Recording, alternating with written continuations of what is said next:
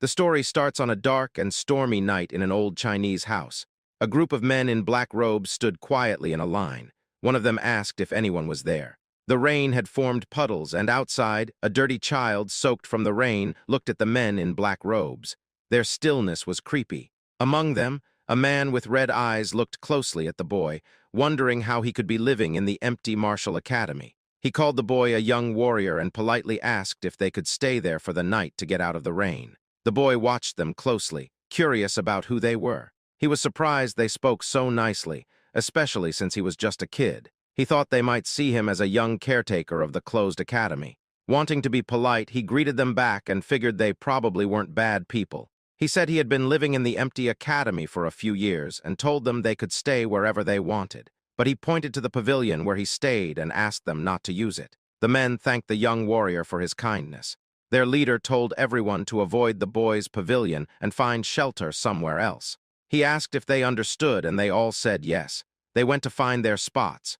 The boy read the word on their robes. It said Tang. He wondered if they were from the same clan. He was curious about what kind of people they were, but he had other things to do. He went into his pavilion. He was busy because it was time for the kids' dinner. The serious mood changed as the boy looked happy. He happily called everyone to eat. There was a big pot. He cheerfully lifted the lid, revealing a small, brown, cricket-like insect inside. The boy remarked that he was almost late and these insects must be starving. He then opened another pot. Inside was a charming, large spider known as the black earth tiger, a tarantula native to Hainan, China. It's a big species growing up to 20 cm with unique stripes that resemble a black tiger. With a chopstick, he picked up an insect to feed Black. As he fed him, he expressed his gratitude for Black's presence, saying he couldn't imagine surviving without these creatures. Black eagerly munched on the insect. The boy was delighted with Black's reaction. He was amazed that this spider, once the size of a fingernail, had already shed its shell twice and grown significantly. He was thrilled. After Black had eaten, the boy opened a drawer. Inside was an orange lizard with white stripes. It was a Baolang cave gecko, another native species known for its striped body and tail. The boy mentioned how difficult it was to get one in his past life because he had no money. But now he could find them everywhere outside. His life was full of joy watching them. As he fed the gecko, it bit him. He yelled and shook his fingers to dislodge it, but it held on tightly. This moment reminded him of his past. Before ending up in this body, he was a streamer with a huge following of 1 million subscribers. He was a professional biologist known as Spicy Fabry, focusing on venomous insects and animals.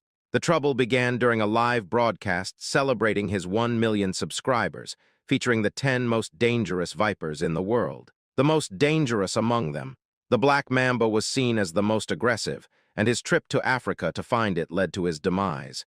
He explained to his viewers that he didn't have it yet, and finding it was quite challenging. He decided to take a break and planned to search for it again.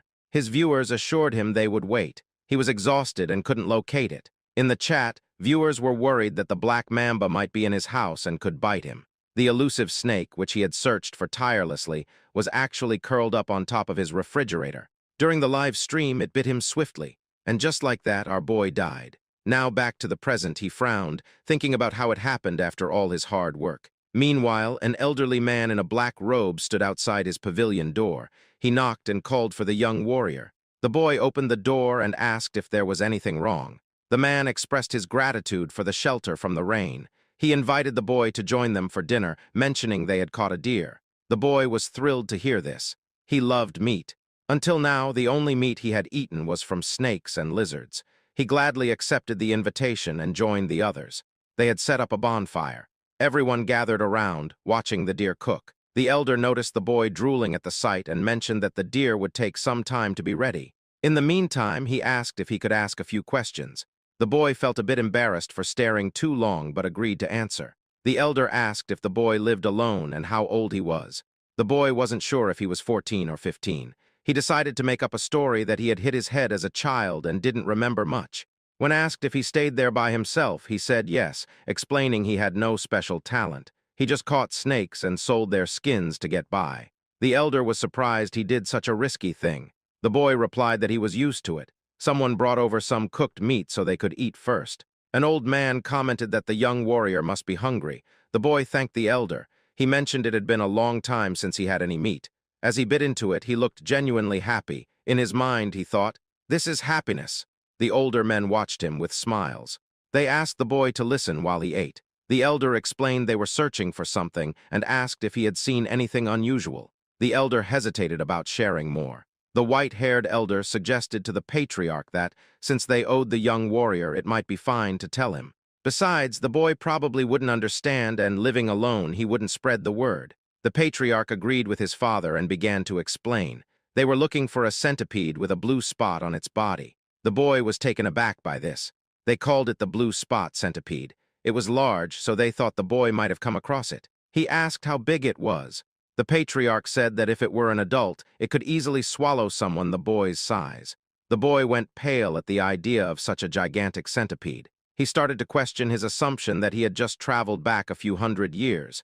Maybe he was in another world altogether.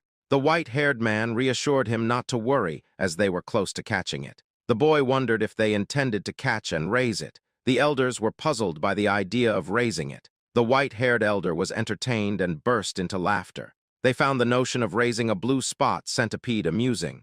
The patriarch remarked on how funny the young warrior was. The white-haired elder clarified that raising it was impossible. They intended to use it for medicine. This confused the boy, who thought they might be traders, but now wondered if they were involved in something illicit. He asked how centipedes could be medicinal. The white-haired man explained that his granddaughter was gravely ill, and the centipede's inner core was the only thing that could save her, so they were determined to find it. The boy was trying to piece everything together, and the patriarch confirmed his thoughts. The white-haired elder's granddaughter was indeed his daughter. To the boy, it seemed like they were willing to try anything to help her, given her critical condition. Though he doubted centipedes could be used as medicine, he understood the lengths parents would go for their children. Feeling sympathy for both the girl and the centipede, and grateful for the meal the men provided, he decided to offer his help. He began speaking about the centipede, prompting the patriarch to ask if he had seen it. He replied no, but mentioned that while he might not know exactly what a blue spot centipede is, he might have an idea of where to find it. Despite his death by snake bite, Spicy Fabry was exceptionally knowledgeable about venomous creatures. Out of the estimated 8.7 million species, about 20,000 are known to be venomous, and he had knowledge of each one. Centipedes were no exception. With expertise in venomous animals, Spicy Fabry was like a walking encyclopedia. The boy recalled his extensive knowledge about centipedes, as if flipping through a mental book. In his mind, he scanned through the information and soon found what he was looking for. Back in reality, he told the elders he might know where to find the creature. The men were surprised and eager to know where.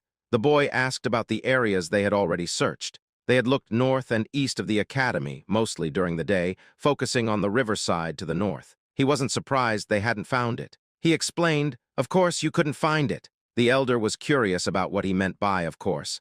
They urged him to explain. Centipedes, being part of the Arthropoda phylum and Chilopoda class, have a wide range and, being cold-blooded, require shelter to regulate their temperature and humidity. Another interesting fact is that, unlike most insects with a waterproof layer, centipedes have weak waterproofing and pores on their shells. So they don't actually prefer wet places. They need high humidity but dislike being overly wet, yet they can't survive long without water. Thus, the blue spot centipede is unlikely to be found in jungles or by the river. The elders were surprised, as they thought centipedes preferred places like rotten wood cracks. The boy explained that while small ones might be found there, they were searching for a big one. Large centipedes can't stay in jungles or near river rocks because they wouldn't be able to hide. The elders exchanged glances, nodding in silent agreement. They asked where they could find the centipede, promising the boy a big reward if they succeeded. The boy smiled. He pointed west, suggesting they search the Rocky Mountains in that direction. Centipedes enjoy resting under warm rocks during the day and come out at night. A few hours later, they were at the Rocky Mountains, searching thoroughly. The patriarch stood atop a tall, narrow rock, watching closely. One man approached him, suggesting the young warrior might be mistaken. He decided it was time to call it a day. He ordered the signal arrow to be fired, gathering the search team. As the arrow flew, the men gathered around a bonfire. Though exhausted, they still hoped the young warrior was right. They wondered why the centipede remained elusive but believed in the boy's intelligence. The patriarch remained silent. Eventually, with a pained expression, he spoke of his daughter, Hueyun, considered the most exceptional talent in the Tang family's history. He questioned if the heavens had abandoned her. Suddenly, someone announced the Grand Patriarch's return. The Patriarch welcomed him back, and they gathered around the bonfire. The Grand Patriarch asked if he had also failed to find the centipede. The Patriarch confirmed that he too had failed. He asked if the Grand Patriarch had the same outcome, and the Grand Patriarch nodded. Hueyun had, at most, 3 months left. He doubted they could find the centipede in just 10 days.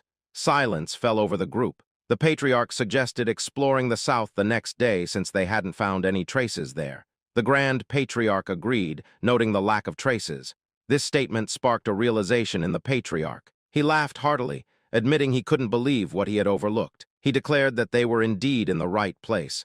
The Patriarch asked if the Grand Patriarch had noticed something. The Grand Patriarch replied no, but as the Patriarch mentioned, he hadn't sensed any presence or trace.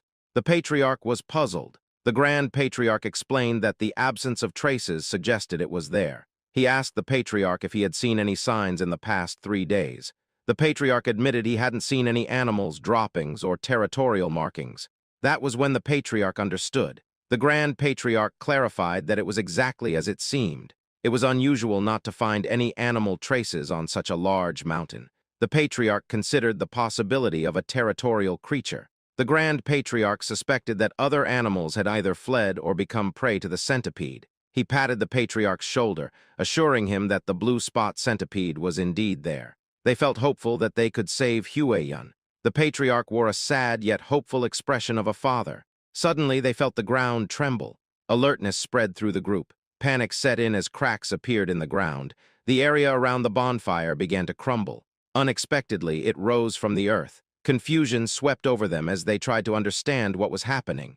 A limb emerged from the ground, soon followed by another. They pointed at the creature as it surfaced, fear gripping them.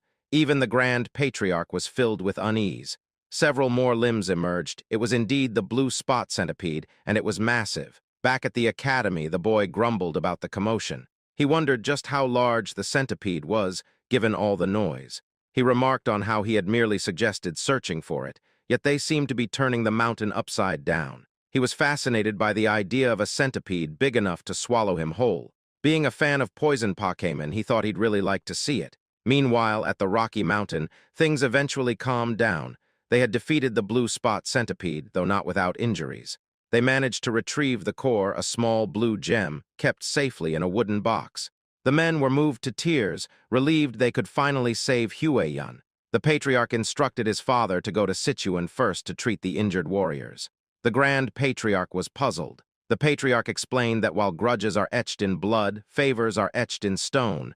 This was their way of life. In short, they still had obligations to fulfill. The Grand Patriarch understood. He realized how he had almost made a mistake by focusing solely on Hueyun. He agreed that it was right to welcome the young warrior as a guest and give him what he desired. The Patriarch ordered the injured to receive care in the village while he visited the young warrior. He thought the young warrior might be curious about the news. Meanwhile, back at the academy, the boy was being affectionately surrounded by 3 small, yellow Pokemon-like creatures. The young warrior faced a new challenge. He had unexpectedly become the caretaker of 3 baby blue spot centipedes. They looked like tiny caterpillars. They were cute and endearing, especially in the way they nuzzled against his face. As he looked at the pot, he remembered something. When he had returned home, he cleaned the eggs and placed them on his nightstand. When he awoke, they had all hatched. One centipede lay contentedly on his head. He had sensed its presence but hadn't expected them to hatch so soon. He looked at the centipedes clinging to him and tried to gently remove them from his shoulders. But there was a problem. They wouldn't let go, seeing him as their parent. Here's a quick recap of what happened last night. The boy was incredibly curious about this new type of centipede, so large it could swallow him whole. He told himself that enduring this challenge proved he was still spicy Fabry, even in the lair of the blue spot centipede he discovered. Driven by curiosity, he searched for it and accidentally kicked an insect in frustration. His torch fell as he lost his balance, but he was relieved to see the 3 eggs he found were safe. Luckily, the rain had stopped, or he might not have been able to retrieve even one. Realizing he needed to act quickly, he stood up to head back and clean the eggs. He secured them at his waist and reassured them that he'd give them a proper bath soon. Back in the present, although he didn't see the living blue spot centipede, he was glad to have saved the remaining eggs. He asked the little centipedes to give him some space. He knew they wouldn't eat until after their first 2 molts, so feeding them wasn't a concern yet. Still, having them cling to him was a bit of a hassle. Then he got an idea. If he went into the water, maybe they'd let go. With a smirk, he decided to take a shower. The little centipedes probably didn't know what that meant, but one shivered in anticipation. A few hours later, the elder patriarch arrived at the academy. He approached the pavilion, knocked on the door, and asked if the young warrior was inside. There was no answer. He waited, then reached for the doorknob and decided to enter. Inside, he saw herbs, jars, and even some medicine, which led him to wonder if the young warrior was a healer. He realized how impolite it was to enter without permission. He decided to return later, but a rustling sound caught his attention. It was coming from one of the pots. Curious, he turned back and opened the pot. To his surprise, there was a spider inside. His curiosity piqued. He turned to the drawers and pulled one open, revealing a gecko. He glanced around and checked another pot, discovering beetles within. There were also some eggs and dried snakes. It was astounding. He couldn't believe that the young warrior was raising venomous animals and their offspring. Even their Tang clan, known for handling venomous creatures, had only managed to extract poison but hadn't figured out how to increase eggs this way. He realized that saving his daughter's life was due to a small stroke of luck, but the true fortune was meeting the young warrior. Just then, the young warrior appeared and greeted him, noticing the elder's bandaged arm and expressing concern. The elder assured him it was nothing serious.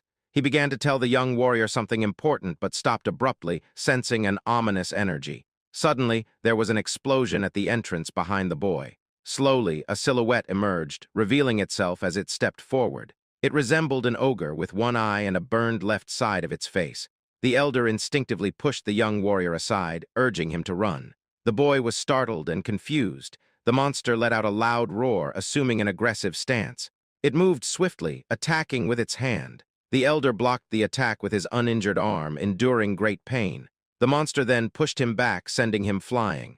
Dust filled the air, causing the elder to cough, and he spat blood. He realized the monster's strength was comparable to that of his father. The elder urged the young warrior to run, but as the smoke cleared, it revealed the young warrior being choked and lifted by the monster. The young warrior coughed as the monster laughed loudly. The monster taunted, saying he heard the Tang clan had come to Hainan. No one expected the son of the myriad poison's divine sovereign to be injured and alone. The elder responded that he didn't know who the monster was and asked why they were being targeted, including the young warrior. The monster asked if the elder couldn't recognize him by his face and fist, introducing himself as Blood Hand Rakasa Takanyang. He said the elder's father was responsible for his disfigurement. The elder recognized the name, recalling that Takanyang had been struck by a poison palm and fell off a cliff, yet he survived. The elder pleaded for the young warrior's release, offering his own life in exchange, but Ayang refused. He vowed to kill anyone associated with the Tang clan.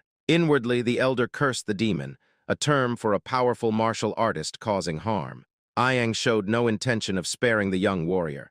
The boy's face turned pale from lack of air. Ayang laughed and declared he would die. The young warrior weakly begged for mercy, nearing his limit. Suddenly, 3 pairs of fierce eyes appeared. The little centipedes dashed onto Ayang's arm. It was their moment to shine.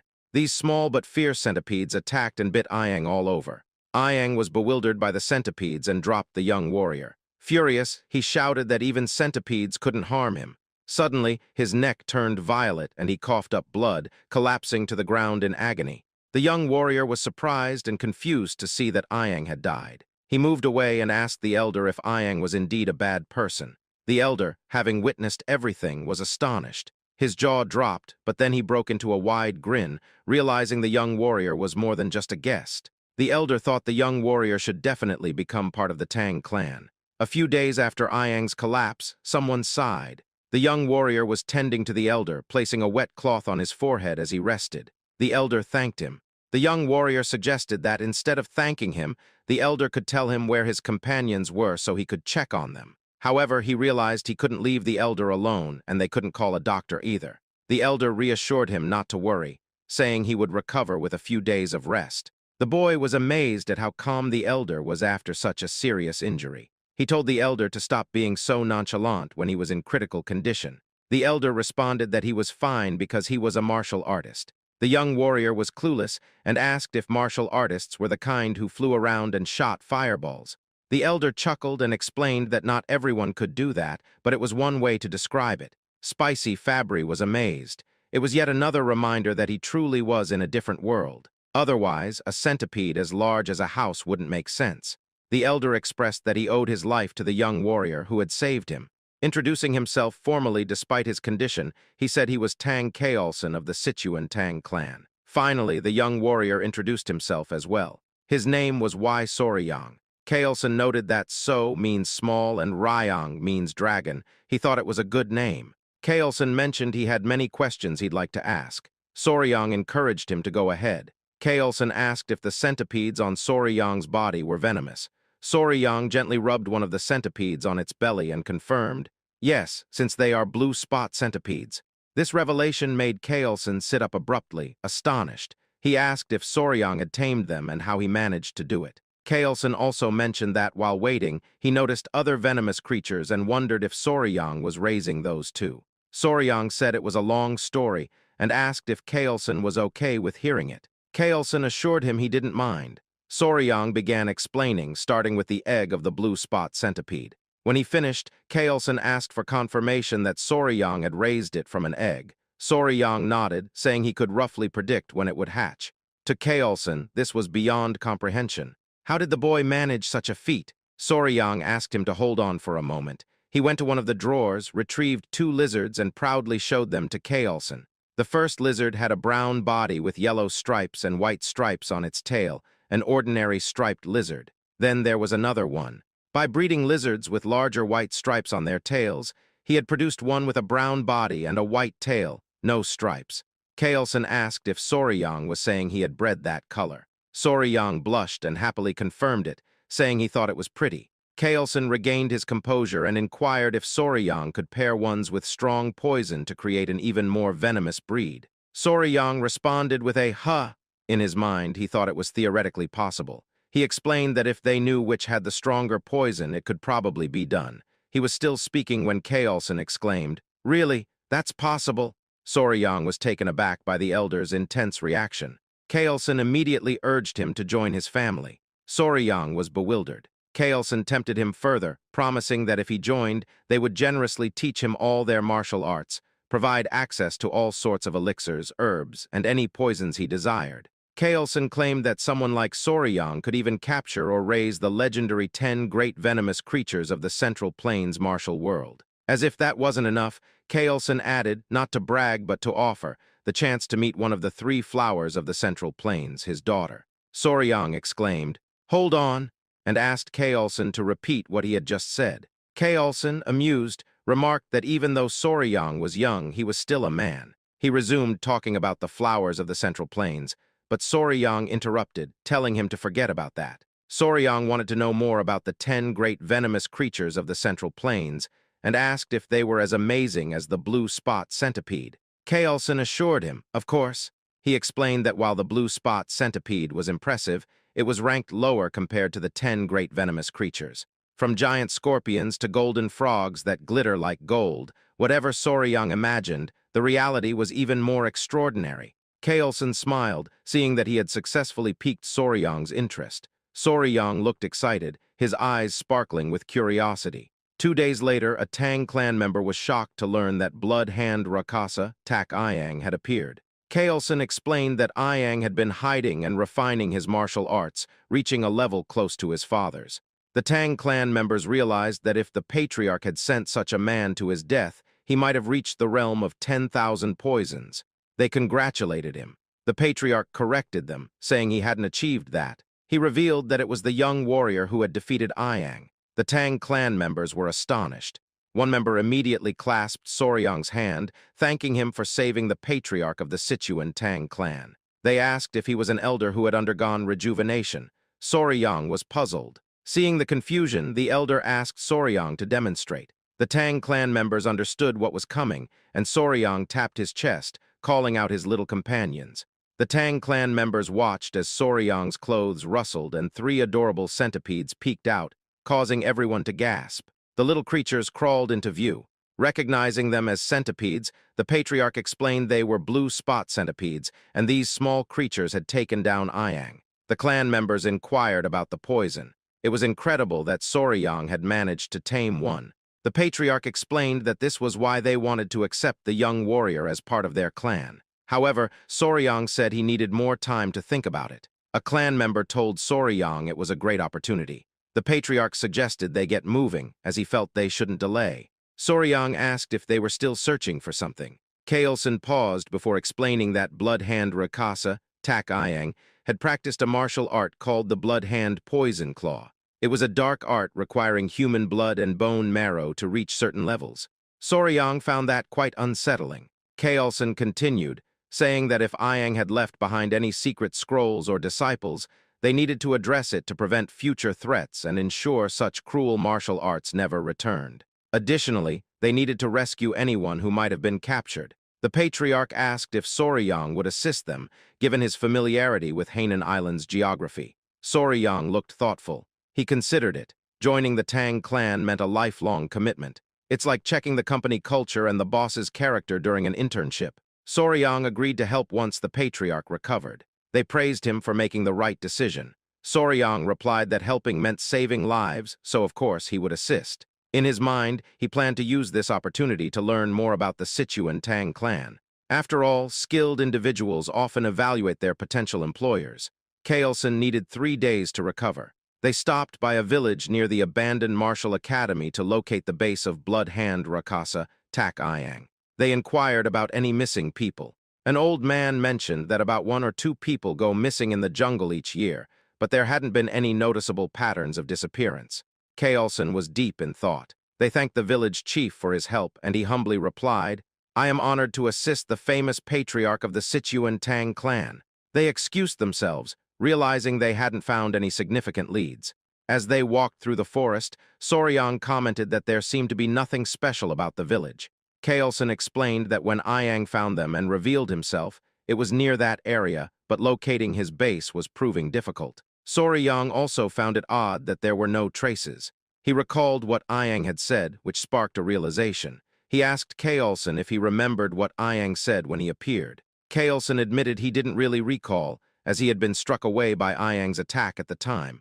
Soryang reminded him that Ayang mentioned hearing that the Tang clan had come to Hainan, implying someone had informed him. Therefore, it was simple. They just needed to check the places the Tang clan had passed through in Hainan. Soryang suggested using Ayang's portrait to gather information. The others looked at Soryang in amazement. They found his insight remarkable. If Ayang had been informed by someone who saw the Tang clan, things would indeed be easier. They set off immediately and arrived at a village that seemed gloomy. A Tang clan member reported that, based on what he had heard at the port in Hainan, this village seemed to be the one. The elder noted that it was where the Halai people lived, hoping they wouldn't be hostile. The villagers appeared lifeless. The Tang clan called out to see if anyone was available, catching the attention of a villager. Upon seeing the Tang clan, the villagers asked what the Han people were doing there. An old man, possibly the village chief, approached them. The village chief held the hand of a little girl, flanked by 2 guards, all of whom looked unwell. Kaelson introduced himself. Soryang observed the interaction, noting how weak the child appeared and how lifeless the village seemed. An idea struck him. He noticed that other villagers looked droopy, as if they had taken some kind of medicine. The village chief assured them that no one was missing and nothing unusual was happening in their village. He urged them to leave. The elder began to comment on the disparity between the number of houses and people, but was interrupted by the village chief, who insisted there was nothing to concern themselves with. Once again, they were asked to go back. Kaelson and Soryang were taken aback. Kaelson whispered to Soryang, recalling his earlier comment that the Halai people were supposed to be friendly. Soryang had no response. He noticed the little girl again. She suddenly collapsed. Everyone was shocked. The village chief cradled her in his lap, tears welling up in his eyes. He pleaded with Majin not to leave him, as she was his only remaining relative. He couldn't bear to see her sick, too. Kaelson approached the village chief, offering his limited knowledge in medical arts. He sought permission to help. The village chief asked if it was Central Plains Medical Arts. Kaelson confirmed. Though not a physician, he had some medical knowledge and asked if he could examine the child. The village chief allowed him to proceed. The village chief then explained that a plague had been spreading through the village, causing children to die and healthy people to suffer. Kaelson promised to do his best to help. The village chief expressed his gratitude as they brought the girl inside. He scolded the guards for standing idly and instructed them to guide the physician and his party into the house. They hurried towards the house. Soryang asked a Tang clan member if the elder knew medical arts as well. The man confirmed. He explained that the Tang clan's martial arts involve dealing with poisons, making them proficient in medicine. Since martial arts begin with understanding one's body, some knowledge of medical arts is necessary. Soryang initially thought they were an assassin group that used poison. He considered that if he joined the Tang clan, it would be beneficial to learn medical arts instead of the frightening poison arts. The man added that they sometimes capture wicked individuals, inject them with poison, and observe the reactions. Soryang's expression was amusing as he interpreted this as human experimentation. The more he imagined it, the more uneasy he felt. The village streets were deserted. Inside one of the houses, someone sighed. Kaelson explained that he had transferred some of his energy to stabilize the girl's breathing. The village chief thanked him profusely, pleading for the life of his only granddaughter. Kaelson mentioned something odd about the child's pulse and asked if she had a weak heart from birth. The village chief explained that she had been sick for half a year. Besides his granddaughter, others in the village had also fallen ill with what they called a mysterious disease. This was why he had urged them to leave earlier. Kaelson offered to provide good medicine for the heart and asked for the villagers to be gathered so they could try it. The village chief was overcome with emotion, thanking him sincerely. Soryang observed Kaelson closely. Later that night, a Tang clan member walked with the patriarch, acknowledging his hard work tending to the patients. The patriarch thanked Gyupi. Pai inquired about the symptoms. Kaelson explained that the symptoms were quite unusual: lethargy, swelling in the eyes, light fever, and irregular pulses. Those with severe symptoms all had heart problems. Kaelson asked where Soryang was, and Pai replied that Soryang, likely exhausted from helping all day, had fallen asleep. He had left him in his room. Kaelson agreed, noting that Soryang had been following them without knowing any martial arts, which would naturally tire him out. Kaelson decided to check on him, and Pai offered to lead the way. They entered the room, finding Soryang sleeping soundly on the bed with his 3 centipedes resting in a basket. Kaelson peeked through the door. Noticing something, he immediately entered and raised his hand towards Soryang. His hand came down heavily, waking Soryang with a sting on his cheek. Kaelson was glaring at him. Soryang, confused by the sudden action, instinctively moved away, cradling his sore cheek. He gritted his teeth, growing angry, and demanded to know why Kaelson had done that, complaining about the pain. The elder apologized, explaining that there was a bug on Soryang's face and he had tried to catch it. Soryang found this hard to believe, but Kaelson asked him to listen. He explained that he had stopped by to check on Soryang before sleeping and had noticed a bug on his face. Given the many venomous insects in the area, Kaelson thought it was too dangerous to leave it there, so his hand acted on its own. He showed Soryang the bug, noting its size. Soryang was surprised to see it and then had a realization. He confirmed with Kaelson that although the patients exhibited various symptoms, they all had arrhythmia. Kaelson affirmed this. Soryang then identified the cause of the town's illness, pointing to the bug and saying it was the kissing bug, a species from the Reduviidae family. The kissing bug got its name because it often bites around the eye or lip area, sucking blood quietly, even more so than a mosquito. This is why they're also known as vampire or assassin bugs. While the bugs themselves aren't venomous, their stomachs are full of harmful parasites. When they bite, people can easily get infected through their excrement, leading to trypanosomiasis, also known as Chagas disease. This disease ranks 7th among the most deadly to humans. Soryang asked the village chief if the village dogs also showed symptoms similar to humans, like running out of breath easily. The village chief confirmed this and asked if the bug was responsible. Soryang affirmed it was. The chief asked if this meant they could save his granddaughter. Soryang said it was possible with the right medicine. Kaelson grinned. He asked Pai for his opinion, and Pai acknowledged the young warrior's true value. Soryang noticed their exchange and wondered what was going on.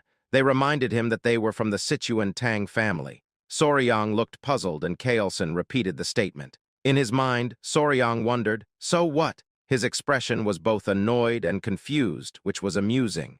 Kaelson explained the concept of gu, described as venomous parasites or witchcraft, created by evil men in China. These men used the bugs to inflict pain or control others.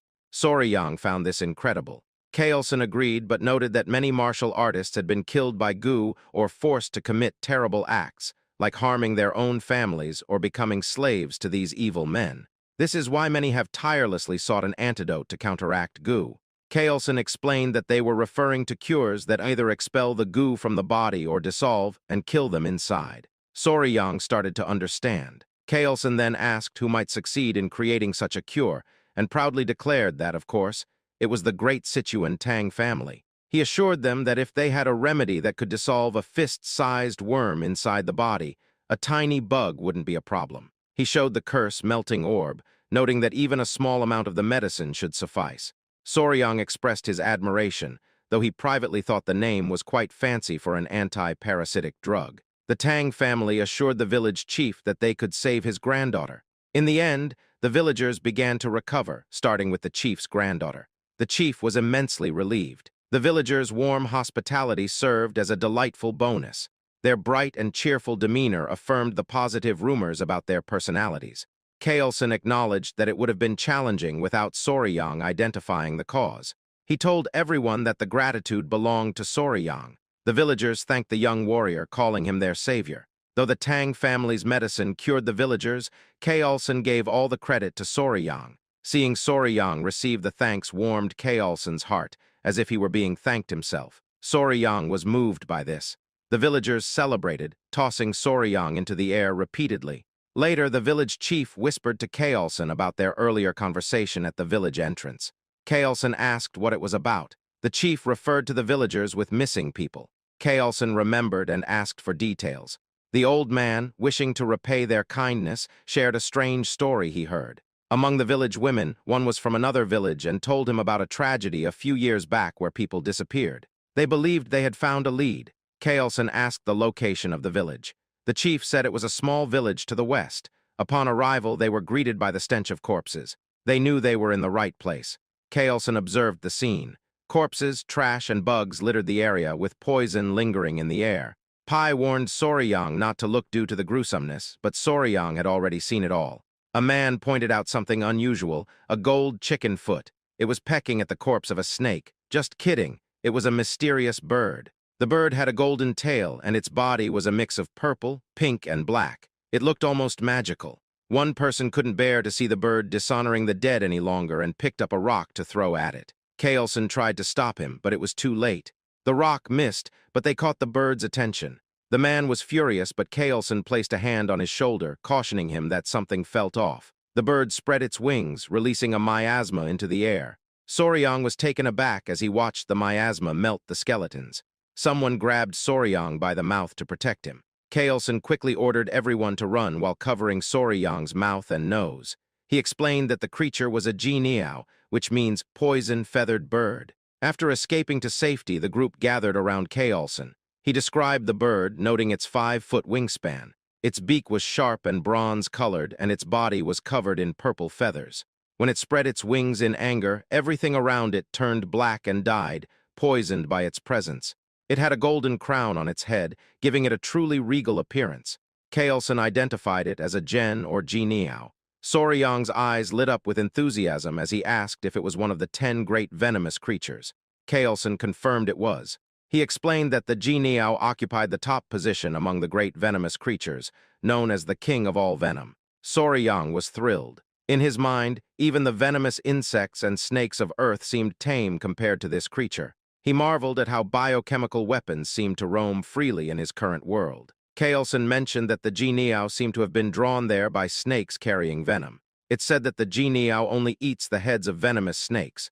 Soryang asked if it was common. Kaelson replied that it was not common at all and quite rare, so rare that one might only catch a glimpse of it once in 100 years. Soryang was amazed, prompting Kaelson to ask why he was so interested. Soryang asked if it was possible to catch the Ji-Niao, which left the Tang members astonished. Kaelson, amused, asked if Soryang truly wanted to attempt capturing it. Soryang replied yes, but expressed concern about the venom. Kaelson smiled, recognizing Soryang's keen interest in the 10 great venomous creatures. If that was the case, Kaelson explained there was a way. Soryang was surprised to hear this. Kaelson informed him that by mastering the Tang clan's poison techniques, he would become immune to all poisons, including the venom of the Jianiao. With their clan's martial arts, he could block any poison in the world. Kaelson cunningly added that they don't teach their clan's techniques to outsiders, and even as patriarch, he couldn't break this rule. Soryang eagerly asked if joining the family would allow him to learn these techniques. He also asked if becoming immune to poison would truly enable him to withstand the Jianiao's venom. Kaelson reassured him. Of course, he promised that if Soryang agreed now, he would teach him everything and take care of his talents. He warned that if Soryang took too long to decide, he might hesitate as well. Feeling the pressure, Soryang announced his decision to join the clan. He expressed eagerness for Kaelson's guidance and began addressing him as patriarch instead of elder. The clever man had a playful smile and acted like he hadn't coaxed Soryang into agreeing. Kaelson told Soryang that from now on, he's part of their family. Back at the old place, signs of bloodhand Rakshasa Takun Yang showed up in a cave. There were footprints too. They called the leader and gave him a notebook found in the cave. Kaelson looked through it and confirmed it was the secret technique of the bloodhand poison claw. Soryang felt uneasy because it was written in blood. Kaelson decided to leave. Soryang asked if they were heading to Sichuan. Kaelson said it was the best choice since they had the blue spot centipede's core and the manual. Soryang asked if they could stop by the academy to free his friends. Kaelson agreed since Soryang also needed to gather his belongings. They set off, but when Soryang looked back, he noticed something. He pointed out that there was something over there. They checked it and saw a shiny purple feather from the Jianiao. They all stared at it, thinking. Kaelson picked it up and told Soryang he'd keep it as a gift for joining their family. Soryang seemed very interested in it and thanked him. Kaelson replied that everything was fine except for how Soryang addressed him. He suggested changing the title after the ceremony. Soryang wondered if it was like an initiation ceremony. Meanwhile, at the Tang clan, the Grand Patriarch Tang Musong, who had left earlier, finally arrived. He was tired but didn't rest. Instead, he asked about Huayin. The Tang members helped him inside quickly. They told him she was still holding on. The door opened. He immediately called out to Huayin. The people inside were surprised to see him. He told his daughter-in-law that he had the medicine now. He took out the core of the blue spot centipede. Seeing his success made the daughter-in-law cry. They got ready to give the medicine to her. Musong felt sad seeing her in pain. It was a close call and he was glad he rushed back. The daughter-in-law urged him to give the medicine right away. Musong helped his granddaughter take it. A blue glow surrounded her. Musong checked her pulse with his finger. They all hoped she would open her eyes. They watched her waiting. Meanwhile, Soryang felt tired. He had heard the Central Plains were vast but didn't expect them to be this big. From Hainan, they took a boat to Hangzhou. Then they passed through Nanjing after a journey lasting over a month and a half. Finally, they arrived in Sichuan. At the Sichuan Tang clan's residence, Pai happily told Soryang they were at the Sichuan Tang clan. Soryang's mouth dropped open. They stood at the entrance. They told him the entire mountain belonged to the Sichuan Tang clan. That's why it's called Tang Clan Mountain. Soryang swallowed hard, taking it all in. The Tang clan members came out to welcome the patriarch. Soryang was surprised by how many there were. He wondered if all these people were from the Sichuan Tang clan. Among them, a girl in a red dress rushed towards them. She called out to her father. It was Huayin. Tears flowed down her face as she was just happy to see her father again. Meanwhile, Soryang was captivated. Kaelson was relieved to see his daughter alive. She hugged him tightly, apologizing. Soryang couldn't believe her beauty. He had a fling with a celebrity before, but had never seen someone with such a bright aura. Kaelson told Soryang he had someone he wanted to introduce to him. Kaelson introduced his daughter, Huayin, to Soryang. Soryang was stunned. He asked if this was what Kaelson had mentioned before. Soryang said something about weeds or grass reminded Kaelson of a flower. Huayin blushed. Kaelson told Soryang that the girl next to him was the flower he had dismissed. Soryang was at a loss for words. He remembered their talk about the flower and felt embarrassed. At that moment, he realized he had made a mistake. He never thought he missed the chance to have such a beautiful partner. The only daughter of the Sichuan Tang clan was also known as the venomous flower, Tang Huayin. She carried a hidden emotional burden from a young age. She overheard some old men discussing her talents. They doubted her skills, but her beauty was remarkable enough to be one of the 3 flowers of the Murim. They talked about finding her a suitable son-in-law. One of the old men mentioned he suggested the patriarch take a second wife, but the patriarch refused, which puzzled him. When Huayin heard this, she knew her parents were right. She wanted to prove herself to the clan elders by excelling in martial arts. She wanted to show she could contribute to the family even if she wasn't a man. But rushing things led to mistakes. If someone is impatient, they can lose their way. That impatience caused a heart demon, leading to a key deviation deviation. Then Huiyin woke up. At that time, the Grand Patriarch, her mother, and 2 others were by her bedside. Her mother looked relieved that she was safe. Tears fell from Huiyin's eyes. She cried and apologized to her mother. She wanted to be useful to the clan, but she had lost all her inner ki. Her grandfather called her a brat and asked if she was doing this because she felt guilty for making her father and grandfather worry. He mentioned how she had reached the level of 100 poisons that she wanted so much. He told her to stop crying and cheer up. She got confused when he mentioned 100 poisons. She looked at her aura, which was glowing, and asked her grandfather about it. The Grand Patriarch told her he had a story to share. It was about a mysterious young warrior who not only saved her life, but also gave her the inner kai of 1,000 poisons, not just 100. In the present, Huiyin asked about the weed. Soryang had no reply. Again, he felt embarrassed for calling Kailson's daughter a weed because he was so caught up in the story of the 10 great venomous creatures. He told himself to reflect on this. He tried to brush it off, saying the patriarch took the joke too far. He told her it was nice to meet her. It was amusing how the clan members smiled as they watched the 2 young adults meet. Soryang introduced himself and said he knew she had been sick, so he was happy to see her healthy now. Huiyin told him it was nice to meet him too. She introduced herself as Huiyin, also known as the venomous flower, and thanked him for saving her life, promising to never forget his kindness. Soryang was captivated by her beauty. Kailson asked Soryang what he thought. Soryang was surprised when he heard a voice in his head, assuming it was some kind of sound transmission. Kailson asked if Soryang agreed that his daughter was beautiful, and if he wanted to get to know her better. A little while later, Soryang relaxed in a large bath. The centipedes were peacefully resting in a basket. Soryang felt exhausted and thought he might collapse. He looked worn out. Then he noticed something. He smiled at the centipedes. One centipede woke up and smiled at him. Normally, the centipedes wouldn't fall off, but when he told them hot water was bad for them and suggested they stay in the bucket, they went in as if they understood. He found it mysterious. It seemed like they could understand him. Kailson mentioned that they react to killing intent. 2 centipedes were now awake and watching him. He joked that he felt embarrassed with them staring at his naked body. The 2 centipedes then hid inside the bucket, which amused Soryang. He remembered Pai saying the centipedes were spiritual creatures. He made a mental note to find out more about spiritual creatures later. He pondered it. He couldn't calm down after what Kailson said. He knew he had to leave soon. At another pavilion, the family gathered around the table. The Grand Patriarch, the Patriarch, his wife, and daughter were there. Kailson announced he'd give the East Wing room to the young warrior. This room was part of a traditional Chinese residence for couples. The Grand Patriarch asked if the young warrior was truly that talented. The Patriarch confirmed, saying they thought they met by chance, but it was the person, not the encounter, that was special. He explained that the warrior's knowledge of venomous creatures was extraordinary, and he had even killed Ayang. Additionally, he had encountered legendary spiritual creatures like the poison-feathered bird and had hatched the blue spot centipede eggs himself. The Grand Patriarch noted that the Patriarch had found a treasure. Their attention turned to Huiyin. Kailson told his daughter he wanted the young warrior as his son-in-law and asked for her thoughts. Huiyin considered what that meant. Then she understood and fell silent. She wanted to prove she could be even more helpful to their clan now that she had the 1,000 poisons constitution. She replied that she was a member of the Tang clan and understood what her father was saying. But she told him that whether the young warrior deserved her was something she needed to find out for herself. Then she ran out of the room, making it an awkward moment. In Kailson's mind, the young warrior should be cautious. As beautiful as his daughter is, she also has sharp thorns. Huiyin ran quickly. She felt hurt. Now that she had the 1,000 poison constitution, if she stopped there, the elders would never recognize her. She decided to thoroughly evaluate what kind of person the young warrior was, from his qualifications to his personality. Meanwhile, Soryang was thinking about what he should do. He knew she might hold a grudge against him. He asked his kids, the centipedes, for advice. Suddenly, Huiyin appeared, shocking him. She looked stunning. She asked him to excuse her for a moment. She was in a hurry and asked for his hand. He gave it to her like a dog giving a paw to its owner. Then he blushed. He said he didn't know why she was in a hurry, but suggested doing such things after getting to know each other better. He shyly mentioned there's an order to such things. Huiyin asked what he was talking about. Then she realized, and her face turned red like a tomato as she corrected him, saying that wasn't her intention. Soryang felt cold and disappointed upon realizing it wasn't what he thought. There was an awkward silence. Huiyin sighed. She clarified again that it wasn't what he thought. She just wanted to check his pulse. She guessed that he misunderstood because of her sudden request. Soryang felt embarrassed. She sat beside him, apologizing for appearing suddenly and acting rudely. She told him that he's young and not yet of age, but he seemed thoughtful, so she planned to explain what was going on. She started explaining, and Soryang listened closely. From what he heard, it felt like a medieval drama. As the only direct descendant, Huiyan constantly dealt with the schemes of the branch families. To ensure the family line continued, the elders planned to find a capable son-in-law. They even considered how Soryang's status might change if he joined the family. Huiyan apologized in advance, as there was something she needed to confirm. She told him that even if things didn't go well, she had no intention of treating him poorly. She acknowledged him as her benefactor and wanted to treat him as a guest or like sworn siblings. Soryang extended his hand. He told her he understood, so she was free to confirm whatever she needed. She observed him. She took his hand and placed her fingers on his pulse. A blue aura began to surround her. She explained that the Tang clan's martial arts weren't something just anyone could learn. Some people could accept toxins into their bodies and master the techniques, while others couldn't. That's why their poison techniques required gradually adapting to poisons as internal energy grew. Only by accepting them all could one achieve mastery. The poisons had tiers. It started with 5 poisons, then 10, 100, 1,000, and finally 10,000 poisons. Fortunately, Soryang's body was capable of learning the poison techniques, but it was only at the 10 poisons level. This meant his body could handle only 10 types of toxins. Having a 10 poison body was impressive, especially for someone not born into the Tang clan. Soryang was shocked. Huiyan continued to explain that in terms of skill, it would place him at the level of a first-rate martial artist, the highest level someone without innate talent could achieve. She decided to take her leave. He saw her off. Soryang thought about having a 10 poison body. He turned pale, realizing it might mean he couldn't catch the Jianiao. For Soryang, this was a serious matter. A few hours later, someone stepped out of the bath. It was Huiyan, and it was quite a sight. She noticed that ever since she took the blue spot centipede's inner core, her body emitted a strange scent, even though she bathed several times a day. As she got dressed, she wondered if it was some kind of punishment for speaking ungratefully to the one who saved her life. Meanwhile, Soryang was deep asleep. In his dreams, he talked to someone who thanked him for his kindness. It was Huiyan. He asked if he was dreaming. Huiyan answered that it might feel like a dream, but it wasn't. This Huiyan explained she borrowed the appearance of the girl who consumed her inner core to avoid startling him. She introduced herself as the mother of all those creatures, the blue spot centipede. Soryang struggled to understand. 3 little girls approached him. He figured they were her babies. He asked how she appeared in his dreams. She explained that she was killed without mercy, leaving her children behind, and her grudge reached the heavens, causing her spirit to linger in the inner core. She added that while cursing from within the body of the girl who consumed her core, a chance to resolve her grudge arose, allowing her to appear in his dreams. It was because he brought all her children with him. Soryang realized he had unintentionally been part of the blue spot centipede's demise. He didn't mean to, but he felt involved in her death. He watched her. She asked if he could fulfill one request for her. He agreed and promised to do whatever she asked. She requested that he take care of her children until they were fully grown. Soryang was puzzled since centipedes are supposed to become independent after molting twice from their mother's body. The mother centipede explained that her offspring remained dependent on the Kai from her inner core until they shed their shells twice. Afterward, they needed the true Kai of other beings to grow. Soryang asked if this meant the babies needed to stay with Huiyan since she consumed the inner core. The mother centipede informed him of the circumstances. She revealed that she had cursed the girl so her body emitted a foul odor, ensuring no man would approach her and preventing her from having children. In exchange for lifting the curse, the mother centipede proposed that her children absorb the Kai from Huiyan's inner core. She hinted that Soryang might also win Huiyan's heart this way. Soryang thought about it, then smiled and replied that it didn't feel right to him. He didn't want to take advantage of Huiyan's challenging situation. The mother centipede admired his honor and asked how he planned to tackle the challenge. She noted that Huiyan was looking for a strong man and that she couldn't provide the inner core of the 10 great venomous creatures for him. This gave Soryang an idea. He asked the centipede to trust him. He assured her that he would handle it and things would work out. The next day, Soryang and Huiyan sat side by side. Huiyan now understood that the smell from her body was due to the blue spot centipede's inner core. Soryang confirmed this and explained that if she attached the centipedes to her body every few days to let them absorb the Kai, the smell would naturally fade. Huiyan hesitated but asked if it was okay for him to help her without expecting anything in return. She knew he could easily ask for compensation. Soryang smiled and said he couldn't bring himself to exploit a woman's difficult situation. He refused to be that shameless. Huiyan was surprised by his response. She felt guilty and said she wouldn't continue accepting his kindness without offering something in return. She began to take her father's words seriously. Seeing Soryang, she realized there were things more valuable than talent or martial prowess. Soryang mentioned he had been thinking too. He recalled when she said he had 10 poison bodies and could absorb only 10 types of toxins. Soryang had an idea idea if he could only take in 10 types of toxins, he should aim to fill those slots with the toxins of the 10 most venomous creatures of the Central Plains. Huayan was surprised by his ambition. Huayan interpreted Soryang's ambition as a desire to become the strongest under the heavens for her sake, which made her blush. For Tang Huayan, known as one of the 3 flowers of Murim and the venomous flower, this was the first time a man had made such a bold gesture toward her. Blushing, she asked Soryang if he realized what he had implied. Soryang replied that he didn't. Huayan explained that the path he was considering would be incredibly tough and challenging. It might take 10 years, 20 years, or even a lifetime to achieve such a feat. Soryang's expression turned grim as he wondered if it would indeed take that long, while Huayan's cheeks remained flushed. Huayan mentioned that Soryang was 15 years old, and in 3 years, when he came of age and was ready to marry, if he managed to succeed in dealing with even one of the 10 great venomous creatures by then, she would be impressed. She shyly suggested that if he succeeded, there might be a possibility of a wedding. She then cheered him on and, embarrassed, dashed away. Soryang was puzzled and called out to her. She turned back and asked if he had something more to say. He suggested she get treated and stay for a couple more hours. Embarrassed, she returned. He reassured her that there was nothing to worry about since the little centipedes wouldn't bite. He gathered his centipedes and told them to go to their mom instead of their dad. Hearing that made Huayan blush even more. She questioned the use of dad and mom, but Soryang quickly clarified that it wasn't what he meant. Meanwhile, Kaolson, his wife, and Museong were gathered at the table. They discussed how the extraordinary talent of the young warrior seemed not to have won Huayan's heart yet. Museong asked if they had seen them that morning, noting that it seemed like something was happening between the two. Huayan's mother remarked that it appeared Huayan had turned Soryang down. The men pondered this. Museong stated that forcing a marriage wasn't the right approach, and that it would be better for them to develop feelings naturally. Huayan's mother suggested that Huayan take charge of the young warrior's martial arts training so they could spend more time together and grow closer. Chiolson thought it was a good idea. Museong mentioned that they should see if the elder healer sage could grant the purifying elixir of marrow and essence. If the young warrior's aptitude was low, the elixir could enhance it. Chiolson was surprised by this suggestion, noting that it hadn't been possible for Huayan, so they shouldn't get their hopes up. Museong agreed. At that moment, Huayan was outside the door. She announced herself to her father. Chiolson asked what brought her by at that hour. He invited her in. She blushed, not expecting to see all 3 of them there. She came with something to say, blushing again. In one burst, she declared that she would do as her father suggested. Chiolson was taken aback and asked what she meant. Huayan's mother invited her to sit and gently inquired if she meant that the young warrior had caught her interest. Embarrassed, Huayan struggled to speak. Chiolson was curious about the sudden change, especially when they thought she wasn't interested before. She began talking about the young warrior, explaining that Soryang had promised to become the greatest in the world for her. He had made such a promise to her. Chiolson was intrigued. Encouraging her to continue, he listened as she explained that Soryang, despite his innate talent being at the level of 10 poisons, vowed to overcome this by defeating the 10 great venomous creatures for her sake. Museong found this amusing. Chiolson was surprised and Museong laughed, commenting on Soryang's courage. Huayan's mother was impressed. Finding a suitor like that was rare. She explained that although her heart was willing, she had told Soryang she would only agree to marriage if he could capture one of the 10 great venomous creatures before he came of age. She wondered if he understood her response. Her father joked that she should have set the bar at capturing at least 3 creatures. Her mother commented that men aren't always the sharpest when it comes to such hints. Huayan asked if she should go clarify it to Soryang. Her mother advised against it, saying that if Soryang doesn't realize they've already given their approval, he'll just work harder. Museong suggested treating him as a prospective son-in-law while acting as though they're still undecided. They expected that with all his efforts, he would naturally become part of the family. Meanwhile, the mother centipede praised Soryang for impressively winning over Huayan's heart. He replied that it was all about having guts and perseverance. She smiled warmly at him, calling him her benefactor and informing him that it would likely be her last act. Her resentment had been resolved, and her soul would soon ascend to the afterlife. She offered to do anything possible for him before she left. Soryang thought for a moment and asked if he could see her true form. She felt shy but recognized it as a reasonable request, thinking he might have a weakness for lust. She revealed her shoulder and was about to strip. Soryang quickly asked if she really needed to take it off, which made her blush even more. She asked if she should refrain. Soryang clarified that wasn't what he meant. The children amusingly covered their eyes. He explained he wanted to see the appearance of a blue spot centipede. Realizing her misunderstanding, she felt horrified. Smoke enveloped the area, and then she revealed her true form. Soryang gasped at the sight, excited and happy happy to see her in her natural state. He was amazed by her size. He asked if he could touch her, already doing so as he marveled at her waterproof body and imagined her movements. He inquired about her legs, venom strength, eyes, and antennae, all while eagerly examining her. Soryang was so passionate about examining the centipede that the children, still covering their eyes, looked really cute. He was so enthusiastic that he even wanted to touch her fangs. She warned him it was dangerous, but he insisted. This made the blue spot centipede a bit worried. She started to wonder if her daughters would be okay with this man, as she sensed his touch was anything but ordinary. It was both funny and odd how Soryang drooled as he caressed her. Later, Cheolson met with Soryang over a cup of tea. He informed Soryang that he had heard everything from Hueun, and thus Soryang would be treated as their son-in-law. Soryang mentioned he thought he was supposed to wait 3 years. Cheolson interrupted, saying the wedding would naturally occur when Soryang came of age. Soryang tried to clarify, but Hueun's mother enthusiastically welcomed him into the family, introducing herself as his mother-in-law. Museong was pleased too, stating that Hueun had found a suitable match and their clan would prosper even more. Soryang looked at Hueun, confused by the sudden acceptance when there were supposed to be conditions for marriage. He thought they might have accepted him without much discussion. Deciding to go along with it, he said he looked forward to everyone's guidance. Soryang was puzzled when Museong suggested to Cheolson that they should get started immediately. Cheolson informed Soryang that before he could learn the Tang clan poison arts, there was something they needed to show him. Soryang asked what it was. The elders smirked, and Cheolson revealed it was the Hall of 10,000 Poisons, something he was sure Soryang would love. They had been waiting for this moment, for Soryang, as a family member, to take his first steps into the Hall of 10,000 Poisons, a treasured tradition for the entire family. Soryang addressed Museong as grandfather and expressed his eagerness. Soryang was excited, assuming it was a place where 10,000 kinds of poisons gathered. But as he looked at Hueun's profile, he couldn't help but be in awe of her beauty. Soryang remembered the saying that beauties are best admired from the side, and at that moment, it felt like a photo shoot come to life. He blushed, which amused his in-laws. They smirked knowingly. Cheolson joked that at this rate, Soryang might wear out his daughter's face, pointing out that Hueun was his woman now, yet he gazed at her so absent-mindedly. His mother-in-law remarked that Soryang seemed completely smitten with Hueun. Both Hueun and Soryang turned red. Hueun told him to watch where he was walking, and Soryang stuttered a reply of agreement. A short while later, they stood before a large door. 2 men with bulging muscles stood proudly on either side. They reminded Soryang of Yupin and Ipin for some reason. A man in the Tang clan's robe stood in the center and welcomed the Grand Patriarch. Museong ordered them to open the gate, as he intended to show his grandson-in-law the Hall of 10,000 Poisons. The men complied. In his mind, Soryang noted how the security seemed absurdly tight for something out of the Middle Ages. The man in the black robe announced the opening of the gates, and the 2 muscular men exerted all their strength to push open the heavy door. The man in black remarked that the gate was opened quicker that day. Soryang was surprised by this observation. Once the gate was fully opened, the 2 muscular men looked exhausted. The man in black invited them inside. Cheolson glanced at Soryang briefly. As they walked through, Soryang felt compelled to look at the tired, muscular men. To offer some consolation, Cheolson explained that the iron gate was forged from Kunyu steel, sourced from the southern wilderness. Even opening the gate was considered an honor. They arrived inside the hall, a treasure trove where the Tang clan of Sichuan stored all its poisons. Called the Hall of 10,000 Poisons, it held exactly that many poisons. Museong cautioned Soryang to be careful and not touch anything recklessly. Soryang assured him he understood. He also confirmed if the hall indeed contained 10,000 poisons. Cheolson explained that the poisons are meticulously categorized, including paralysis poisons, sleep poisons, and many more. The elders enjoyed teasing the young couple. It was clear when Cheolson asked Hueun to explain the poisons to Soryang, knowing he would enjoy hearing it from her. Embarrassment washed over Hueun and Soryang as they blushed. Nonetheless, Hueun took on the task. Hueun took Soryang's hand and led him to the Tang clan's strongest poison. The elders watched their interaction with fondness. She started by pointing out the Kai dissipating poison. This poison is feared by martial artists because, once inhaled, it renders their energy unusable. She advised Soryang to be extremely cautious. She also showed him the elementary canal necrotizing poison, spirit-destroying poison, bloody pulp poison, and 7-step soul-snatching poison. She explained that while all these are potent, the Tang clan's strongest poison is something else entirely. She handed him a small seed, leaving Soryang puzzled. In his mind, he compared it to a tiger bean. Hueun explained that it's the most powerful poison in in existence, aside from the venoms of the 10 great venomous creatures. She added that it's a plant symbolizing the Tang clan, called the seed of the castor plant. Soryang was intrigued by its castor seed. He thought of ricin, a highly potent toxalbumin, where just 2 milligrams can be lethal to an adult. It was famously used in the umbrella assassination of Bulgarian dissidents during the Cold War. Ricin is a poison 100,000 times stronger than cyanide. Soryang remarked that it's the poison closest to the Tang clan's ideal, colorless, odorless, tasteless, and formless. That's why they named it the rarest and most precious of all poisons, the golden poison. When used to kill, it's known as a golden death. Huayan told him to remember that the strongest poison isn't the one that inflicts the most agony or causes the most gruesome death. The strongest poison is the one that kills silently, swiftly, and without leaving a trace. Huayan shared that the Sichuan Tang clan's poison arts strive for this ideal of stealth and certainty. In Soryang's mind, they seemed like a clan of assassins. Museong told them that was enough for now and invited Soryang to see the venomous beasts he had been eager to see. Museong even offered that if Soryang was interested, he could oversee their care, with the clan providing full support for anything he needed. To Soryang, this translated to them supporting his hobby, which made him look very excited. As they were about to leave, the patriarch was urgently called. Pai arrived, panting from running. They asked him what was the matter. Pai said the patriarch needed to head to Black Tortoise Pavilion immediately. The patriarch asked why. Pai started to explain about the clan elder, but Museong cut him off in anger, demanding to know what those bastards were up to now. Soryang wondered if they were referring to the branch family members Wian mentioned. Pai informed them there were 2 issues. First, the medicine sent to the Sichuan city lord didn't work as expected, and he sent back a letter full of complaints. Before Pai could reveal the second issue, he glanced at Soryang, who sighed. Pai then revealed it was about the Hall of 10,000 Poisons, and Museong anticipated that rumors were already spreading. They decided to leave for now, but not without Museong insisting that Soryang accompany them. At the Black Tortoise Pavilion, the elders noticed the patriarch and began complaining about the critical decision he made on his own. They protested his choice of pairing Huayan with an orphan of unknown origins. This triggered Chialson. He was displeased with them, referring to Soryang as an orphan with unknown origins. Chialson began emitting a green aura from his body, questioning if they were insulting his son-in-law. The elders of the clan insisted their concerns were valid. Museong, clearly agitated, declared that he was the one who made the decision and asked if they had a problem with it. The elders were taken aback and turned to the Grand Patriarch, hoping he would reason with the patriarch. They argued that entrusting the management of the 10,000 poisons to an outsider with unproven abilities was absurd. Museong reiterated that he had given his approval. During this exchange, Huayan was conscious of Soryang and whispered an apology to him. Soryang initially thought, "Goodness," he sighed, realizing she was worried about him when it should be the other way around. Everyone was surprised when they heard Soryang speak up, saying, "Excuse me, sorry to interrupt your conversation." He proposed that since the issue stemmed from doubts about his abilities, he should demonstrate his skills to prove himself to the clan elders. The elders were caught off guard. Soryang suggested he could resolve the issue with the Sichuan city lord to prove his worth. Huayan asked him in a hushed tone what he was trying to do. Soryang wasn't typically the type to step forward and cause a fuss, but he wouldn't let anyone disturb his peaceful life as a pet owner. He had left the elders speechless. Eventually, they became agitated and lectured him for interrupting the elders' conversation. They challenged him, asking if he even knew what the Sichuan city lord's letter said before barging in. They called him an insolent nobody and reported him to the clan head for daring to meddle. The elders used this opportunity to argue for a son-in-law from a respectable, established martial clan instead. Chialson's wife was starting to get annoyed. Inside, Soryang thought about how these old codgers sounded more absurd the more they talked. Back when he was Spicy Fabry, he had more than 1 million total subscribers and over 3,000 viewers per stream on average. He pointed out that it seemed the elders still refused to recognize him as the son-in-law of the Sichuan Tang clan. In essence, Soryang was still considered a guest. With Spicy Fiber's large fan base, he was used to handling disruptive trolls who caused chaos without reason. Soryang emphasized that he had saved the precious daughter of the Sichuan Tang clan, Lady Huayan. Moreover, he had defeated Bloodhand Rakshasa, Takun Yang, and saved the patriarch's life. He challenged the elders, questioning if insulting a guest and benefactor was part of the Sichuan Tang clan's etiquette. Inside, Soryang knew the malice he faced from the elders was nothing compared to the trolling he dealt with as a streamer. It was almost cute by comparison. The elders were embarrassed and admitted they had spoken hastily and out of desperation. In his mind, Soryang found them pathetic. The Grand Grand Patriarch was impressed by Soryang. One elder suggested that claiming to have taken down Taekun was too much. The Patriarch affirmed Soryang's claim, showing them a document. The elder gasped upon seeing it, and their jaws dropped when they realized it was the Blood Hand Poison Art's secret manual. Written in blood, it was authentic and belonged to the blood sect. The Patriarch encouraged Soryang to show the elders the spotted centipedes. Soryang gently tapped his chest, inviting the elders to look. The 3 baby spotted centipedes emerged happily. The elders felt uneasy at the sight. The Patriarch explained that they were offspring of the blue spotted centipede and proudly shared that his son-in-law was raising them. He recounted how these little ones were the ones who bit Taekun to death. The elders were incredulous, confirming with the Patriarch that the young warrior had indeed managed to control a blue spot centipede. The Patriarchs Soryang and Gyup had devilish grins as they teased the elders. Chiolson pointed out that referring to Soryang as a young warrior was a sign they hadn't accepted him as his son-in-law. Soryang even managed to warn them jokingly that if they bit, they'd end up as black and lifeless as Taekun. The elders were taken aback, quickly denying any refusal to accept Soryang. They scrambled for excuses, saying there was a process, and it was natural for them to hesitate. The Grand Patriarch sighed and decided to set aside the topic of their son-in-law for now. He inquired why Soryang couldn't enter the Hall of 10,000 Poisons. The elders argued that Soryang hadn't fully become part of the family yet. Additionally, they were reluctant to entrust the Hall of 10,000 Poisons to a young warrior who hadn't even reached the age of maturity. The Grand Patriarch suggested a simple solution. He requested Soryang to demonstrate his ability. Soryang grinned and stated that to prove his worthiness to the Sichuan Tang clan, he would do it their way, using poison. The elders were taken aback, misunderstanding him to mean he would poison the Lord of Sichuan province. They called him foolish for considering poisoning the Lord instead of sending medicine. Soryang was confused, as he thought the Sichuan Tang clan specialized in poison. The next day, the Grand Patriarch informed Soryang that he would begin learning the Tang clan's martial art, the 5 Venoms returning technique. Soryang asked if this would involve physical training. The Grand Patriarch explained that as he practiced martial arts, his body would naturally adapt to align with the techniques he learned. Museong elaborated that the Tang clan prioritized practicality, so Soryang would learn skills that could be immediately applied in real situations. Museong then unpacked various weapons, including arrows, daggers, and shuriken. They started with throwable concealed weapons like needles, coins, darts, powder, daggers, and throwing knives. Though there were many unconventional concealed weapons, most could be categorized into 5 types. Museong asked Soryang if he knew which one was the easiest to handle. Soryang guessed it was the dagger or throwing knife, and he was correct. Museong then asked which one he thought was the most difficult. Soryang guessed that powder would be the hardest to handle since it had to be scattered effectively. However, Museong informed him that it was actually the needle that posed the greatest challenge. Soryang assumed it was because of its small and thin form, making it difficult to throw accurately. Museong explained it wasn't just that. The real challenge was that Soryang had to remember the exact positions where he threw the needles. To illustrate, Museong decided to demonstrate. He took out a brush, separated the head from the handle, and made a sudden throwing motion. The bristles floated in the air, transforming into needles that rained down to the ground. Soryang was amazed as the bristles embedded themselves like needles, continuing to fall. Museong explained that the Tang clan had a hidden weapon technique called sky-obscuring flower rain. This secret art involved hundreds or even thousands of needles falling like a rain of flowers, covering the area. Soryang thought that fighting in an area filled with needles meant he had to be very cautious. He politely pointed out that if the entire area was filled with needles, there wouldn't be much space to move. Museong laughed, confirming that was exactly the point. Soryang needed to remember the positions of the needles to avoid becoming a victim of his own technique. To Soryang, this seemed unbelievable. Soryang began to sweat as he confirmed with Museong whether he needed to remember the positions of needles that deflected opponents or those that fell out of place. Museong replied affirmatively. Museong informed him that, with the 5 poisons body, Soryang would need to memorize at least 100 positions to start. Soryang turned pale at the thought. After the demonstration, he collapsed face down on the ground. Lady Hueun then appeared. She asked if she looked prepared, wearing a beekeeping suit since she heard he was going to catch a hornet. She wondered if it was unnecessary. Soryang assured her that it wasn't unnecessary. He was planning to wait for a hornet, but with their gear, they could catch it themselves. Hueun double-checked if he really intended to wait for the hornet to come. Soryang replied that she would understand once they got there. He asked if she knew where the hornet's nest was. Hueun confirmed that she had found one nearby, so they could head there immediately. Soryang also donned a beekeeping suit. As they prepared, Huayan brought up the letter sent to the city lord of Sichuan province and asked if he had seen it. Soryang confirmed he had. Huayan expressed concern that, being young, Soryang might not fully grasp the letter's contents. Blushing, Soryang mentioned that yang kai in men is quite important. Huayan felt embarrassed and told him that was enough, realizing he was aware of the situation. The major issue troubling the city lord of Sichuan was erectile dysfunction. His rod was no longer getting hard. Huayan became suspicious of Soryang's knowledge, given his age. Soryang excused it by saying he had lived alone for some time. Embarrassed, Huayan quickened her pace. A few hours later, they arrived at the forest. Soryang got distracted by the creatures there, and Huayan had to keep him focused until they reached their destination. It looked like a mini cave, an ideal place for hornets. Huayan inquired about the significance of finding a bee without a hive. As they put on their head protectors, Soryang explained. He told her it meant that while they came looking for hornets, they wouldn't actually be capturing any. Huayan was puzzled as they approached the hole. Soryang explained that the venomous insect they were after could be found in smaller, weaker hives. Huayan was unaware of this, but fortunately, the hive had what they needed. An insect emerged, and Soryang captured it with chopsticks. They hadn't come to catch a hornet. This little insect was their target. This small creature would solve the Sichuan city lord's troubles. Huayan asked about the bug, wondering if it was a ground beetle. She had guessed correctly, and Soryang learned that the bug they caught in the giant hornet nest was referred to as a ground beetle in that world. In the Central Plains, it was known as a ground beetle, but in the modern era, it was called a blister beetle. Huayan asked if it was normal for ground beetles to be found in a hornet nest. Soryang explained that their life cycle was quite peculiar. Blister beetles have an unusual method of reproduction. Unlike most insects that either guard the spot where they lay eggs or create a safe environment for their eggs to hatch, the blister beetle simply lays eggs wherever it pleases. There was a humorous skit where the blister beetle told the boss to wait because she needed to drop some eggs before heading out. Anywhere would do, with no fuss or frills. It just lays them. The only consideration it shows is dumping them all in one spot. When the miracle happens and the blister beetle larvae hatch, they start crawling toward the highest place nearby. Once the larvae reach the top, they do something bizarre. They cluster together and imitate a flower. Bees mistake this fake flower for the real thing and approach it. The moment a bee gets close enough, the entire swarm jumps onto the carpenter bee's body, and that's it. Game over. The carpenter bee's home is as good as gone. Soryang wasn't sure why they favored giant hornet nests, but apparently it was the most suitable environment for the ground beetle larvae to grow. Huayan felt sorry for the giant hornet, but Soryang replied that there wasn't much that could be done about it. Huayan knew the bug caused burns on the skin and had heard that eating too much of it could even be fatal. Soryang confirmed this. The orange liquid dripping from a blister beetle contains a toxic substance called cantharidin. When this substance touches the skin, it creates blisters similar to burns. Huayan blushed and asked if it really had that effect. Soryang confirmed that the substance could indeed immediately raise a man's rod, which made Huayan feel embarrassed and prompt him to stop explaining further. She encouraged him to head back to the Hall of 10,000 Poisons. Soryang wanted to catch a few more beetles, but they had secured the ground beetle, also known as the blister beetle. Afterward, they returned to the hall and instructed the warriors on how to prepare the medicine. Soryang told them to listen carefully. He instructed them to dry the ground beetle and grind it into powder, noting that 1/10 of that powder is toxic. The poison becomes life-threatening when 3 mo of it are ingested. He explained that if a person consumes 3/10 of 1 mo of the poison per guan body weight, about half of those who ingest it will die. So, Soryang requested that they prepare medicine with 1/10 of 1 mo of the poison. That would be roughly the equivalent of 10 drops of liquid, with 1 mo being 3.75 milligrams and 1 guan equaling 3.75 kilograms. He asked if that made sense. Deep down, Soryang felt that his brain was about to explode from all the calculations. One warrior removed his mask and remarked that Soryang's explanations were incredibly detailed, and they never expected him to be skilled in mathematics. The warrior assured Soryang that they would make sure to succeed. Soryang expressed his dependence on them. Later that night, Museong was talking to Huayan about how surreal it was that ground beetles had such effects. Museong mentioned that it made him consider reevaluating the poisons in the Tang clan's arsenal. Huayan agreed. Museong then brought up Soryang's proficiency in math. Huayan shared how Soryang calculated the solution's concentration and estimated it to match the weight of 10 drops of liquid, which was amazing. Museong admitted that while he considered himself knowledgeable in poisons, Soryang was on a different level. The more he learned about Soryang, the more he realized what a gem the young man was. He teased Hueun, asking if she liked Soryang even more now. Hueun blushed deeply and expressed her regret for being hasty in the beginning. Museong reassured her that making up for it going forward was what truly mattered. Museong then asked how they planned to test the medicine once it was complete. Hueun blushed even more, turning as red as a tomato. She mentioned that the branch family elders were saying Soryang had been too insolent. Soryang humorously suggested testing the medicine by raising the clan elders straight up. Museong was taken aback but found it amusing and laughed out loud. The next day, everyone gathered in a hall. The clan elders were skeptical. A warrior handed Soryang a wooden box, explaining that he had blended licorice powder and honey to make it sweeter and easier to consume. Soryang was impressed by the attention to detail. Soryang asked if the warrior had prepared it exactly as instructed. The warrior confirmed he had followed the instructions carefully. Other clan members scoffed, questioning how amazing it could possibly be. The patriarch ordered silence and asked Soryang how he intended to prove the medicine's efficacy. Soryang feigned surprise at the question. The clan elders insisted it was natural to confirm its effectiveness. One elder shouted they would never send unverified medicine to the city lord of Sichuan. Another elder added that if something went wrong, it could lead to a major disaster. Soryang acknowledged there was no other choice. The warrior understood what this meant. The clan elders were confused as the warrior handed them the medicine, appearing annoyed as if Soryang expected them to test it themselves. A loud elder questioned if Soryang even knew what it was. Another elder remarked that Soryang had played outside for so long it seemed to have turned his insides black. Soryang grinned and called out to his grandfather. Museong asked what Soryang needed. Soryang reminded Museong of his earlier statement that those who mastered the Tang clan's martial arts were never afraid of poison. Museong played along and affirmed it. Soryang then pointed out that the elder's hesitation suggested fear. Museong agreed with him again. Soryang used reverse psychology, taunting the great elders of the clan, who had surely mastered 100 poisons. He expressed that surely those elders weren't afraid of something as trivial as ground beetle poison. This angered the elders, prompting one to split the medicine in two. They claimed they had nothing to fear from such low-grade poison. They took the medicine, asserting that Soryang underestimated them. They warned him that if it did nothing, he would face consequences. An elder proclaimed that they would uphold the clan's laws and principles. They chewed the medicine. A silence followed. Then they smirked, declaring that nothing was happening. But soon the elder felt his manhood awaken. The long slumber of the snake was over. They were embarrassed. And so that day, the laws and principles of the clan were set straight, pun intended. It happened magnificently. The medicine was sent to the city lord of Sichuan, proving to be excellent. A little while later, the elders walked the hall holding their pants away from them to hide the evidence. I remember walking like that when the time came. Anyway, Soryang told Museong that, just as he said, provoking the elders with something related to poison made them fall for it immediately. Museong understood that they were the type of people who had nothing left but their pride, so naturally, it happened. However, Museong also recognized that their actions stemmed from concern for the clan. He advised Soryang not to resent them too much. Museong remarked that, in the end, they were all one family. Soryang replied that he understood. Just then, Hueun hurriedly approached them, reporting that something terrible had happened. They asked Hueun what was wrong, and she explained that their children were acting strange. Soryang blushed, feeling confused, while Museong became stern and grabbed him by the collar. Museong demanded to know what she meant by children and why they had them. Soryang was drenched in cold sweat. Museong held Soryang by the back of his neck, questioning why they had children when they hadn't even had their wedding ceremony yet. Hueun clarified that she was referring to the spotted centipedes Soryang was raising, not human children. Soryang was stunned, his surprise beyond words. Recently, he'd been focused on physical training sessions and had asked Hueun to take care of the centipedes. He realized he'd completely forgotten about them and was worried something had happened to his babies. He asked to see them. As he reached toward Hueun, thinking she kept them there, Hueun squealed that they weren't with her. Museong was speechless. A moment later, they found the 3 blue-spotted centipedes looking brown and weak. Soryang had a handprint on his face, a funny reminder of his earlier actions. Soryang stared at the centipedes intensely, while Museong wondered if they had just fallen from Hueun's body with a thud. Hueun mentioned that they seemed fine earlier, but was now concerned they might be sick. Their color looked pale, and their shells seemed odd. Soryang reassured her that there was no reason to worry, explaining it was called shedding. Creatures like centipedes with hard shells shed them when they grow bigger, and that's likely what was happening. Museong asked if they were already shedding their shells. Soryang replied that it would happen soon. soon. Just then, one of the little ones moved strangely and its head emerged. They were all impressed by the sight. It was quite amazing to watch as the other two centipedes began shedding their shells as well. They successfully shed their old shells and were now fully out. Huion noticed they looked almost twice as big as before. She asked if the little ones had names. Soryang realized they didn't, and his thinking face was quite amusing. Even funnier were the names he came up with: number 1, number 2, and number 3. Huion found it so silly that she refused to accept them. She reasoned that since spotted centipedes are said to turn into dragons after living for 1,000 years, they needed dignified, dragon-worthy names. Soryang playfully argued that there was no way a spotted centipede would turn into a dragon, even after 1,000 years. Museong joined in, joking that a 1,000-year-old spotted centipede is indeed called a dragon. Soryang realized Museong must have taught Huion that. He then seriously considered their names. He decided to name them Nova, Myra, and Grace. Nova symbolized a beginning, Myra meant fragrance, and Grace represented elegance or gentleness. Huion was delighted and didn't object, as naming the children was traditionally the father's responsibility. The spotted centipedes now had their names. A full day later, the centipedes returned to cling to Soryang. His body didn't feel completely dry yet, but he was well enough to move around. However, he still felt a bit awkward. The centipedes were now heavier. They had grown from the size of a thick sausage to as large as his forearm. They seemed to find his embrace too tight, so they coiled snugly around his arms and waist. While he was lying there snuggling with the centipedes, he overheard a conversation. Two men were passing by. One of them, holding a loaded pouch, remarked that the Sichuan Tang clan was always so extravagant. The two men decided to head to the brothel, laughing about how easy it was to make money. Soryang's curiosity was piqued by their conversation. At the pavilion, Chiolson shared some great news. The medicine they sent to the city lord of Sichuan had worked exceptionally well, and the city lord had sent a message of gratitude along with a generous reward. Soryang and Huion were delighted to hear this. Chiolson was proud and happy to have gained such benefits so soon after accepting Soryang as his son-in-law. Soryang had truly accomplished something remarkable. Soryang was glad he could help. As a result, Chiolson suggested granting Soryang one of his elixirs, knowing that if he called it a reward, Soryang might refuse out of modesty. Soryang recalled his grandpa saying that an elixir enhances internal energy. Huion asked what kind of elixir it was. Chiolson replied that it wasn't anything extraordinary, just the honey of the golden-haired king bee. In Soryang's mind, he thought it sounded like regular honey. However, knowing how crucial internal energy is for becoming a martial master, he decided to accept it. He was about to thank his father-in-law when Huion interrupted. She pointed out that since Chiolson was rewarding Soryang, she questioned why it was just honey. Chiolson got nervous seeing Huion's assertive demeanor. She argued that Soryang's achievement was no small feat. Even if the golden-haired king bee is a mid-level venomous creature, honey is considered the lowest grade among elixirs. She insisted that Chiolson shouldn't be stingy when rewarding Soryang for such a significant achievement, making Soryang feel shy. She scolded her father, saying he should grant something that provides a year's worth of internal energy instead of an elixir offering just 2 months' worth. Chiolson was saddened and reasoned that it was still an elixir and had been expensive to obtain. Huion was further triggered, arguing that compared to Soryang's contributions, the reward was a mere pittance. Chiolson found himself in a tough spot. Soryang asked about the golden-haired king bee. Chiolson explained it was a mid-tier venomous creature sometimes found in jungles, about the size of a small dog. Consuming its honey was said to grant internal energy equivalent to 2 full months of meditation. Imagining the bee's size, Soryang was both excited and amused, but Huion reigned in his thoughts. She expressed her frustration on Soryang's behalf. Chiolson clarified that his intention wasn't to belittle Soryang's achievements. He thought Soryang might enjoy seeing the golden-haired king bee in person. This got Soryang excited, and he asked if Chiolson was suggesting he could see the bee himself. That was indeed what Chiolson had in mind. Internally, Soryang interpreted this as an invitation to harvest the honey himself. He'd done similar things back in his YouTuber days. With excitement, they headed to the door. Soryang shared that he was practically an expert when it came to bees. Chiolson knew Soryang would like the idea. Soryang asked what the golden-haired king bee looked like. Chiolson simply replied that it looked like a bee. Huion could only sigh, and so their honey harvesting journey began. Chiolson had provided them with premium information, so they assumed there wouldn't be any competitors. But when they arrived, they found 2 clans fighting. Apparently, both had bought the same information. One clan asked if the person they bought it from had scruffy hair and a big mole. The other clan confirmed it was the same guy, but insisted they wouldn't back down easily. Hearing the descriptions, Soryang remembered the 2 guys he'd overheard. word. He realized those two had been selling the information everywhere. One guy, angered by the scammers, shouted, "How dare you insult the Sichuan Tang clan in Sichuan?" His loud voice and the mention of the Sichuan Tang clan made the others nervous. The peaceful honey harvesting trip had turned into something far from calm. Before Soryang left for his first journey outside, Chiolson had warned him to be cautious. As a member of their family and the Tang clan, he should never forget who he was. Soryang politely agreed. Chiolson then looked to his side, prompting Soryang to turn his head as well. There were men lined up in front of them. Chiolson informed Soryang that he would be leading those people, as it was time for him to learn to manage others. Soryang felt flustered by the responsibility. He thought Hueyun should be the one leading. Chiolson called him silly, explaining that since Hueyun was his partner, Soryang, by extension, held the highest authority in the group. Hearing the word partner, Soryang blushed. Hueyun had faith that he would do well and promised to help him along the way. He assured her he would do his best. But now, amidst the chaos, he wondered what to do. He asked the man with him, Wolfgang, the leader of the Venom Blood Unit, what they should do in this situation. He wondered if sharing the information was a better option. Wolfgang was displeased that anyone dared to share the Tang clan's information. Hueyun agreed, noting that whoever did it had some nerve. She was seriously upset, her intimidating aura clear as she questioned the selling of information purchased by the Sichuan Tang clan to others. Those from other clans recognized her as the poisonous flower of the three flowers of Murim. One man was shocked to see a direct descendant of the Tang clan, the poisonous flower, present in person. He was compelled to greet her. He represented the Central Wind sect and clarified they had no intention of interfering with the Tang clan's affairs. He stated they would withdraw. The Noble Origin sect also decided to withdraw. Even though it pained them, the Jade Ghost Slayer followed suit. One of them vowed to catch the rat responsible and skin him alive. They all hurriedly retreated. Soryang realized the influence of the Sichuan Tang clan and asked Wolfgang if the situation was resolved. Wolfgang replied that it wasn't, suspecting those unorthodox groups wouldn't back off easily. Wolfgang suggested setting up a camp nearby and taking shifts to keep watch, knowing those men were likely hiding and waiting for the right moment. He instructed Gyup to find out where they had set up camp. Soryang looked worried, but Hueyun assured him it would be okay. He was more concerned about his honeybee. They hid behind a boulder watching the bees. The bees actually looked cute. They appeared to be wearing faux fur on their bodies as several flew inside the trunk. Soryang got excited upon seeing the golden-haired king bees. Hueyun admitted it was her first time seeing them too, noting their size. Soryang found them adorable. Hueyun was amazed by their fluffy fur, and Wolfgang was pleased to see them as well. Soryang noticed that the colony seemed small. It appeared there were only a few hundred of them, but considering their size, that made sense. Hueyun asked about colonies. Soryang explained that a colony is a group of bees. Typically, a small hive would have about 5,000 to 7,000 bees. Hueyun was surprised Soryang could tell that without entering the hive. Soryang replied that he could estimate by observing how many bees went in and out of the entrance. Just then, someone appeared behind them. It was Pai. He reported they had located the unorthodox groups. Wolfgang asked where they were. Pai hesitated at first, but as Wolfgang expected, those groups had set up their camp on the opposite side. They didn't seem to be doing much, but if something happened, they'd definitely make a move. Wolfgang decided to wait until nightfall to harvest the honey using the Tang clan's method. Soryang asked about the method the Tang clan used. Wolfgang explained that burning mugwort leaves would produce smoke that calms the bees, allowing them to harvest the honey. Soryang thought it was an excellent method. However, Pai was concerned because the wind was blowing towards them, which complicated their plan. Soryang quickly thought of something. Pai asked if it was something clever. Soryang explained that with the wind blowing towards them, it would mask their scent. He decided to take this opportunity to quickly visit the hive. He was already on his way when Hueyun grabbed his shirt to stop him, warning that it was dangerous because the golden-haired king bee was a mid-level venomous creature. But Soryang was eager to go. He insisted he would just touch it once and come back. As he struggled to break free from Hueyun's grip, a pebble fell and rolled towards the hive, which they instantly realized was bad news. In the blink of an eye, the colony swarmed out of the hive. Hueyun quickly grabbed Soryang and they made a run for it. Later, they got a thorough scolding for their recklessness. At dusk, Soryang was still contemplating another approach. If they lit the fire against the wind, they risked being caught between the unorthodox groups and the hive. The golden-haired king bee was different from bees he knew. These bees could detect ground vibrations from over 30 kilometers away, something even ground bees couldn't do. Hueyun found him. She mentioned that the kids had finished their meal and were trying to wander off, so she brought them to him. Soryang thanked her. He gently told the little ones to behave. Hueyun sat beside him, making him flustered. She asked if he had made any progress. He replied that he needed to observe a bit more. She admitted she felt like she was pressuring him and apologized for it, encouraging him to take his time and not feel burdened. Soryang felt even more pressure after Hueyun's encouragement. Then Hueyun noticed some monkeys on the opposite side of the old tree. The monkeys were noisy, and one seemed particularly agitated. Soryang called out to Hueyun. He asked if she smelled something sweet. Hueyun picked up on the scent, and Soryang realized it could be pheromones. Soryang quickly told her they needed to leave because the bees were about to swarm. Hueyun grabbed him and ran, leaping high to put some distance between them and the hive. She held Soryang by his armpits, and they watched as the bees swarmed out of the hive. Their target was the fallen monkeys, and the bees feasted on the corpses. It was a close call for the pair. Hueyun was curious about how Soryang knew the golden-haired king bees were about to attack, as he warned her before they even heard the buzzing. He explained it was because of the scent. Hueyun finally noticed the faint smell of magnolia. Soryang was impressed that she could distinguish the scent of pheromones. He asked if she recognized the earlier scent, and she confirmed it smelled like a magnolia flower. Excited to have found the answer, Soryang laughed like a maniac, causing Hueyun to blush because his hands were on her shoulders. With a devilish grin, Soryang said he had thought of a way to deal with those unorthodox groups who were after his honeybees. Meanwhile, the men from different clans were gathered around a bonfire, relaxing. They drank liquor and feasted on meat. One asked when they thought the Tang clan would come to gather the honey. Another replied it was hard to say. 3 days ago, the Tang clan had been wandering everywhere, but now things had gone quiet. Someone speculated that the clan might make a move soon, while another gave a vague response that it could be. Another man questioned whether beehives could really be that lucrative. A man, slightly annoyed by the question, commented that he seemed like he'd been living under a rock. He explained that candles made from the golden-haired king bee's beeswax were treasures used exclusively by the imperial family. He assumed the Tang clan would only take the honey and leave, allowing them to take the remaining beehives. The men had evil schemes in mind for after the Tang clan was wiped out. Someone brought up the notorious poisoner, the 3 flowers of Murim. They decided to keep an eye on her to ensure she didn't die, enjoying the idea since she was a beauty. Their lecherous nature was apparent as they expressed excitement at the thought, even joking that one of them might end up as the Tang clan's son-in-law. But then they stopped when someone noticed a scent. It was a pleasant smell, and one of them thought it was the poisonous flower scent. They assumed her natural scent was as intoxicating as that. Suddenly, a loud noise interrupted them. They looked up to see something forming in the sky. They were terrified and confused, realizing it was a swarm of golden-haired bees. They immediately ran in panic. The bees chased after them, and they screamed as the bees attacked. The mixture creating the scent was scattered on the ground. It was positioned like a trail. Soryang, Hueyun, and Wolfgang watched from behind the bushes. Hueyun and Wolfgang were surprised it worked. The bees were heading in one direction. Hueyun asked Soryang what he did, not expecting the bees to get furious over the scent of flowers. Soryang explained that he had ordered the bees to launch a full-scale attack by using a simple trick. Hueyun was puzzled since Soryang had only crushed some flowers and fruits, sprinkling their juice around. Soryang clarified that the scent acted as a trigger for an attack order. He explained that pheromones are chemical signals used by animals of the same species to communicate, especially social insects like ants and wasps. They rely heavily on these signals. The pheromone Soryang used was the exact scent bees released to signal an attack, known as isoamyl acetate. Hueyun asked if he meant that magnolias emit the same scent bees used to signal an attack, finding it fascinating. But Soryang was more intrigued by her ability to recognize the scent. Hueyun explained that, because the Tang clan specializes in poisons, she was sensitive to scents. The timing was perfect. With the golden-haired king bees off on their attack, Soryang decided it was time to enter the hive and harvest the honey. They cautiously approached. Soryang brought a makeshift incense wrapped in leaves. Wolfgang warned that it was dangerous and offered to take the lead. They were all impressed by the size of the hive. It was amazing. The honeycombs hung like a large golden chandelier from the ceiling, creating a beautiful sight. Fortunately, the bees had left, allowing Soryang, Hueyun, and Wolfgang to enter. Soryang noticed something peculiar. There was no honey at all. Wolfgang was surprised, inspecting the honeycomb and confirming it was just as Soryang had predicted. It was empty, which was unusual. Soryang realized there were no eggs in the hive either. Wolfgang asked if this had something to do with the hive being empty of honey. Soryang explained that the bees were preparing to migrate from the start. That would be why they consumed all the stored honey and carried it in their stomachs. He theorized that they sensed too many human presences nearby, prompting them to prepare to leave. Hueyun agreed with Soryang's explanation that when bees prepare to migrate, they stop laying eggs as they can't care for larvae. Then Soryang noticed something intriguing. He spotted the back end of a bee. With a large grin, he asked Wolfgang how long he could maintain his mobility arts without rest. Wolfgang replied that by pacing himself and running steadily, he could last about half a day. Wolfgang inquired why Soryang asked. Suddenly, Pai appeared, reporting that the golden-haired bees were returning, urging Soryang to leave immediately. They quickly ran for it. Wolfgang advised Soryang to give up while Hueyun rushed to his side. She grabbed his shirt and urged him to hurry. Pai panicked, telling them to get out quickly. Something was bulging from Soryang's chest. Time passed, and it was indeed a close call. Hueyun was grateful they managed to escape before the bees returned. She couldn't finish her sentence as she got distracted, asking what Soryang had on his chest. Soryang's immediate reaction was to reveal the little bee's head poking out from his clothing. Soryang explained it was the queen bee of the golden-haired king bees. Since there was no honey, he decided to bring the one who could make it. Upon hearing that, everyone looked nervous and turned pale, beads of sweat forming on their faces. The queen bee made a cute bee noise. With a devilish smirk, Soryang told Wolfgang that the bees would soon realize their queen was missing and would start chasing them. Instead of being worried, Soryang seemed delighted, gently rubbing the queen bee's head. He told them to run, and so began the life-or-death chase. Wolfgang carried Soryang on his back, and they ran as fast as they could. The queen bee was fussy. Soryang soothed it, promising to take the queen somewhere peaceful where people wouldn't bother them. It had been a few days since the honeybee race of death began. During that time, the group pushed themselves to their limits, cutting back on sleep and fully exerting their mobility arts. They were all out of breath and energy. By the time they reached their destination, a few warriors from the Venom Blood Unit had already fallen behind. Soryang promised himself that he would demand to learn mobility arts when they returned. One of the warriors tripped and fell, prompting another to announce that another one had fallen. The fallen warrior was Huang Duryang of the Venom Blood Unit. He looked half dead on the ground, with dark circles under his eyes and snot and saliva dripping from his open mouth. Soryang also had dark circles. He was hopeful that once the queen bee was far enough from the colony, they wouldn't be able to attack. Wolfgang was starting to lose hope and asked Soryang if they could really escape. Soryang gave a vague answer. 3 days later, another warrior fell face down, apologizing to Soryang as he could no longer move. Soryang was worried for Wolfgang. Hueyun decided she would carry Soryang instead. Soryang suggested he could run on his own, but Hueyun, despite her haggard appearance, shyly promised she could do it. She declared that a member of the Tang clan never gives up. At the entrance of the Tang clan's house, 2 guards were stationed. They noticed someone approaching and recognized their young lady. Hueyun and Soryang supported each other as they walked. The guards' jaws dropped at their appearance. Family members were called immediately. With all the commotion, Museong and Chialson came out. They were stunned to see the state of the two. Hueyun looked truly worn out. Chialson laid Hueyun's head on his lap as he began to heal her. Furious, he demanded an explanation from Soryang. Soryang told him to calm down, explaining that Hueyun was simply exhausted after using mobility arts for 10 days without a break. Soryang was in a hurry and urged everyone to head to the training grounds. Museong was confused until Soryang pulled the queen bee from his clothing. He explained that the other bees would soon swarm there, so they needed to head to the ancient tree in the training grounds. Everyone was stunned, except for Museong, who was amused by Soryang's antics. Chialson was in disbelief. He had sent Soryang to fetch honey, and yet he returned with the queen bee. Museong placed a reassuring hand on Soryang's shoulder and declared they would go. Suddenly, Museong jumped high while carrying Soryang, who screamed out loud. Museong moved swiftly. When Soryang screamed again, the old man asked what was wrong. Soryang told him that the bees were swarming towards them. Museong saw the swarm and asked if Soryang had brought all those bees with him. They were almost at their destination, so they hurried. Soryang's body struggled to keep up with the speed, but thankfully, Museong's grip kept him secure. They eventually arrived at the ancient tree. Soryang approached the tree and explained to the golden-haired queen bee that this was the new home he had mentioned. He gently released the queen bee, asking, "Not bad, right?" The queen bee made a bye noise, seemingly understanding him. She inspected the tree and turned to Soryang, looking excited as if to say he was right. Soryang wondered if she really liked it. Museong suggested they leave for now since the bees were arriving. The clan members watched as the colony of bees flew above them. The golden-haired queen bee made bee noises, calling them. The bees headed for the tree. Museong was amazed, expressing that in all his years, he had never seen anything like it before. Mission accomplished. The golden-haired queen bee had been successfully captured, and moments later, the dog-sized bees were seen drinking sugar water. The exhausted bees were being revitalized with the sweet treat. After all, there's a saying that bonds are built over food, and goodwill begins with a meal. They were fortunate that there was something akin to refined sugar in this world, so it worked out well. Soryang hoped the little feast would help reduce the bees' wariness towards them. It would be even better if the bees started recognizing Soryang as their master. Suddenly, Soryang shouted that he forgot something. Cheolson and Museong eyed him suspiciously and asked what it was. Soryang nervously inquired about Hueon. Cheolson was a bit annoyed that Soryang only thought of her now, but replied that he had instructed others to take Hueon to her mother to rest. Cheolson questioned if they really used mobility arts all the way from the forest to the house with the bees following. Soryang nervously confirmed and apologized, explaining they barely managed 4 hours of sleep a day, spending the rest running. Museong suddenly realized something and asked Soryang about the members of the Venom Blood Unit. Soryang, sweating nervously, admitted that the members had collapsed somewhere along the roadside. He promised to go pick them up. Eventually, the members of the Venom Blood Unit returned safely to their families. In Hueon's room, she was awake and energetic enough to sit up. Soryang was by her side. Hueon happily mentioned that the golden-haired bees had recovered their strength. Soryang shared that the bees were currently gathering nectar from the poisonous flowers of Tang Clan Mountain. Hueon found it adorable. Suddenly, someone rushed in, calling for Soryang in a panic. Pai informed him that he needed to come outside immediately. He told Soryang something was wrong with the golden-haired bees. They seemed to be searching for something. Soryang and Hueon quickly went outside to see what was happening. The bees were scattered all over until they spotted Soryang and clung onto him. Suddenly, they began pulling on his shirt. Soryang was confused by their behavior. The pulling lifted him off the ground, and Hueon was surprised to see Soryang being flown by the swarm of bees. In the air, Soryang looked amusing with his legs straight and arms spread in a T-shape. Eventually, the bees dropped him. Soryang asked them why they were fussing around their hive. He thought something must be wrong. The bees nudged him, and he got the message. They wanted him inside. Looking around, he saw they had already built part of the hive and were working hard to gather honey. Then he noticed a bee approaching. It was the queen bee. Soryang held out his hands, asking the queen bee if she wanted a lift. He couldn't move as the other bees clung to him, with one even pinching his cheeks. He looked at the queen bee, who appeared elegant and cute. The author really did a great job describing her. The queen bee closed her eyes and moved towards Soryang's mouth. He panicked but was silenced as the queen bee kissed him on the lips. He felt something placed in his mouth and instinctively swallowed it. The other bees stopped clinging to him and the queen bee finished her kiss. Soryang turned red as a tomato. Embarrassed, he yelled at the queen bee, saying it was his first kiss and asked what she was doing. Then Soryang felt something was wrong. He collapsed on the ground, experiencing excruciating pain. In his mind, he wondered what the queen bee had fed him. From his perspective, the queen bee had a mysterious look on her face. The large bees watched as Soryang struggled on the ground, a reddish aura spreading across his body, like an intense heat. Along with this discomfort, it felt like there was an itch inside him. The heat overwhelmed him, making him foam at the mouth and nose, grinding his teeth and sweating heavily. His heartbeat was racing. Despite the intense heat, as if he were on fire, he slowly reached out to try and touch the queen bee. With little strength left, his last words before passing out were a question about what she had made him eat, and then he fainted. With his eyes still closed, he heard his name being called. Hueon was asking her grandfather what was happening to him, showing her concern. Museong, stroking his beard and with his vast experience, commented that he must have swallowed a very potent elixir. After hearing this, Soryang passed out again. Museong began to guide his Kai to help him. Shortly after, Hueon cared for him with a warm towel. She wiped his face. Sitting on the bed with messy hair, he asked where he was. She told him he was in the clan's medical wing. Fixing her hair, she explained that when they saw him, he was being dragged by the golden-haired king bees. She and her grandfather ran to the hive and found him unconscious, so they brought him to the medical wing. She asked if he remembered anything that had happened. He sighed, putting his hand on his face, a bit upset. He thought about his first kiss in that world. Hueon sensed something was wrong from his expression and asked if he was okay or if something was wrong with his body. She also asked if he wanted her to call her grandfather. He looked at his hands, sighed, and said no. He mentioned that the queen bee fed him the same food she ate, which he thought caused the situation. Curious, Hueon asked what he had eaten. He said he didn't know the exact name, but if he had to name it, he would call it the king bee's elixir. Hueon was surprised. With a smile, he explained that the worker bees collect nectar and pollen to feed themselves. Only the worker bees, dedicated dedicated to their work, consume this nectar and pollen. After explaining this, she asked if that was the case, then what does the queen bee eat? He casually replied that the queen bee feeds exclusively on the king bee's elixir, made by the workers from birth to death. In other words, the jelly that the queen bee forced him to eat was royal jelly. Hue-an understood the situation. It is the exclusive food of the queen bee throughout her life. But Soryang furthermore mentioned that the king bee's elixir has a special effect, leaving her surprised. He explained that normal worker bees live around a month and a half, but the queen bee, eating the king bee's elixir, can live up to 60 times longer. Then he asked if this wasn't incredible. Overwhelmed with information, she told him to calm down. It was a lot to take in. With a sigh, she said she understood. The mystery was solved. She explained that the internal cultivation method he practiced is the 5 venoms return technique. It's just a beginner's technique, so he wouldn't be able to absorb all the elixir's power. But since the golden-haired king bee's honey contains 2 months of internal energy, he basically absorbed 60 times that amount, which is equivalent to 10 years of internal energy. Then she congratulated him on his lucky encounter. Soryang began to feel a bit of energy while repeating 10 years of internal energy. Hue-an, a bit nervous and fiddling with her hair, suggested he check the silver mirror afterward. Blushing, she averted her gaze and mentioned there might be other effects of the queen bee's elixir. Curious, he asked what other effects. While scratching his face in doubt, he asked about the silver mirror. He picked up the mirror and, looking at his reflection, noticed something strange. His skin was so smooth it even shone. Still examining himself, he wondered if royal jelly always had such effects. Upon touching his face, he was surprised to find his skin soft and smooth, almost like that of a woman. While touching his face, he considered that perhaps royal jelly, the food of the queen bee, had caused some effects that were not very pleasant for him, making him worry that he might have turned into a girl. He looked around to clear his doubts. Then he looked between his pants and, with a sigh of relief, he lay down on the ground, happy he hadn't lost his most precious possession. Lying on the ground, he recalls Hue-an mentioning that if her grandfather hadn't guided his Kai, something disastrous might have happened. He realized he should thank her grandfather since he was on the brink of death and was saved. He leaves the medical wing and walks through the clan, noticing everyone staring at him. Wondering why so many people are giving him strange looks today, he questions if it's because his internal energy increased. The stares and whispers bother him, so he decides to escape, running off while others laugh as he goes. He arrives at the clan's restaurant and peeks through the door. He spots his father-in-law, future wife, mother-in-law, and the old man dining. His mother-in-law quickly notices him and, pleased, comments on how handsome her son-in-law is. She asks how he is feeling. He greets them, saying he is fine and apologizes for worrying them. His mother-in-law, aware of the situation, says it's okay since he had such a fortunate encounter, making it a reason to celebrate. She decides to tease her daughter a bit, saying she must be envious of Soryang's skin. Embarrassed, she quickly invites him to sit. Soryang, also embarrassed, agrees. He joins the table for a huge banquet where everyone enjoys themselves. His father-in-law asks if he is feeling well after everything that happened. He confirms he is and apologizes again for causing concern. He expresses his gratitude to the grandfather for taking care of him. Museong, smiling, congratulates him on his lucky encounter. Seeing curiosity on everyone's faces, his father-in-law asks if he could explain what happened. He mentions he heard a little about the queen bee's elixir from wine, but wants to know the full story. He hesitates, scratching his face, but finally explains that the golden-haired queen bee seemed to like her new home and rewarded him for his kindness. As he gestures, he says she dragged him into the hive and fed him the king bee's elixir, which he believes caused all the confusion. To his surprise, his mother-in-law comments that even mid-level venomous creatures know how to show gratitude, finding it fascinating. Museong was equally surprised, asking if there's any way to get the king bee's elixir again. He mentions that if they could, it would greatly benefit the clan. Kaelson notes that even the honey from the golden-haired bees would be an incredible treasure, but the queen bee's elixir would be an extraordinary blessing. His mother-in-law, excited, agrees and asks her son-in-law if he could get more of the elixir, leaving everyone at the table confused by her sudden enthusiasm. Hue-an then asks him if he could obtain more of this elixir. Soryang thinks it over. If they were just regular bees, they could create several queen cells and trick the worker bees into producing royal jelly. However, with the intelligent golden-haired bees, they would be turned into hives quickly. Besides, royal jelly is essentially baby food produced by worker bees, but what he consumed came directly from the queen. He ponders whether what he ate might not even be the same substance, making him think more about the situation. He wonders if he should be honest at that moment. Finally, he decides to say that he thinks it wouldn't be possible to get more of the elixir. This prompts Museong and his mother-in-law to ask why it wouldn't be possible. Soryang explains that even if someone could consume it, he doesn't know if anyone would want to. Curious Curious, Kaelson asks if the taste is bad or if it has a strange smell. With seriousness, he replies that it's not about the taste or smell. Sweating cold, he reveals that the king bee's elixir comes directly from the queen's mouth and that the only way to receive it is through direct contact with the queen. He explains that the method involves forming a connection by joining lips with the queen, with her tongue transferring the elixir. Everyone is shocked. Museong, shouting, asks in disbelief, "A kiss on the queen bee's mouth?" His mother-in-law is left speechless.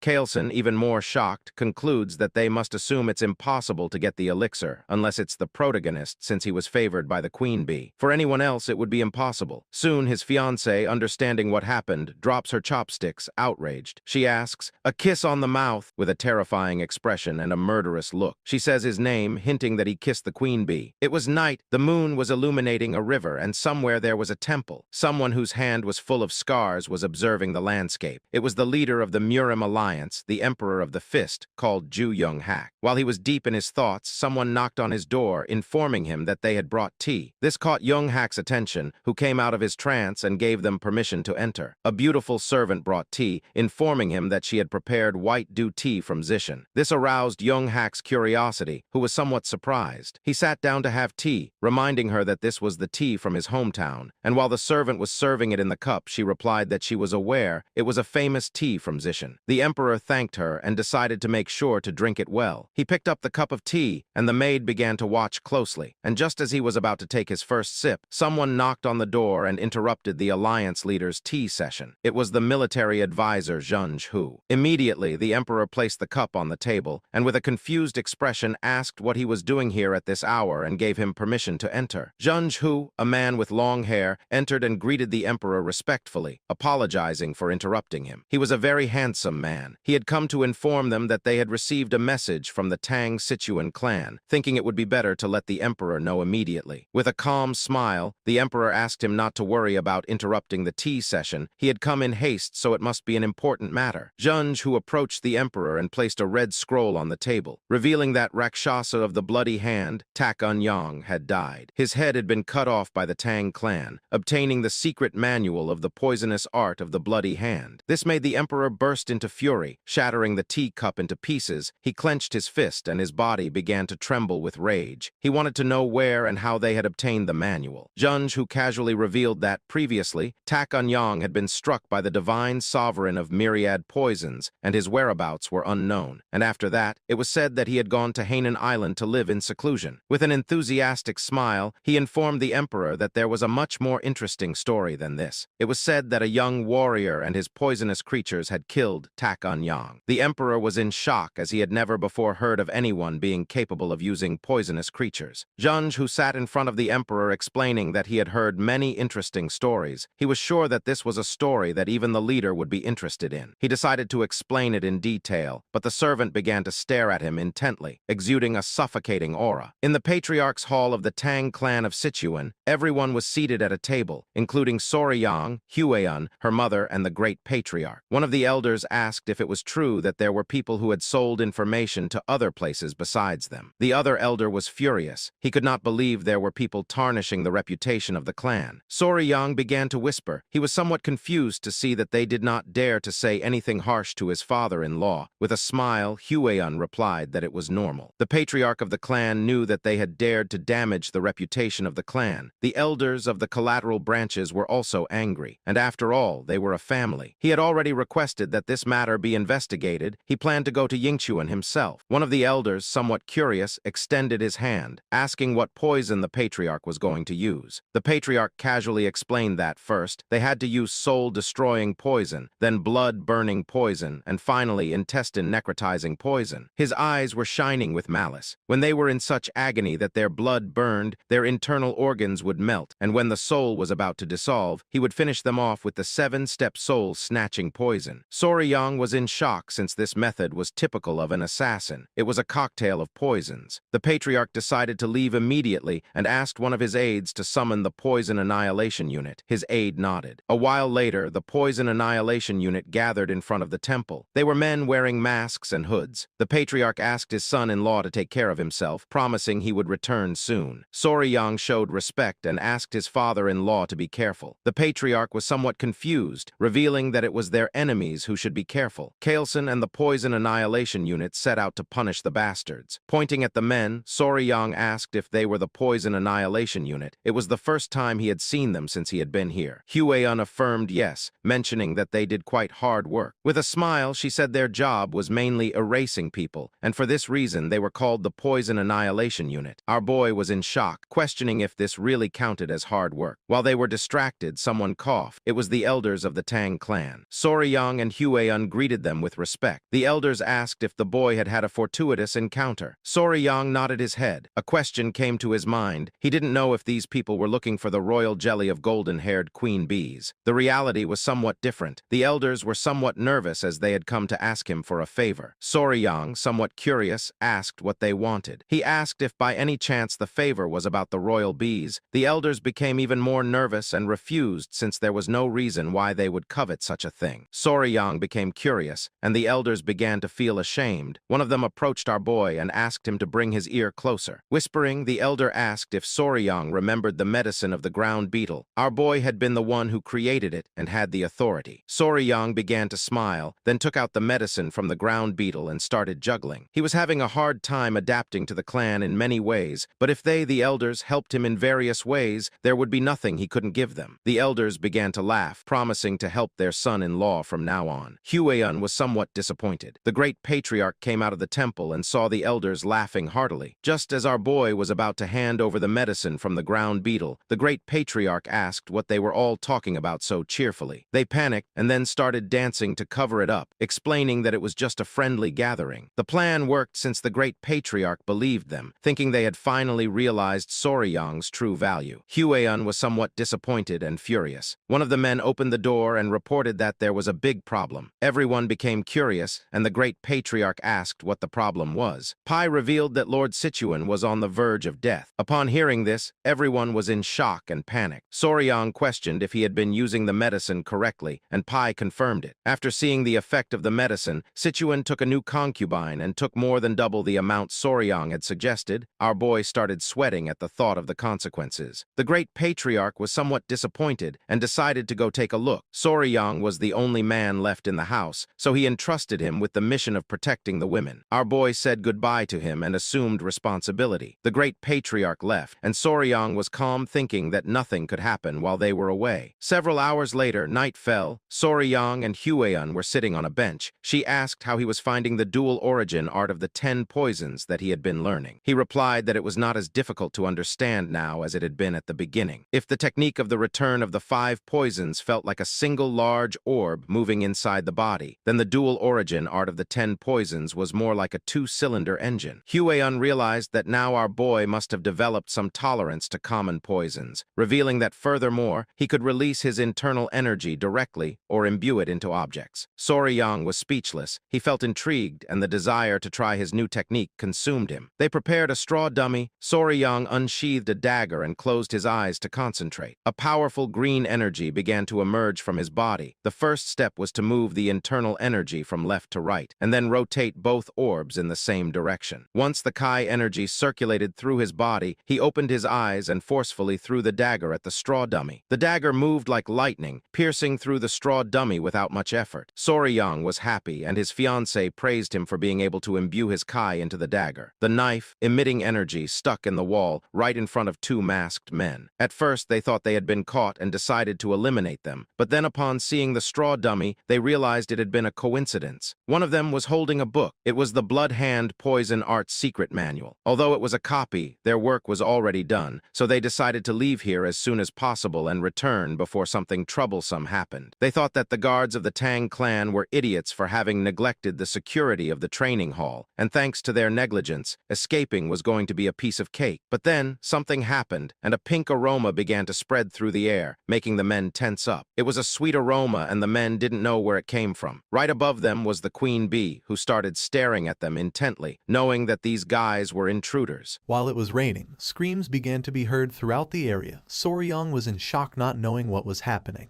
While on the other side, Hueyun looked toward the direction of the screams and realized that someone was here. Looking toward the bushes, they saw men dressed as ninjas. 2 were hiding and 1 was standing. The queen bee started attacking the man, who was somewhat confused since he didn't know why there was a bee in the training wing. Soryong and Huan began to observe this, and it didn't take them long to realize that they were intruders. Huan knew she had to act. With a furious expression, she dashed towards the intruders, asking Soryong to shoot the arrow. She moved so quickly that she left dust all along the way. Soryong put his arms in front of his face in surprise. He didn't know what she was planning to do. The queen bee was biting one of the intruders' ears, who grabbed her and with tears in his eyes asked for help from the others to get her off him. One of the ninjas turned towards Soryong and upon seeing Huan approaching, panicked and gave the order to his companions to retreat. The queen bee clung onto the intruder, the other two jumped and began scattering. Huan started running quickly toward them, asking them to stop. Upon seeing that two intruders wanted to flee, she filled herself with determination and pulled out a whip. Using all her strength, she struck the ground, creating a small explosion. But luckily, the intruders jumped and dodged the attack. Her eyes widened in surprise upon seeing that they had evaded her lash. The man who was being attacked by the queen bee drew his sword and began advancing toward her. The queen bee clung to his head. It was adorable. Soryong couldn't help but panic. He started shouting, asking Lady Huan to be careful. While the queen was sucking the man's head, he unleashed a powerful attack, but to his surprise, Huan blocked the attack without much effort using the whip. She began staring at the man with a piercing gaze. Just before the man had time to react, she counterattacked, and when the man realized it, the whip was in front of his face. The attack created a small explosion on the man's body, and the queen bee flew away. After defeating her opponent, she moved gracefully and appeared behind him. The man lost consciousness and fell to the ground. Soryong was open-mouthed and somewhat worried about her. She turned to him and with a calm expression asked him not to worry as she was fine. The man's body began to emit an evil energy, causing him terrible pain. The queen bee sat on Soryong's shoulder, his gaze fixed on the body. He panicked, not knowing who this guy was or if he was dead. Huan put the whip inside her clothes, and the strange energy emerging from the man's body caught her attention. She began to observe in silence with a curious expression. Within seconds, the man lost his life, and she revealed that this guy had bitten poison to kill himself, surely because he had something he wanted to hide. Not far from them, someone sensed the presence of the intruders and started shouting to alert the guards. Huan turned around and decided to organize a pursuit team and begin the hunt. Our boy started sweating. He was somewhat surprised by her attitude. Huan asked him to follow her along with Gu Pi, the leader of the Venom Blood unit. It was nighttime, and the forest was illuminated by torches. Soryong, Pi, and several other members of the clan were chasing after the intruders through the forest. Pi, who was at the front, knew they couldn't have gone far. With a determined expression, he made it clear that they must capture them at all costs. The others did not seem tired, but Soryong was. He began to sweat and focused on using his two-cylinder engine. By doing this, he forcefully stomped the ground, breaking it into pieces. His body sank into the ground, and he started screaming like a madman. Because of this, small centipedes came out of his clothes. He turned around and with a confused expression asked if he was okay. Soryong created a large hole in the ground. P and the others stopped chasing the intruders and approached the hole to help Soryong.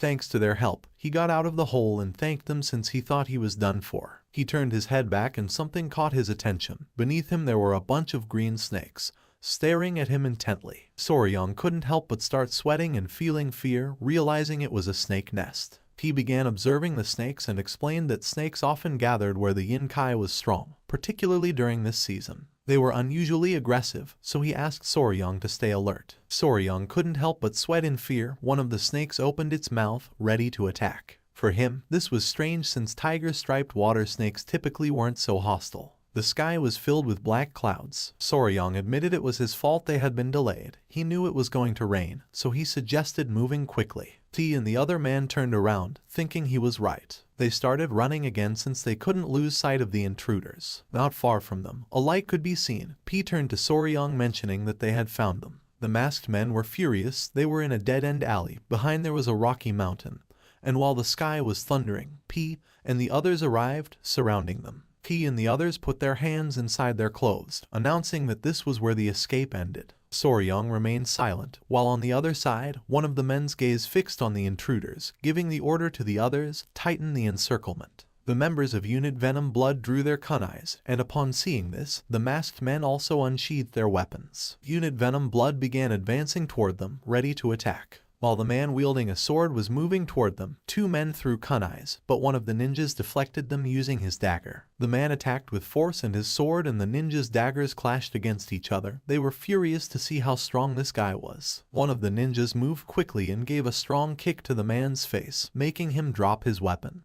They ordered him to get out of their way. Seeing this, the member of the Venom Blood unit couldn't help but panic. While the ninjas were distracted, something started approaching them at great speed. It was P. He tried to attack by surprise, but the ninja crouched quickly, dodging the attack. P began to observe in silence. The ninja took small jumps to retreat, but P used his skill called Triple Mirage Kill and threw his kunai towards the ninja. The kunai started flying towards the ninja and then exploded only to shoot into 3 kunais. Upon seeing this, the ninja was speechless. Luckily, he blocked 2 of the daggers, but one of them stuck in his shoulder, causing him severe pain. He put his hand over the wound. P began to approach, calling him a lucky bastard. 2 of the ninjas had already fallen and only one remained standing, but he was injured. P and the others started walking toward him. This guy should consider himself fortunate that the rain had diluted the poison on P's kunai.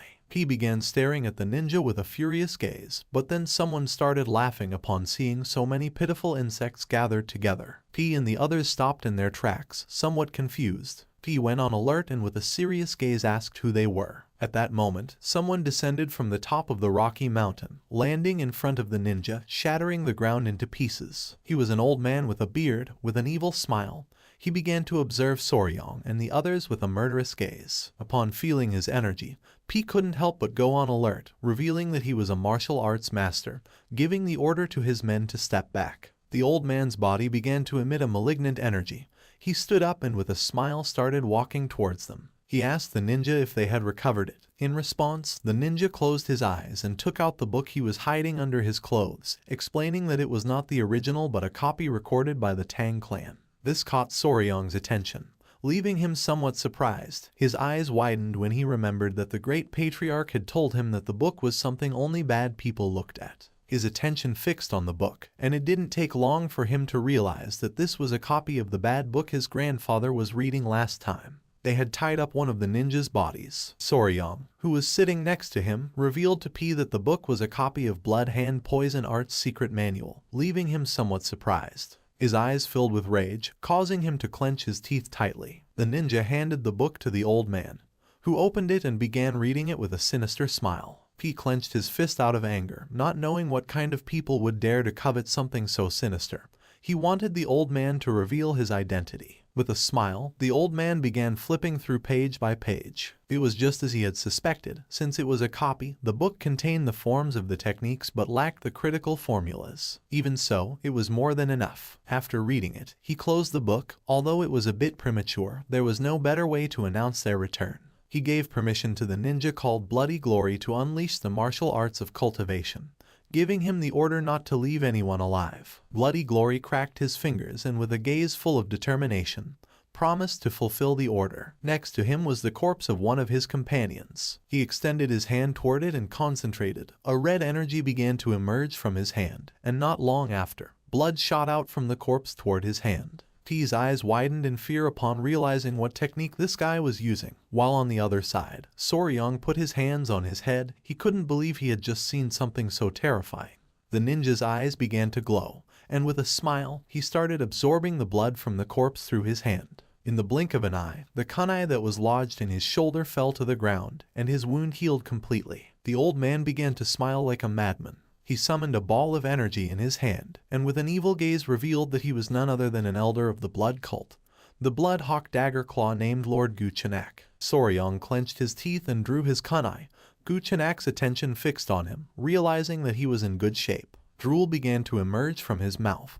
He licked his lips and his eyes started to shine as it had been a while since he had tasted the pure blood of the young. It started to rain even harder. Guchenak put the book inside his clothes and with a smile gave Hyoleong the order to capture them, as there was nothing better to recover than the pure blood of a young person. The ninja nodded his head, and then the two began to rush towards Soryong and the others. He drew his kunais and couldn't help but go on alert. With an expression full of determination, he commanded his men to unleash the 5-position annihilation formation since they could not allow them to reach Soryong. Guchenak jumped, and while his body was emitting a suffocating energy, he started laughing like a madman, asking P to try to stop him. Everyone's attention focused on him, putting them on alert. Using his power, Guchenak unleashed a powerful attack, creating a great explosion in the area that shattered the ground into pieces. He knew this was bad, so he asked Soryang to be careful. The rocks were flung out, but Soryang put his arms in front of his face to avoid being hit. Just then, the ninja appeared behind Soryang and grabbed him by the neck with a piercing gaze. He began to choke Soryang using a rear naked choke, and while his eyes were glowing, he asked him to stay still since the elder wanted to take his pure blood. Little by little, Soryang started running out of air, causing his face to turn blue. But with his remaining strength, he gave the order to his children to bite. The small centipedes emerged and attacked the ninja, biting him on the wrists and neck, forcing him to release Soryang. The small centipedes were biting with all their might. They were adorable. Seeing that they were centipedes, the ninja couldn't help but feel somewhat confused. While the ninja was trying to understand the situation, someone threw a kunai which lodged in his head, leaving Soryang somewhat confused. The small centipedes returned with Soryang and the ninja's body began to burn in flames. He put his hands in front of his face and closed his eyes without knowing what was happening. Someone called out to Soryang. He turned around and his eyes widened with happiness. It was Huiyan, the elder of the clan, and Wolfgang. She had been the one who had thrown the kunai. She became serious, and Wolfgang clenched his teeth as something caught their attention. P and the others were using the 5 poison annihilation formation, so they didn't know what was happening. P's men began attacking Guchenak, who grabbed one of them by the neck and with a smile started releasing malignant energy. He turned toward them and with a nervous gaze revealed that they were being attacked by an elder from the blood cult. This made Huiyan's eyes widen in surprise and fear. She couldn't believe what she had just heard. She panicked, started running towards them and gave the order to everyone to assist Deputy Leader Gu P. Wolfgang began to follow her and nodded his head. With a serious gaze, he gave the order to everyone to transform the 5 poison annihilation formation into the 9 poison formation annihilation. Guchenak defeated one of the clan members and threw his body to the ground. But just then, P and the others surrounded him, adopting the 9 poison formation annihilation. A smile appeared on Guchenak's face when he realized that Soryang had been the one who had defeated Takanyang's blood hand poison claw. His eyes began to shine with malice, and he mocked Takanyang, saying that Blood Hand Poison Claw was just an overrated name since, after all, he had been bitten to death by none other than centipedes. Wolfgang, annoyed by the old man's attitude, gave the order to shut his mouth, revealing that he was going to be buried here. Upon hearing this, an exciting smile appeared on Guchenak's face. He went crazy, and while his body was emitting a powerful evil energy, he mocked Wolfgang and the others, telling them to try it if they had guts. The battle began, and under the intense rain, fire started to emerge. One of the clan members was injured. Soryang began to bandage his arm wound, causing him to writhe in pain, but he asked him to please hold on a little longer. Soryang bandaged the wound. He was somewhat worried since things were not going well as their side was becoming increasingly exhausted. Guchenak grabbed one of the clan members by the neck and with a smile began to use his power and absorb his blood. P and the others grew weaker than before. This bastard from the blood cult became more energetic again as soon as he absorbed blood to recover. Guchenak attacked Huiyan, causing her body to crash against the tree. Soryang, who was bandaging the wound, couldn't help but go on alert. She fell to the ground, clenched her teeth, and began writhing in pain. Soryang, showing concern, turned around and asked if she was okay. He approached her and, worried about his future wife, placed his hands on her shoulders and asked if she was hurt anywhere. She lied saying she was fine, but then spat blood. She grabbed Soryang's hand, making him curious. With an exhausted look, she asked her future husband to please return to the clan and bring reinforcements, revealing that at this moment, they were not enough to defeat Guchenak. Soryang couldn't help but grit his teeth and feel furious knowing that she was right. Guchenak attacked again, absorbing the blood of another clan member, forcing P and the others to retreat. It was evident that Soryang could do nothing in this battle. Wolfgang, visibly nervous, asked Soryang to return and bring reinforcements for the sake of the clan. The elder promised to somehow hold back Guchenak, urging him to hurry. Soryang observed them silently for a moment and, with a desperate look, agreed, promising to return as soon as possible. He explained that his mobility arts were deficient, so he wasn't very sure if he would be able to do it. But just before he could finish the sentence, Huiyan gave him a hug with tears in her eyes and, with a kind smile, said she trusted that Soryang could do it since he had been training hard all this time. She promised that next time they would go looking for poisonous creatures together again, leaving Soryang surprised. Huion rested her hands on his shoulders and asked him to please go back and bring reinforcements from the clan. Then she ran out to support the others. Soryang stayed thinking in silence. With a sad gaze, he decided to return since this was driving him crazy. He started running back to the clan under the intense rain. He was panting heavily, and each step became heavier than the last. Soryang collapsed on the ground, causing centipedes to emerge from his clothes. The small creatures began encouraging him not to give up. He composed himself and began to stroke one of the centipedes. It was strange since even if he used his mobility art at full speed, it would take him almost half a day, not to mention that most of the clan's experts were also absent. Even if he called for reinforcements, they wouldn't arrive in time. It started raining even more intensely. Soryang began to observe silently and started pondering. A question came to his mind. He didn't know why they had sent him to seek help, realizing that they wanted to save at least him. He couldn't help but clench his fist as he thought the reason was because he was the youngest, weak, and needed protection, questioning whether this was what chivalry truly meant for martial artists. He remembered the kind smile of the patriarch when he mentioned that now Soryang was also part of the family. The word family began to resonate in his head. He had never seriously thought about this, thinking that he still wasn't a member of the Tang clan family from Sichuan. The exciting memories he had lived with them and the image of Huion and the others smiling and extending their hand appeared in his mind. Everyone thought that he was already part of the family. He couldn't help but feel somewhat embarrassed and didn't take their hand since he was the only one who thought that he wasn't part of the family yet. Soryang began to smile, and then he caressed one of his centipedes, realizing that they were too warm-hearted to be a clan of assassins. He stood up, and his eyes began to shine with determination as it was time to save Mom. The centipedes made an adorable sound, indicating that they were happy. Soryang started running. He was determined to save them. He had to think of some way. The members of the blood cult could recover energy. The forest was full of poisonous creatures like snakes and frogs and poisonous plants. Soryang continued running until he stopped. In front of him there was a nest of snakes. He began to observe in silence, devising a plan. The nest of snakes was full of venomous snakes with piercing gazes. Upon feeling the presence of the creatures, one of the centipedes began to stir and become furious. Caressing the centipede, with a smile, Soryang asked it not to worry since he was going to be fine. He took the centipedes out of his clothes and left them on the ground. One of them was sleeping and the other two were crying. Without wasting time, Soryang left the centipedes behind and started running towards the snake's nest. And without hesitating for a second, he jumped inside, making the snake's attention focus on him. A confident smile appeared on his face. He was spicy Fabry and had to resolve this matter in his own way. The blood-stained snakes were commonly called flower snake. They looked very cute, but they were undoubtedly venomous vipers. Soryang descended into the snake's nest, and within seconds, dozens of venomous snakes began to coil around his body, biting his hands and legs. Unlike venomous snakes that had hook-shaped fangs at the front of their mouths, these snakes had small venomous fangs in the molar area, which made injecting venom difficult. However, in terms of toxicity, they were the most poisonous terrestrial snakes in East Asia. Soryang began to sweat and with a smile asked the snakes to bite him harder. A snake bit him on the hand. His attention was fixed on it, and he clenched his teeth due to the pain. It was evident that these snakes had a stronger venom than the black mamba, but the technique for controlling internal energy of the Tang clan would help him resist the poison, so he was going to be fine for now.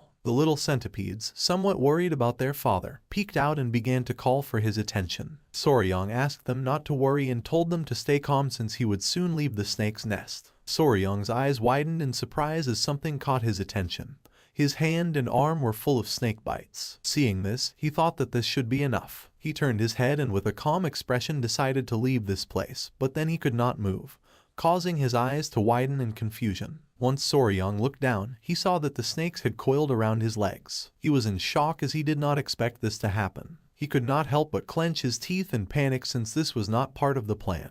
But to his surprise, the small centipedes descended into the nest of snakes, landing on his head and shoulders, leaving him somewhat surprised. It was adorable. One of the small centipedes became enraged and began to roar. Soryang started to observe it and his eyes filled with confusion. One of the snakes began to stare at the centipede and started to hiss. This made the small centipede even angrier, who little by little began to lose patience. The small creature got down from Soryang's head, bit the snake, and with a furious gaze, slammed its body forcefully against the ground. leaving Soryang in shock. The little centipede bit another snake and started to fight. Soryang's attention was fixed on it. He was somewhat confused without knowing what was happening. In an instant, the little centipede defeated the snake and its eyes began to shine with joy and it began to smile. Soryang could not help but thank it for scaring away the other snakes. Soryang crouched down and realized that they were worried about him. He began to caress the centipede's head and could not help but smile. The little centipede climbed onto Soryang's head and fell asleep. With a smile, he decided it was time to go to mom. Back in the battle, Hueon was somewhat exhausted, but her eyes were shining with determination. Many of the clan members had already fallen, and while several were surrounding Guchenak, he grabbed another by the neck and using his power, absorbed his blood, recovering energy. Hueon knew better than anyone that at this rate everyone was going to die. Foam began to come out of the man's mouth. Guchenak tightly grabbed his neck and began to absorb his blood. His eyes started to shine, and with a wicked smile, he mentioned that this was very easy. He was exhausted and sweating. He couldn't help but clench his teeth. Guchenak mocked them, asking if there was no one left who could stand against him. Hueon drew her whip. Instead of thinking about fleeing, she wanted to keep fighting and hoped that Soryang had escaped safe and sound. She stood firm and gave the order to everyone not to lose sight of Guchenak and to keep as much distance as possible. The rain was going to stop, so she asked them to send another signal to the nearby warriors. One of the men nodded, and Guchenak couldn't help but smile. One of the elders stepped forward and, with a sincere gaze, asked Hueon to retreat with Soryang. Upon hearing this, her eyes widened in surprise, and without hesitating for even a second, she refused. The men of the clan began to argue since there was no way that a direct descendant of the Tang clan could leave alone, abandoning the members of her clan while they fought. If they couldn't save her, they wouldn't be able to face the patriarch. Guchenak crossed his arms and remained silent. They asked Hueon to leave quickly, but she refused since she was not going to leave the clan behind. This made Guchenak gradually start losing patience. He interrupted the conversation and said that it was enough. He began to observe Hueon and the elder and made it clear that if his toys escaped, he would end up bored. He couldn't help but show an evil smile. He put his hand on his chin and revealed that if Hueon fled, he would turn the Tang clan into a hell since, to announce the return of the blood cult, it was necessary to give a great greeting. The elder couldn't help but clench his teeth upon realizing that this bastard had no intention of letting any of them go. Upon hearing this, Hueon drew her whip. With a determined gaze, she swore to take at least one of Guchenak's arms even if in the process everyone died. The others nodded their heads, her gaze fixed on Guchenak, and he couldn't help but smile. But just then, someone appeared behind them and mentioned that it was just as she had said. Someone from the clan never leaves the other members behind. This caught everyone's attention. Hueon's jaw dropped and her eyes widened in surprise. It was Soryang. With a confident smile, he began to walk towards them. The elder was speechless, and Hueon felt somewhat worried without knowing why Soryang had returned. Soryang began to remove the small centipedes from his body, closed his eyes, and asked them to wait here, then reiterated that the Tang clan never surrendered nor left its members behind. Then he took off his shirt, and his eyes began to shine with determination, making it clear that he too was a member of the Tang clan. He drew his kunais and began to charge against Guchenak. Seeing this, an excited smile appeared on his face. Hueon couldn't help but feel somewhat worried and asked Soryang not to do it. Guchenak prepared to attack. He had spared his life, and now Soryang had returned by his own means. According to him, Soryang was an idiot. Soryang lunged at him, ready to attack. Hueon was in shock as, without much effort, Guchenak grabbed Soryang by the neck. His eyes began to shine with joy. He extended his hand and began to smile upon seeing that Soryang was willing to give him his blood. He placed his hand on Soryang's abdomen and decided to taste his blood, making him clench his teeth. But Soryang reacted in time and blocked the attack with his arm. Using his power, Guchenak began to absorb his blood. With an evil grin, Guchenak called Soryang an idiot, explaining that blood also flowed through the arms. He began to absorb Soryang's blood through his arm, causing him terrible pain. Seeing this, Hueon and P panicked. She couldn't help but feel fear, and showing concern, she gave the order for everyone to help Soryang. While Guchenak was slowly absorbing Soryang's blood, P and Hueon started running toward them. Guchenak began to feel pleasure since it had been a long time since he had tasted the essence of a young man's blood. Just before P and the others could approach him, he forcefully stepped on the ground, released Soryang's body, and used the technique called blood-filled wave, destroying the ground and repelling everyone. P and the others were sent flying backward and crashed into the ground. Luckily, Huan reacted in time and caught Soryong. Gu Chenak, who had become more powerful, began to smile. They had been very annoying, throwing hidden weapons like flies, but thanks to Soryong, he was able to take care of them all at once. Soryong fainted. Huan approached and, with a desperate expression, tried to wake him up. As a form of gratitude, Gu Chenak decided to grant Soryong a painless death. She hugged Soryong, saying that was not going to happen. Just then, he coughed and slowly began to wake up, catching Huan's attention. Drool started coming out of Gu Chenak's mouth, and he demanded to know what Soryong had done. His hair began to fall like leaves, and little by little he began to grow old. With a gaze full of fear, he soon realized that this was the effect of an energy-dissipating poison. Little by little, he began to lose strength, and his body started to tremble. For him, this was impossible since the internal energy techniques of the cult should be resistant to the energy-dissipating poison. He put his hands on his face and went crazy because this made no sense. He wanted to know who the hell Soryong was. With a smile, he began to sit down and, pointing with his finger, revealed that he was his natural enemy. Huan couldn't help but feel relieved to see that Soryong was fine. Little by little, the poison began to take more effect, and Gu Chenak could not help but tremble with fear. He could not believe that he had been defeated by a mere child. Soryong began to run out of energy, and with his last strength, he started looking at Huan and, with a tired gaze, revealed something to her. This made Huan's eyes widen in surprise, leaving her in shock. Gu Chenak's gaze fixed on Soryong, and his eyes began to shine with rage. He could not help but clench his teeth and sweat since he did not know what Soryong had done to his body. He panicked since ever since he had let Soryong's blood flow through his body, the blood no longer obeyed his will. He took a step forward, revealing that the blood cult's domination was just within his reach. He went mad and started running towards Soryong, swearing that he could not collapse here. He lost his composure, opened his mouth, and lunged at Soryong, intending to kill him. Upon seeing this, Huan drew her whip, clenched her teeth, and went on alert knowing that this was not good. Just before Gu Chenak could approach, she swung her whip forcefully, which wrapped around his neck, causing him terrible pain. Her eyes widened in surprise, leaving her speechless. She could not believe that her attack had landed. Gu Chenak grabbed the whip with both hands and began to exert force to free himself. A ghostly monster of a dark martial artist like him had not been able to dodge her attack. Gu Chenak's eyes began to shine, and drool started to emerge from his mouth. He was furious without knowing what Soryong had done to his blood art.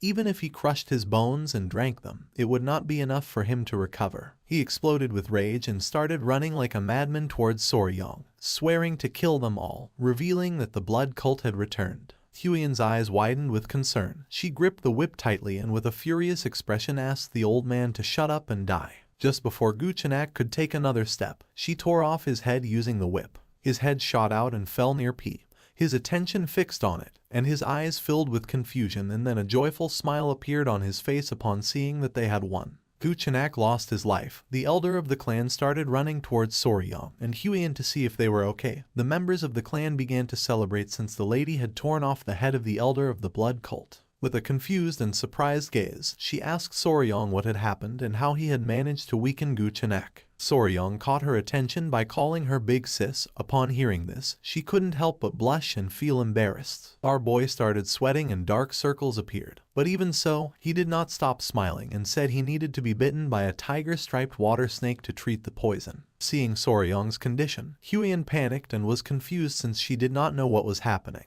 Soryong's face turned pale. Huan remembered that the tiger-striped water snakes had no venom. She ordered the clan members to bring an antidote. A few hours later, drooling, Soryong woke up in bed, and his eyes widened in surprise as he did not know where he was. Upon seeing that he had awakened, the attention of the great patriarch was fixed on him. He advised him not to move yet. Huan was also present in the room. With a surprised expression, she noticed that he could not move. Soryong was face down and stiff on the bed, his eyes filled with confusion, and he asked what this situation was. The great patriarch used his power and concentrated his energy on his back. Huan could not help but feel somewhat relieved to see that he had regained consciousness. The great patriarch revealed that 10 days had already passed since Soryong had collapsed. This left our boy in shock. With a kind smile, Huan mentioned that thanks to him she had been able to cut off that bastard's head. And then, they took Soryong's collapsed body back to the clan. And the poisoning was so severe that if Grandpa hadn't returned early, it would have been a disaster. Soryong swallowed saliva and his eyes filled with fear as he remembered how he had been bitten by a snake in his past life. He almost died twice from snake bites. A while later, the great patriarch finished the treatment, and now that Soryong had regained consciousness, he was going to be fine. He sat up with Huian's help and with a grateful gaze thanked him from the bottom of his heart. The great patriarch began to stare at Soryong and decided that it was time to talk about an important matter. He grabbed Soryong by the shoulders and with a curious gaze asked if the tiger-striped water snake really had venom and how he defeated the elder of the blood cult. Huian panicked and asked her grandfather to calm down. Little by little, our boy began to feel dizzy and decided to explain. With his hand on his head, he showed 2 fingers and with a calm gaze explained that the tiger-striped water snake was venomous and it had 2 types of venoms. One was inside of its mouth and the other came from the venom glands in the back part of its neck. Huian and the great patriarch sat next to Soryong's bed and became curious since this was something they did not know. Calmly, Soryong mentioned that it was because these snakes were shy and usually fled when they saw humans, and also their fangs were very small. In fact, it was not until the 1980s that people realized that tiger-striped snakes had venom. The great patriarch was clever and it did not take him long to realize that the dissipation of the internal energy of the elder of the blood cult had something to do with this. But then he remembered that the blood cult was known for being immune to poisons like dispersing toxins. Soryong turned to him and explained that this was only a hypothesis, but he believed that the dissipation of internal energy of the elder was due to the poison of the tiger-striped water snakes. The main component of the venom of the tiger snake was hemotoxin, a hemorrhagic toxin. Hemorrhagic toxins could destroy various structures within the body, including cell walls of red blood cells, inner lining of blood vessels, and other tissue cells. Now, what would happen if they fed the blood cultists hemorrhagic toxins, who were like vampires that depend on blood for their martial arts? Soryong's plan had worked perfectly. He put his hand under his chin and with an uncertain gaze mentioned that the blood, which served as the source of their martial arts, had probably been altered, leading to this result. It is not widely known that tiger-striped water snakes were venomous, but their venom was 5 times stronger than that of a viper, and if their venom was amplified with yin-kin, it became a deadly weapon. The eyes of the great patriarch widened in surprise, making him sweat. He was in shock to see that such a powerful venomous creature existed near Sichuan. Huian began to look at our boy with admiration and, with a smile, praised him for having achieved such a feat. The grandfather closed his eyes and coughed, catching the couple's attention. He crossed his arms and, with a smile, mentioned that Huian had told him that the elder of the blood cult called Soryong Nemesis of Heaven, his natural enemy. Our boy felt embarrassed because said like that it sounded exaggerated, like a high school delusion. He covered his mouth with the blanket, looked away, and couldn't help but blush. Seeing this, Huian and her grandfather placed their hands on his shoulders, since he had been able to perfectly seal the elder's martial arts, then being called natural enemy fit. The great patriarch began to smile and thanked him for having protected his family. He clenched his fist and could not help but get angry without knowing how they had dared to attack his family while he was absent. He clenched his teeth and swore to uproot them once and for all. Soryong and Huian remained silent. With a serious gaze, he said that he agreed with the grandfather since they should completely crush the blood cult. Now that they knew their weakness, all that remained was to collect a large amount of venom from the tiger-striped water snakes. Soryong's eyes filled with rage at the thought of Guchenak and his subordinates. To him, they were nothing more than mosquitoes, and it was natural to strip them down to their souls. Since that day, and with the appearance of the blood cult, the Tang clan had been in a state of emergency. Many of the clan's warriors had been injured, and some had even died. Someone placed a message on the leg of a messenger pigeon. Miram's allied Orthodox factions were gathering at the Tang clan to provide their assistance. It was the great patriarch. He released the messenger pigeon and mentioned that considering they had faced someone at the pinnacle of martial arts, casualties had been minimal. But thinking about the blood that was going to flow again in Miram entirely because of the blood cult filled him with deep concern. They were not only content with kidnapping people at random to drain their blood, but 30 years ago they also committed a massacre, thus becoming the sworn enemy of the Miram as a sect. This was a very serious matter. While Soryong was distracted, the great patriarch placed his hand on his shoulder and said that this time things were going to be a little different. Soryong snapped out of his trance and became curious. With a confident look, the great patriarch revealed that the reason was that this time the Sichuan Tang clan was the natural enemy of the blood cult. Soryong couldn't help but get angry and sweat, not knowing if his grandfather was saying this on purpose. The grandfather turned towards him and showed a smile, confirming his suspicions. He put his arms behind his back and explained that he had a request, asking if he was going to be able to do it. He became curious and replied yes, and if it was something related to the clan, then he was going to give his best. The great patriarch's eyes filled with seriousness when he revealed that soon people from the Muram Alliance were going to arrive, and the military forces of the Alliance would be among those who arrived. He had planned to show them the poison that Soryong had discovered since they had finally uncovered the weakness of the blood cult. Soryong's eyes widened in surprise. He clasped his hands as a form of respect and with a smile said that if it was for the greater good, then they should do it. Upon hearing this, the great patriarch couldn't help but smile, knowing that Soryong would say that. Just before Soryong could leave, he mentioned that he had some news that was going to make him very happy. Upon hearing this, our boy's eyes filled with curiosity, and he turned around wanting to know what it was. With a kind smile, the great patriarch explained that the modifications to the Hall of 10,000 Poisons were complete and that from now on, Soryong was officially going to be in charge of managing the hall. Upon hearing this, he couldn't help but clench his fists and feel joyful. He began to imagine himself lying down and surrounded by poisonous creatures. This made his eyes widen with excitement. The great patriarch also mentioned that as he had suggested, they had also prepared a sunlit pavilion, since after all, to properly raise tiger-striped water snakes, a solid foundation was first needed. Soryong interlaced his hands and could not help but get even more excited. He had to think of it as if it were for the good of Muram and do his best effort. The messenger pigeon flew away. A few hours later, he arrived at the Hall of 10,000 Poisons, and his jaw dropped. It was beautiful, and there were 2 guards at the entrance. Soryong and Huiyan began walking toward the door. There was also a room called Toxic Creature Garden.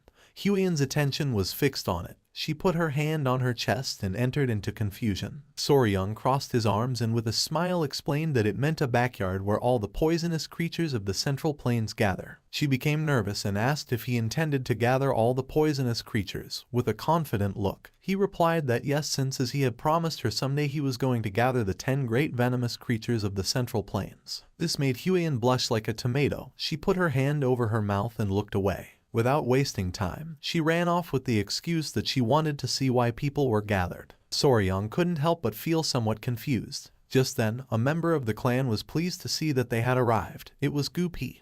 He put his hands on his waist, and with a smile revealed that he was now commander of the Poison Division. Soryong's eyes filled with confusion, while on the other side, Huiyan remained still. With a kind smile, Gupi explained that it was a newly established unit under the Patriarch's orders. Behind him were several clan members. Gupi turned to them and revealed that from now on, these people were going to serve Soryong as his hands and feet. Whether it was to find poisonous creatures or raise them, he could count on them. Upon seeing this, drool began to fall from Soryong's mouth, while on the other side, Huiyan could not help but feel envy. The eyes of our boy began to shine with joy upon thinking that this was like having staff from a pet store, realizing that they were truly giving him all their support. This was a moment in which Soryong's dream took one more step toward reality. The messenger pigeon reached its destination. A woman with black hair received the message, and after reading it carefully, she noticed that the blood cult had returned. She began to gaze at the sky, knowing that in the once peaceful Central Plains, a bloody storm was about to break out once again.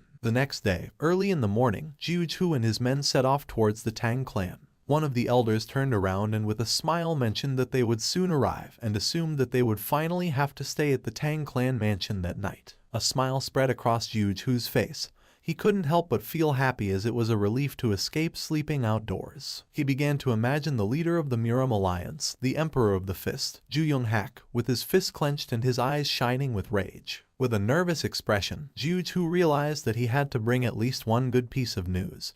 He was eager to find even a small trace of the blood cult. After several minutes, they arrived at the entrance of the Tang clan, which was being guarded by 2 armed guards. The elder could not help but feel joyful upon seeing that the Tang clan mansion was in sight. The attention of one of the guards fixed on them, and his eyes widened in surprise. He assumed that they must be the guests from the Muram Alliance. Jiu stepped forward, closed his fan, and with a calm gaze introduced himself as the military advisor of the Muram Alliance. One of the guards opened the door, and the other greeted them as a sign of respect and thanked them for their valuable visit, asking them to please wait a moment. The eyes of the guard expanded with nervousness. He looked to one side and explained that there were some things they had to be aware of before entering the Tang clan mansion. Upon hearing this, Jiu's eyes widened in confusion, making him curious, while on the other hand, the elder asked if they had to surrender their weapons before entering.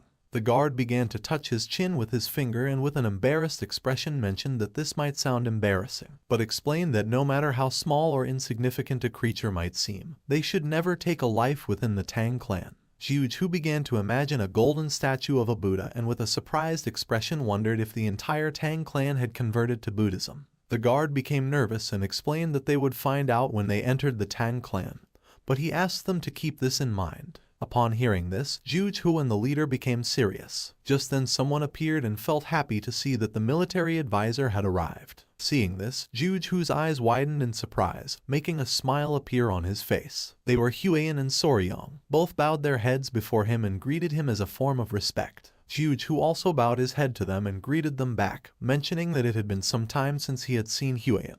She placed her hands over her abdomen and mentioned that it had been exactly 1 year since the last time they had seen each other. With a smile, Jiuju asked where the myriad poison's divine sovereign was. Huiyan closed her eyes and replied that her grandfather had gone to search for traces of the blood cult, asking that he please forgive her for the inconvenience. Jiuju's attention fixed on her, and with a serene expression, he asked how it could be an inconvenience to be received by one of the 3 flowers of Murim. His eyes widened with curiosity, and his attention fixed on Soryong. He asked who this young warrior was. With a kind smile, our boy said that it was an honor for him to meet the military advisor. He greeted them again and introduced himself as Y Soryong. Upon hearing this, Jiuju and the elders' attention focused on him. They were confused to see that he was not from the Tang clan. Huiyan placed her hand over her chest, looked away, and with a nervous expression revealed that Soryong was her fiancé.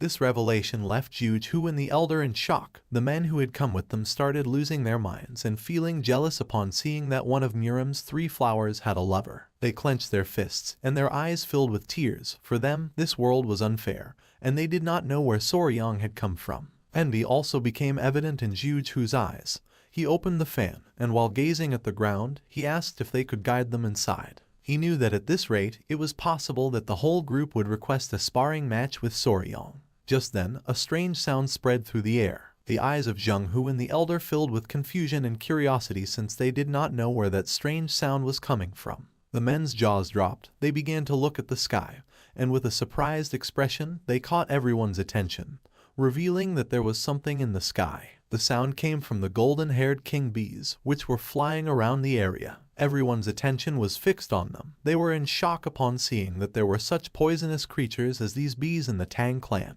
The men stood in front of Huiyan and the others drew their swords and asked everyone else to be careful. They were ready to protect Huiyan. Seeing this, Soryong couldn't help but panic and, with a serious gaze, asked them to put away their weapons. His eyes widened in fear. He placed his hand on the man's shoulder and decided to explain the new regulations of the Tang clan.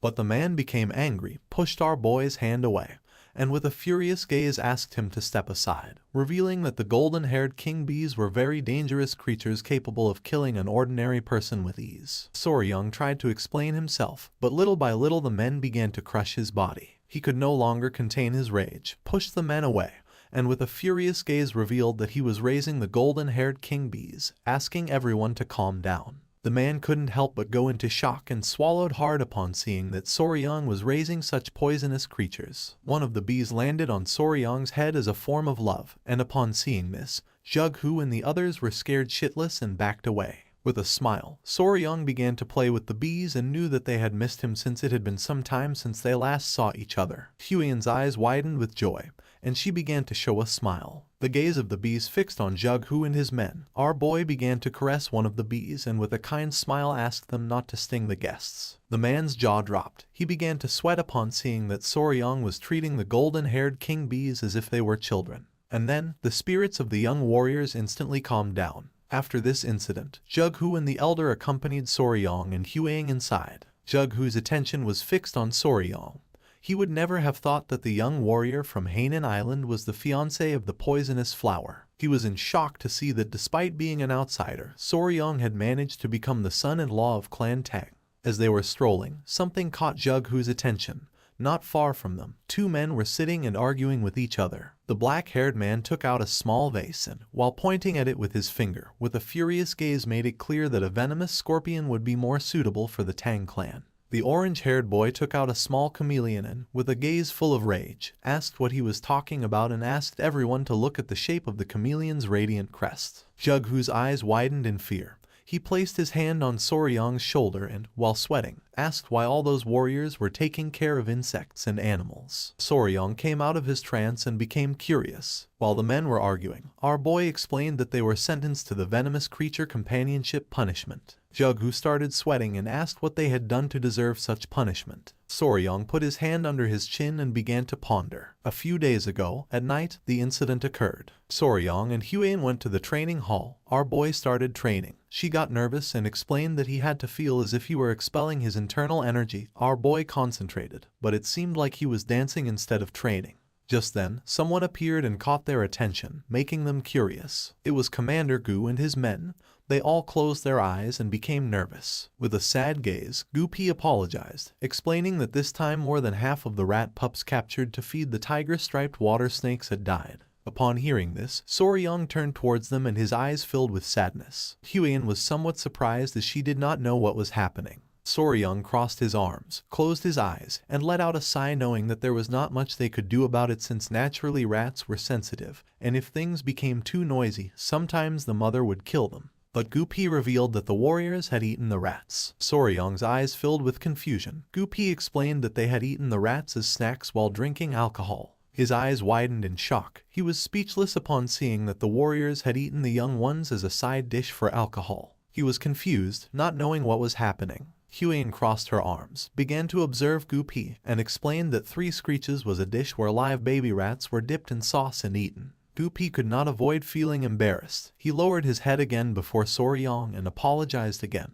Soryang was paralyzed trying to understand the situation. Huan approached them and began scolding them. Gu Pi grabbed his ears and explained that some of the poison handlers were from Henan, and they had said that it reminded them of their home, and one thing had led to another, causing this to happen. Soryang started staring at them with contempt and finally realized that the baby rats that had been captured to be used as food for the tiger-striped water snakes had been eaten by the warriors. He was furious and knew he had to do something so they would learn to value the creatures they raised. In this way, it was how the Tang clan of Sichuan established the venomous creature companionship punishment and a new set of rules. Back in the present, Soryang crossed his arms and his gaze fixed on them, explaining that each of the warriors was now responsible for raising a venomous creature. The warriors began to argue among themselves. Jughu couldn't help but sweat, finally realizing why each one had a venomous creature. His eyes widened with curiosity and his gaze fixed on Soryang.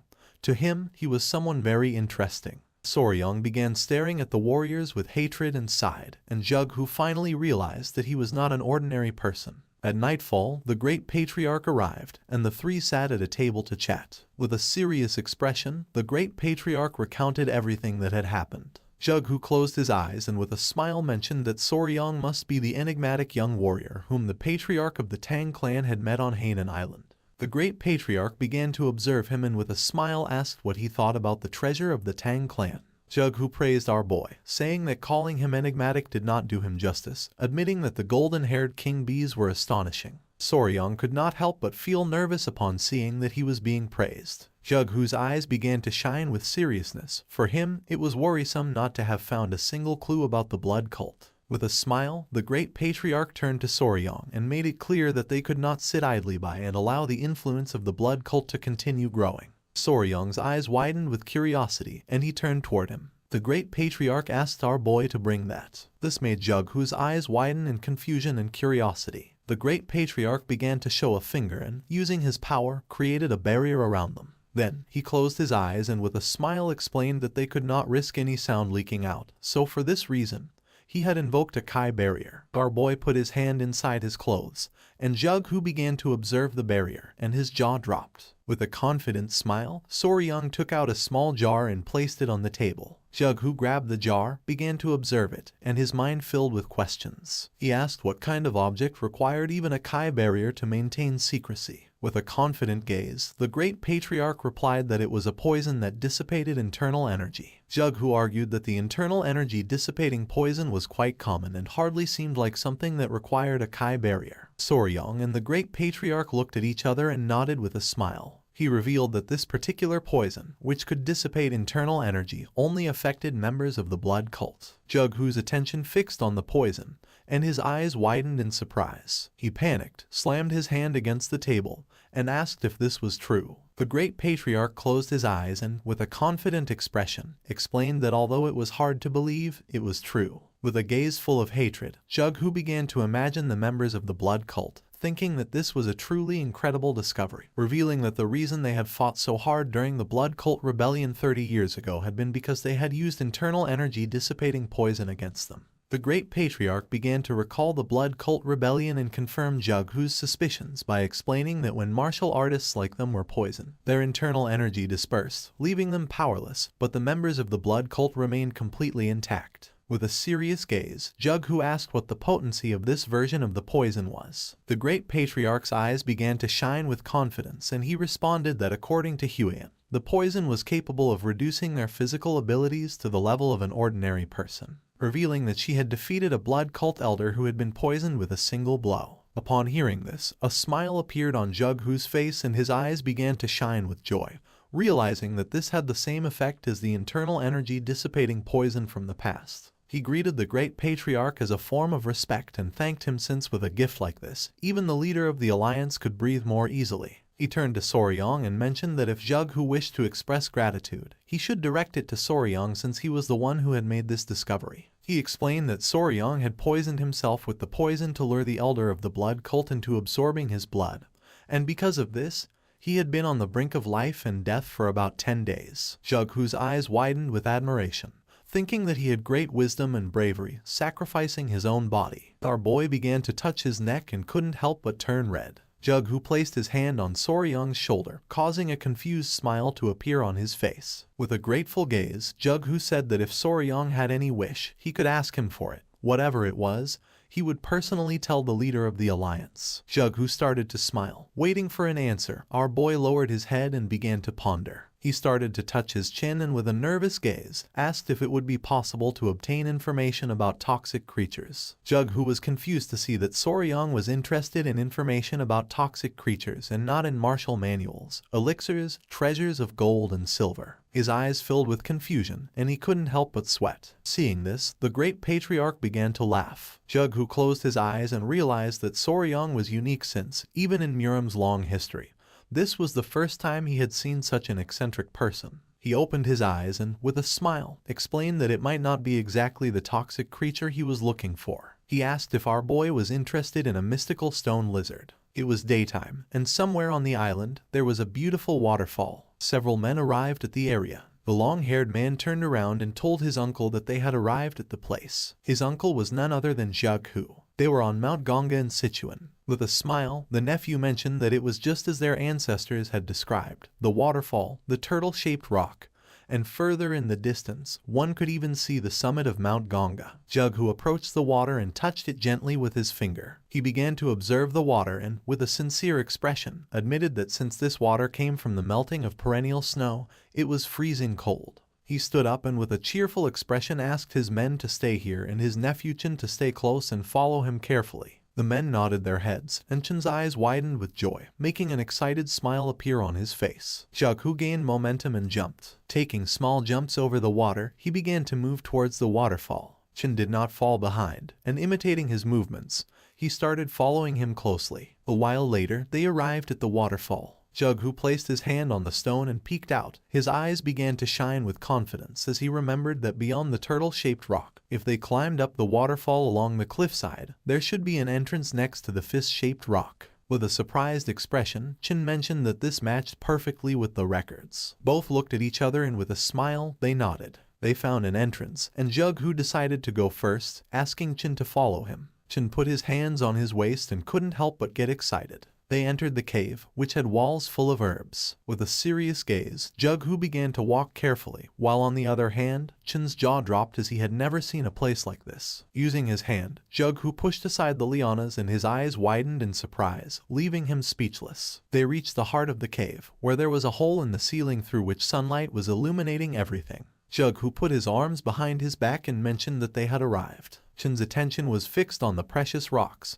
He would never have thought to see such an impressive view inside this cave. For him, This was mystical. This place was filled with herbs. Jughu's attention focused on them, realizing that this was the perfect environment for spiritual herbs to thrive. Chen was amazed to see how precious this cave was. Jughu's eyes widened in surprise, and his attention fixed on a flower-shaped herb. It was the century-old snow ginseng, a spiritual herb that had absorbed extreme yin energy. Chen approached the herb and mentioned that they needed to exchange this snow ginseng for the dark wolf flower from the Namgung clan. Jughu began to observe the precious herb and nodded, explaining that with this, the severe meridians of the Namgung clan's daughter should also improve, and in turn, they would obtain the 200-year-old dark wolf flower. Jughu approached the herb, closed his eyes, and decided that it was time to collect it. He began to extend his hand toward the herb, which was emitting a powerful aura. Just then, a whistle was heard, and this immediately made Jughu's expression change and his eyes widened in alert. Something that was hidden behind the rocks began to move quickly toward Jughu. He could not help but clench his teeth tightly, knowing that this was not good.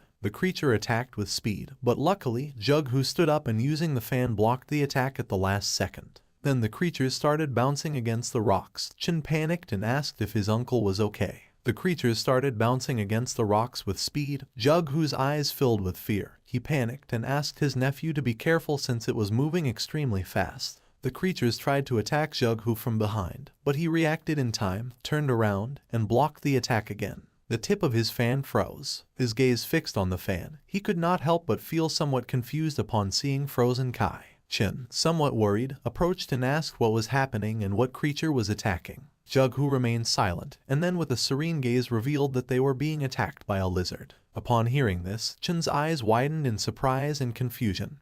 He could not believe that this was true. The blue-colored lizard emerged, ready to attack again. Jughu told this adventure to Soryong. Our boy's jaw dropped and his eyes widened in surprise, as it was extremely rare to find a blue lizard. The great patriarch could not help but smile, thinking that Soryong was a lover of poisonous creatures. With a serious expression, he mentioned that the lizards were not poisonous, and asked if he was sure that if it was safe. The mouth of our boy watered and his eyes began to shine with joy. With a smile he said that it was fine, revealing that the lizards had poisonous Kai in their eyes. The great patriarch was surprised, and despite having no idea what our boy was talking about, he praised him anyway. Jughu began to show a forced smile, realizing that Soryong was certainly an eccentric. It was night and the sky was beautiful. Jughu explained that if he received any new information about other toxic creatures, he would let Soryong know immediately. Soryong's eyes began to shine with joy, and he couldn't help but thank him from the bottom of his heart. The next day, the patriarch returned. He was very worried, and the first thing he did was enter the mansion to check if Soryong was okay. Soryong, Huang, Jughu, and the great patriarch were sitting and having a cup of tea. Seeing that the patriarch had arrived, everyone's attention turned to him, and our boy asked if there was any problem. Tialson grabbed Soryong by the mouth and head and with a worried expression began to turn his head to see if he had any injuries and asked if he was okay. Huan stood up, and upon seeing this, she couldn't help but feel somewhat confused. Soryong was just as confused as she was and explained to the patriarch that he was fine. With a smile, he began to show all the snake bites he had on his arms and explained that although he had woken up after 10 days with scars on his arms, at least he was alive. The patriarch's eyes began to shine with rage, and smoke started to emerge from his nose. He was furious to see that the bastards of the blood cult had dared to harm Soryong. Just then, something caught his attention and his eyes filled with surprise. He turned to Huan and with a furious and worried expression asked if she was okay. Seeing this, Huan panicked and asked her father to calm down. With a confident smile, she admitted that she was fine, revealing that Soryong and the family members had saved her. The great patriarch coughed and with a smile caught everyone's attention, revealing that Soryong had done something incredible. He revealed that after knocking out the elder, Soryong said that he was his natural enemy. Our boy looked away and couldn't help but feel embarrassed, while on the other hand, a proud smile spread across the patriarch's face. Soryong joined his fingers and, while blushing, with a nervous expression explained that everything had gone well since his plan had worked. The great patriarch joined the conversation, revealing that thanks to that, they had discovered the weakness of the blood cult. Jughu, who was sitting at the table, raised his hand and with a kind smile caught the patriarch's attention by asking how he had been. Seeing that Jughu was also present, the patriarch shook his hand. Since Jughu had risen to a high position, They had not been communicating much, and now they had only met under these circumstances. With a smile, Jughu apologized, explaining that he had been very busy. Soryong and Huiyan's attention was fixed on them, making a smile appear on their faces. She adjusted the strand of hair and mentioned that they were childhood friends. Our boy couldn't help but feel stressed, as this was very chaotic. Jughu asked the patriarch to take a seat since they had much to discuss, starting with the blood cult. The patriarch did not refuse but asked Soryong and Huiyan to sit as well since they needed to discuss this in more detail. Soryong became nervous but nodded his head, while on the other hand, Huiyan began to smile. Everyone sat at the table, and the patriarch asked how the progress of the search for the secret agent was going. Soryong's eyes filled with curiosity. He interrupted the conversation and asked which secret agent they were talking about. He didn't know if by secret agent they were referring to a spy or something similar. The patriarch rested his head on his fist, and his eyes expanded with joy. Then he closed his eyes and, in a serious tone, asked if Soryong hadn't mentioned that the bastards from the blood cult had interrupted to steal the secret manual of Blood Hand Poison Claw. With a surprised and sincere gaze, our boy explained that for them it was extremely valuable. The patriarch opened his eyes and asked how our boy believed they had discovered that the Blood Hand Poison Claw manual was with the Tang clan of Sichuan. Soryong's eyes widened in fear. He couldn't help but clench his teeth and start sweating. Placing his hands on the table, he stood up and with a furious expression made it clear that this was a big problem since there could be someone inside the clan leaking information to the blood cult. Huiyan and the patriarch's attention focused on our boy, leaving them somewhat surprised. The eyes of the patriarch and Jughu filled with confusion. He placed his hand on the patriarch's shoulder and with a smile asked him to educate his son-in-law a little, since as a newcomer to the family, he was unaware of certain things. But even so, he was hearing some rather amusing stories. The patriarch began to stroke his mustache and could not help but feel somewhat disappointed. Soryong could not help but sweat upon realizing that he was the odd one out. With a kind smile, Huiyan explained to her future fiancé that secret agents could never exist in the Tang clan. Soryong turned somewhat surprised and asked if this was true. With a calm gaze, the patriarch explained that even when selecting a simple servant, they conducted exhaustive background checks on all their direct relatives and even distant relatives. Then, if they considered them acceptable, they incorporated all their direct relatives into the clan. With a confident smile, he made it clear that all their children were raised within the Tang clan, so under such circumstances, no one would dare to betray them. Our boy couldn't help but go into shock upon seeing that they took such extreme measures. He began to sweat, and his eyes widened with curiosity, and then he asked who the secret agent was. Somewhere else, someone broke a teacup. A muscular man grabbed a woman tightly by the neck, making her clench her teeth. She tried to break free, but it was in vain. The man was Ju Yoonghak, and his eyes were full of rage. He began to strangle the woman, making her face turn pale. She was a servant of the Murim Alliance. Jughu showed a finger and, with a confident smile, made it clear that within the alliance, only 3 people had knowledge of this matter, and he was confident that by now, the leader of the alliance should have already captured her. It was daytime, and the sun was high in the sky. While the situation in the clan was stabilizing, an unexpected guest arrived at the gates of Tang Clan Manor. Upon seeing the guest, the guard couldn't help but tremble with fear. The guest mentioned that he had finally arrived, explaining that running all the way from Hebei to Chengdu without using mobility arts had been quite fun. He struck his fist against his chest and, with an excited smile, asked the guard to inform his patriarch that Peng Muwen, head of Clan Peng, had arrived. Someone shot an arrow into the air, and upon seeing it, Soryong and Huiyan started running towards the entrance of the clan. Everyone's attention was fixed on them. They were all somewhat surprised without knowing what was happening. With a curious expression, Soryong asked Huiyan if it would be okay for them to go out to welcome them. Huiyan turned around and, with a kind smile, explained that her father and the others were discussing something important. Her eyes began to shine with confidence, and with a nervous smile, she mentioned that as the son-in-law of the Tang clan, Soryong should have a little more confidence. Our boy couldn't help but get nervous. Soryong arrived at the doors of the manor and with a smile began to open the door, thinking that they must be guests from another clan. So there was no need to be scared, while on the other side, the guard was scared shitless. Upon opening the door, Soryong saw Peng Muwen and his men staring at him intently with a serious expression. This made our boy frightened. Peng Muwen's eyes widened in surprise and confusion. He placed his hands on his waist and couldn't help but smile upon seeing Huiyan. She joined her fist with her palm and greeted the head of the Peng clan with respect. With a smile, Peng Muon said that some time had passed. He had seen her when she was little and now she had grown so much that he could hardly recognize her. Huyen closed her eyes and with a forced smile mentioned that had been 5 years ago, realizing that indeed a lot of time had passed. Peng Muon's eyes filled with seriousness and his attention focused on Soryong. He wanted to know who he was. Upon feeling the gaze of the head of the Peng clan, Soryong began to sweat like crazy. Huyen started observing him and couldn't help but feel somewhat confused. With his face sweating, our boy greeted Peng Muon, introducing himself as the son-in-law of the Tang clan. Why Soryong? Peng Muon began to stare at our boy and while touching his chin, he began to ponder. He grabbed Soryong by the cheek and with a curious gaze asked if he was Huyen's fiancé. Soryong panicked, not knowing what to do. Huyen placed her hand near her mouth and nodded with a smile. This made Peng Muon's eyes fill with seriousness. Soryong began to sweat and, with a nervous expression, looked away. Peng Muon's attention was fixed on our boy.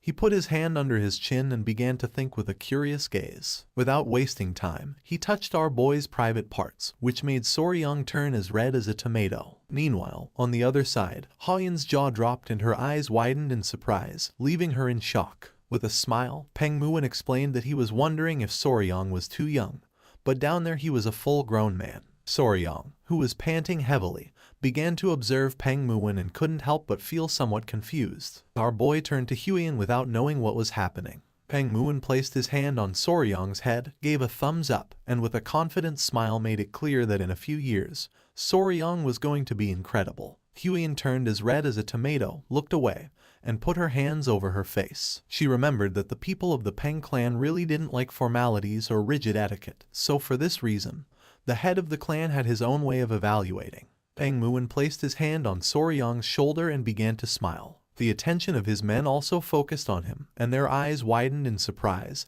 thinking that he was incredible. One of the men even put his hand on his chin, bent down, and began to curiously observe the intimate parts of our boy. Soryong's eyes filled with confusion. He looked away and felt somewhat depressed. But then he thought that this was their style. For him, it was expected to see one man recognizing another man. He greeted Peng Muon, and while his eyes were shining with joy, he smiled and thanked the head of the Peng family for the compliments. Peng Muon started laughing, thinking that Soryong was different from the useless brats of other noble clans. He hit our boy on the back and introduced himself as Peng Muon, head of the Peng family. The slap was so strong that it hurt our boy a little. He welcomed everyone to the Tang clan, and while they were conversing, Huyen began to observe them and couldn't help but start sweating. Huyen caught Peng Muon's attention by saying she had a doubt. He became curious, turned to her, and asked what doubt she had. Her eyes widened with curiosity. She thought they had come from distant Hebi just to help her family, asking how they had arrived so quickly. Peng Muon's eyes widened with seriousness. In reality, they had not come to help, so he asked if the Tang clan had problems. With a surprised expression, he began to inspect Soryong's hair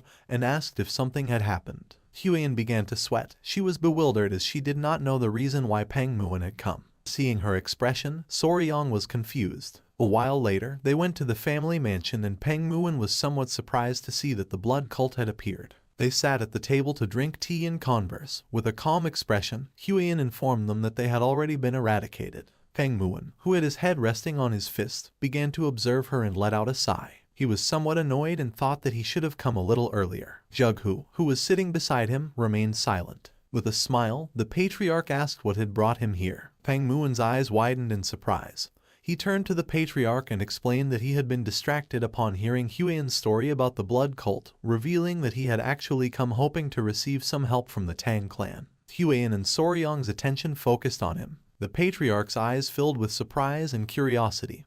He asked if Peng Muon could explain himself. He began to touch his head with his hand, closed his eyes, and then let out a sigh. He put his hand near his mouth, turned towards the door, and with a serious expression asked his men to bring her to greet her elders. Jughu became somewhat curious, and his attention was fixed on him. Someone opened the door of the hall. It was one of Peng Muon's men whose eyes were shining. With a penetrating gaze, the man entered the hall. Huyen put her hand near her mouth, and her jaw dropped. She realized that it was a kid. Soryong began to sweat, and his attention was fixed on the man. The man approached the table, put his hand behind his cape, and asked the young lady to come down and pay her respects to the elders of the Sichuan Tang clan. Just then, someone on the man's back started moving, saying they were still sleepy. Soryung's eyes widened in surprise, and his jaw dropped, leaving him in shock. Someone dressed in white got down from the man's back, also shocking Hueying. It was an adorable little girl who was eating a lollipop. Everyone remained silently watching the little one. With a sweet expression, she greeted the elders of the Sichuan Tang clan, introducing herself as Peng Yingying. The girl started eating a cookie. Peng Muin grabbed her, and while showing her to everyone, with a cheerful smile he revealed that she was his daughter, leaving both Soryong and Huiyan somewhat confused. Her eyes widened in surprise, realizing that this girl was a miracle of genetics, while on the other hand, our boy's jaw dropped. Peng Muin couldn't help but laugh, explaining that because they looked so much alike, people always ended up giving them that look. He began to stroke the girl's head and explained that she was the reason he had come to the Tang clan. While the little one was eating the cookie, he placed his hand on her shoulder, revealing that his daughter was feeling a bit unwell and asked if the patriarch could take a look at her. With a serious gaze, the patriarch asked if Peng Muin was saying that his daughter was sick. Our boy's attention was fixed on the girl, and his eyes widened in surprise at the thought that she was ill. While the girl was eating cookies, he began to observe her closely, and could see that a strange energy was emerging from her body. That same night, Soryong was lying on the bed with the small centipedes playing on his body. He had heard about Peng Yingying's symptoms and had carefully reviewed them, but in the end, he had not discovered the cause. He closed his eyes and began to stroke one of the small centipedes. A few hours ago, they sat the girl in a chair while everyone was watching attentively. With a serious expression, Peng Muin explained that sometimes she had difficulty breathing and large red spots appeared on her body, and in severe cases, she even lost consciousness, and after a while, she regained her senses, but he had no idea what was causing it. The patriarch sat next to the girl, extended his hands, and decided to examine her. Peng Muin's eyes filled with rage as he had searched and searched. He had even made the disciples of the medical sect examine her, but they all said she was perfectly healthy. He was going crazy. One of the disciples had even said something strange, and he had almost beaten him to the brink of death before stopping. The patriarch asked what he meant by strange. Peng Muin explained that they suspected there were symptoms of poisoning due to the deliberate act of someone, but he was sure that there was no way someone like that existed within his Peng clan. Soryong's eyes widened in surprise, while on the other hand, Huiyan became serious. After examining the girl, the patriarch stood up and revealed that the cause was poisoning, revealing that it could be an internal problem of the clan. Peng Muin's eyes widened in surprise. He panicked and swore that no one from the Peng clan would ever do something like that. He put his hand on top of his head and decided to stop talking about it since he did not want to suspect his own clan. Jughu nodded and mentioned that it was still uncertain, so it was not good to jump to conclusions hastily, revealing that poisoning did not always necessarily occur because someone deliberately administered poison. The patriarch's gaze fixed on the girl who was absorbed in eating the cookie. He decided to provide them with an empty courtyard in the guest residence, asking them to stay there for now since he wanted to observe the girl's condition to determine whether it was poisoning or some strange illness. With a grateful expression, Peng Muin thanked the patriarch of the Tang clan, deciding to let his daughter be under his care for a while. Back in the present, Soryong began to imagine the girl eating sweets, no matter how he looked at it. That was childhood diabetes, realizing that sugar was literally multiplying inside her body. He sat on the bed and began to think, not knowing if diabetes caused red spots, and if there had been obvious symptoms, it should have been easier to recognize. Just then, someone knocked on his door. Our boy's eyes widened in surprise, and someone revealed that there was a big problem. Soryong became curious, opened the door to his room, and asked what the problem was. The maid who had knocked on his door became nervous, revealing that little Peng Yingying had collapsed. Upon hearing this, our boy went into shock. It was nighttime, and the moon was high in the sky. He put on his clothes and ran to the place where Peng Muin's daughter was. Upon arriving, he saw Huiyan and Muin's men with a worried expression. He asked what was happening. The girl had lost consciousness, her face was red, and she was breathing heavily. Peng Muin took her in his arms and couldn't help but panic. Huiyan explained to our boy that the girl had been sitting in the pavilion, coughing, and then suddenly collapsed. With a serious expression, the patriarch explained that seeing as she had collapsed here as well, it was safe to assume there were no spies within the Peng clan. Upon hearing this, Peng Muin couldn't help but clench his fist tightly. The patriarch's attention fixed on him.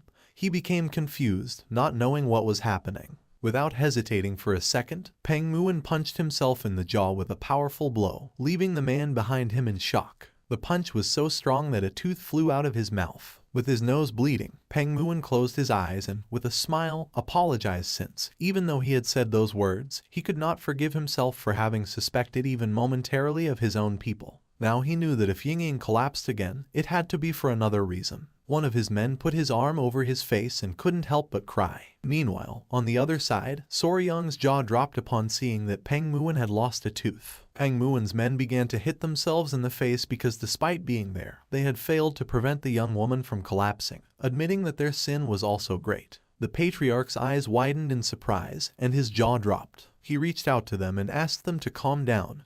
While on the other side, Peng Muin began to smile. More teeth started flying out. With a worried gaze, Huiyan approached Soryang and asked what they should do. Our boy put his hand behind his head and, with a sincere expression, mentioned that there was a way. He clasped his hands together and began shouting, asking them to calm down. Upon hearing our boy's voice, the men whose faces were covered in bruises stopped hitting themselves abruptly, and their attention turned to Soryang. Showing a finger and a confident smile, he revealed that there was a way to identify the cause of her symptoms and prove that no one here was guilty beyond all doubt. The attention of Peng Muin and the patriarch fixed on Soryang, and their eyes widened with curiosity. Soryang sat next to him and began to stare at him intently. Seeing this, Peng Muin's eyes widened in surprise. With a cold gaze, Soryang explained that first they had to remove Miss Peng Yingying's clothes. Upon hearing this, both the patriarch and Huiyan were petrified. Meanwhile, on the other hand, Peng Muin's eyes began to shine with rage. The patriarch was in shock upon hearing Soryang, while on the other side, Peng Muin's eyes widened in confusion and surprise.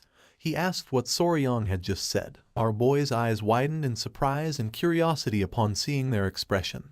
This was a reaction he did not expect. Soryang mentioned again that they should take all of Yingying's clothes off, but just before he could finish the sentence, Peng Muin grabbed him tightly by the collar. Our boy couldn't help but feel afraid. Upon seeing that he wanted to undress his daughter, Peng Muin's eyes began to shine with rage. Soryang's eyes widened in panic. He opened his mouth and panicked, asking him to wait a moment. Just then, one of the small centipedes emerged from Soryang's clothing and its gaze fixed on Peng Muin. Soryang realized that the little one was ready to attack, so without wasting a second, he ordered it to hide again. Little by little, Peng Muin began to lose his composure, and Soryang soon realized that this was not good at all. The patriarch's eyes filled with fear. He panicked, asking him to calm down and explaining that his son-in-law must have had a reason for saying such things. Huiyan, who was sitting next to him, extended her hands and with a nervous expression asked Lord Peng to please at least listen to what Soryang wanted to say first. He grabbed the poor Soryang by the collar even more tightly. Our boy closed his eyes and began to show a forced smile. Peng Muin started staring at him with a gaze full of rage, not knowing what to do. Despite being in panic, Huiyan began to show a smile, explaining that Soryang was a good person. After going around the matter several times, Peng Muin let go of Soryang.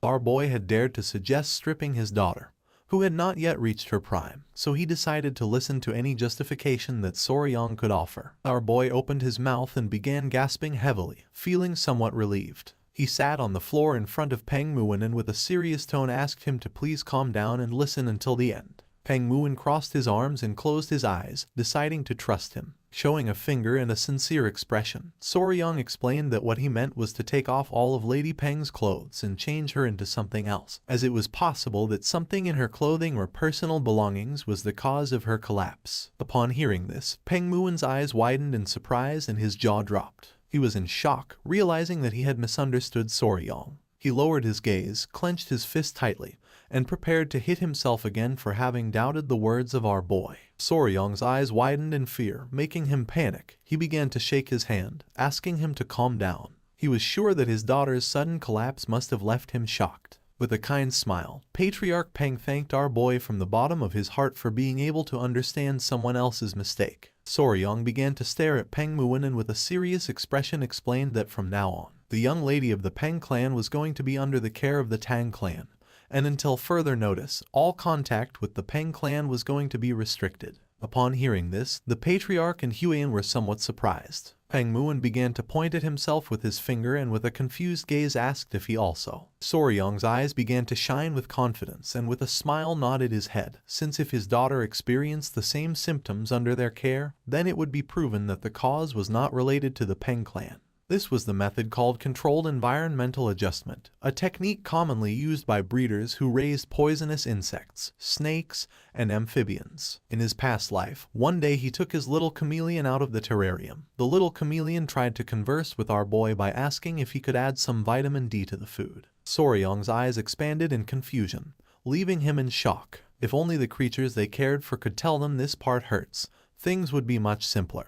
But there was no way since humans could not communicate with them directly. That's why they systematically changed aspects of their environment, such as habitat and food, to identify what was making the creature feel sick. Back in the present, Ying, who had collapsed, had a red face and was breathing heavily. Soryong planned to use this method to diagnose her. He wanted to completely reset her environment and gradually reintroduce elements to identify the trigger since they couldn't just sit and let her keep collapsing without knowing why. The patriarch began to touch his beard and with a curious expression realized that Soryong was right since, with some time, they would be able to discover the cause of her condition. He could not help but praise his son-in-law for having such a good idea. Soryong's eyes widened in nervousness, making him panic, while on the other hand, Huyen closed her eyes and felt relieved. Peng Muin understood Soryong's plan, and his body began to tremble. He hugged his daughter and, with tears in his eyes, asked Soryong to please take good care of her. Our boy's eyes began to shine with confidence. He placed his hand over his chest and, with a smile, asked him to trust him.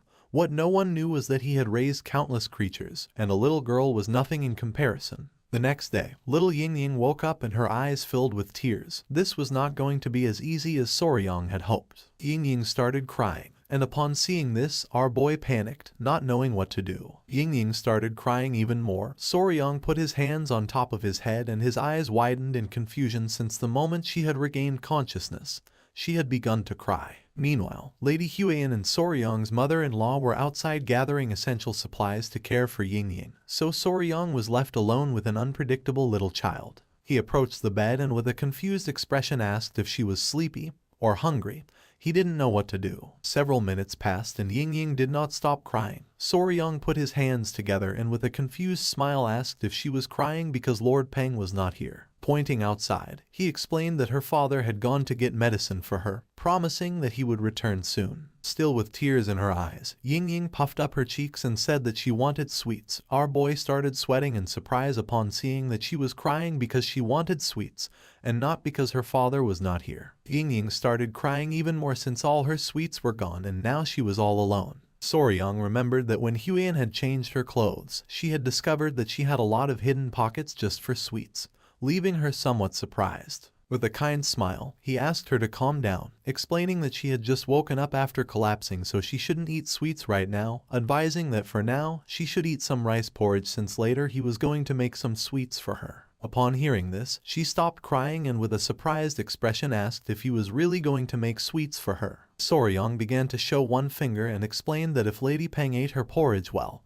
and was obedient, he would make candied fruit skewers just for her. The little girl's eyes widened in surprise. She closed her eyes and with a tender smile decided to make a promise with him. She clenched her fist and with a smile revealed that the Peng clan always kept its promises. If she broke hers, he could hit her in the face. Soryong lowered his head and couldn't help but feel somewhat disappointed, not knowing why the damn Peng clan taught these kinds of things to children. It was daytime and the sky was clear. Somewhere in the manor, Peng Muin was hiding among the bushes. His eyes were full of seriousness as lately he had been burdened with worry. Ying, who was playing with one of the bees, and Huyen passed in front of him. Peng Muin's eyes filled with tears as he could only see Ying from afar. You see, due to the rule of no contact with the Peng clan, he could not see his daughter. Soryong's attention was fixed on him. He put his hand over his mouth and with a confused expression asked what he was doing here. Upon hearing our boy's voice, Peng Muin went on alert, and without wasting a second, grabbed Soryong and pulled him into the bushes. With a worried gaze, he asked how Ying was doing. Soryong's eyes, as he lay on the ground, widened in confusion. He sat in front of the patriarch and mentioned that she was eating well and was obedient. Upon hearing that she was eating well, the patriarch's jaw dropped in surprise. Our boy revealed that she had devoured an entire plate of fried pork. Peng Muin was in shock, not knowing how Soryong had made her eat, to which he responded that she had eaten it by herself. Peng Muin's eyes widened in surprise and confusion. Just then, someone wearing a red dress appeared. Their attention was fixed on it, and their eyes expanded in surprise. It was Huiyan. With a kind smile, she greeted the lord of the Peng clan with respect. In response, with a grateful smile, Peng Muwen thanked her for taking care of his daughter. With a calm gaze, she mentioned that Yingying was asking where older brother Soryang had gone.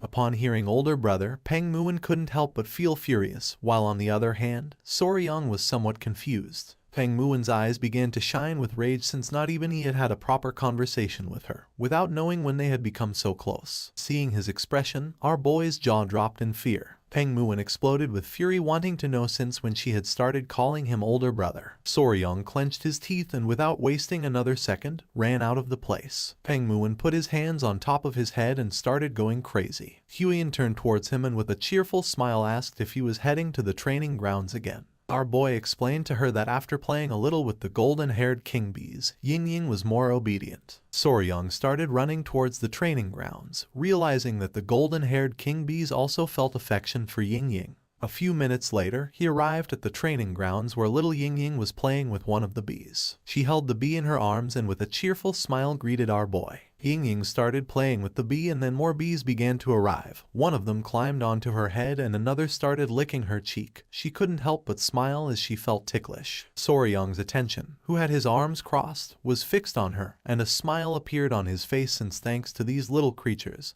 he had been able to bond with Yingying very quickly. One of the bees climbed onto his head, and our boy's eyes began to shine with seriousness, realizing that the adorable golden-haired king bees loved Yingying because she had spilled sugar syrup on herself while eating sweets, not knowing if they were mistaking her for food. Yingying knew that the bees liked her, so now she threw a tantrum every day, demanding to visit them. Just then, the queen bee emerged from the tree. Yingying, who was playing with the bees, turned towards Soryang, started pointing at the tree and with a smile said that the queen bee was there. Soryang sat on the bench and asked Yingying not to ask the queen bee to play since she was busy. In response, she closed her eyes and nodded her head. Soryang felt happy thinking that if he had a younger sister, he would feel like this, realizing that taking care of children was not so bad. Yingying raised her hand and called his attention, saying that there was another bee. Upon hearing this, our boy's eyes widened in surprise.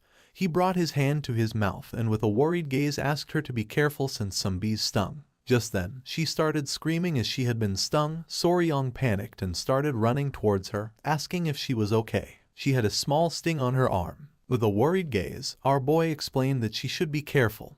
He decided to leave the matter aside and go first to the medicine hall. Little Yingying began to observe the sting, saying that it didn't look so bad. Soryang grabbed her hand and decided to apply some medicine just in case since sometimes bee venom could make people very sick. Yingying closed her eyes and with a sad expression nodded her head. Just then, Soryang's eyes widened in surprise. Little by little Yingying began to gasp heavily and her face started turning red. She started to feel cold and not long after, she collapsed. Soryang reacted in time, and just before her body could hit the ground, he caught her. His eyes widened in fear as he began to remember what Peng Muwen had said. Sometimes her breathing became difficult, and large red welts appeared on her body, and in more severe cases, she even lost consciousness. Finally, he realized exactly what this reaction was. With a furious gaze, he clenched his teeth upon realizing that the pure reason Yingying had been collapsing all this time was due to anaphylactic shock.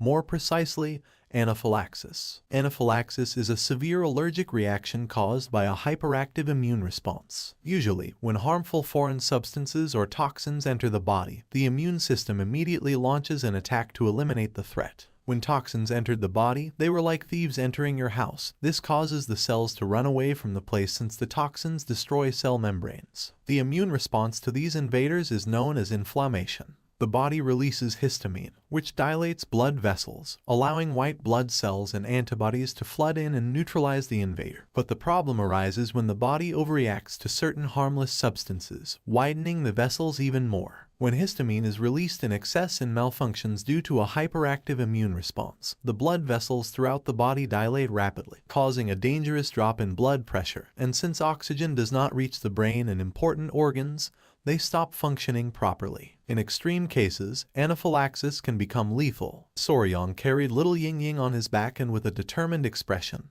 began to run at full speed, knowing that they had no time. He started running quickly through the area, and along the way begged Ying to please hold on a little longer. Several minutes later, thanks to his incredible mobility arts, Soryang arrived at the entrance of the patriarch's residence. With a nervous gaze, he began to shout, informing his father-in-law that Ying had lost consciousness. Upon hearing this, the patriarch opened the door. Ying, who was as red as a tomato, began to pant heavily. Soryang picked up Ying in his arms and clenched his teeth in worry, not knowing if she would be okay. The patriarch and Peng Muon ran out of the residence, and upon seeing that Ying had lost consciousness, they panicked, asking what had happened. With a worried gaze, Soryang explained that she was having serious trouble breathing. Peng Muon took his daughter, and his eyes widened in fear.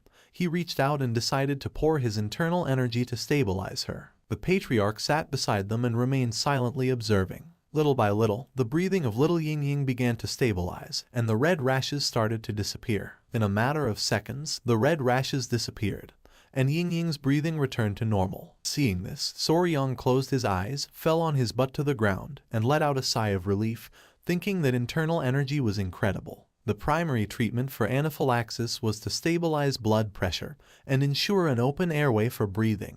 In modern medicine, this was done using epinephrine, steroids, and antihistamines, and in more severe cases, intubation was required to help with breathing. But in this world, Kai-based techniques solved everything, and it was no surprise that Soryang found it impressive. The patriarch's gaze fixed on Ying, and his eyes filled with seriousness as he realized that the symptoms were the same as last time. He turned to Soryang and, remembering that he was with her, asked if he had seen what had triggered the reaction. Peng Muon's eyes widened with curiosity. He asked if Soryang knew what had caused her to faint. Our boy sat in front of them and nodded his head, explaining that he had seen it clearly. With a confident expression, Soryang began to show a finger, revealing that Ying had collapsed after being stung by a bee. Upon hearing this, Peng Muon and the patriarch's jaws dropped in surprise. They could not believe that a bee had been the trigger for the allergic reaction. The patriarch began to stroke his beard and thought that although it was rare, there were cases of people fainting after being stung by a bee. But he knew that this did not explain why she had collapsed all those other times. Peng Muon's eyes widened in surprise. He thought that the patriarch was right, since if a bee sting were the cause, she would not have made it this far. He was somewhat confused because this meant that they still did not know what the cause was. The patriarch let out a sigh as they could not find any clear connection.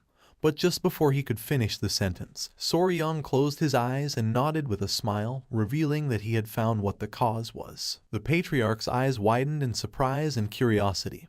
He was in shock and asked if Soryang was really telling the truth. With a smile, our boy revealed that Ying being stung by a bee had helped him discover the true cause. Peng Muon's jaw dropped in surprise. He demanded that Soryang explain himself. Our boy decided to explain in detail. Peng Muon's face filled with sweat, while on the other hand, the patriarch's eyes widened with suspicion. Soryang's attention was fixed on little Ying.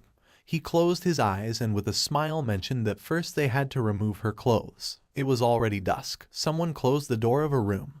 It was Huan, who turned around and with a sincere gaze admitted that it was just as Soryang had said. Those eruptions on her body made it difficult to see at first, but beneath them there were some old marks, and now new ones had appeared. Behind her were Soryang, who had a bump on his head, the patriarch, and Peng Muon. The patriarch, who had his arms crossed, began to smile, while on the other side Peng Muon's eyes widened with happiness, thinking that Soryang was right. Just then, the matriarch opened the door and with a serious gaze asked everyone to remain silent since she had not yet regained consciousness. Upon hearing this, everyone nodded their heads. Peng Muon brought his fist to his mouth, closed his eyes, and coughed, admitting that it was just as Soryang had mentioned.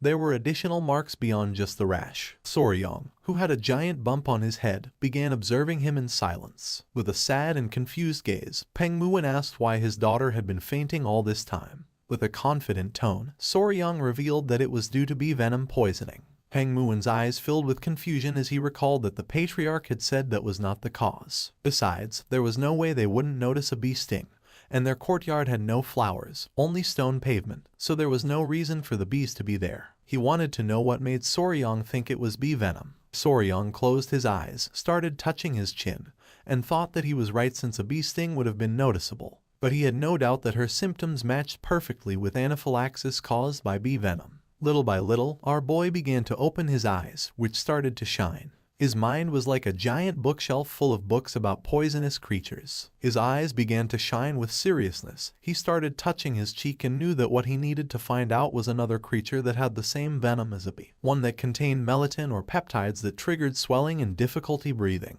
He began to imagine the forest of Hebei province in China, which had a temperate western climate. Several poisonous creatures appeared in front of him. Among them was the white-lipped pit viper known as the Chinese cobra, the Chinese scorpion, the Chinese red ant, and the red-chested ant. Soryong began to touch his chin and decided to discard the snakes and scorpions. Peng Muin's and the patriarch's attention focused on him, and their eyes widened in confusion. They did not know what he was doing. He began to imagine little Ying-Ying eating sweets. He had to find an environment where she would often be bitten by that creature, something she did frequently. He remembered that she loved to eat sweets. His eyes widened in surprise as he recalled that Ying-Ying had a secret pocket in her clothes to hide sweets. He couldn't help but smile as he found the cause. He stood firm with his decision, mentioning that he was sure it was bee venom, asking them to trust him. Huiyan's attention was fixed on our boy, and her eyes filled with confusion. Peng Muin was somewhat furious and mentioned again that there were no bees in the Peng clan residence. Soryong turned to them and with a confident smile said that those from the Tang clan would know, the venom does not affect everyone in the same way.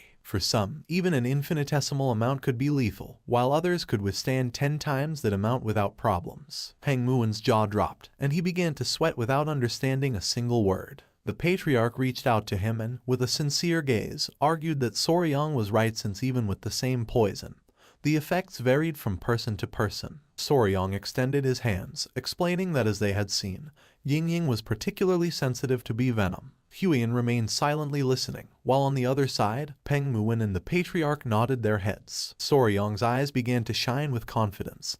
He started touching his head with his finger and said that one thing was certain, she was vulnerable to bee venom. But since there were no bees in their house, that only left one possibility. Peng Muin started to observe our boy and couldn't help but sweat. Somewhere in the manor, the queen bee was lying on the ground with a tender gaze next to another bee. Soryong revealed that the culprit was in fact a bee, but a very special kind. Several hours later night fell. Soryong was crouched on the ground next to some rocks. Huiyan was illuminating the area with a fire lamp and behind were the patriarchs. The patriarch started to observe our boy with a confused gaze. Peng Muin's eyes expanded with curiosity, and he asked if Soryong was sure that it was here. Soryong's eyes began to shine with confidence. With a smile he said that he was sure this was the place. He asked Huiyan if she could illuminate the area a little. Huiyan's eyes, who was holding the fire lamp, widened with curiosity, and she nodded her head. Soryong left a candy on the ground and not long after, several small ants emerged from the stones and began to devour the candy. One of the small ants started eating another ant, which began to call for help. Using some chopsticks, Soryong grabbed the ant and with a confident gaze revealed that this guy was the culprit. The attention of Peng Muin and the patriarch was fixed on the ant. They were in shock since this insect was an ant and not a bee. Soryong asked them to look closely since, after all, this ant was a collateral relative of the bees. Peng Muin began to observe the ant carefully, not knowing what Soryong was talking about. Several seconds later, the patriarch's eyes widened in fear, leaving them in shock. The little ant was furious and upon looking closely they noticed that it had a massive stinger on its backside. They could not believe that an ant had such a large stinger. The patriarch finally realized what Soryong meant by them being collateral relatives, while on the other hand, Peng Muin was left open-mouthed upon seeing an ant with such a large stinger. Soryong began staring at them, revealing that this creature was the collateral relative of the bee that had caused Ying-Ying to collapse, a real stinger ant. Peng Muin's gaze fixed on the ant, and he couldn't help but sweat, while on the other hand, the patriarch was in shock. This ant was the true culprit behind Ying-Ying's condition, belonging to the order Hymenoptera, family Formicidae, known as the Asian needle ant. The king stinger ant or Pachycondyla chinensis was from the order Hymenoptera, from the family Formicidae, and from the subfamily Ponrani. Many must be wondering what the hell ants had to do with stingers. It was simple. These stinger ants had evolved from the same ancestor as bees, which meant that they had retained many characteristics similar to those of bees. In fact, studies on the venom of stinger ants and bees had shown that people who suffered anaphylaxis from stinger ant venom also tended to react in the same way to bee venom. Soryang grabbed the ant with the chopsticks, making it become furious, pointing at it with his finger. And with a smile, our boy mentioned that he didn't believe the ant was targeting Ying specifically. According to him, it had probably appeared to feast on the demon beasts that had invaded the Tang household, revealing that the King Stinger demon ant fed mainly on other demonic creatures. After being stung by the ant, one of Peng Muen's men carefully analyzed the sting. The mark looked like a common rash, so then they had no way of knowing what had really stung her. And by the time Ying regained consciousness a few days later, she simply assumed it was a residual spot from something insignificant. Peng Muen's eyes widened in surprise and his jaw dropped. Now everything made sense, and no one would have thought that Ying had collapsed because of such a pathetic and small creature. With a curious expression, he turned to the patriarch and asked if he could make an antidote. The patriarch closed his eyes and began to think. He opened his eyes, which were filled with seriousness, revealing that there was an antidote for bee venom. But cases like Ying's, where the body was highly sensitive to the toxin, often it did not work effectively. Peng Muen's eyes widened in surprise and his jaw dropped. The patriarch made it clear that just knowing the cause was a step forward, since at least now they could be careful before she collapsed again. Peng Muen couldn't help clenching his teeth and feeling furious, but then let out a sigh. He began to observe our boy and with a smile thanked him. Soryang's eyes began to shine with joy and he nodded his head, saying that there was nothing to thank for. With a confident expression, our boy asked Peng Muen not to worry since there was a way to treat Ying and even though it was slow, it existed. Upon hearing this, the patriarchs were in shock. Peng Muen extended his hand and asked Soryang to tell him what it was. Soryang began touching his cheek and with a calm gaze mentioned that it was something called desensitization. Huiyen's attention fixed on our boy. She didn't know what he had in mind. Soryang began to explain himself. Peng Muen's eyes filled with confusion and he asked if they had to undress Ying again. Soryang began to sweat and with a nervous expression explained that it was a treatment where small amounts of bee venom were injected into the patient's body over time, gradually decreasing sensitivity to the toxin, so it was normal that it was going to take some time. With an angry expression, Huiyen was already ready to give Soryang a good lesson. He was sure that once the treatment was complete, Ying would no longer collapse from the venom. The patriarch, with a surprised expression, crossed his arms, realizing that Soryang's method was viable, since even in the Tang clan they had similar techniques. They introduced venom gradually into the body to develop resistance. Peng Muen clenched his fist, asking if once the treatment was over, Ying would no longer collapse. With a smile, the patriarch nodded his head. It was going to take a long time, but it should be possible. Upon hearing this, a pleasant smile appeared on Peng Muen's face. He closed his eyes and patted Soryang on the back, thanking him for having saved his daughter. Our boy started touching his head in embarrassment. The patriarch and Huiyen couldn't help but smile. Peng Muen's eyes began to shine with joy.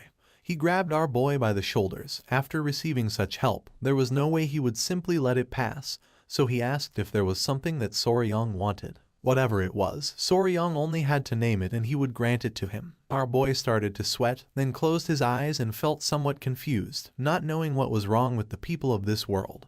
At the moment he helped them, they began to throw blank checks. With a grateful expression, Soryang greeted Patriarch Peng, saying that Ying was his little sister, so there was no way he could expect a reward in return. Peng Muen started laughing and gave Soryang another pat on the back, explaining that there was no such thing as modesty in the Peng clan, asking our boy to say what he wanted as a reward. The slap was so strong that Soryang began to scream in pain.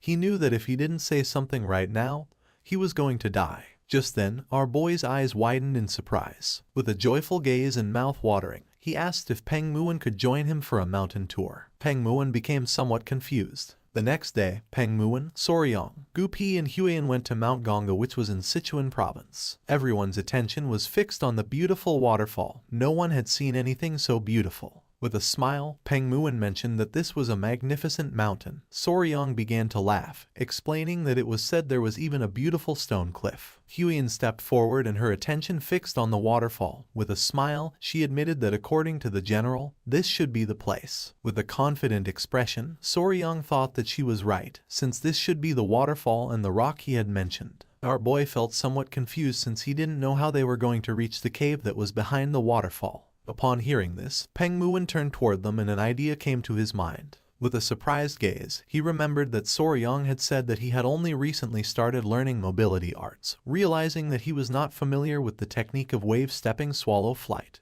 With a curious expression, our boy asked what that was. At first, Peng Muon began to smile, but then his smile disappeared and his eyes filled with confusion. He grabbed Soryong by the shirt and lifted him into the air. Explaining was painful, so he decided to teach him directly.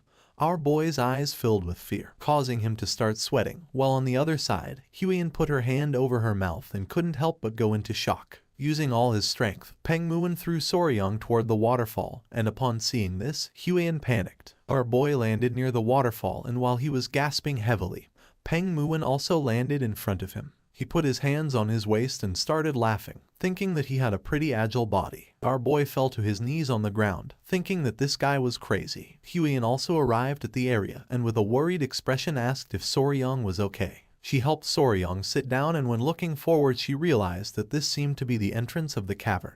The eyes of our boy filled with surprise, since an entrance hidden behind a waterfall was mysterious. The eyes of Peng Muon began to shine with joy. He decided it was time to enter and find out what was inside the cavern. A few minutes later, while the water from the waterfall was falling into the river, Soryong and the others entered the cavern.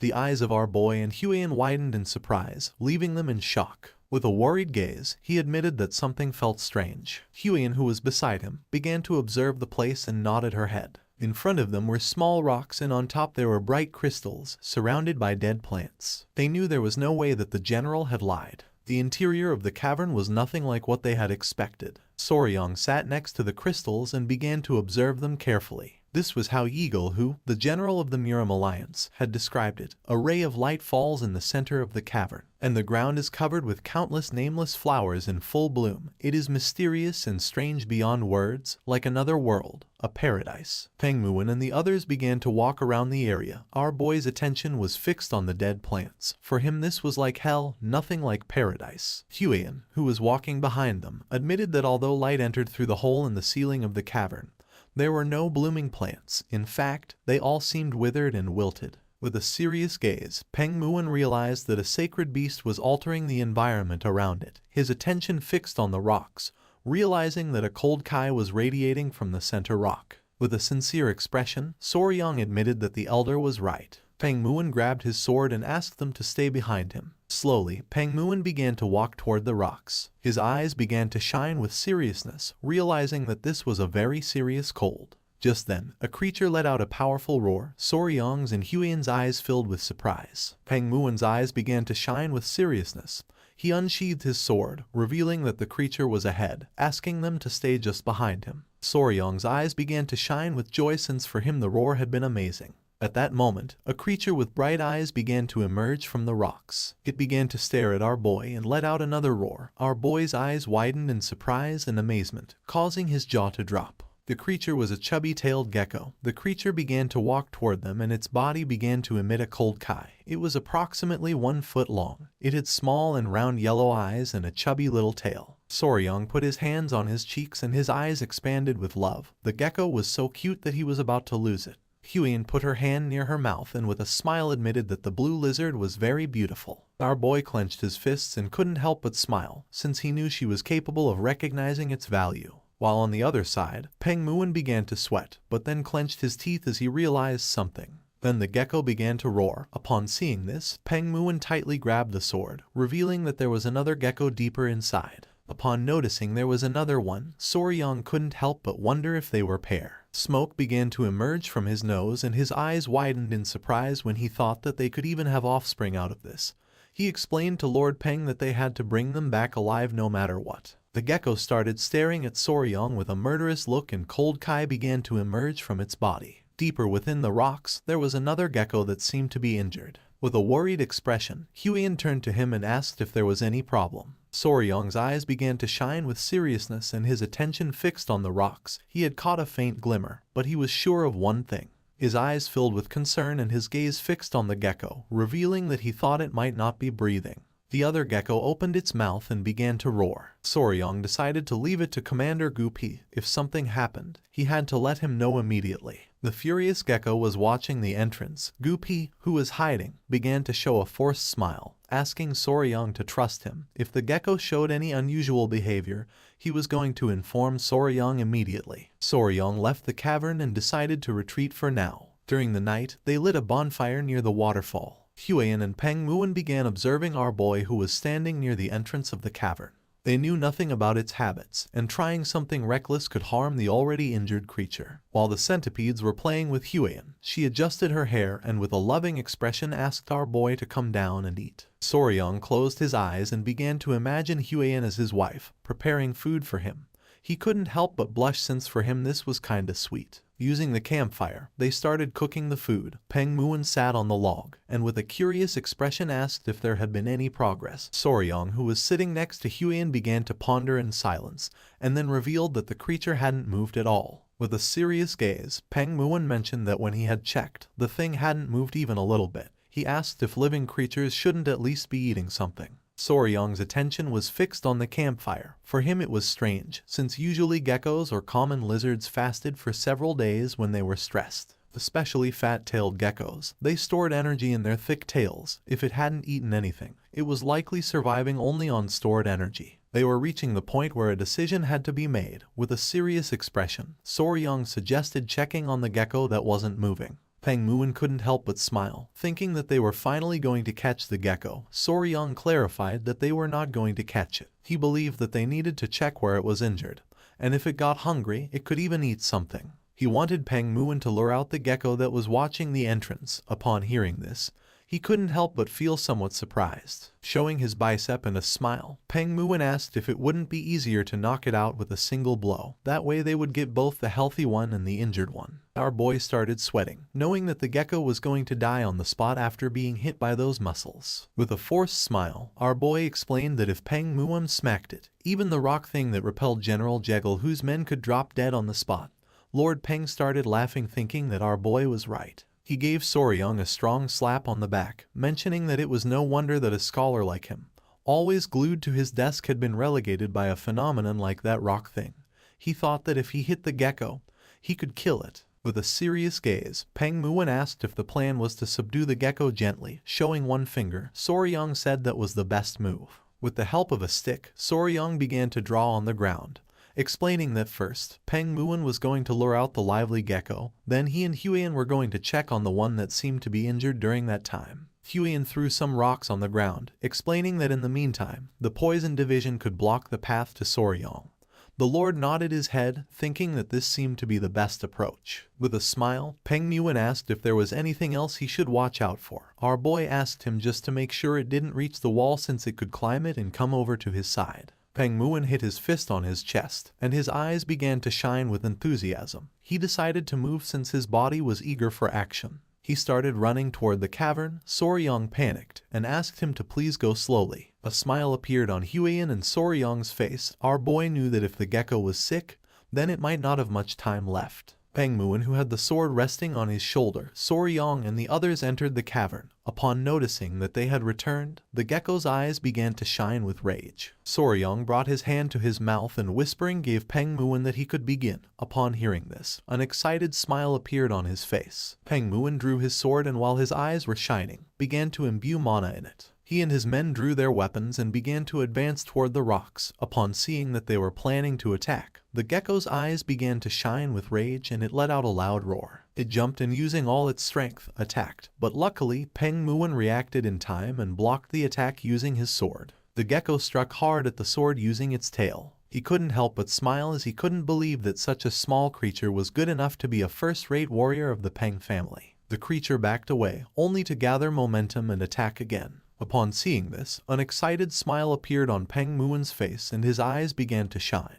Using the sword, he deflected the trajectory of the gecko's attack, and when it realized it, it couldn't help but feel somewhat confused. With a serious gaze, Peng Muon told his men that this was their chance. In the blink of an eye, Peng Muon's men surrounded the small creature. It got angry and started roaring. Soryong's eyes filled with fear, but Huiyan grabbed him by the shoulders and whispering suggested moving quickly while they could. A while later, they moved away from the area and reached the rocks. Soryong's eyes widened in surprise. With a worried gaze, Huiyan asked if the creature was really injured.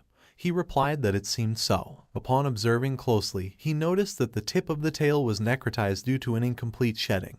It had not been able to finish shedding, and now its eyes were also full of pus. With a curious expression, Huiyan asked what to do now. Resting his hand on the rock, Soryang explained that they should treat the gecko immediately, but there was no medicine or anything here. With a confident smile, he decided to strip it all off. Upon hearing this, Huiyan couldn't help but feel somewhat confused. With a furious gaze, she mentioned that lately it seemed like he wanted to strip everything. Soryang started blushing like a tomato, but he knew this was the right method. Our boy took a step and the injured gecko woke up. He began to extend his hand toward it, explaining that he was going to treat it, asking it to stay still. The gecko closed its eyes. Soryang grabbed the creature and his eyes widened in surprise. Just like the queen bee, it seemed to understand speech to some extent. Soryang grabbed the gecko's skin, mentioning that these creatures, like snakes, shed their skin. However, wild fat-tailed geckos often ate their own shed skin, so it was difficult to find any remains. Huiyan's eyes widened in amazement. He left the gecko on top of the rock and took out his kunai, realizing that this skin was very tough, and doing this with bare hands wasn't going to work. With the help of the kunai, he got to work. Huiyan's eyes filled with surprise since according to her, it looked just like a precious stone. Using the kunai, Soryang cut a bit of the gecko's shed skin, revealing a beautiful and shiny color. Gently, Soryang removed the skin from the gecko's leg. Pointing at it with her finger, Huiyan couldn't help but feel tenderness since it looked like gloves. He knew she couldn't resist it because even during his days as a YouTuber, videos of peeling off shed skin went viral. Now the only parts left were the head and the tail. Soryang acted carefully since one had to be cautious around the eyes so as not to hurt the creature. There was pus accumulated in the gecko's eyes. It was because it had not been able to shed completely. Now the inflammation had filled its eyes. Very carefully and gently, Soryang managed to remove the skin from the gecko's head without hurting it. With a smile, our boy asked if it felt better. The gecko's body began to tremble until it opened its eyes. Huiyan couldn't help but feel somewhat excited. Soryang began to observe the gecko closely. Huiyan asked if there was any problem. With a sincere gaze, he admitted that yes. Pointing at the gecko's tail, he mentioned that he was debating what to do with its tail. He began to sweat since he knew that to stop the necrosis, he would have to cut off the tail. But in its current state, cutting it could kill it instead. Just then, Peng Muon began to shout, asking Soryang to be careful. Upon hearing this, he and Huiyan went on alert. Peng Muon revealed that they had lost the gecko. Just then, the gecko appeared behind them. The creature's eyes began to shine with hatred. Upon noticing this, our boy panicked and asked it to calm down. Showing the kunai and holding the gecko in his arms, Soryang explained that he was only trying to help and treat its friend. Our boy's attention was fixed on the kunai and his eyes filled with surprise and confusion. Upon seeing the weapon, the gecko exploded with rage and began to roar. The gecko's body began to release an intense frozen kai, repelling Soryang. Our boy panicked, realizing that it was pissed off. The gecko jumped and upon noticing this, Huiyan stood in front of our boy and with a worried gaze asked him to be careful. Without hesitating for a second, she pushed Soryang. At that moment, the fierce gecko descended forcefully to the ground. But luckily, Huiyan and Soryang were barely saved. Soryang hugged the injured gecko tightly and fell backwards onto the ground. The attention of the other gecko fixed on them and it started roaring again. The gecko's eyes began to shine with rage. Soryang extended his hand toward it and with an expression full of fear asked it to wait a moment. With a serious gaze, Soryang admitted that this was not what it seemed, asking the creature to calm down. Just then, Soryang's eyes widened in confusion. The female gecko that Soryang was holding in his arms began to make sounds, leaving our boy somewhat confused. With eyes shining with fury, the gecko prepared to attack. But then, it calmed down and felt somewhat surprised. The two geckos began to talk to each other and couldn't help but laugh. Soryang's attention was fixed on them, making his jaw drop. At that moment, Peng Muon and his men returned to the cave and with a worried gaze, the leader asked if Soryang was okay. Gripping his sword tightly, Peng Muon admitted that the gecko was vicious and fast. He didn't expect it to slip between his legs. Upon seeing Peng Muon's sword, the gecko clenched its teeth and began to roar. Just before things could heat up, Soryang stepped in the middle, raised his hand and with a serious expression asked Peng Muon to wait a second. With a confident smile he told Peng Muon that he was fine and asked him to step back a little since he was going to try talking to him for a moment. Peng Muon's eyes filled with confusion as he didn't know if Soryang wanted to try talking to the gecko. He asked if our boy thought the gecko could understand words. Looking at the gecko, with a confident expression he said that the gecko seemed to understand speech up to a certain point and it was likely that it wouldn't attack them again. He asked if Huiyan could bring some dry grass. With a confused gaze, she nodded her head. With a cheerful smile, she and the centipede began to collect the dry grass that was near the rocks. A while later, she prepared a soft nest of dry grass for the female gecko. Soryong and Huion sat next to the female gecko, and our boy asked the male gecko not to worry since he was not trying to hurt her, explaining that he had removed the shell that would not come off and had taken away what was covering her eyes, asking him to make sure to keep licking her eyes for a while. The gecko approached her and with a curious gaze began to lick her eyes. Soryong crossed his arms and revealed that only one problem remained. Upon hearing this, the attention of both the gecko and Huion focused on Soryong. Touching his head, Soryong began to observe her tail and revealed that her eyes should heal well. But the problem was her tail. Half of it was already rotting and he didn't believe that licking it would help. The gecko began to look at her tail and couldn't help but feel somewhat confused. He turned towards Soryong and nodded with his head, saying that he was right. Forming scissors with his fingers, Soryong revealed that they would have to cut the tail. The gecko's face filled with sweat and fear when he imagined Soryong cutting her tail. The creature began to roar again. Upon seeing this, our boy felt somewhat confused. The gecko jumped and with glowing eyes prepared to attack. Soryong put his arms in front of his chest and with a gaze full of fear, began to scream. A few hours later, Peng Muon's men lit a campfire inside the cave, while Soryong and Huion were sitting on the rocks. Using her finger, Huion began to apply a special balm on Soryong's cheek. Our boy let out a sigh and felt furious, since he was only trying to help, but even so the gecko had bitten him. Huion, who was applying the balm on his wound, asked him to stay still, explaining that if he moved it could leave a scar. Peng Muon, who had his arms crossed, began to laugh, saying that Soryong was finally starting to act like a real man since after all, he had gotten a glorious scar in battle. Upon hearing this, Huion began to stare at Peng Muon with a sinister gaze. Feeling her gaze, the patriarch could not help but feel fear. Touching his cheek, Soryong felt relieved since the misunderstanding had somehow been cleared up. The small centipedes climbed onto Huion's body and began to play. Seeing how the centipedes were not reacting to any murderous intent, he realized that little gecko never intended to harm him in the first place. While they were distracted, Gupi appeared and called their attention. Upon hearing his voice, Soryong's and Huion's attention turned to Gupi. Gupi appeared alongside the gecko, revealing that the creature had something to say. With a forced smile, Soryong began to touch his cheek and asked if he was ready. The gecko nodded. Soryong stood up, promising to do his best effort.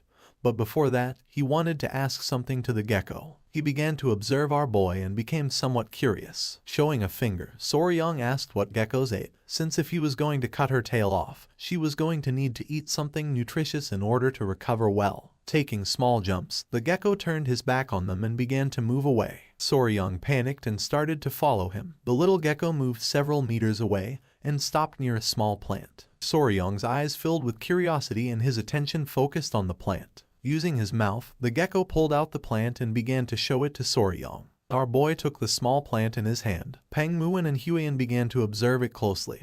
With a curious gaze, she asked if she could take a quick look at the plant. Our boy did not refuse and handed her the plant. Huion took the plant and began to inspect it carefully. Showing the plant to Soryong, she revealed that although it was weak, she could feel a bit of Kai seeping out. She was sure that this was a seed of a spirit herb that used to grow in this cavern. Soryong's eyes widened in confusion. He took the seed and his jaw dropped in surprise. With a serious gaze, Peng Muon revealed that he had heard about it long ago. It was said that spirit herbs always grew where spiritual beasts dwelled. The centipedes were sleeping on top of the rocks. Huion began to observe them and explained that if that was the case, then maybe these little ones, just like the centipedes, survive by feeding on the Kai of the spirit herbs. Soryong clenched his fist and his jaw dropped, realizing that if they unearthed the spirit herb, then that meant they were in serious trouble. He panicked and started to replant the herb again, but Peng Muon mentioned that it was no longer useful. Soryong planted the herb again, but Peng Muon placed his hand on his shoulder and revealed that once a spirit herb had been touched by human hands, it would not grow again. He was sure that the gecko knew this and for that reason had unearthed it to show them. Even if he replanted it, it was not going to grow beyond this point, leaving our boy in shock. Soryong began to imagine Jughu pulling out the spirit herbs that were in the cave, and the little geckos crying. Soryong's eyes filled with tears knowing that humans were very cruel. With a curious gaze, Peng Muon asked Gupi what the name of the spirit herb that used to grow here was. Gupi began to observe him in silence, and revealed that that thing was called frost ginseng. Peng Muon began to ponder, and then a smile appeared on his face since then all they had to do was find something that emitted the same type of Kai as the frost ginseng. Upon hearing this, our boy stood up and his eyes began to shine with joy. He asked if there really was something like that. With a smile, Peng Muin nodded his head and then revealed that it was called ice jade, just like the frost ginseng.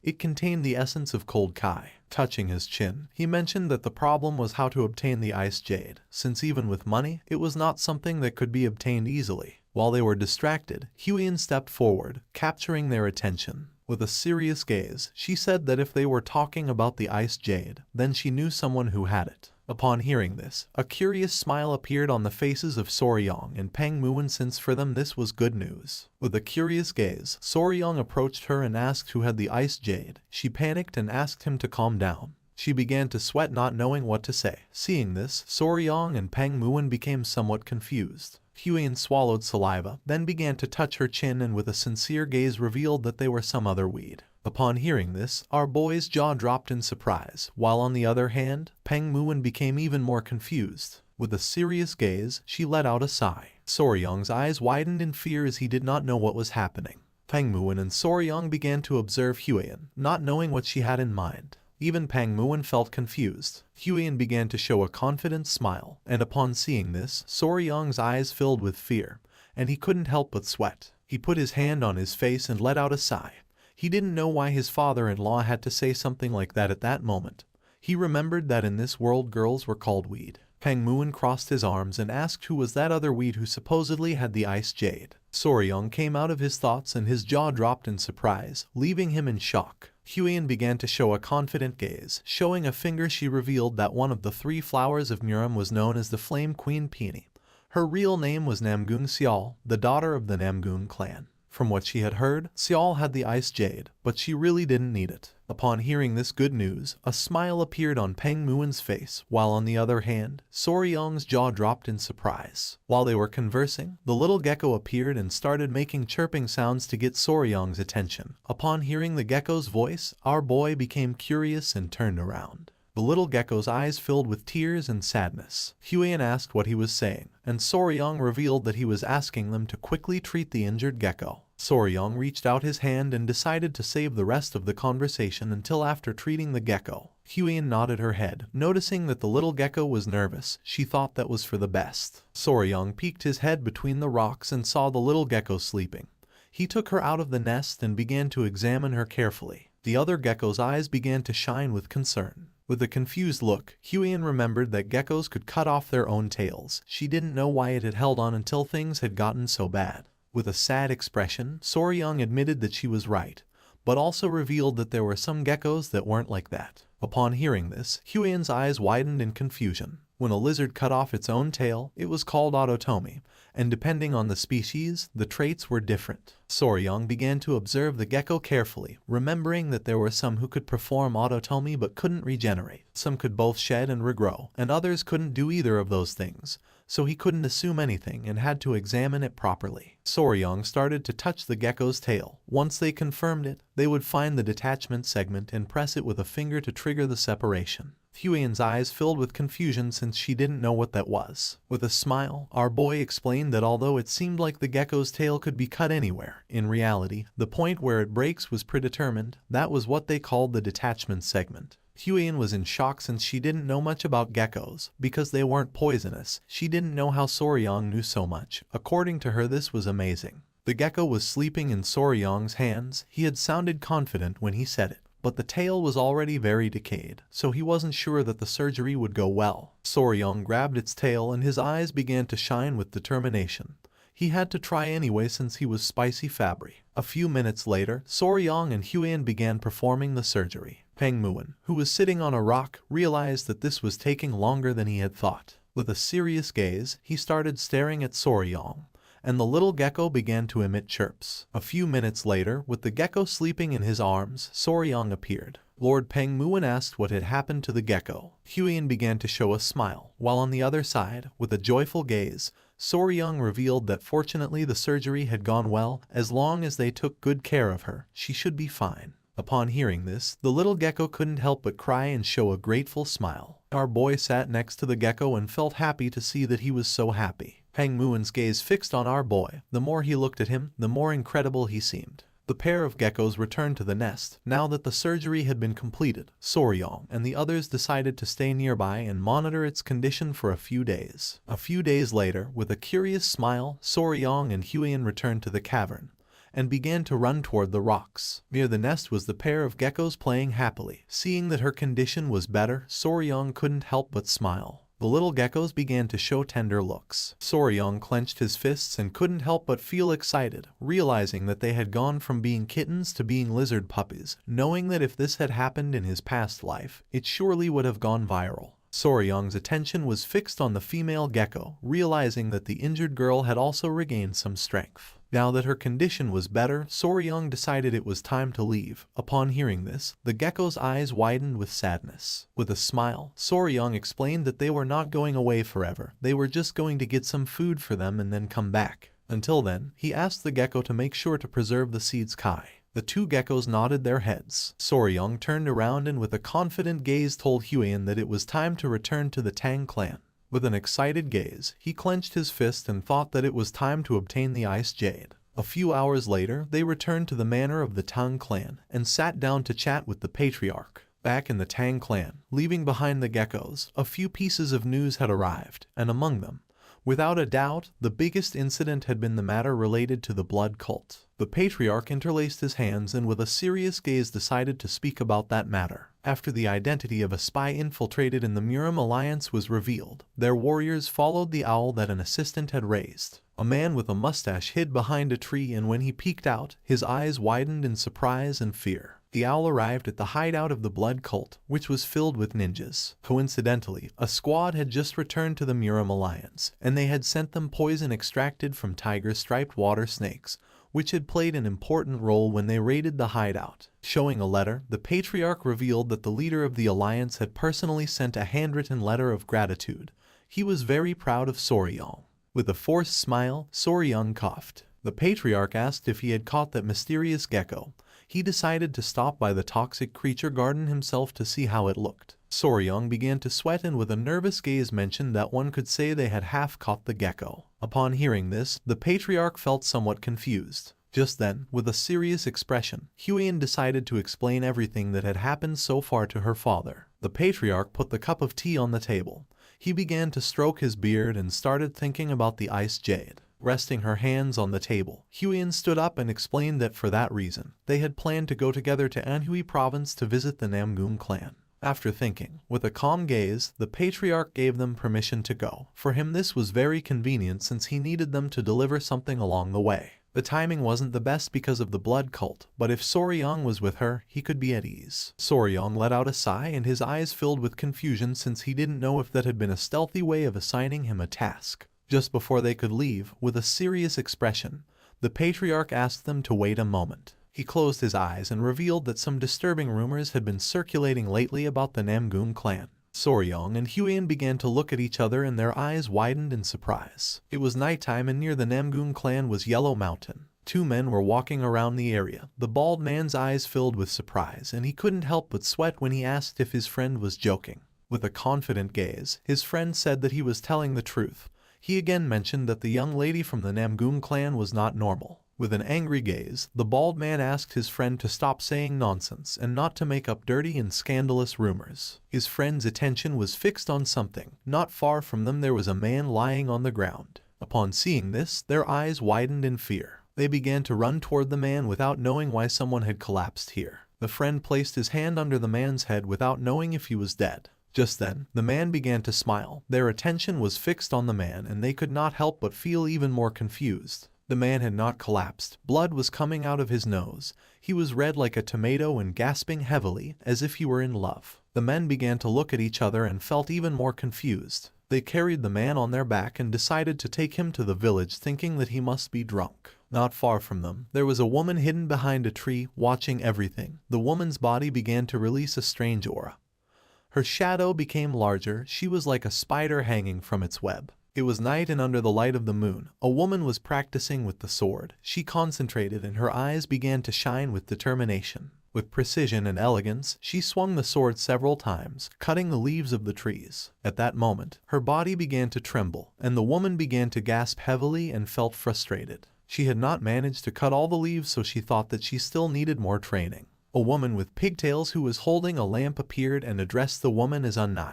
She was Namgoon Yoon from the Namgoon clan.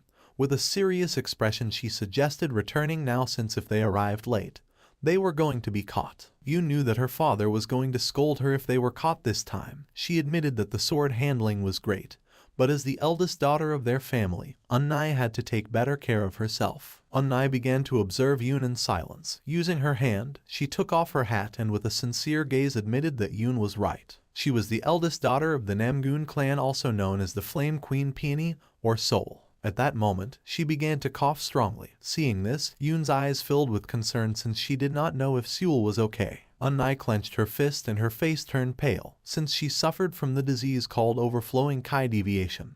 At first, everyone in the family considered it a blessing. That was because the Kai channels were completely open, which made the construction of internal energy much faster, and there was no blockage at all in the circulation of pure Kai. The old man who was treating her mentioned that too many of her blood points were open, and her innate Kai was being depleted too quickly. With a worried expression, the father asked if there was no solution. The old man put his hand on his chin and began to ponder. With his face sweating, and with a sincere expression, the old man revealed that she needed yin energy, pure and strong yin energy, which should be used before her innate Kai or her life could be shortened. Back to the present, Unnai began to pant heavily and little by little began to run out of energy. Yoon approached her and with a worried gaze asked if she was okay. With a smile, Unnai asked her not to worry and suggested going back. With a confused gaze, Yoon asked if she was sure. Just then, Unnai's attention was fixed on the lamp. She felt identified and thought that she was like the oil flame inside this lamp. She began to stare at the lamp, knowing that she was a being who would disappear once the oil was consumed. She began to look towards the sky, knowing that she had to hurry and master at least the Emperor's sword style as soon as possible. Her attention was fixed on the moon, and while the wind was blowing, she thought that she should master the style before her body burned and disappeared. It was daytime, and somewhere on the Yangtze River there was a boat. On the boat were Soryang, Huan, and Gupi.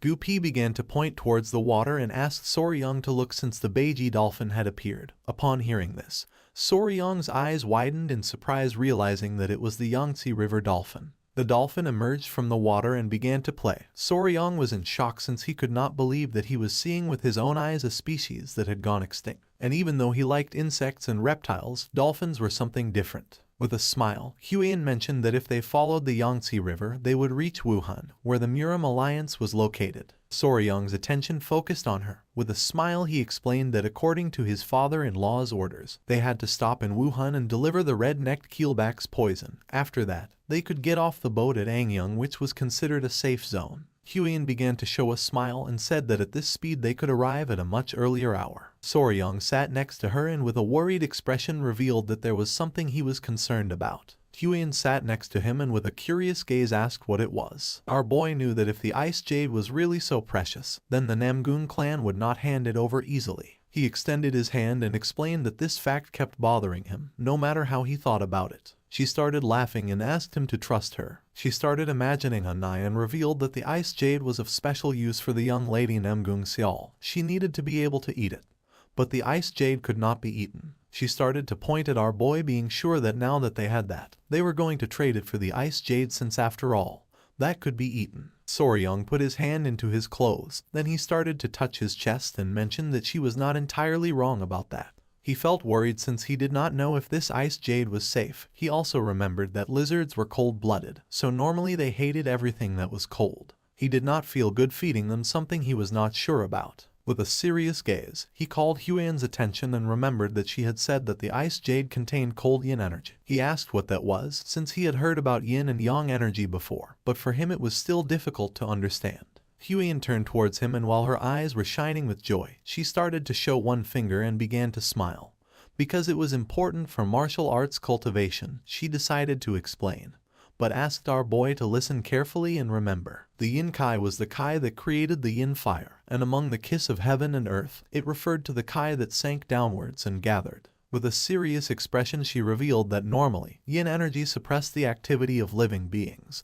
Dark, cold, and fearful things were all types of yin energies, so the expression cold yin energy was simply a type of yin energy. Soryang's eyes widened in surprise and he thought that yin energy was bad. With a smile, Huiyan said no, since in contrast to yin energy, yang energy created yang fire, but an excess of it accelerated living activities, causing faster aging and depleting energy. Soryang began to imagine lizards playing with ice, realizing that the reason those two children needed cold energy was that their bodies were cold energy in itself, and thus they grew by absorbing that yin energy. He thought it was something like recharging batteries. Soryang started touching his head and questioned if yin and yang were not supposed to be balanced, like male and female. He did not know how they achieved that balance when they had pure yi energy. Soryang started touching his head in confusion.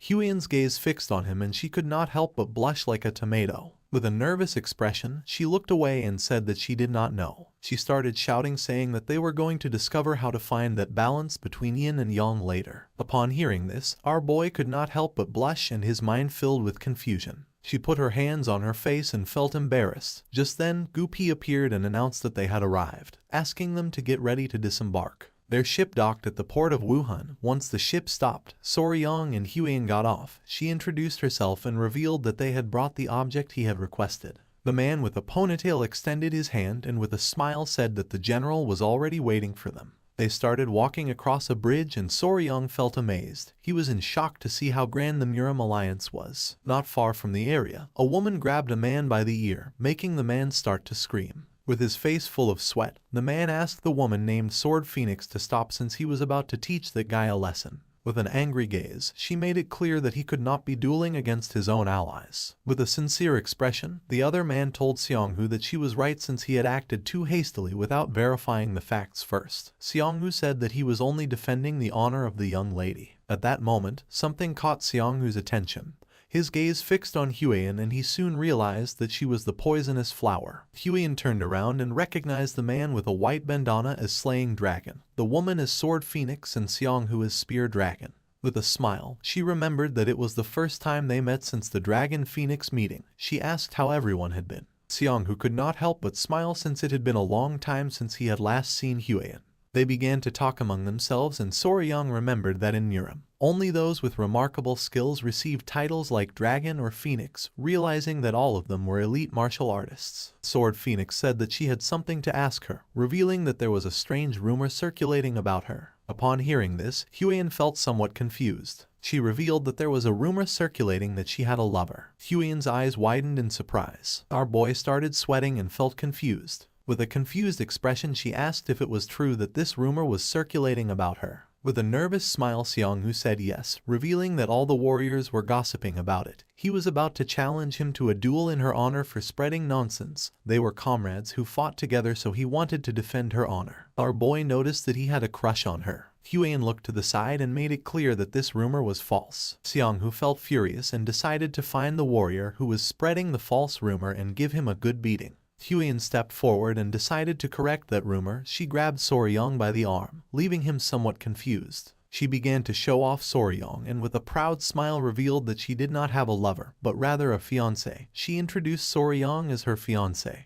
Upon seeing this, everyone went into shock. With a surprised expression, Sword Phoenix noticed that Soryang was very young. With a forced smile, Huiyan apologized and thought that she should have introduced Soryang to them earlier. Soryang and the others greeted each other. Just when he raised his head, he saw Xianghu staring at him with a murderous gaze. He approached our boy and asked if his name was Soryang.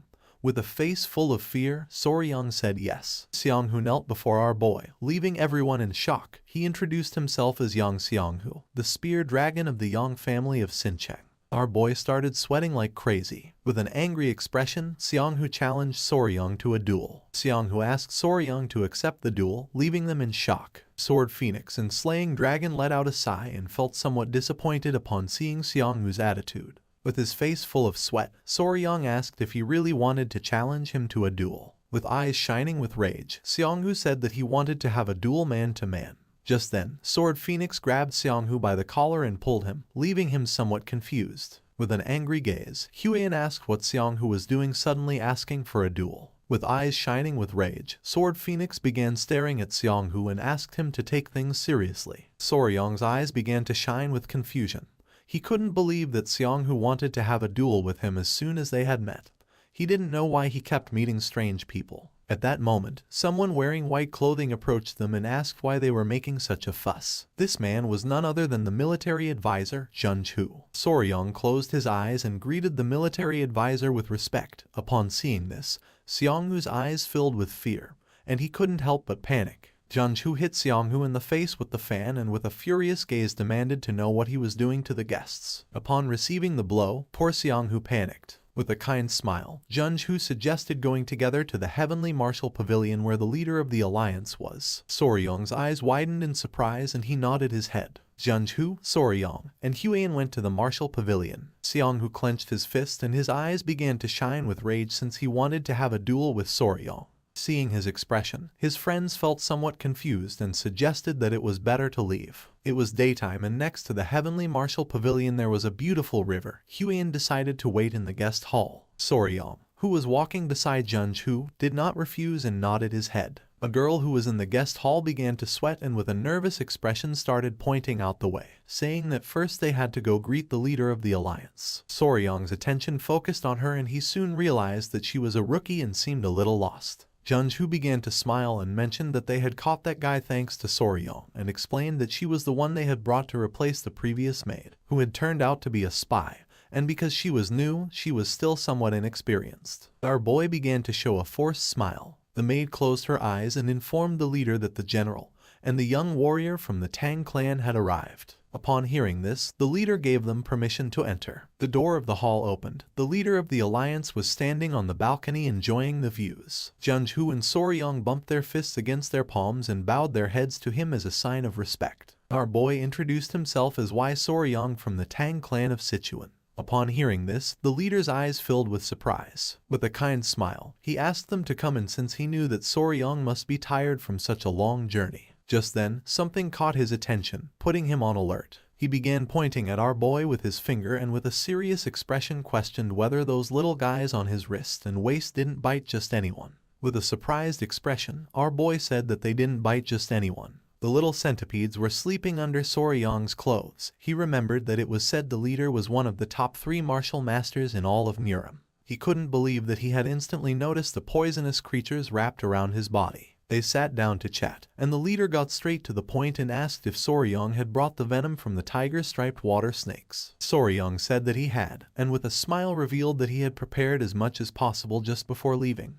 He had brought 3 bottles. Junju was in shock, and with a calm expression mentioned that when he was in Sichuan, he had seen the process of extracting that venom. A complicated task. It required a lot of work and effort to collect. He didn't know how to thank Soryong for having brought 3 bottles. The leader began to look at our boy and mentioned that he had heard that he had become the son-in-law of the Tang clan. Soryong turned his head toward him and nodded. The leader decided to ask about his parents, and Soryong revealed that he had no family.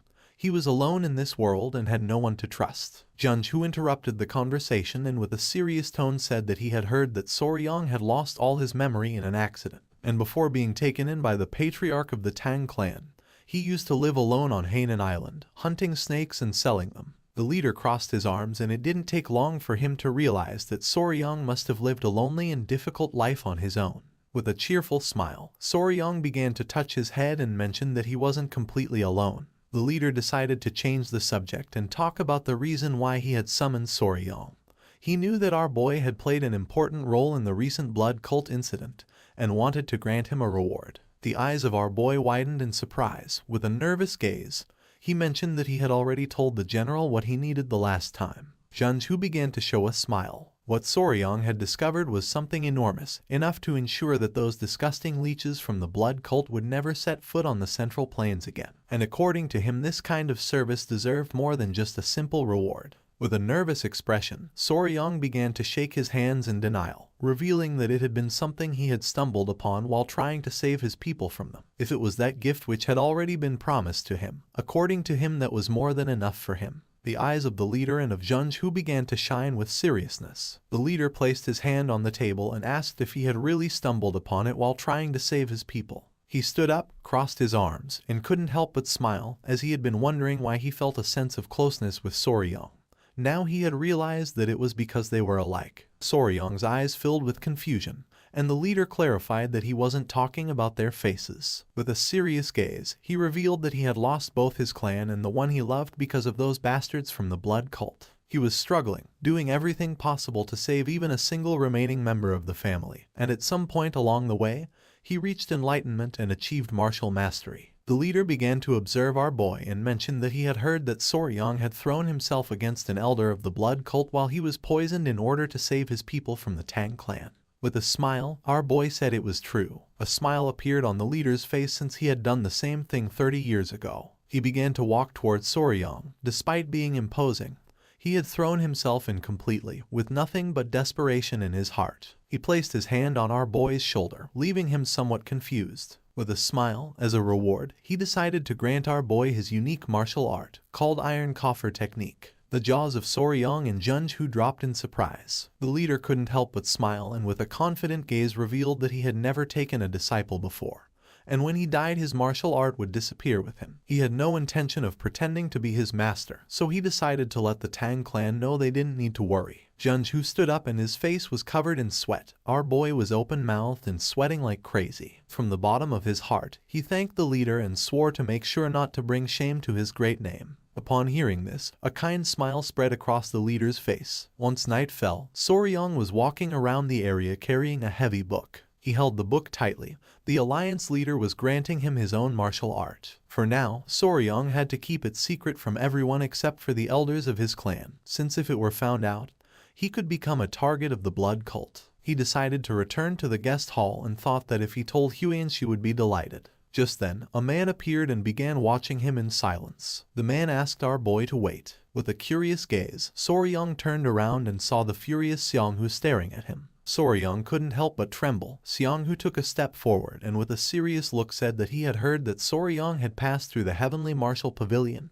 He had come since he still hadn't received an answer regarding their duel. Our boy was in shock to see how persistent this guy was. With a sincere expression, Xianghu admitted that he wanted to know if Soryang was a man worthy of marrying Huyen.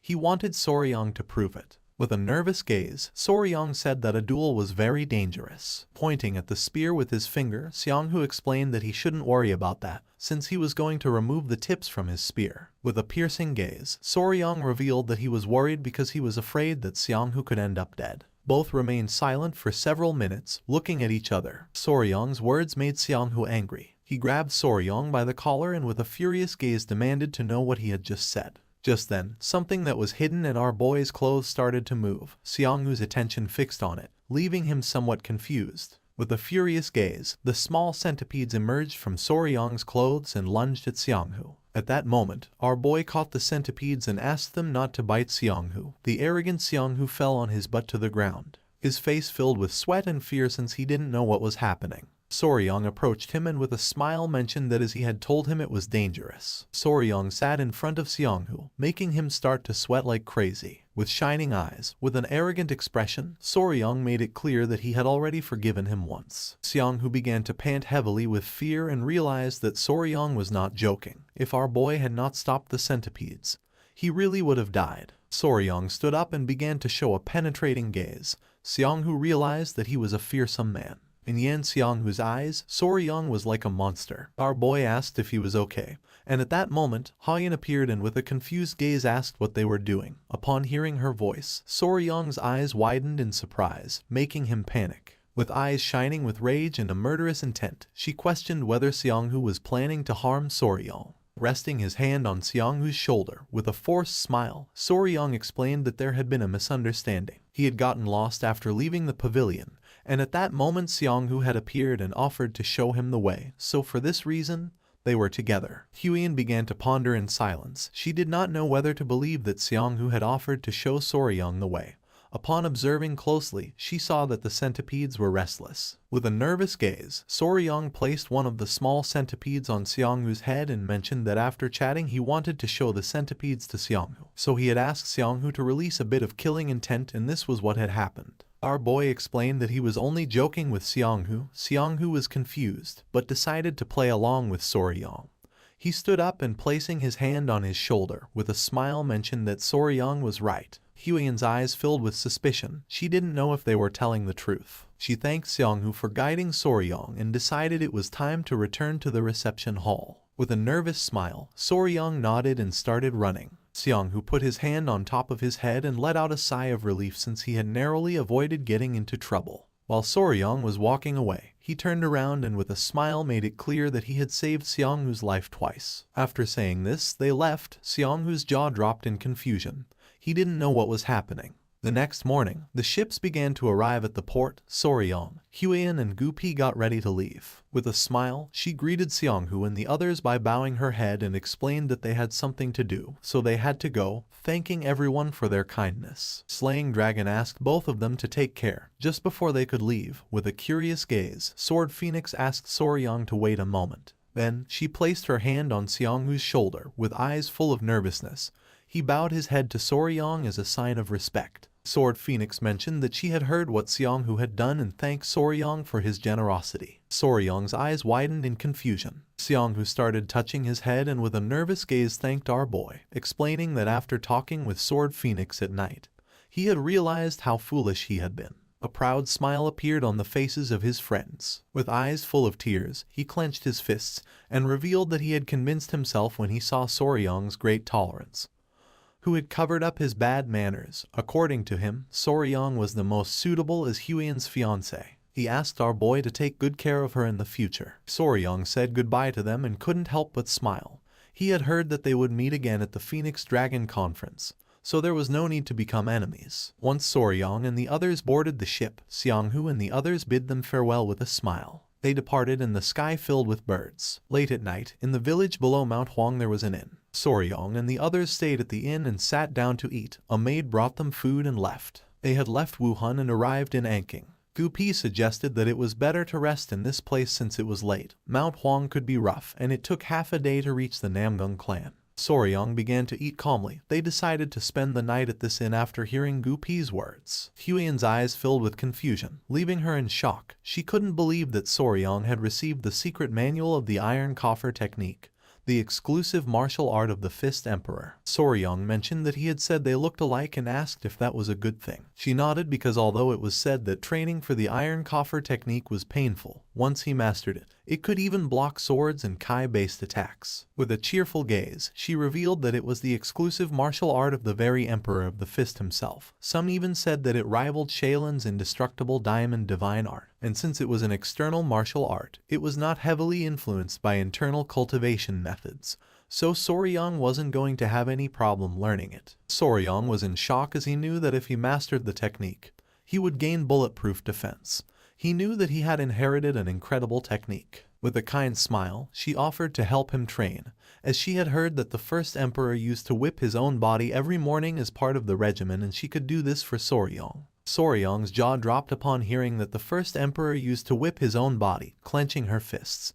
She said this was true since hardening skin through whipping was part of training. Soryong couldn't help blushing at the thought of Huian dressed as a maid holding a whip. Just then, an old man approached them and asked if they were planning to climb Mount Huangshan. Soryong's eyes filled with curiosity and he turned around. Huian nodded her head and questioned why the old man was asking this. The old man introduced himself as the owner of the inn and asked if they were heading to the Namgung clan. Our boy stood up and with a confused gaze asked if there was any problem. Huian remembered that her father had said that sinister rumors had been spreading. She didn't know if this could be related to them. The old man approached her and revealed that during the last few months, the people who had gone up Mount Huangshan had started to disappear. Eventually they had been found safe and sound, but all their yang energy had been completely drained. Upon hearing this, Soryong's face filled with fear, while on the other hand, Huian became suspicious since according to her this was strange. She questioned what all of this had to do with the Namgung clan. The old man coughed and couldn't help blushing when he revealed that each of the people who had come back to their senses had said the same thing.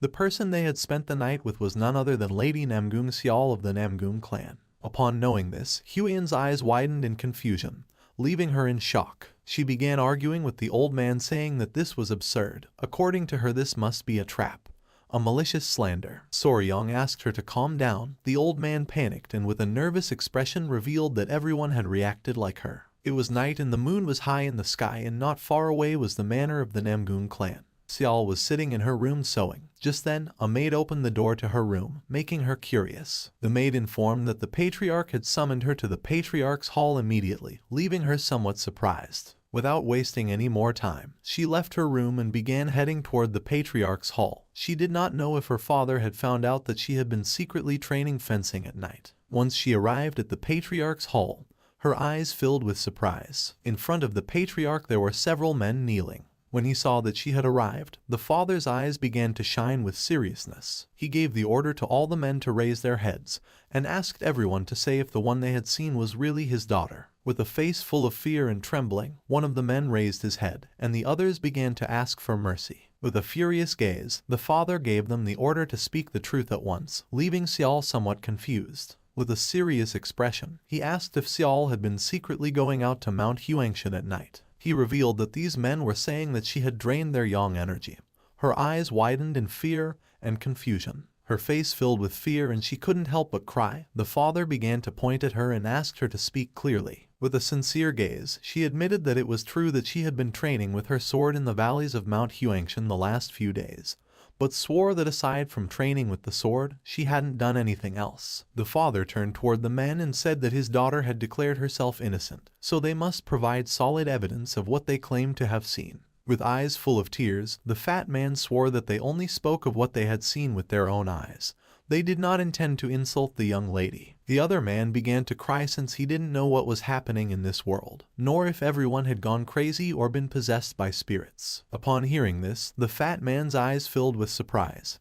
He stood up and said that there was a mole. The patriarch became curious and asked which mole he was talking about. Pointing at his chest, he revealed that the woman they had seen had a mole on her chest. With a curious expression, the father thought this was nonsense, turned around and asked Xiao if it was true. She put her hand over her mouth and her eyes began to shine with fear, leaving her in shock. Seeing her expression, the father couldn't help but get angry. He couldn't believe that this was true. Huiyan and Soryang left the inn and began to walk through the forest. Huiyan's face was full of rage. Our boy approached her and with a curious expression asked if she was still upset about what the innkeeper had said. Despite being so, she denied it. In front of them was Gupi, who carried all the luggage in his backpack. With a furious gaze, Huiyan turned around and made it clear that it was ridiculous to think that Namgung Xiao was absorbing men's masculine energy every night. Soryang's eyes widened in fear, realizing that she was upset. Huiyan let out a sigh. With a sincere expression, she apologized since she didn't want to get angry.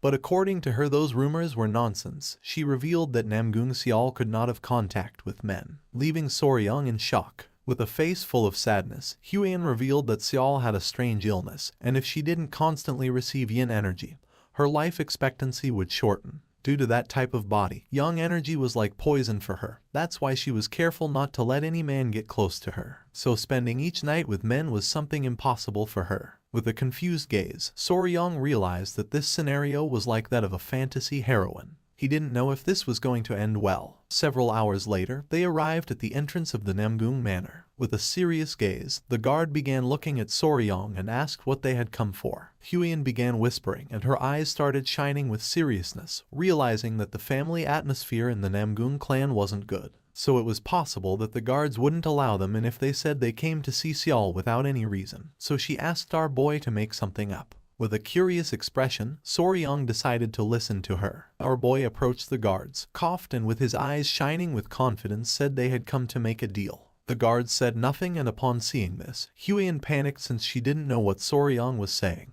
Seeing that the plan hadn't worked, our boy couldn't help but sweat. Just then, someone opened the door upon hearing the commotion. Upon seeing who this person was, Soryang and Huiyan's eyes filled with surprise, leaving them in shock. This person was Namgung Yoon. She was just as surprised to see Huiyan. Thanks to her, Soryang and the others entered the clan's manor, and Huiyan and Yoon began to dance with joy. Yoon was happy since it had been a long time since the last time she had seen Huiyan. With a smile, Huiyan mentioned that it had been 2 years since the meeting of the 7 families. With a confused expression, Yoon asked what Soryang meant by making a deal. Huiyan closed her eyes and let out a sigh. With a nervous expression, Soryang began to show a smile. Huiyan explained that they needed the ice jade, and she had heard last time that Xiao had it. Upon hearing this, Yoon felt somewhat surprised. With a sincere gaze, Huan mentioned that they really needed it, so they had come to see if they could get it. Yoon put her hands together and with a kind smile suggested first going to the patriarch's hall to talk about the matter with her father. She was sure that her father was going to be happy to see Huan after such a long time. Resting her hands on Soryong's shoulders, with a smile Huan revealed that she had brought something to exchange for the ice jade. Our boy's eyes widened in confusion. Yoon was in shock and asked if she wanted to exchange Soryong. Not long after, they went to the Namgun clan patriarch's hall. They told everything to the patriarch. He stood up and with a surprised gaze asked if it was true. His eyes widened in fear. He was in shock since he couldn't believe that they had brought an elixir that contained cold energy. Huan asked Soryong to show it. Upon hearing this, with a smile, our boy put his hand inside his clothes, took out the elixir, and placed it on the table. The patriarch's attention was fixed on it and his mind was filled with surprise. Inside the elixir there was something shining.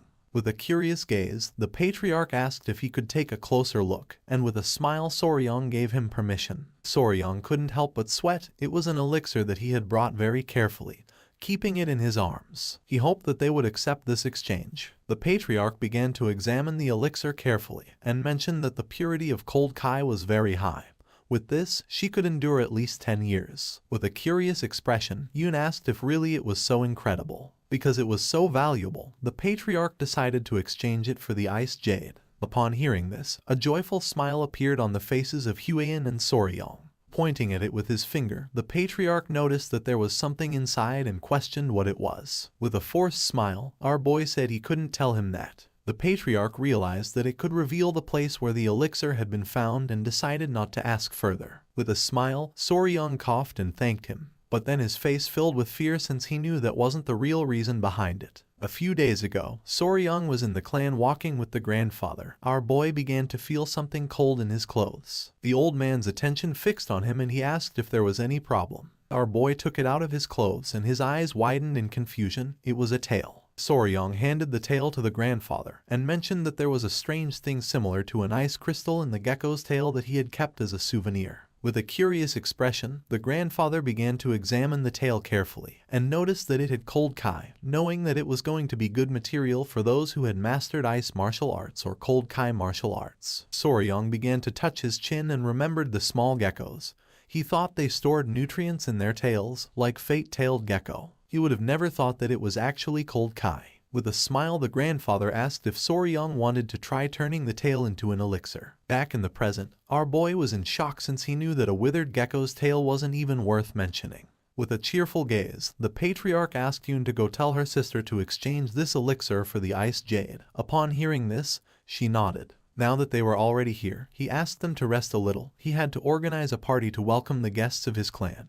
He also noticed that Huan was close to Seol. He revealed that his daughter had gone through something difficult recently and wondered if she could comfort her while she was here. With a smile, Huan did not refuse. They stood up and Yoon decided to guide them to the guest residence. They left the mansion and began walking. With a smile, Yoon mentioned that thanks to Huan, her father was in a good mood. These past few days, they had been walking on thin ice. With a curious gaze, Huan asked what had happened to Seol since she had heard rumors near Mount Huangshan. Yoon's eyes filled with surprise upon noticing that she knew that. Her eyes began to shine with sadness because she didn't think Seol would do something like that. But since they hadn't been able to find any clues, she was locked in the confinement room and had to be marked with virginity sand to prove her innocence. Huan was in shock and Soryong was somewhat confused. Virginity sand was something women applied on their bodies to demonstrate that their body was pure. If you raise a gecko in a jar and feed it cinnabar, its body will turn red. Huan revealed that afterwards it was ground into powder and applied to the woman's body. If her body was pure, that blood mark could not be washed off even with water. Upon hearing this, Soryong's eyes widened in surprise and confusion. He was furious since identifying a maiden was the task of a unicorn, not that of a gecko. Seeing Soryong's expression, Huan panicked. Just then, they arrived at the place where Seol was, catching their attention. Soryong's eyes widened in surprise. Not far from them sat Seol with the blood mark still on her hand. With a smile, Huan greeted her. Upon seeing Huan, Seol couldn't help but go into shock. Yoon revealed that she had brought an elixir containing cold kai. Their father wanted her to exchange it for the ice jade. Yoon gave Seol the elixir. Her eyes widened with curiosity and her jaw dropped upon noticing the immense cold kai of it. She thanked them and decided to make the exchange, making Huion and Soryong feel happy. She took out the ice jade and handed it to Soryong. Our boy began to observe it carefully and couldn't help but smile. Just then, with a sad gaze, Seol let out a sigh. The attention of our boy and Huion focused on her. With a sincere gaze, Huion admitted having heard the rumors. She didn't believe that Seol would do something like that, so she asked her not to get too discouraged. With an expression full of sadness, she mentioned that there were many witnesses who knew where her mole was. Soryong's eyes filled with emotion upon realizing that this was a mysterious case. He put his hand over his face and couldn't help but smile. Our boy was an expert in this kind of thing, and in his previous life he was called Sherlock Faber when they played escape and deduction rooms. With a smile, he asked if Seol had ever bathed alone in a pond or river at night. She began to observe our boy and felt confused. With a serene expression, Huion asked if he wanted to know if someone had been spying on her. Soryong's jaw dropped when he realized she was right. With her face full of sweat, Seol admitted never having bathed outside, and even if they had seen her, they had no reason to defame her. The people who were in the reception hall were like family since they lived together in the village at the foot of the mountain. Yoon mocked Soryong, saying that he was wrong. Soryong's face filled with sweat. He couldn't believe that he had failed. He fell to his knees on the ground and begged for forgiveness. Just then, Huion noticed something. Putting her hands together and with a smile, she revealed that she had solved the mystery. According to her, there was only one probable explanation for this situation. Everyone's attention turned to her and all felt confused and curious. With a serious gaze, she revealed the probable explanation for this situation. With a serene expression, Huion decided to reveal the identity of the possible culprit. Everyone began to look at her with a curious expression. Huion remained silent until several seconds later, with eyes shining with confidence, she revealed that the culprit was a ghost. The faces of Yoon and Seol were filled with sweat and their eyes widened in surprise, leaving them in shock. Huion nodded her head. Soryong's eyes filled with confusion since he was thinking that she was going to say something profound. He didn't know why she suddenly started talking about ghosts. With a curious expression, Soryong began to touch his chin and started thinking about it. He remembered encountering the ghost of the blue-spotted centipede after it died, so this situation wasn't so absurd. Soryong extended his hand and asked Seol if by any chance she had touched or done something strange lately, like eating the inner core of a spiritual beast. Seol began to ponder and with a serious gaze revealed that she had recently touched an acorn and also a tree branch. Soryong and Huion began to sweat and felt confused, realizing that this was what they called idiotic charm. Seol's eyes widened in surprise. She clasped her hands and remembered something. She revealed that while she was training alone at night, she felt the presence of someone. It was as if someone had been watching her all the time. With a confused expression, Yoon asked her sister if this was true. Seol nodded her head. She had no doubt about it. She had clearly felt it. At first she thought it was Yoon, and when she went to check there was no one. She put her hand on her chin and couldn't help but wonder if she was being too sensitive. Soryong began to observe her, knowing that this was a suspicious situation. While they were distracted, a maid came running. Upon hearing her voice, the sister's attention focused on her. With a face full of sweat and while panting heavily, the maid revealed that something terrible had happened. Upon hearing this, with a worried expression, Seol asked what was going on. The maid clenched her fists and revealed that another villager had disappeared. She also mentioned that the warriors had left the clan's territory to begin the search. With a confused gaze, Yoon asked if this was true. Seol began to look down at the ground and couldn't help but feel furious. Soryong's attention fixed on her. With a calm expression, he asked if she was okay. Seol's eyes began to shine with determination. No matter what, she had to catch the ghost personally and avenge the affront against her lost chastity. Yoon clenched her fists and with a serious gaze asked her sister not to go, since if she sneaked out alone again and was caught, this time it was going to be a very serious problem. Seol started to think, and then with a smile, asked Yoon not to worry. Then she turned towards Soryong and Huion, and revealed that this time they were not going alone. With a confused gaze, Yoon asked what she meant by that. Seol approached Huion and grabbed her hand, and with a sad expression asked if the two of them were willing to help her. Soryong and Huion's eyes widened in surprise, leaving them in shock. Night fell and somewhere in the forest there was a small owl sitting on a branch. When it turned around it saw Soryong and the others searching the area. With her body trembling and her eyes full of tears, Yoon grabbed Huion by the arm, knowing that if she was caught this time, they were going to lock her up in the closed cultivation room. Then she thought she would be trapped there for at least half a year. Upon hearing this, Huion began to show a nervous smile. Yoon turned around and mentioned that Soryong must be helping her stop Seol. She didn't know how Soryong could fall in love with her so suddenly. Soryong's eyes widened in confusion, and he began to show a nervous smile. A moment before, Seol took out a golden ornament. She explained that it was a norigi made of knots.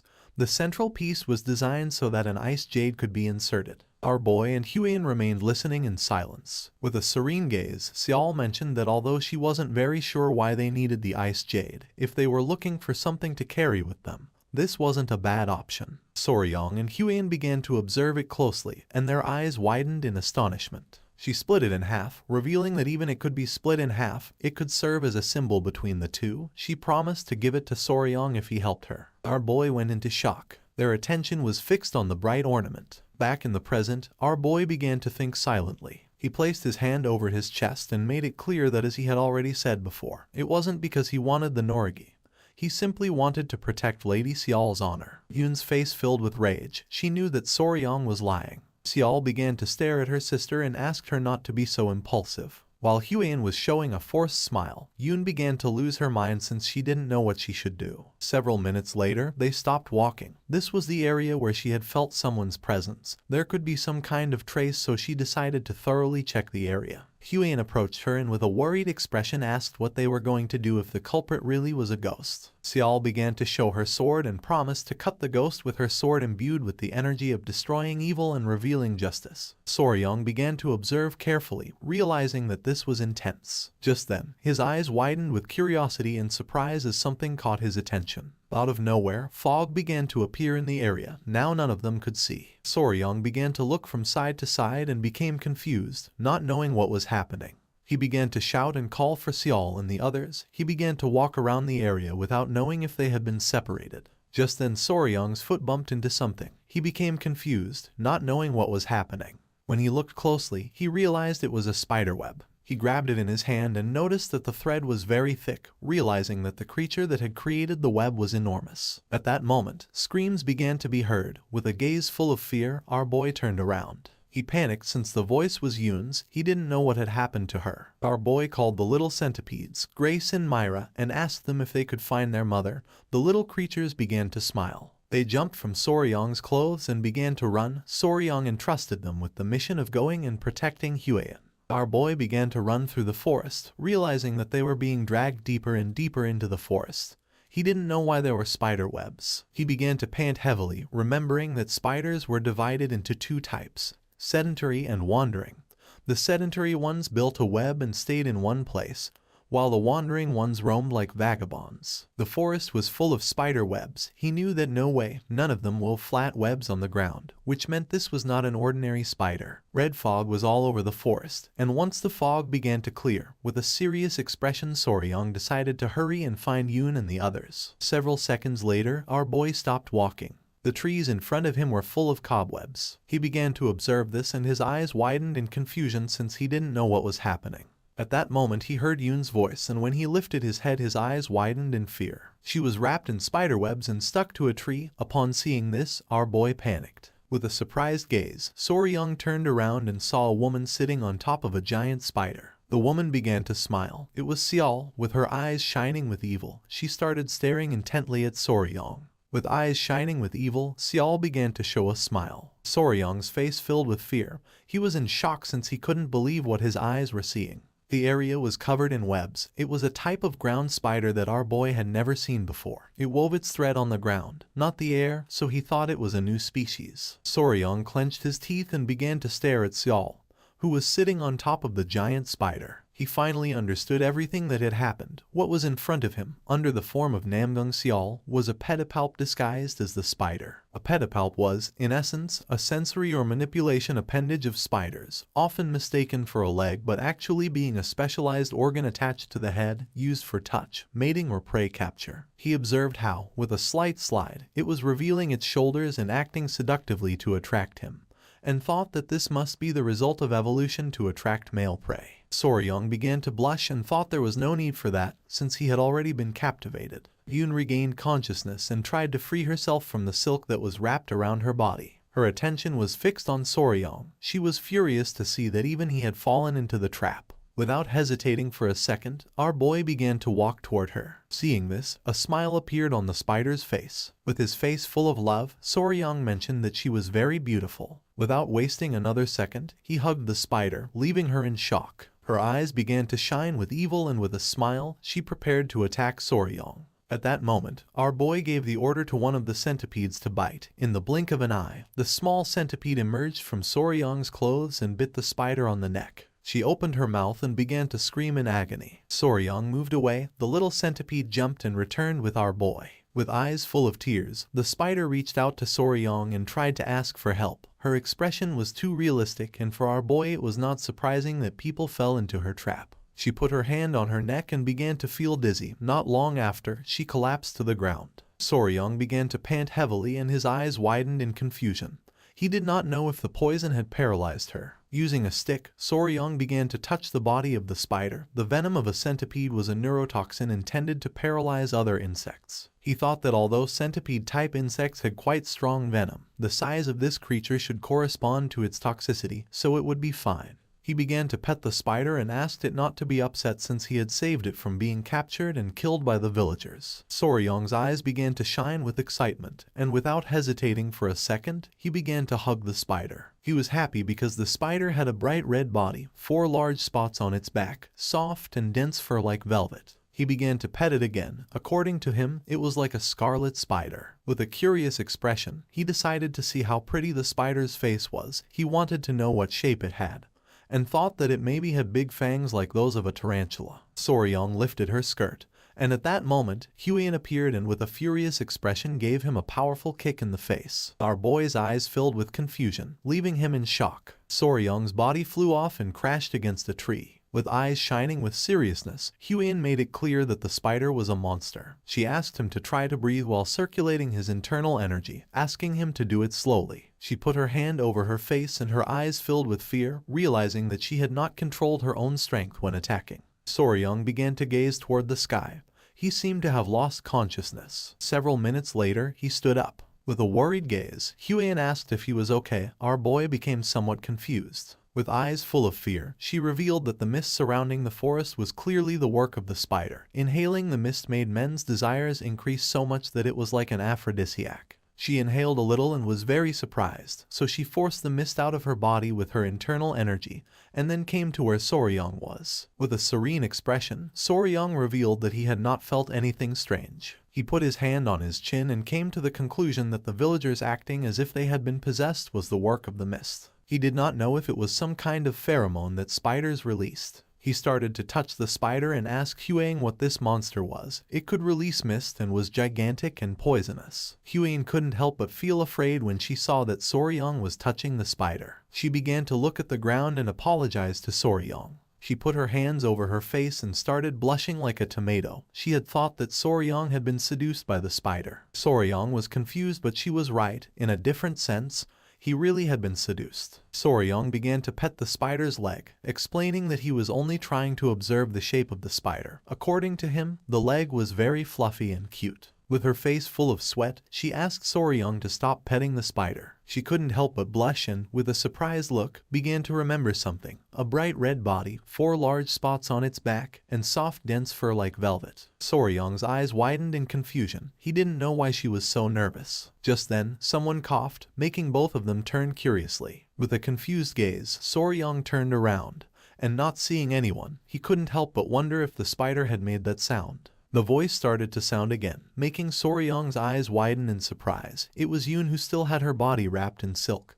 Our boy panicked since he had completely forgotten about her. She began to cry, and upon seeing this, Soryang quickly lowered her, and they placed her body on the ground. Huiyan and Soryang sat next to her. Yoon's face was pale and she was gasping heavily. She was breathing, so he realized that she was only paralyzed. Upon hearing this, Huiyan felt relieved. It was night, and Soryang mentioned that now all that remained was to find Seol. Now that the mist had disappeared, Huiyan was sure of being able to find her soon. Our boy stood up and decided to do one thing before going to look for Seol. Huiyan's attention fixed on him and she couldn't help but feel somewhat confused. He started to tie the spider's body using the threads of its silk. Several seconds later, our boy completely tied the spider's body. He started to drag the spider's body and decided to take it back to the clan to check what kind of monster it was. He was sure that it was not a creature.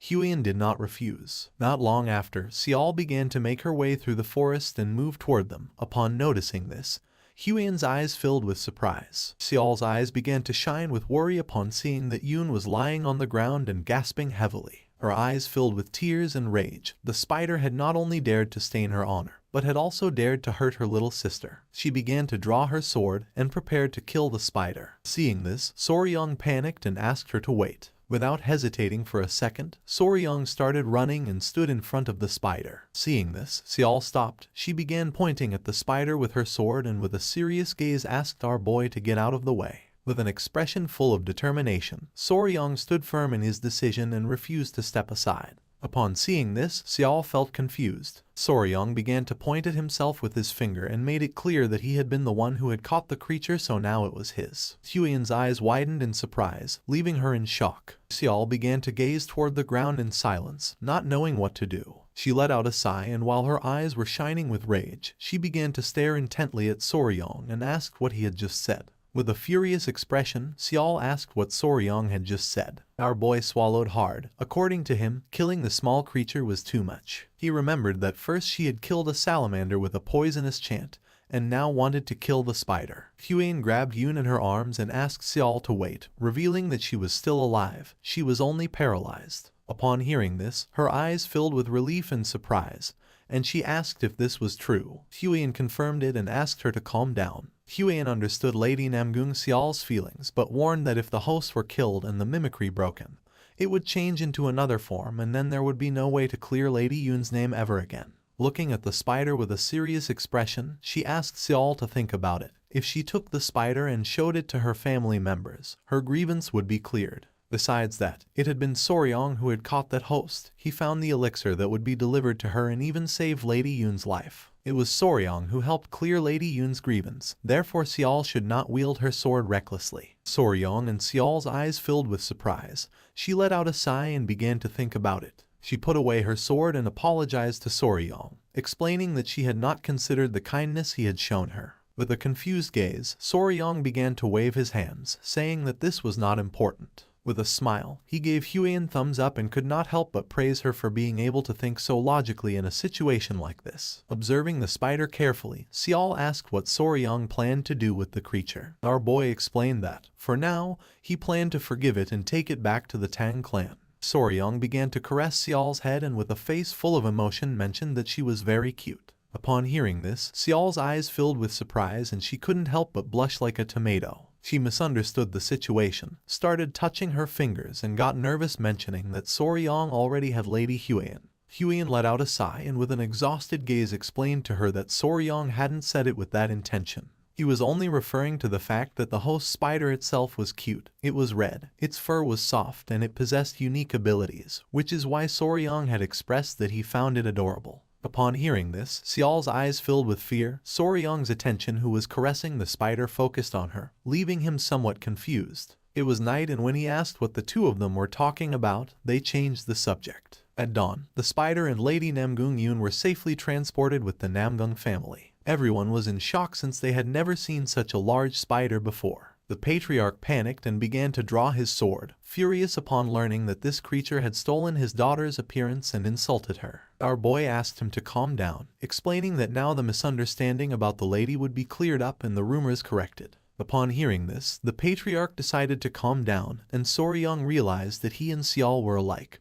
After all, they were father and daughter. The patriarch extended his hand to express his most sincere gratitude to the young warrior. He declared that it was as if he had saved the lives and honor of his two daughters and assured that the Namgung clan would never forget such kindness, so they would honor his wishes. Pointing at the spider with his finger, our boy mentioned with a smile that, just as he had said, he would take that guest with him. The patriarch showed no objection but mentioned that there was one thing that worried him. Upon hearing this, our boy became somewhat curious. The patriarch was in shock to see that the creature was still in the form of his daughter Xiao. He reasoned that, if that creature had stolen his daughter's appearance, it could also change into another form. Therefore, he asked if it could not at least adopt a different appearance. He never wanted to experience such doubts about his own daughter again. Soryang put his hand under his chin and began to ponder. He understood that, although he had secured ownership of the creature, there still remained the matter of image rights, and he wondered what should be done about it. Just then, he turned around and his eyes filled with surprise. Suddenly everything was becoming chaotic. He ran up to Gupi and asked what was happening. Gupi reported that the crowd was very agitated. 3 old men appeared, visibly furious. They began shouting, referring to the creature as a cunning little thing and a bastard who had been imitating the young lady's appearance. They demanded to know what they were doing and why they weren't killing it. With a serious gaze, Gupi extended his hand and asked them to watch their words. He reminded them that this guest had been captured by his clan and asked if they were daring to defame the property of the clan.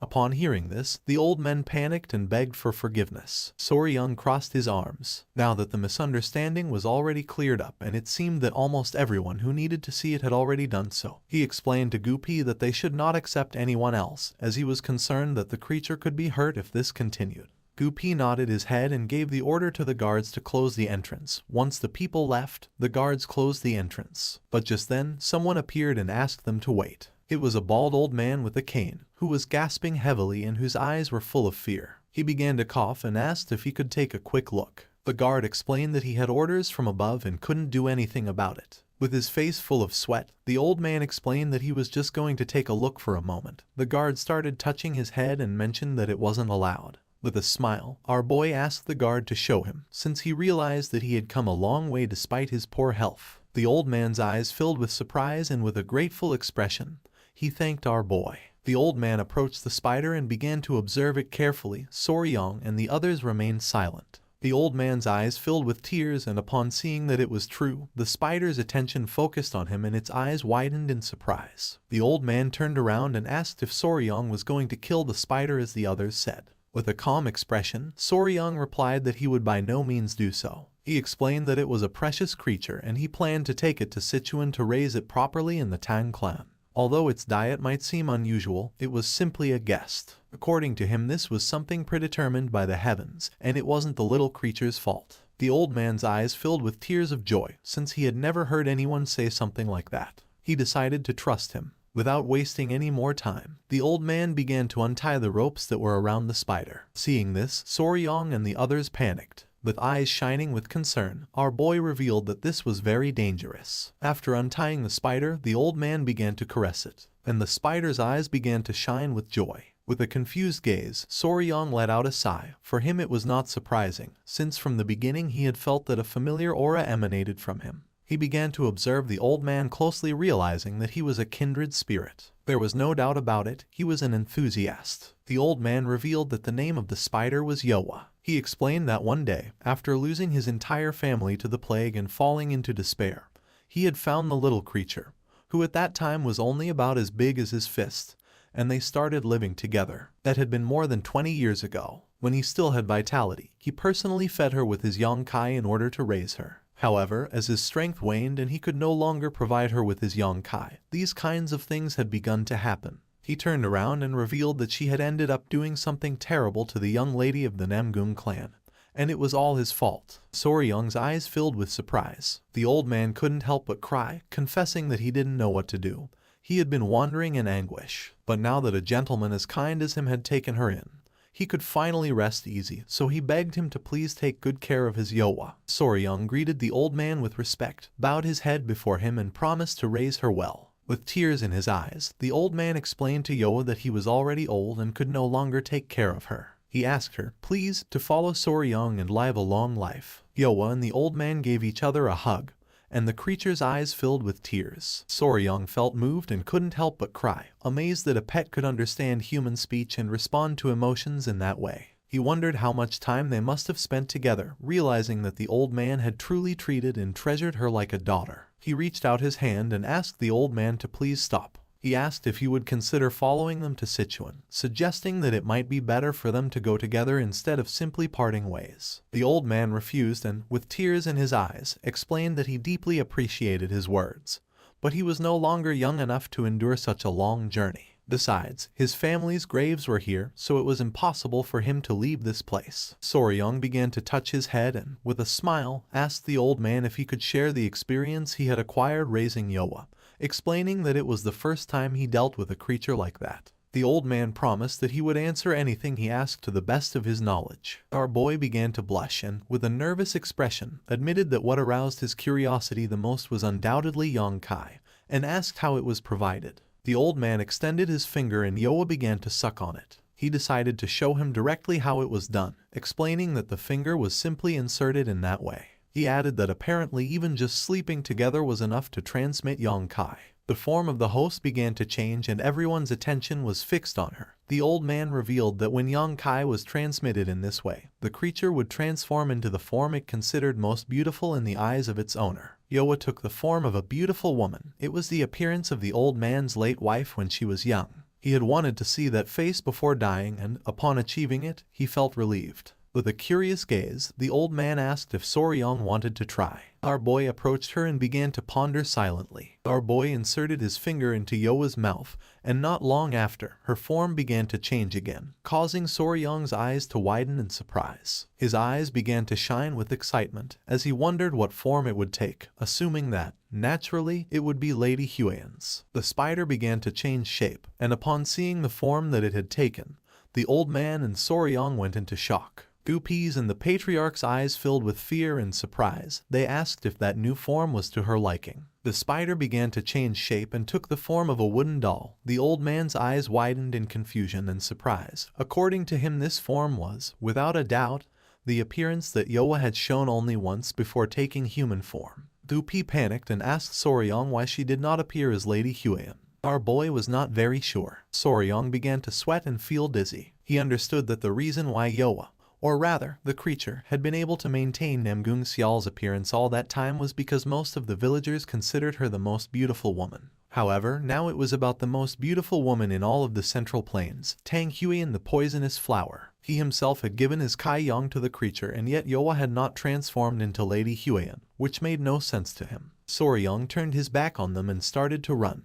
He was sure that the Tang clan would see this as nothing other than a betrayal against them. Seeing this, Gupi and the others were thrown into confusion. Soryong began to pant heavily. For him, this was inconceivable. He refused to accept that his fascination with poisons was stronger than his admiration for Lady Huiyan, much less that this was the reason why the creature had revealed its true form. He was convinced that there clearly had to be another explanation for what was happening. At the same time, Huang was in Namgung Yun's room at the guest residence. On the bed lay Yun. Not long after, Soryong opened the door running. Upon noticing this, Huang's eyes filled with confusion and surprise. She didn't know what was happening or why he was so out of breath. Soryong said he had a favor to ask her. With eyes shining with seriousness, he asked if he could hug her. This made her blush like a tomato. With a forced smile, Soryong began to wave his hands and asked her please not to misunderstand him, saying that it wasn't like that. Although later, changing his mind, he considered aloud that maybe a misunderstanding wouldn't be so bad after all. She stood up and clenched her fists and couldn't help but get nervous upon realizing that in the end he had found out. She put her hands over her face and revealed that she had not intended to hide it on purpose. She had only read about it in books,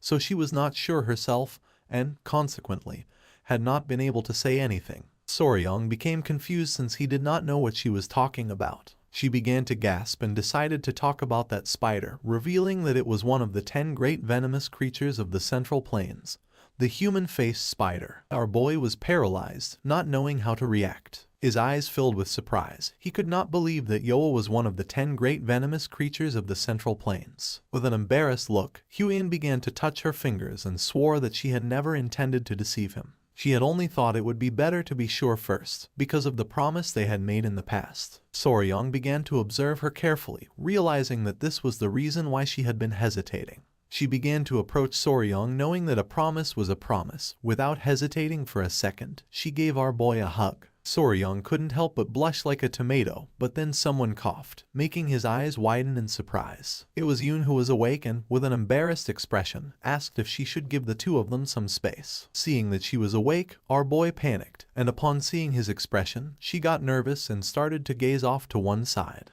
It was already daytime and the sun was shining high in the sky. And 2 days later, Soryong began saying goodbye to Xiao and the others. Xiao began waving goodbye to them and thanked them deeply, promising she would never forget that debt of gratitude. The incident came to an end, and they departed from the Namgung clan. Fortunately, after Yoa consumed Soryong's Yong-kai, she transformed into the appearance of Lady Huiyan. He assumed they would no longer have to worry about those piercing gazes. With a kind smile, he asked her if she was okay, asking her to hold on a little longer and assuring her that he would let her out as soon as they arrived. Upon hearing this, Yoa couldn't help but feel happy. Yoa was inside a cage. Gupi reached out his hand and asked Soryong if he had any idea about the next part of the journey. Soryong explained that originally, after recovering the ice jade, he had been planning to head directly to Mount Gonga, where the fat-tailed geckos lived. But now that they had brought Yoa along, he was debating whether they should stop by the Tang clan first, since he wasn't sure if Yoa could endure an even longer trip. Yoa began shaking her head no, and upon noticing this, Soryong became confused, not knowing if she was okay. Her eyes began to shine with worry. Soryong approached the cage and a tear formed in his eyes. He couldn't believe it. He wondered if she was really worried about him. Thinking that she was such a kind and gentle soul moved him deeply. He thanked Yoa and promised her that he would take them there as quickly as he could.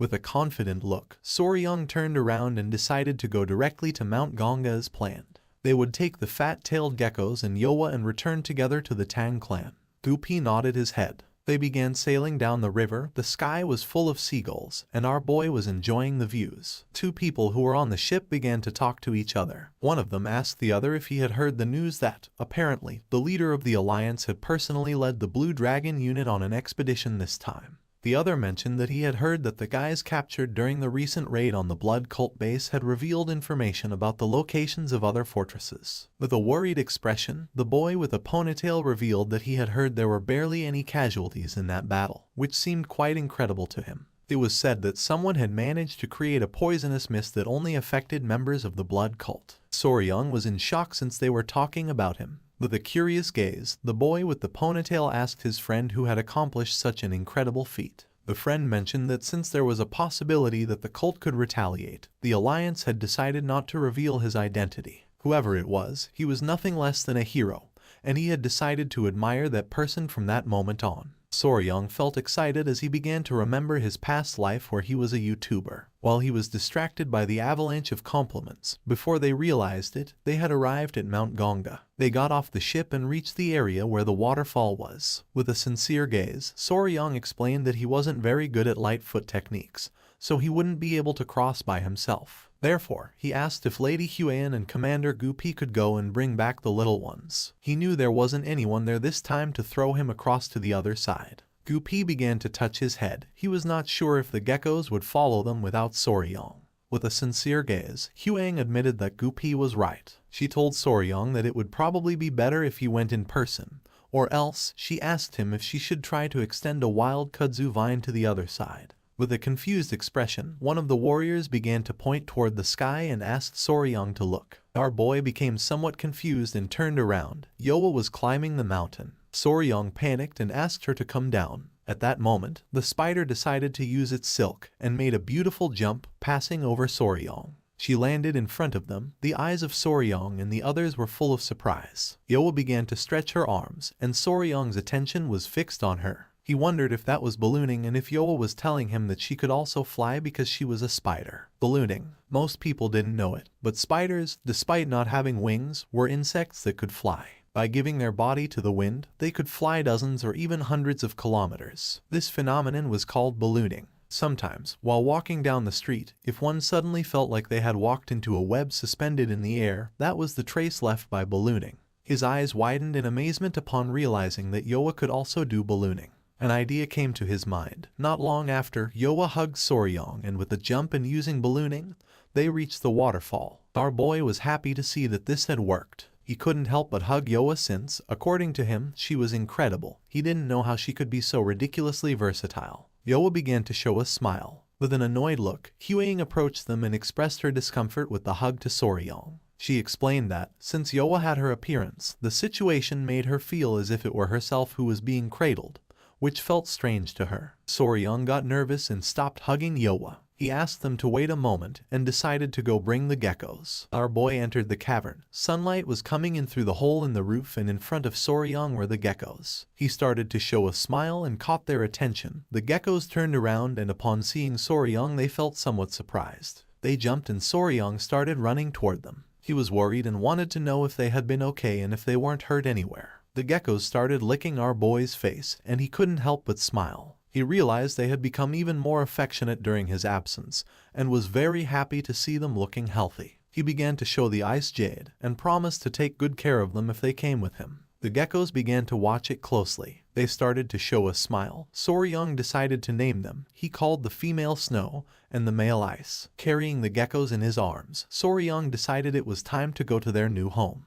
And so, Snow and Ice became part of the family. It was night and someone arrived at the Tang clan manor. Upon seeing who it was, the guards couldn't help but feel somewhat surprised. It was Soryang, Gupi, Lady Huang, and Yoa, who was in the form of Huang. The guards were somewhat surprised to see two Huangs. Upon observing closely, they realized that Yoa was a spider, and they couldn't understand why this creature had the appearance of Lady Huang. Soryang coughed, and with a confident expression asked the guards to announce to the elders of the clan that the proud official son-in-law of the Tang clan had arrived. Furthermore, he instructed them to inform that he had captured, then corrected himself and clarified that he had actually brought with him one of the 10 great poisonous creatures. Upon hearing that Soryang had brought one of the 10 great poisonous creatures, the guards could not help but go into shock and decided to report it immediately. They launched a flare to announce that Soryang had returned with one of the 10 great poisonous creatures. Not long after, the Patriarch, his wife, the Grand Patriarch, and the clan elders began running towards Soryang.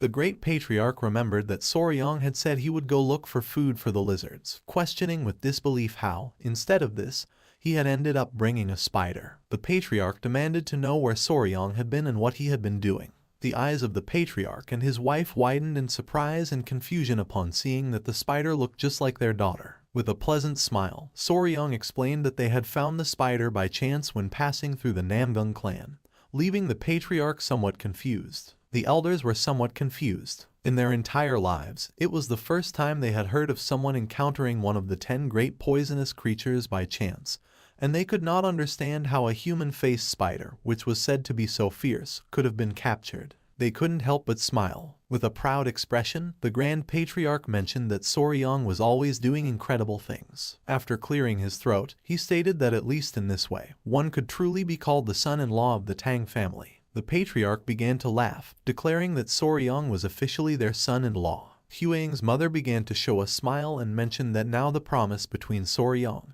and Huang had been fulfilled. Soryang's jaw dropped in surprise since he didn't know how she knew about this, while on the other hand, Huang couldn't help but blush. With a smile, the Patriarch mentioned that this had no importance. What really mattered was that he was now truly part of the family. With a calm gaze, the Great Patriarch asked Soryang to go to the river starting the next day and catch a live goose. Our boy became somewhat confused. The Great Patriarch extended his hand and with a smile questioned whether Soryang didn't know that he had to prepare the goose for the engagement ceremony himself. He added that, although he was not yet old enough to marry immediately, at least they could celebrate the engagement. Soryang's eyes widened in surprise.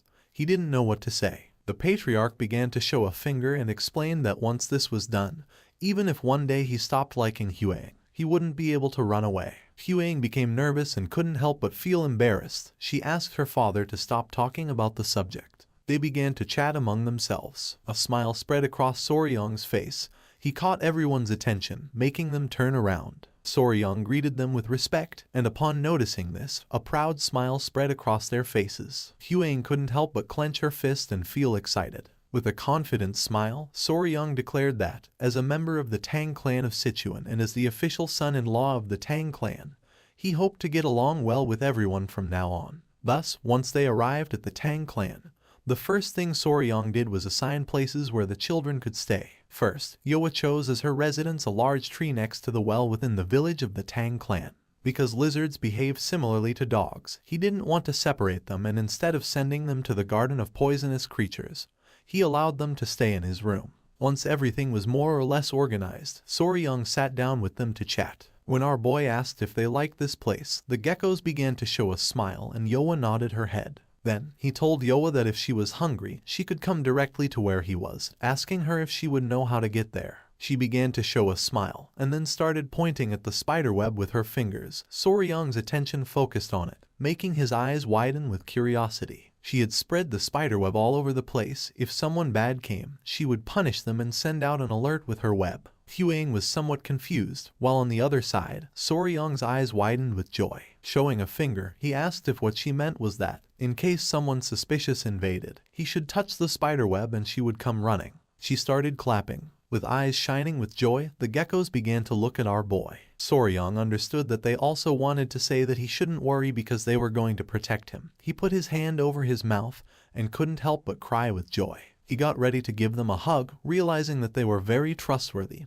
He was very happy. Thus, once the new home for the new family members was prepared, the engagement ceremony was held. For this, the elders of the clan gathered and, in a simple ceremony, engagement gifts were given as an oath of marriage. However, there was a small misunderstanding during the preparation of the gifts. While Soryang was waiting in the hall, Huyen appeared carrying the geckos in her arms. Soryang's eyes widened with surprise and confusion. She began to show a confident gaze, and our boy noticed that she wanted the gifts to be the lizards, and he couldn't help but wonder if they weren't just a simple ornament. Our boy's face filled with sweat, realizing that this was a problem. He regretted that it had to be precisely this, and he didn't understand how he was supposed to offer the geckos as an engagement gift. He began to remember Huang. He knew that she had liked the geckos, but he didn't think she would say it directly. With a confident expression, he apologized and explained that this was going to be complicated. She became somewhat confused as she didn't know why. Soryang grabbed her arm, began to look into her eyes, and explained that originally engagement gifts existed to promise eternal love. He clarified that although lizards were pretty, the gifts should be immutable objects, like ice jade, to properly symbolize this promise. Huang couldn't help but blush like a tomato. With a kind smile, Soryang mentioned that both geese, which symbolized 100 years of life together, and oath letters had deep meaning. He continued by explaining that in celebrating the engagement, everything he owned would essentially be hers. Upon hearing this, her eyes widened with love. She turned around and thought that this was true, and decided to follow Soryang's will. Our boy was happy and praised himself. She caught our boy's attention, making him curious. With a confident gaze, she asked our boy to call her Huang from now on instead of Lady Huang. Now that they were engaged, they shouldn't use titles between them. Soryang's face filled with sweat, making him blush like a tomato. While the geckos were playing, with a nervous expression, he nodded his head. The next day, when the sun came out, it was time for the meeting with the patriarch. He asked if Soryang and Huang had rested well. Our boy was somewhat curious, wondering why he had called them and whether it would be to give them some advice. With a serious expression, the patriarch revealed that they had been called because they had something to say about Soryang's great technique. Soryang's attention was fixed on him and his mind filled with confusion. Huang explained to our boy that the great technique consisted of learning the internal art of the Tang clan and accepting the poison. Soryang realized that she was referring to the 10 poisons. With a smile, the great patriarch explained that this time it had been a very good thing for Soryang to bring the spider with a human face, since being the weakest among the 10 great poisonous creatures, it was the best one to accept first. Soryang questioned if he was now going to train the great technique. The patriarch shook his head and mentioned that Soryang had said he would use the 10 great poisonous creatures for the great technique, but he originally had another proposal. Our boy's eyes widened in surprise and confusion. With a serene expression, the patriarch revealed that upon reviewing the poisons Soryang had and those he would bring, he had remembered something the clan had forgotten for a long time. With a smile, he asked if Soryang knew what 5 poisons meant. Soryang's eyes widened with uncertainty, wondering if he was referring to the 5 poisons return technique that he had learned. The patriarch nodded his head. Then, he began to show one finger at a time and named the centipede, the lizard, the scorpion, the snake, and the toad. He explained that these 5 poisons formed the basis of the 5 poisons return technique. With a serious expression, he suggested to Soryang the idea of practicing the divine 5 poisons return technique. Our boy couldn't help but sweat. He didn't know what to say. The patriarch interlaced his hands and explained that in the Tang clan they divided poisonous creatures into 2 main categories, common beasts and spiritual beasts. His eyes began to shine with confidence as he revealed that the common beasts were ordinary poisonous creatures that could be found anywhere. The spiritual beasts, on the other hand, were those that possessed mystical powers, intelligence, or even an internal core. Soryang felt somewhat confused and questioned whether the golden-haired king bee he brought, the fat-tailed geckos Snow and Ice, the blue-spotted centipedes, and the human-faced spider would then be considered spiritual beasts. The patriarch nodded his head. It was precisely because of this that he was going to propose something else. The great patriarch began to laugh and made it clear that the 5 venoms returning technique was limited in its mastery, as it only absorbed the venom of ordinary poisonous creatures. But its origin technique, the 5 venoms true returning technique, was different. It could absorb the venom of spiritual beasts. He pointed out that with the blue-spotted centipedes and the fat-tailed geckos, he already had 2 of these beasts prepared. If they also managed to obtain the venoms of the snake, scorpion, and spiritual level toad, then all conditions would be met to master the 5 venoms returning divine art. That was why he suggested training in said divine art. Soryong's eyes widened in surprise. He remembered that fat-tailed geckos were not venomous. The great patriarch began stroking his beard, explaining that he had examined them. They carried a venom that plunged people into a state of extreme cold. The icy air they emitted was their venom, leaving Soryong somewhat surprised. Now our boy had 2 paths open before him. One was to absorb the venom from the blue-spotted centipede and from the fat-tailed gecko in order to aspire to master the 5 venoms returning divine art. The other was to absorb poison from the human-faced spider, one of the 10 great venomous creatures, and begin gathering all 10 poisons necessary for dual-core 10 poisons body. With a curious gaze, Soryong asked if he couldn't simply use the 10 great venomous creatures to complete the 5 poisons body. The patriarch shook his head. The fat-tailed gecko was not among the 10 great venomous creatures. Soryong put his hand under his chin and began to ponder. He understood that if he absorbed poisons from lower-class creatures like blue-spotted centipedes and fat-tailed geckos, it would no longer be possible to complete the 10 poisons body path using only the 10 great venomous creatures. The choice came down to this: absorb what he called children's poison and follow the path of the spiritual beast class 5 poisons body,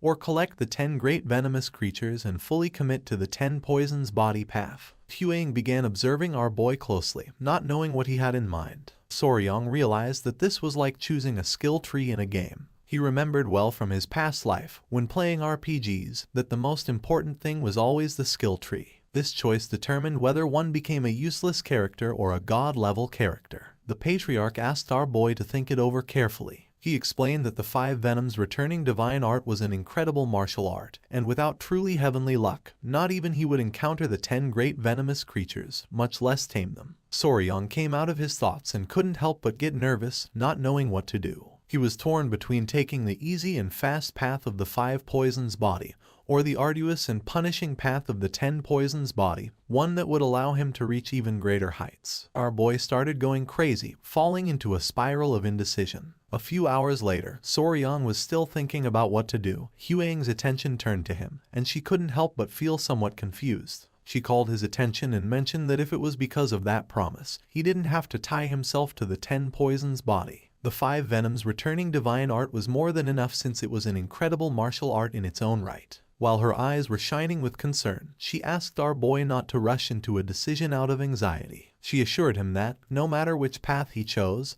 he would still be Soryong. Upon hearing this, Soryong turned around, and while his eyes were shining with sincerity, he was honest and said that even the patriarch had mentioned that the preparation process was the same in both cases and only the final poison changed. He decided to take his time to think it through. A few days later, Soryong was lying in bed. Even though 2 days had passed while the grand technique was being prepared, he still couldn't decide easily. While the geckos were playing, our boy, completely undecided, asked them what they thought he should choose. Just then, Huang opened the door to Soryong's room with a surprised expression. Our boy became somewhat curious and asked what was going on. With her face full of sweat, she revealed that the blue-spotted centipedes were about to shed their skin again. Soryong got out of bed and his eyes widened in surprise. Without wasting any more time, he went to the pavilion where the centipedes were. Upon seeing them, both he and Huang felt tenderness. The creature's skin had become hard as stone. Soryong remembered that they had been growing very fast lately and hadn't thought that the second shedding would begin so soon.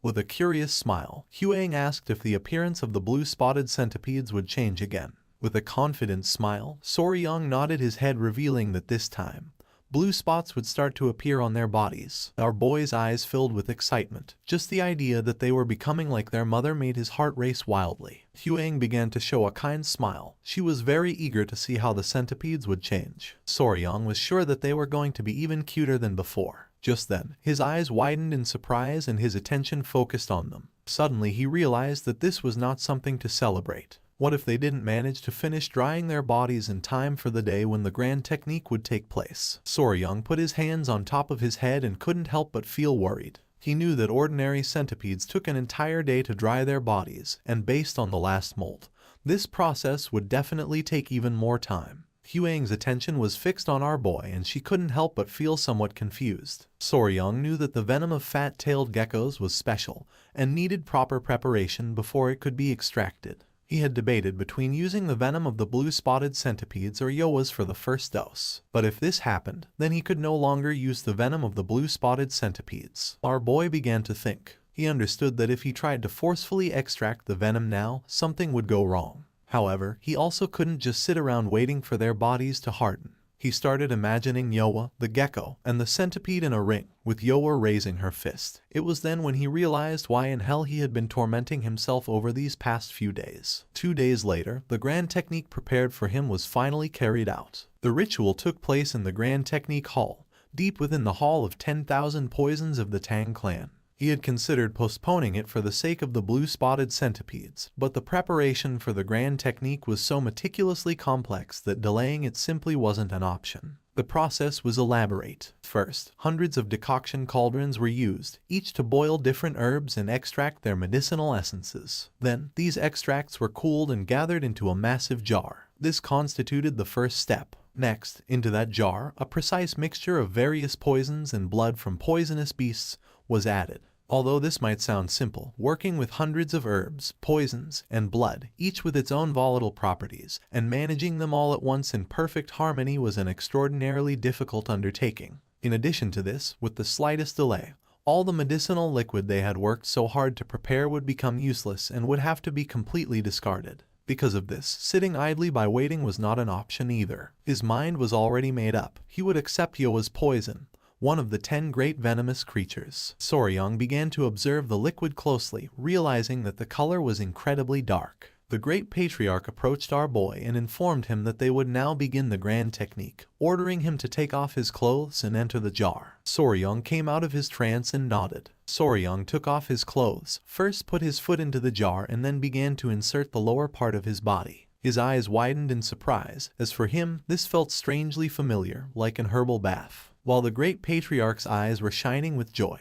with a smile, he mentioned that they were going to add a single drop of Yoa's poison into this herbal decoction to provoke a reaction. Then, they would add the already prepared medicinal compounds so that his body could begin to absorb the poison. The great patriarch began to laugh, revealing that normally the process would be unbearably painful. Luckily, Yoa's poison was of a paralyzing type, so it wouldn't hurt too much. Upon hearing this, Soryang felt somewhat worried and couldn't help but sweat. The patriarch decided to go look for the rest of the necessary ingredients and asked him to wait a moment. After saying this, they left the room, leaving Soryang alone. Not long after, Huan, who was carrying the geckos in her arms, and Yoa entered the room and greeted our boy with a smile. With a cheerful expression, Huang revealed that the centipedes were awake, they had shed their skin, now had spots, and their bodies were emitting an intense glow. The centipedes began to play, and Soryang noticed that Nova, Myra, and Grace were now even more adorable. They began to climb onto the jar in which Soryang was submerged.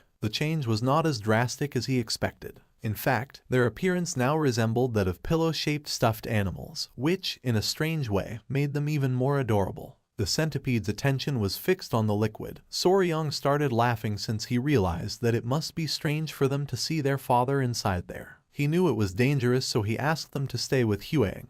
With a smile, she began calling the centipedes to come with her. Nova didn't listen and its attention was fixed on the liquid. When it tried to get down from the jar, unintentionally the liquid came into contact with its ear. It began to writhe in pain, and upon seeing this, Soryang's eyes widened with caution. He revealed to Huang that Nova's antenna had touched the medicinal liquid and asked her to wash it with water immediately. Huang's eyes widened in surprise and concern. Without wasting more time, she grabbed Nova in the process. It opened its mouth and its saliva came out of its mouth and fell into the liquid. Soryang began to observe closely. Nova's saliva caused the liquid to start reacting and began changing color. Huang's eyes filled with fear upon realizing that the poison was seeping into the jar. Soryang clenched his teeth tightly and not long after, he began screaming in agony. Our boy began to scream in agony. With a worried expression, Lady Huang asked Soryang to regain control. The liquid began to burn Soryong's skin, making his face turn red. He did not know this kind of pain. It was as if all his skin were being torn off while his entire body burned. He remembered that he had been told he must not move at all during the grand technique, even though he desperately wanted to jump out of there. Somehow he barely managed to restrain himself. Foam began to come out of our boy's mouth. For him this was too much. Upon seeing this, Yohua and the geckos were in shock. Lady Huaying put her hand near her mouth and her eyes filled with worry. She didn't know what to do. The great patriarch and the patriarch returned, and upon seeing what was happening, they went into shock. They started running toward our boy. Huaying turned around and with a sincere expression explained to the great patriarch that the centipede had accidentally dropped a bit of venom. Soryong began to collapse while begging to be saved. The great patriarch grabbed Soryong, supported one hand under his head trying to calm him down. The patriarch asked our boy to stay alert, calm his mind, slow his breathing and above all not lose consciousness. Our boy opened his mouth and started to bleed. He could no longer bear the pain. Not long after, he dropped his hand because he no longer had strength. The patriarch's attention was fixed on him and his mind was filled with surprise. Everyone panicked, not knowing if Soryong was okay. Little by little our boy's eyes began to close. Soryong felt as if he were underwater. Little by little he opened his eyes and his attention focused on Nova, who was asleep. She made contact with Soryong and a strange energy began to emerge from her body and entered Soryong's body. Several hours later, our boy began to open his eyes. Noticing this, Lady Huaying felt relieved and with a surprised expression informed the great patriarch that Soryong was regaining consciousness. Once Soryong fully opened his eyes, Huaying couldn't help but cry and feel relieved to see that he was okay. While on the other hand, the grandfather began to show a kind smile. Soryong started touching his head and realized that he was in the same place. With a worried expression, Huaying asked if he was okay. The great patriarch explained to our boy that, fortunately, he had guided his internal qi directly through his Baihui point, so he managed to overcome the worst. He informed him that the grand technique had also ended safely and successfully, and that, although it was not Yohua's poison, in the end he had accepted instead the centipede's poison. Soryong put his hand on top of his head and let out a sigh, realizing that, after all, Nova wanted her father to learn the 5 poisons body. With a worried gaze, he asked if Nova was okay, since he remembered that Nova's antenna had been exposed to the substance. Huaying and the great patriarch were somewhat surprised. She explained that she had washed Nova's antenna immediately. She did it anxiously, not knowing whether Soryong would live or die. Soryong's attention was fixed on her and his eyes widened with concern. She turned her gaze to the side, as she was angry. Our boy panicked, knowing that right after the engagement ceremony, he should have gone to see Huaying, his fiancée. But instead, he had instinctively run first toward the centipedes. Soryong's head started hurting again. Noticing this, Huaying asked if the pain was returning. Our boy's eyes began to shine with seriousness since the most important thing for him was to know if Nova was okay.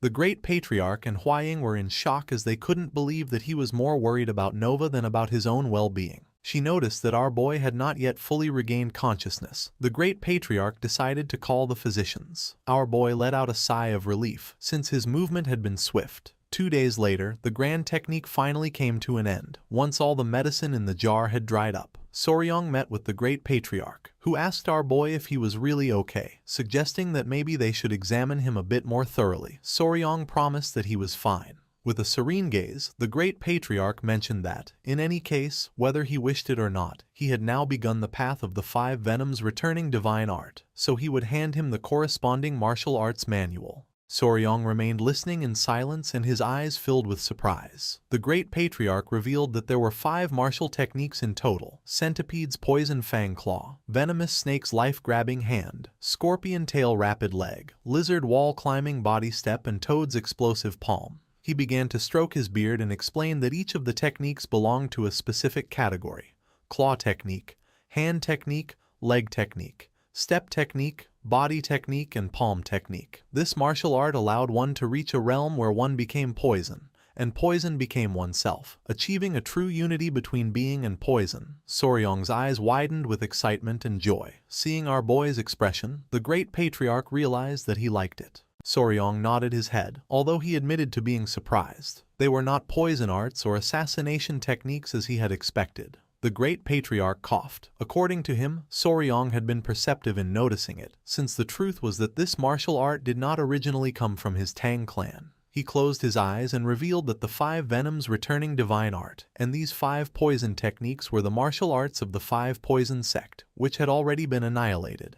200 years ago, the second son of the Tang family, a genius of his time, and the daughter of the palace lord of the southern barbarian beast palace fell in love. Despite fierce opposition from both clans, they eloped and founded the 5 poison sect. They created a new martial art by combining the strengths of poison arts from the Tang clan with beast fist techniques from the beast palace. However, they selfishly took martial arts that should never have left their sect and even mixed them. Naturally, they could not escape persecution from both clans and, about 100 years ago, were finally annihilated in the jungles of Yunnan by both forces. Showing one finger, the great patriarch mentioned that after this, it was agreed that both sides would reclaim their respective martial techniques, and what was recovered then was the 5 venoms returning divine art and the 5 poison techniques. His eyes began to shine with tranquility as he explained that, since the essence of both clans' martial arts was intertwined, there was much dispute over its ownership. But since it was necessary to accept the poison in order to master it, in the end it was passed down to his Tang clan.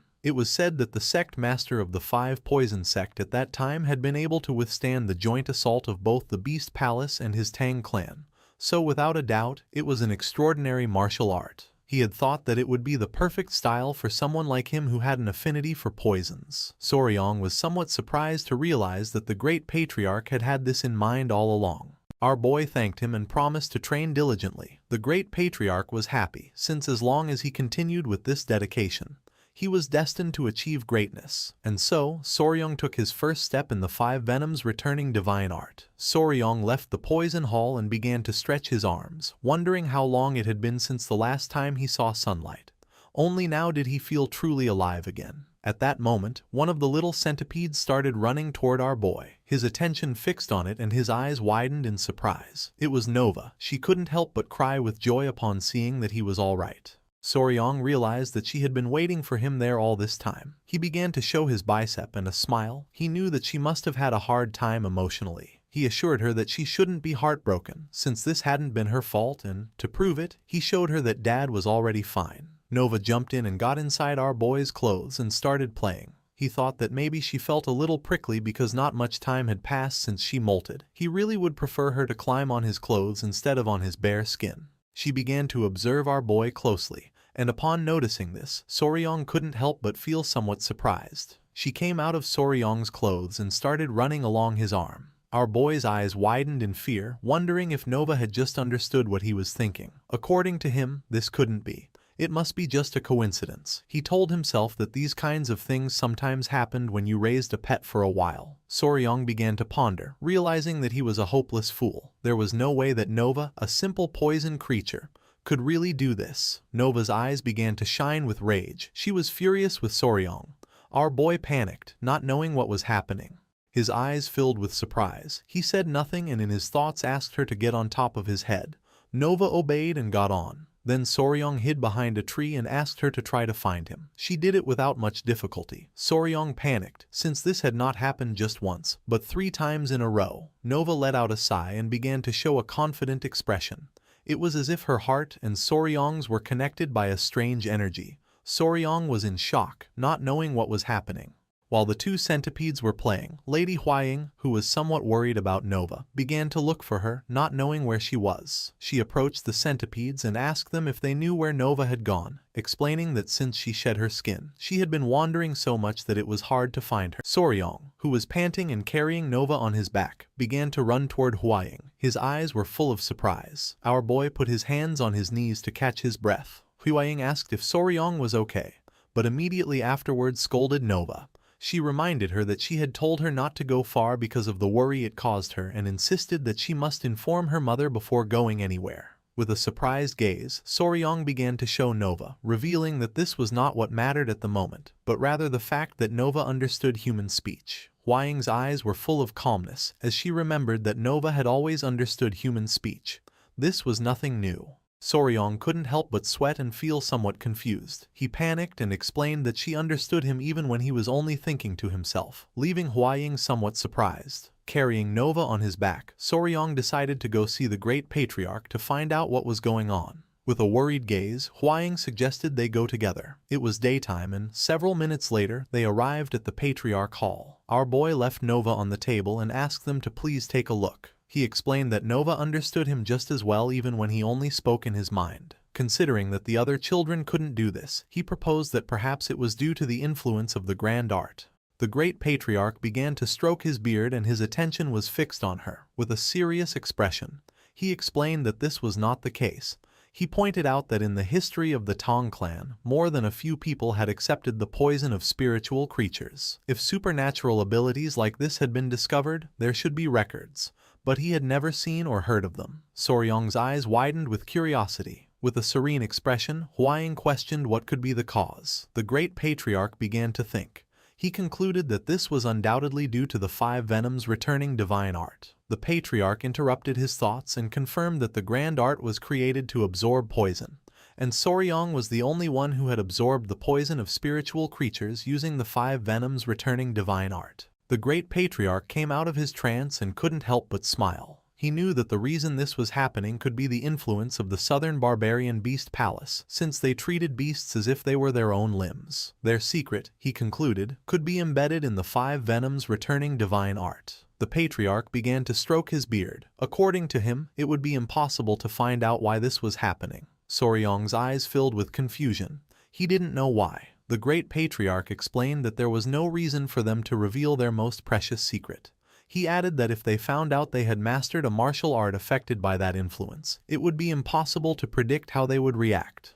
Huaying felt somewhat worried, not knowing if there was any way to avoid this. The great patriarch closed his eyes and began to think, coming to the conclusion that it would not be easy, unless they owed them a great favor. A while later, Soryong came out of the Patriarch Hall. He was depressed since this was somewhat disappointing. He began to imagine himself with his pets. He had the hope of gathering Nova, Myra, Grace, Snow, Ice, golden-haired queen bees and Yohua to form something similar to the Bremen town musicians. While our boy was distracted, someone caught his attention, making him curious. When he turned around, he saw Commander Gupe, who greeted Soryong with a smile and expressed his joy at seeing that he was feeling better. Gupai started touching his head. According to him, it was lucky to have run into him there. He explained that there was a slight problem with the venomous creature garden and asked if he would like to accompany him. Soryong couldn't help but feel somewhat surprised to see that there was a problem. Soryong began to ponder. He decided that he should take care of the problem in the venomous creature garden first and then think about the southern barbarian beast palace. He realized that he had completely forgotten about the garden, since he had gone directly to the engagement ceremony as soon as he returned.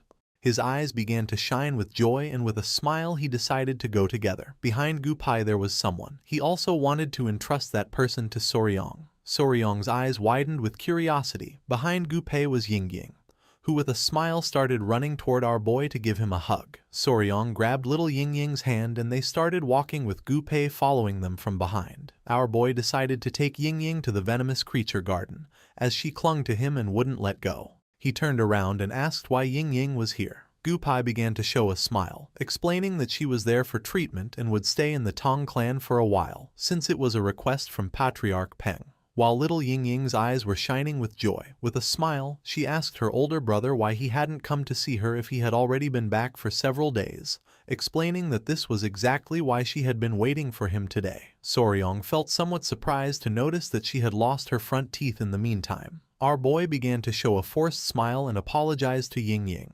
He explained that he thought she had already gone back and asked her if she had gotten very bored being alone. She began to show a bag, making it clear that she hadn't been bored since she had been playing with Clicky. Soryong opened the bag and his eyes widened with curiosity. Gupai also came closer to see what the bag contained. The bag contained a spring beetle. The spring beetle, known in the West as click beetle, was characterized by its ability to produce a clicking sound when flipped onto its back. It was a pest that bored into potatoes and sweet potatoes and destroyed plant roots, but for children it turned out to be a familiar and adorable insect. Gupai felt somewhat confused, not knowing if it was a snapping beetle. Yingying made it clear that it was Clicky, not a snapping beetle. Soryong began to remember his childhood. As a young boy, he called these insects click bugs. This was the first insect he raised in his past life. He could consider it an introductory insect, the one that had led him to where he was today. He sat in front of her and with a smile realized that Ying Ying liked bugs. She nodded, affirming that she did like them,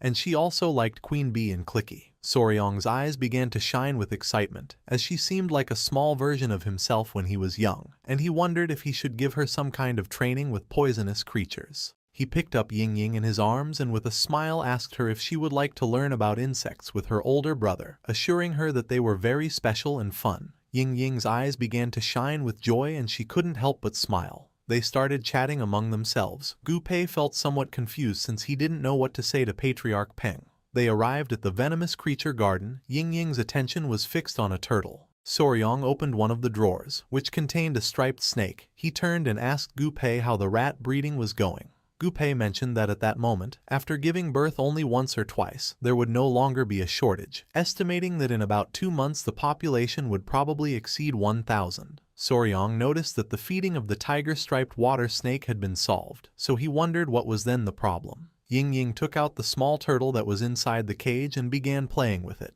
Gu Pei began to touch his head, explaining that the number of crickets they were raising as food was not increasing at all, and that because of this, some creatures were starving. With a confused gaze, Soryong put his hand under his chin.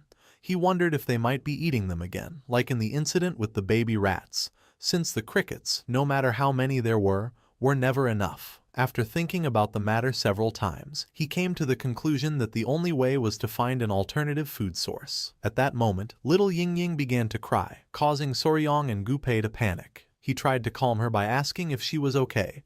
Ying Ying continued crying, revealing that there was a strange smell, leaving Soryong somewhat confused. She began to show her hand, as a strange smell was coming from it. With a surprised expression, Soryong asked Ying Ying if he could see her silk pouch. Soryong opened the silk pouch using chopsticks and his eyes widened in surprise, realizing that it was just as he had thought. She had made the same mistake he did when he was young. He let out a sigh and asked her to look closely because these were not clickies, but something else. Ying Ying stopped crying. Using the chopsticks, Soryong took another bug out of the silk bag, and Gu Pei noticed that it was a flower weevil. The name of this insect was mealworm beetle. Upon reaching adulthood, it emitted a terrible stench when touched due to the substance secreted by its odoriferous glands. It looked similar to a click beetle, which is why this confusion sometimes happened. Showing one finger, Soryong explained that click beetles made a clicking sound with their abdomen, but the mealworm beetle did not, so she should not confuse them next time. With a gaze full of determination, Ying Ying clenched her fists and nodded her head. With a proud smile, Soryong told Ying Ying that, even so, she had done a good job, since her older brother really needed these friends. Gu Pei became somewhat confused, as he did not know why he would need those stinky insects. Showing the silk bag, Soryong's eyes began to shine with determination. He revealed that, from that moment on, they would raise the mealworm beetles that Ying Ying had caught in the venomous creature garden. Although it didn't seem like much, these mealworm beetles were actually the most commonly used food for insects and lizards. Soryong was happy, as it was the perfect moment. If they replaced the crickets with mealworms, the food supply would be sufficient. With a smile, he mentioned that, thanks to Ying Ying, they could take care of the immediate problem. He decided to go to the cricket breeding facility to see what the problem was. With a cheerful look, Gu Pei nodded. They went to the cricket breeding facility. Our boy put his hand under his chin and began observing carefully, noticing that the breeding facility and environment didn't seem to have any problems. He opened the cap of a jar and his eyes widened in confusion upon seeing that the cricket's legs were detached. His eyes filled with fear as he thought cannibalism was occurring. Because of this, the numbers were not increasing, leaving Gu Pei and the other in shock. He was sure he had given enough food to the crickets. Soryong turned toward him and with a serene smile revealed that he himself had experienced this problem when raising them on Hainan Island too, since sometimes these things happened regardless of food. Soryong began to ponder. He didn't know much about crickets either, which was somewhat frustrating. He was spicy Fabre, not just Faber, so unfortunately he did not possess the knowledge for large-scale breeding of ordinary non-poisonous insects. He knew this was a big problem, since they couldn't figure out the cause. At that moment, one of Gu Pei's men approached them, started touching his head and with a nervous smile mentioned that, if it was someone familiar with crickets, he just happened to know the right person. Gu Pei became somewhat curious upon seeing Huang Gion. He extended his hand toward him and explained to Soryong that, besides himself, Huang Gion was the only volunteer in the poison division. Soryong felt somewhat surprised to see that he had volunteered. This seemed trustworthy to him. With a nervous expression, Hwang Gyeon was honest. He admitted that sometimes he went to the cricket fighting arena to pass the time, although he clarified that he didn't do it often, just enough for some drinks. Our boy felt somewhat confused, but Hwang Gyeon explained that it was a game of chance where crickets fought each other and bets were placed. Since the bigger and stronger crickets were traded at high prices, they were usually raised in facilities inside the gambling den. There was a cricket caretaker there. Somewhere, where the light barely reached, someone began to pet a cricket. It was a woman with long hair. She had bandages all over her body and messy hair. Hwang Gyeon had heard that she knew everything about crickets. Night fell and the streets of the Tang clan lit up with red lanterns. Everyone had gone out to have fun. The women had put on makeup and the men were drinking. Not long after, Soryong, Gu-pei, Lady Huaying and Hwang Gyeon arrived at the place. They headed toward the gambling den in the capital to meet the cricket caretaker that Hwang Gyeon had told them about. Soryong and Gu-pei wore elegant suits. Our boy had thought they would use the Lightfoot technique, believing that their destination was far away. However, they were advised to dress well and use a carriage since they were heading to a gambling den. While he was distracted, someone informed him that they had already arrived at the gambling den in the capital, causing him to snap out of his trance. In front of them was a man next to two muscular guards. Gu-pei approached, extended his hand and informed the man that Lady Huaying, the direct descendant of the Tang family, and her fiancé Soryong were there, asking him to show them the way. The man's eyes widened in fear upon hearing that it was the direct descendant of the Tang family. He and his men greeted them with respect. The man introduced himself as the owner of the Golden Phoenix gambling house, welcomed them and expressed what a great honor their visit was. Seeing the man's attitude, Soryong couldn't help but feel somewhat confused. With a smile, Hwang Gyeon asked the owner if they could see the fighter crickets. The owner nodded his head, mentioning that on this very day the battle between the cricket generals was being held. He began to guide them and asked them to enter. Passing through curtains, Soryong and the others entered the betting den. Our boy's attention was fixed on several excited warriors standing around a table. A battle between two crickets was about to begin, and one of the men decided to bet all the prize money he had won last time. The crickets began staring at each other and then attacked. While the two creatures were fighting, people started cheering for the fight. Soryong was somewhat surprised to see that this is what a cricket fight looked like. With a smile, Hwang Gyeon asked if it wasn't exciting, explaining that the one who turned its back on the other would lose. One of the crickets gave a strong bite to the other in the abdomen, causing it to start fleeing from the fight. The owner of the winning cricket couldn't help but smile upon noticing that the battle of the cricket generals had ended. Not long after, several men began showing bags full of money. Hwang Gyeon revealed that they also immediately auctioned off the winning cricket general. According to rumors, one could reach a price of about 30 silver taels. Soryong was in shock at seeing so much money. His eyes began to shine with excitement and, with a smile, he decided that he might dedicate himself to selling crickets later on. With a serious look, Lady Huaying called our boy's attention, telling him that he had already seen enough and that it was time to go meet the caretaker. A few minutes later, they began to descend some stairs, and the owner opened the door to the basement of the place. He couldn't believe that they had come to meet the cricket caretaker. He explained indifferently that, although sometimes other guests wanted to see her, there was nothing special about the girl. Her only task was to feed the crickets and clean, since they didn't care who would win.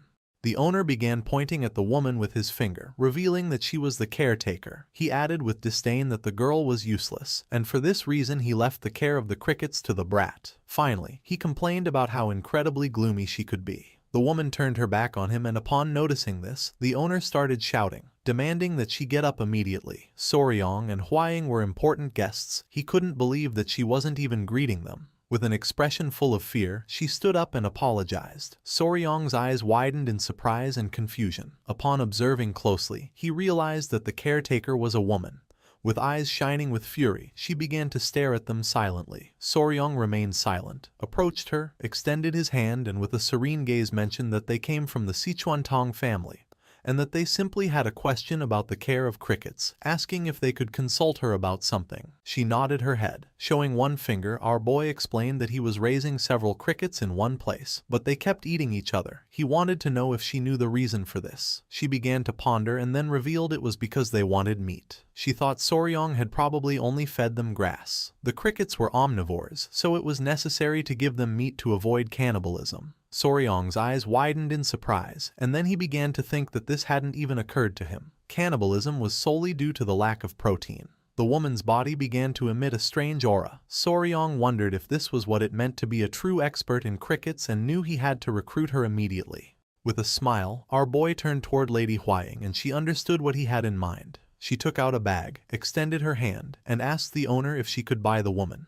The owner was somewhat confused as he didn't understand why they wanted to buy the girl. With an arrogant smile he slapped her on the back, saying they could take her right then. However, the woman approached Lady Huaying, struck her with her hand, making the gold coin fly into the air, leaving Soryong and the others in shock. With a face full of rage, the owner grabbed her by the hair, demanded to know how she dared and if she was aware of who they were. He began to hit the girl, asking her to go with them, but she screamed that she didn't want to do it. Soryong panicked and told the owner to stop. With a sincere expression, Lady Huaying promised her that they would treat her kindly, and would even take her family to the Tang family if she wished. Even so, she refused again, saying that she did not want to go with them. The owner became even more furious and questioned whether he would have to get violent with her again. Gupai began observing in silence, without saying a single word. Soryong asked the owner to calm down and then with a curious expression asked if she had debts or if she was working in someone else's place. The owner said not exactly, then revealed that about 5 years ago, she had offered to work for him for free and he had taken her in.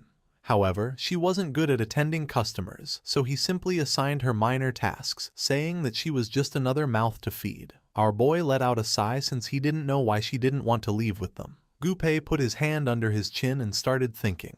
Then, he revealed that the girl reminded him of himself before he came under the protection of the Tang family. Soryong's eyes filled with confusion and surprise. Gupai asked the owner if they could take her with them for just one day, explaining that they would feed her and try to persuade her. The owner couldn't help but smile and gave them permission to do whatever they wanted. With a kind expression, Gupai asked the girl what she thought about going out to get some fresh air with them. She began looking down at the ground and then nodded her head. Noticing this, Gupai promised to come back for her the next day. Soryong let out a sigh of relief and Lady Huaying began to show a smile. A while later, they took the woman to the Tang family guest residence within the capital and offered her food.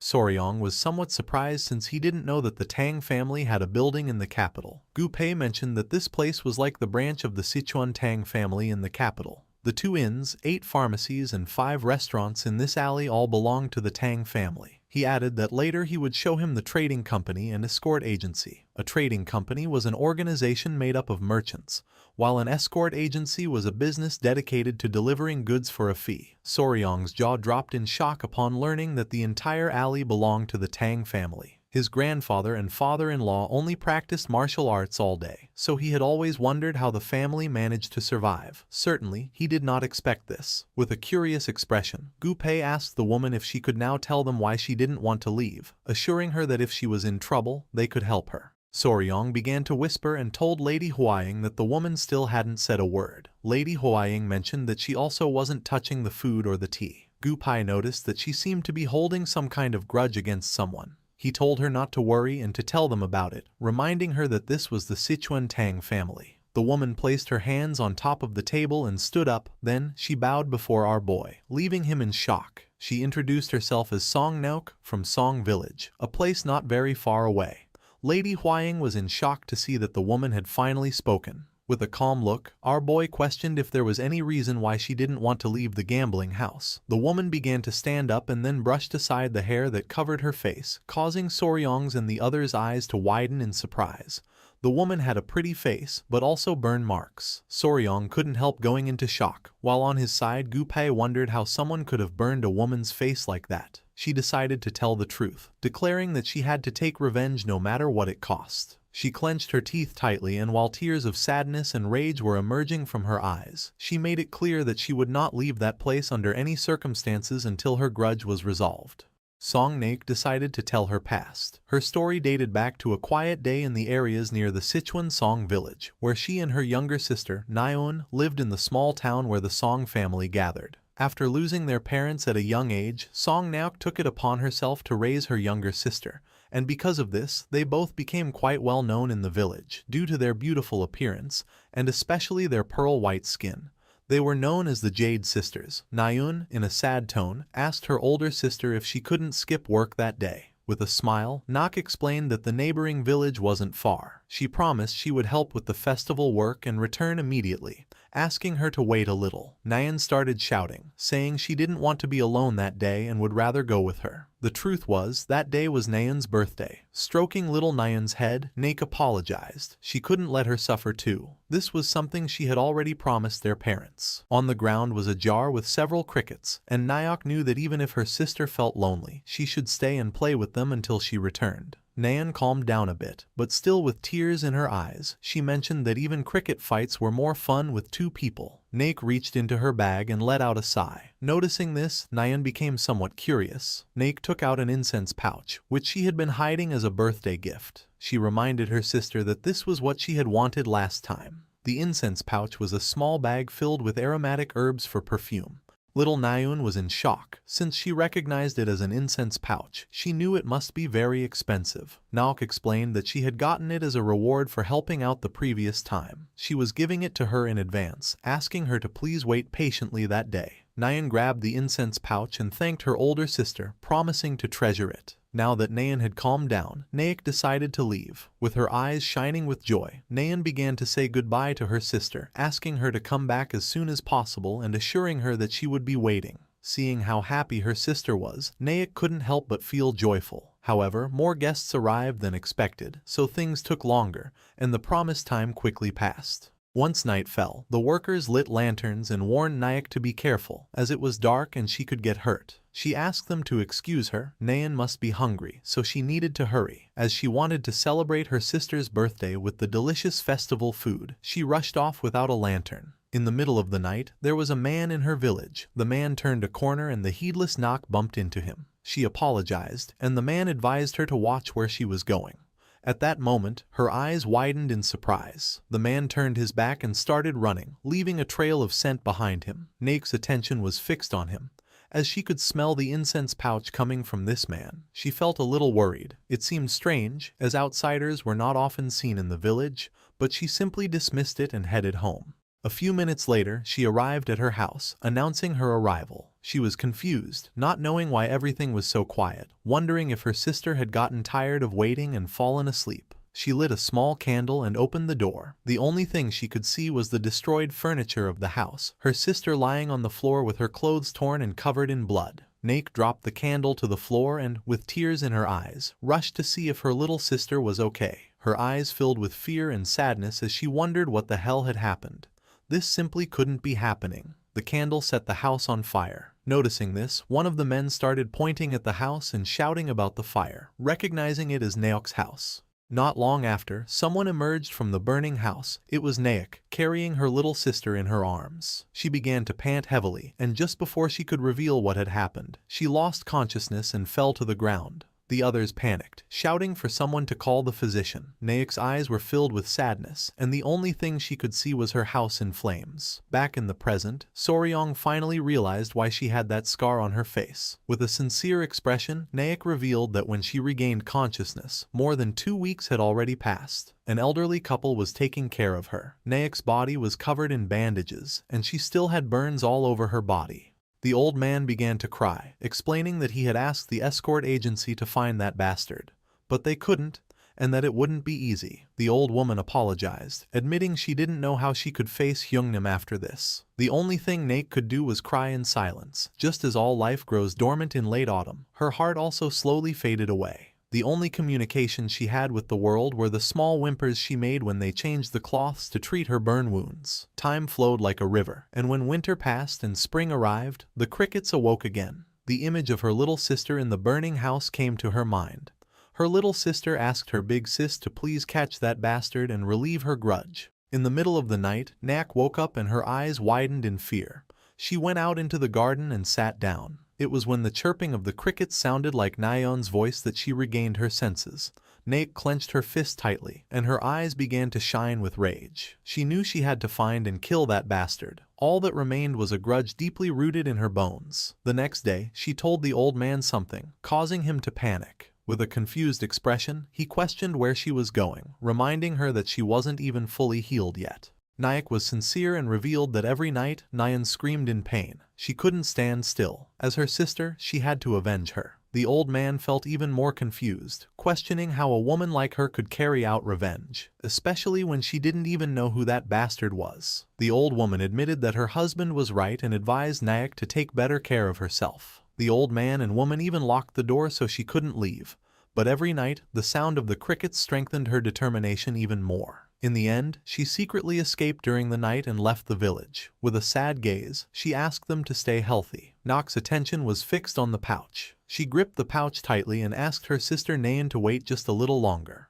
The first place she went was the city because the bastard had headed in that direction. She didn't know his face, but just like the red scars left on her body, this unforgettable voice was engraved in her like a brand, and she swore to find him no matter what. She dedicated herself to talking to random men. Of course, no one looked at her kindly. Time began to pass, and 2 years later, on a rainy night, she arrived at the Golden Phoenix gambling house, right during the season when the crickets sang again. Her body shivering from the cold, she asked the owner if she could take shelter from the rain for a moment. The owner was somewhat furious. He called her a brat, yelling that she was ruining his business and to get lost. At that moment, a man walked past her and seemed annoyed by the smell she gave off. Hearing this, Nayak's eyes widened in surprise. With a piercing gaze, the man mentioned that this smell was ruining his mood and told her to get lost. Nayak was in shock, and memories of her little sister lying in the house came to her mind. She hadn't forgotten, she couldn't forget. She had finally found the owner of that voice. Soryong and Hwaying became somewhat curious as they wanted to know what happened next. Nok mentioned that while wandering the city, she approached a beggar who told her that the bastard frequently visited a gambling house. Soryong finally understood why she had worked at the gambling house. With a sad gaze, she explained that she initially thought of following him secretly and stabbing him. However, the beggar told her he was a martial artist, so it was impossible for a woman like her to get revenge on him. The beggar told her that the best way was to poison the alcohol or food he consumed, so she put poison in the drinks she offered him. But even that failed. Apparently, the poison she bought in an alley wasn't really poisonous. After this, she started taking care of the crickets in the basement. Every time she heard their chirping, she remembered Naeun's face. Then, she would be half insane, only to regain her senses again and again. Naek gritted her teeth tightly, and her eyes filled with tears. With a gaze full of anger and rage, she swore that she must kill that bastard and that she could not leave that place until she did. With a confused expression, Soryong began to whisper, explaining to Gupai and Lady Hwaying that, although her circumstances were clear, he was doubtful of the situation. She needed to raise the crickets, but hearing their chirping made her faint. Her mind seemed deeply disturbed. Lady Hwaying was honest. She explained that this only showed the depth of Naek's resentment, and that once she got her revenge, she would heal. She reasoned that if they helped someone with such a deep grudge, she would never betray them, also becoming a good member for their Tang clan. Gupai admitted that Lady Hwaying was right. He explained to Soryong that before he could avenge his own parents, he used to talk to himself in the rain. But after the Tang family carried out the revenge for him, it was as if everything had been purified. Gupai's attention fixed on her. Now he understood why he had seen himself reflected in this woman. Soryong began to ponder, and he started to watch Gupai.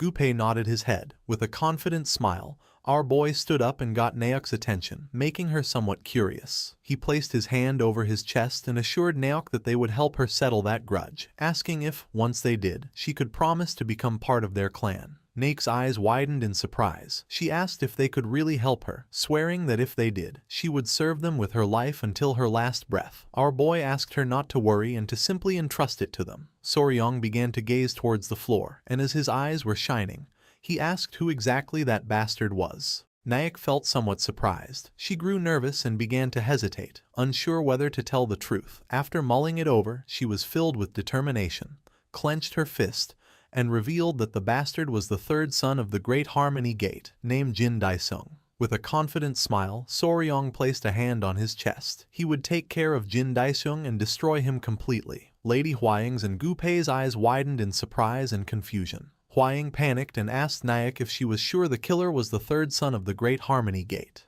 Naek nodded, promising she was telling the truth. Soryong grew a bit confused and asked if there was a problem. Gupai's attention turned to our boy, and he revealed that the Great Harmony Gate was a sect that belonged to the same orthodox faction as them. In Sichuan, they were the most powerful after the Tang, Amei, and Qingcheng. Soryong was in shock, not knowing it was such a powerful sect. Lady Huaying placed a hand under her chin and began to ponder. According to her, if what Jin Daisheng had done was true, then his sect didn't matter. She began to whisper, revealing that the problem was the pact their clan had made with the Great Harmony Gate. Her great-grandfather had once received great help from them. Because of this, even if the Great Harmony Gate committed a grave offense or a crime worthy of death, they had to, at least once, unconditionally yield or forgive it. Soryong's eyes widened in fear, realizing this meant he could do whatever he wanted. Lady Huaying mentioned that in the Murim, oaths and promises were extremely important, especially when made in the name of a technique, a clan, or a nickname. They were sacred and had to be fulfilled. Nayak approached them and asked if there was a problem. Hearing her voice, Soryong panicked and with a forced smile, assured her there was no problem. He was just surprised it was someone like that. He told her they would take care of the rest, asking her not to worry and to get some rest. Nayak's eyes filled with tears and gratitude. She didn't know how to express her gratefulness, as she could finally avenge Nayun. Not long after, she collapsed to the ground and fell asleep. Lady Huaying noted that she seemed to have relaxed too suddenly, and proposed that, first, they should take Miss Nayak to the Tang residence to rest. Gu Pei crossed his arms. He knew this would be more complicated than expected. Soryong nodded. He knew he would first have to talk to his grandfather and his father-in-law, and he was sure that, even if it was about an oath, they would understand. The next day, once the sun rose, Soryong and Huaying went to the Tang clan's patriarch's hall. Everyone remained silent, creating tension. With a serious expression, the Grand Patriarch made it clear that the Great Harmony Gate was a prestigious sect in Sichuan and its leader a righteous man, but from a tiger father, a dog son had been born. The Patriarch clasped his hands. He was somewhat confused and surprised, as he couldn't believe Soryong wanted to avenge a woman even knowing about the oath they had with the Great Harmony Gate. Soryong was sincere and asked his father-in-law to grant him permission. The Patriarch began to ponder. Although the circumstances were understandable, the oath of his ancestors was tied to the honor of the Tang clan. He reasoned that if they started making exceptions just because of circumstances, people could no longer make oaths with the Tang clan or trust them. The Grand Patriarch simply nodded in agreement. The Patriarch stood up and forbade the Tang clan's lineage or its poison from helping the woman. Soryong's eyes widened in surprise. He stood up and begged his father-in-law to reconsider. The Patriarch stood firm in his decision, declaring that he had nothing more to say on the matter. Just as Soryong was about to insist further, Lady Huaying grabbed his hand, winked at him, and told her father that she understood and they would do as he commanded. Our boy couldn't help but feel a bit confused. Lady Huaying started to show a smile. She had found the loophole in the order. It was forbidden for the Tang clan's lineage or its poison to help the woman. This meant that, so there would be no suspicion of the clan's involvement, their poison would not be used, and Soryong would be allowed to act on his own. She revealed that Soryong was not of the Tang clan's bloodline. The Patriarch turned his back to them and with a smile, questioned why they were still here. Our boy was somewhat surprised, realizing this was what the Patriarch had meant all along. Huaying suggested they leave quickly as there was much to do if they were going to help Nayak. Soryong clenched his fists, knowing they had permission and that this was the moment to prove his worth as the son-in-law of the Tang clan. He began to imagine himself capturing Jin Daisheng, reasoning that the initiation ceremony into an organization always involved eliminating someone. The next day, early in the morning, Gu Pai, who was holding a scroll, met with Soryong. He let him know that, although they had received permission, they had to avoid involving the clan's name at all costs, so he would discreetly investigate Jin Daisheng's movements. Soryong asked Gu Pei to take care of it. The first step was to confirm Jin Daisheng's whereabouts and movements. Squad leader Gu Pai, who was a member of the Poisonous Extermination Squad, decided to gather the information. With a smile, our boy went to Nayak's room. Upon opening the door, he saw Lady Huaying and Nayak drinking tea. Soryong greeted them and then asked Nayak if she had rested well. Nayak, who was wearing the Tang clan's attire and had her hair tied up, nodded and thanked him for his help. Soryong couldn't help but smile and feel joyful. Miss Nok had decided to stay at the Tang residence for a while. They had bathed her, changed her clothes, and even fixed her hair, and now her face looked much better. Soryong took out a bag and mentioned that he had brought medicine for the burns from the Tang clan. Nok thanked him again, admitting that she didn't know how she could repay this debt. Soryong sat down and, with an expression full of curiosity, asked if he could ask her about the crickets. Nok nodded. As Soryong's eyes were shining with joy, he began to raise a finger and was about to ask his question.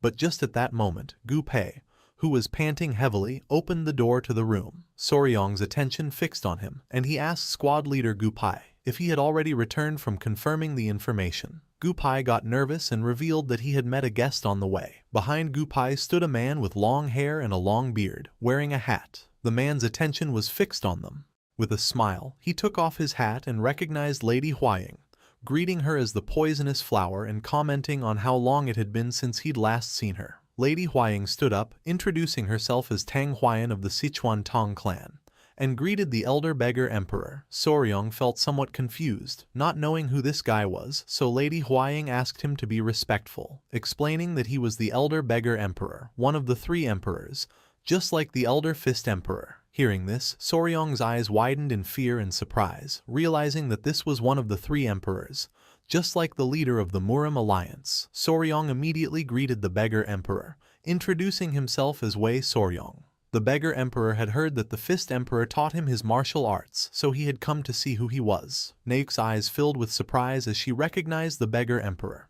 Lady Huaying questioned if she knew him, and Naek explained that he was the beggar grandfather who had helped her in Chengdu. She added that she didn't know he was such an important person and apologized for her lack of respect. The beggar emperor told her not to worry, as he was now just an old man in the shadows. Huaying became somewhat curious and asked the beggar emperor what brought him to the Tang clan and if perhaps he had come about the matter of the Great Harmony Gate. The beggar emperor couldn't help but laugh, admitting that, as expected of the poisonous flower, she was very astute. Lady Huaying panicked, thinking he had come to stop Naek. The beggar emperor placed his hand under his chin and questioned how he could stop her after knowing the girl's situation. He clarified that since there was no clear proof, he couldn't intervene directly, but he had come to help a little. Soryong approached and asked him how he could help without intervening directly. The beggar emperor began to ponder. With a smile, he revealed that he would help with information, as he was curious to see how the fist emperor's successor would resolve this. He had his young ones investigate the events from a few years ago. Jin Daisheng was a truly problematic guy, the worst of villains, who violated women and didn't hesitate to murder. It was only because of his sect's influence that he hadn't been caught.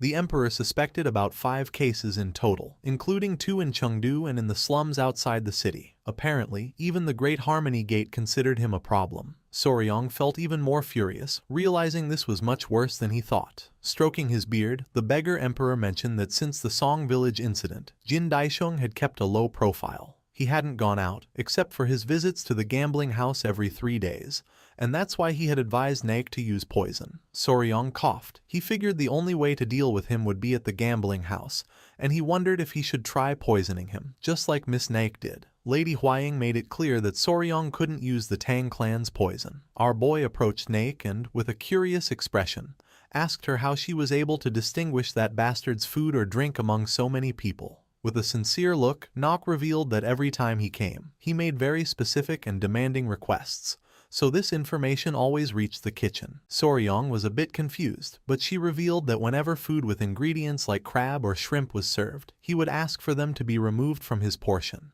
That's why she poisoned that food, although it wasn't real poison. The beggar emperor remembered that the guy had said something broke out on his body just from tasting it. Connecting the dots, Soryong realized that Guy had an allergy to crustaceans, and a very severe one at that. Our boy started thinking about crab, shrimp, and the protein they contained, tropomyosin. Several seconds later, with a confident smile, he got squad leader Gupei's attention and asked him to go immediately to the poison storage to bring him yellow worm powder. Gupei was confused, not understanding why he was suddenly asking for yellow worm powder. Soryong started to laugh wickedly, and everyone's attention fixed on him, not knowing what he had in mind. Holding up a finger and smiling, Soryong revealed that he was going to kill that guy in a brilliant way. Crossing his arms, Soryong began to imagine a worm and decided to call this operation Savory Death. He realized that the root cause of Jin Daisheng's shellfish allergy was precisely tropomyosin, a protein component that constitutes muscle. Tropomyosin was present in most animals, but unlike the version in vertebrates, which was 90% similar to the human one, the invertebrate version had a much lower similarity, and this was what caused the allergy. The important thing was that tropomyosin was found in great abundance in mealworms, even in a much higher quantity than in crustaceans like shrimp or crabs. While our boy was distracted, Gupei opened the door with a bag in hand, informing him that he had brought the mealworms as requested. Soryong got to work and started cooking while Lady Huaying and Gupei watched in silence. He took out the mealworms, boiled them in hot water, and then lightly stir-fried them in a hot wok. Soryong prepared a delicious dish and placed it on the table. With a smile, he asked everyone to try this stir-fried mealworm. Naek, the beggar emperor, and Lady Huaying began to stare at the dish with expressions full of contempt, wondering in horror if he was really asking them to eat this. Soryong nodded, promising it was very tasty and delicious. They decided to trust Soryong, and the first person to try Soryong's dish was the beggar emperor. Lady Huaying and Naok remained silent, not knowing what to do. Without wasting any more time, Lady Huaying grabbed a mealworm and put it in her mouth. The taste left them impressed. Both she and the beggar emperor were in shock. It was delicious. They couldn't understand how an insect could be so tasty. Noticing this, Soryong's eyes began to shine with joy. Of course, it was delicious, so much so that it was known as gosoe for being a savory larva. In his past life, it had been a surprisingly popular snack. With a curious expression, the beggar emperor admitted it was tasty but asked how he planned to assassinate Jin Daeshung with this. Our boy crossed his arms, then, showing a finger and a confident smile, he reminded them how it was mentioned that Jin Daeshung had a reaction when eating things like crab and shrimp. He explained that what was harmless to one person could be a poison to another. Just like crab or shrimp, these mealworms also contained an ingredient that was a poison to him. Lady Huaying realized it was similar to how Lady Yongyong was sensitive to bee venom. Soryong explained that if they ground it finely and mixed it with other food, it would only add a delicious flavor, and there would be no reason to suspect murder by poisoning. With a smile, the beggar emperor began to stroke his beard, realizing that this was what Soryong meant by killing him in a savory way. Soryong began to ponder and mentioned that the more they added, the more certain the effect would be, so they would add a generous amount. The problem was deciding which food to put this in. Nok raised her hand and in a calm tone, mentioned that she had a good idea. Soryong became curious, wondering what she had in mind. She extended her hand and proposed putting the mealworms in Ryatagan, as they often ate it at the gambling house. Hearing this, Soryong felt a bit confused. In a serious tone, she explained that Ryatagan was made of glutinous rice with red bean paste inside. Sometimes, its exterior was covered with syrup and then with soybean powder. If they mixed this mealworm powder with the soybean powder and coated it, it would be perfect. An idea came to Soryong's mind, a glutinous rice cake soaked in yellow worm powder, and on top, covered with a sticky syrup. This was the perfect dish to die of asphyxiation. It was perfect for a murder. Clenching her fist tightly, she asked Soryong to let her make the Ryatagan. Only if she made it with her own hands would she feel that she had been freed from this grudge. Stroking his beard, the beggar emperor nodded. He agreed that revenge should come from her own hands. His last meal, a Ryatagan covered in insect powder, was a fitting end for trash like him. Our boy decided to ask the owner of the gambling house to let her do the cooking for a day. With a worried gaze, Lady Huaying proposed that, just in case, they should participate in the gambling to keep him there and prevent him from escaping. A smile spread across Soryong's face, and his eyes began to glint with malice. This plan was becoming more and more flawless, a plan from which he could not escape alive. A few days later, Jin Daeshung, holding a bag full of coins alongside his bodyguard, headed for the Golden Phoenix gambling house. The owner greeted him respectfully, welcoming him. With an arrogant expression, Jin Daeshung dismissed the greetings and demanded liquor and women at his usual table. Just then, the owner apologized, informing him that the table was already occupied by special guests. Jin Daeshung felt somewhat confused, and when he entered the place, his eyes widened in surprise. At the table where Jin Daeshung usually sat, Soryong and Lady Huaying were gambling. Jin Daeshung's attention was fixed on the beautiful Lady Huaying, whom he recognized as Tang Huaying, the poison flower of the Sichuan Tang clan. Jin Daeshung approached and with a smile, greeted Huaying respectfully, mentioning that he didn't expect to see her in this place. With a confused gaze, Huaying asked who he was. With a nervous expression, Jin Daeshung introduced himself as the third son of the Great Harmony Gate, reminding her that he had visited her some time ago and asking if she didn't remember. Soryong interrupted the chat because he had won a bet. Showing a confident expression, he asked Lady Huaying what she thought of his skills. While Huaying's eyes were shining with admiration, she admitted that Soryong was incredible. Jin Daeshung became confused and asked his bodyguard who Soryong was. His bodyguard replied that he had heard the poison flower had a fiancé and presumed that it was him. Soryong began to smile, and Jin Daeshung panicked. He couldn't believe it. He wondered how that weak-looking wimp could have such a beautiful woman by his side, when even he hadn't managed it. His eyes began to glint with malice. He remembered that woman from the Song clan from a few years ago. According to him, she hadn't been bad at all. His mouth watered at the memory.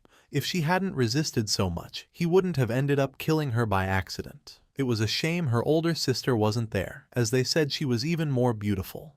Just then, he approached the table and Soryong's and Hwaying's attention fixed on him. Jin Daisheng sat down across from them, extended his hand, and declaring it was an honor to meet the Poison Flower's fiancé, asked if he would like to have a game with him. Soryong didn't refuse. A smile spread across Jin Daisheng's face. Whatever the case, this was a good opportunity. He was going to crush him completely and ridicule him in front of everyone. A moment later, Jin Daeseung's arrogant and confident expression vanished completely, leaving him in shock. Soryong won yet again, and Lady Hwaying began to cheer him on. Jin Daeseung couldn't help but feel somewhat confused, not knowing what was happening.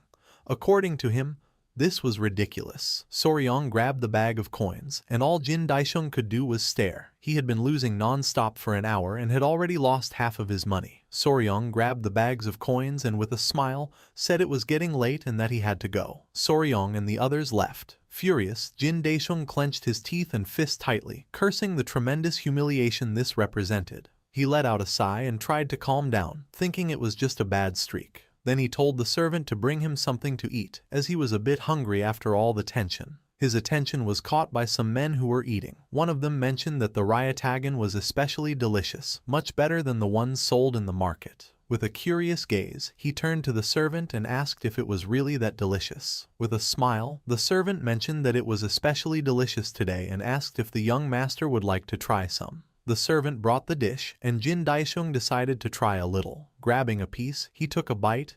It was really delicious. He noticed that the more he chewed it, the crunchier and more delicious it felt. Not long after, Jin Daisheng's face twisted in pain, causing him to fall from his chair to the ground. He placed his hands on his neck, feeling a familiar sensation. Hearing the commotion, Soryong and the others started running towards him, worried about what had happened. The bodyguard revealed that the young master had collapsed after eating the ryatagan. Soryong asked the bodyguard to step aside for a moment to attend to him. Worried, the bodyguard asked Jin Daisheng to hang on for a bit. Foaming at the mouth and with his eyes full of tears, Jin Daisheng grabbed Soryong by the shirt, begging for help. But not long after, his eyes widened in surprise. As a sinister aura emanated from Soryong's body, he began to stare at Jin Daisheng and asked him if he had enjoyed the ryatagan. With a cold expression, he told him that for the crime he had committed in the Song clan's village, he hoped he would regret it forever, even in the afterlife. Furious, Jin Daesung grabbed Soryong by the collar, not knowing how this bastard knew about that. Soryong pushed Jin Daesung's hand away, exclaiming that he seemed to be suffering horribly. Jin Daesung started screaming in pain, and Soryong mentioned that if the patient struggled too much, he wouldn't be able to channel his internal energy, and asked the others to hold him down. Everyone rushed to help and began to grab Jin Daisheng, who slowly began to suffocate. That delicious taste left in his mouth became his last memory in life. The next day, Soryong and Lady Hwaying met with the elderly couple who had taken care of Naok. The old man bowed his head before them and asked them to take good care of their Naok, as he couldn't imagine how much the little one must have suffered. Soryong assured them that she was now part of the Tang clan, so they shouldn't worry. As the wind blew, Naok began to walk towards a grave in silence. Soryong's attention was fixed on her, leaving him somewhat curious. Before returning to the Tang clan, they had visited the Song clan's village. Luckily, Jin Daisheng's case was resolved without a trace. Normally, there would have been an investigation into possible poisoning, but since he was a son rejected by his own family, it seemed they did their best to keep the matter from going public. Tears began to well up in Naok's eyes. She rested her hands on her sister's grave and couldn't help but cry, wondering if she had taken too long. Overwhelmed by guilt, she lamented not having come home earlier that day, repeating over and over that she was sorry. Soryong couldn't help but feel somewhat surprised, and he realized that even the crickets were crying. Lady Hwaying's eyes widened with sadness. She remembered that Miss Naok had told her that the song of the crickets reminded her of her younger sister's voice. Soryong wondered what her younger sister might be saying to her at that very moment. As the sun was setting and the crickets were crying, the only thing Naok could do was feel guilty for not having gotten home sooner. The sun was setting in the alleys of Sichuan's capital. Not far away, a man in a hat was eating. It was the beggar emperor, who was enjoying the dish prepared by Soryong. he couldn't help but smile, because although it might seem unpleasant, it was truly rich and delicious. To him, Soryong's plan, a savory revenge, confirmed that our boy was a truly interesting guy. Two people were observing the beggar emperor in silence. Noticing this, his expression turned serious. Clenching his fist, he demanded that they come out, declaring that only a thief would lurk in hiding like that. Realizing they had been discovered, they felt somewhat confused. Without wasting any more time, they came out of their hiding spot and descended behind the beggar emperor. The man acknowledged that, as expected, the emperor's perception was still incredibly sharp and asked him what he of all people was doing in this place. The man was one of the 5 emperors, the divine thief Kang Ji-ho, and the girl was his disciple, Cho Yong-ryon. Crossing his arms, Kang Ji-ho felt offended by the term thief. He reproached him, saying that after not seeing each other for so long, this was his way of greeting him. The beggar emperor felt somewhat confused, wondering how else he was supposed to address a thief. With a nervous smile, Kang Ji-ho suggested that divine thief sounded much better. Besides, he reminded him that his disciple was present and asked him to show a little dignity. Yong-ryon greeted the emperor with respect, leaving him somewhat confused. For him, dealing with that bastard alone was already enough of a headache,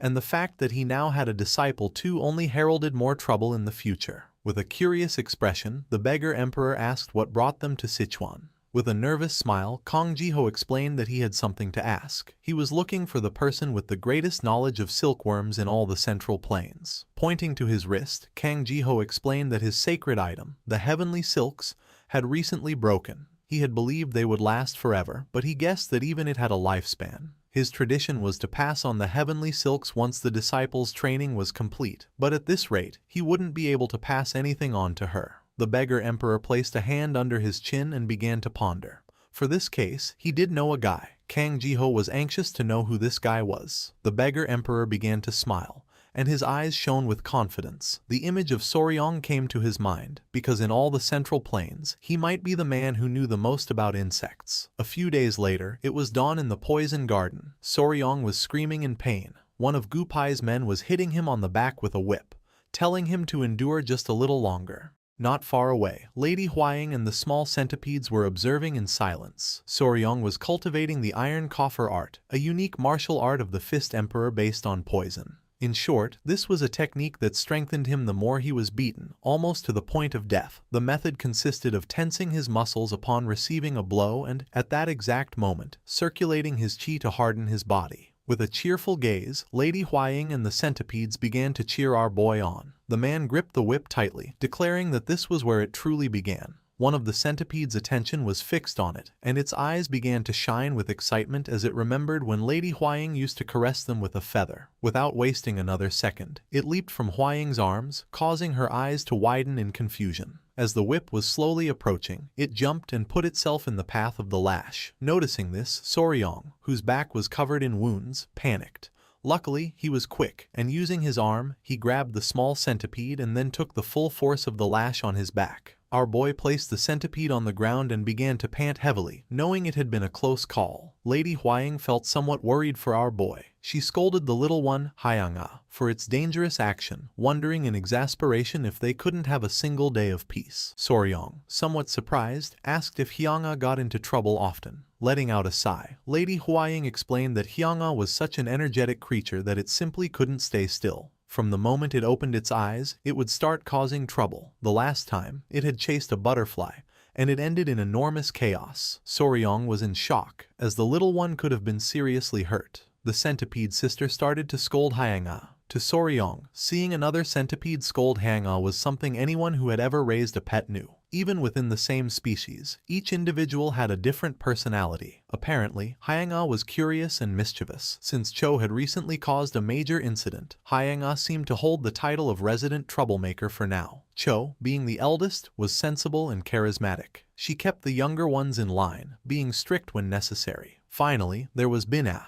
She was usually quiet, but deep down, she was a tsundere who held the greatest affection for him. Her only small problem was that she slept a lot. To Soryong, this confirmed that, although they looked similar, the three had their own unique personalities and were special creatures. His wish was for them to grow up healthy and strong so they could become great blue venom sovereigns, just like their mother. Lady Huaying approached the small centipedes, asking them to come to Mama. Soryong couldn't help but smile. While they were distracted, Naok and Gupai appeared. Gupai greeted Soryong with respect, while Naok held a jar. Soryong commented that they were both up and working hard, and his eyes expanded in surprise upon noticing that the poison unit's uniform suited Naok really well. With a nervous smile, Naok thanked him. With a curious gaze, Soryong asked her how her life in the Tang clan was going. She explained that everyone treated her much better than she deserved and that the work was also manageable. With a cheerful expression, she opened the lid of the jar, announcing that these were the things he had asked for. Soryong approached, and his eyes widened with curiosity. He felt happy to see that the jar was full of crickets. Gupai was honest, admitting that this might be more crickets than they could use and that it was because Naok handled everything so meticulously. Naok couldn't help but feel a bit sad, and our boy figured that being too good at your job could also be a problem. With a confident smile, he declared that, in that case, he would make sure to bring new members to the poison garden soon. Gupai, somewhat surprised, asked him if he was finally going out to capture new poisonous creatures. Crossing his arms, our boy nodded, explaining that while they could stop raising them, honestly, the best way to use them was as food for other beasts. Lady Huaying, somewhat worried, approached and interrupted them, advising Soryong that, before doing this, they should probably wait for news from the Martial Alliance. Her eyes filled with fear as she explained that to go on an expedition and gather them, they would need an official permit, and with the blood cult situation, it wasn't easy to get permission to go out at the moment. She had heard that the Alliance leader had personally led the raid on the border of the Daiwel nation, but since then, there had been no news. Hearing this, Soryong's and Gupai's eyes began to shine with anger. While they were talking, a servant came running, making them somewhat curious. Huaying asked her what was happening, as she was in such a hurry. The servant informed them that the clan head was calling them to the clan head's hall, as he had something to tell both of them. This left them somewhat confused and surprised. Both went to the clan head's hall, where the patriarch clasped his hands and began to ponder in silence. Soryong's and Lady Huaying's attention was fixed on him. Soryong felt the tension in the air. He wondered what this could be about, as the clan head would normally be busy at this time, and he questioned if something had happened again. His father-in-law's strange smile seemed ominous.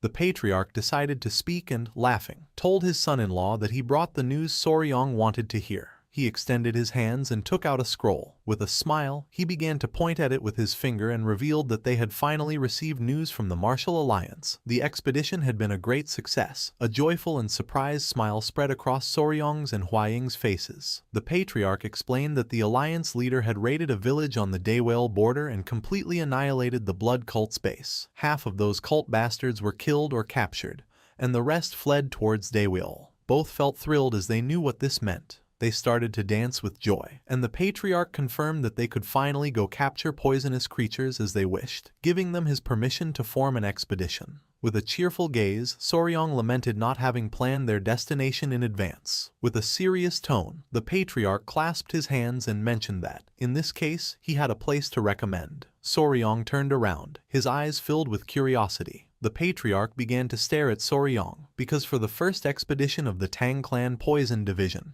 there was no place more suitable than this, a place where countless poisonous creatures roamed everywhere, where even at the entrance there were beasts on par with those of the Golden Phoenix class, a place known as a paradise for poisonous beasts. This place was Yunnan. Several days passed, and the journey took him to the far southwestern edge of the Central Plains, below Sichuan, to the tropical jungle of Yunnan. Deep in the Ilau Mountains, there was a valley known as the Poison Ravine. This was a place where the cries of beasts were heard before the words of men, a land where strange rocks rose like forests, and mysterious creatures abounded. For him, this was basically paradise on earth. Soryong was lying on his bed next to his pets, the sleeping centipedes and lizards. He was happy, unable to wait to discover what kind of creatures inhabited this place. Grabbing one of the centipedes, Soryong asked them to wait just a little longer, as he was going to bring them back many new friends. Several days went by, and soon in the morning, a small unit was selected from the Poison Division to form the expedition. The management of the Poison Garden was entrusted to Lady Naok, who was officially appointed vice captain of the division. It was considered that without a title, it would be inconvenient for her to give direct orders while the team was away. Soryong, Gupai, and the others prepared their luggage, and just as they were about to depart from the Tang clan, one of the small centipedes grabbed our boy's foot and began to cry. It wasn't just one, but all of Soryong's pets, the lizards, the centipedes, and even the spider Yowa. With a nervous smile, Soryong asked them to let go so he could leave. They started to growl, not wanting him to go. Soryong then asked them to understand, as he was only leaving to bring them more friends. He assured them they shouldn't worry, since while he was away, the members of the Poison Division would provide them with yang energy. Hearing this, Yohwa's eyes widened in surprise. In the blink of an eye, she wrapped Soryong's body in a spiderweb, causing him to start screaming for her to release him. Lady Huaying noticed that they didn't want to be separated from him. Soryong complained that they kept insisting on going with him. Finally, as Soryong began to break free from the webbing, the Grand Patriarch explained that this wouldn't work. Perhaps the others could go, but Yohwa couldn't, as she had the exact form of Lady Huaying.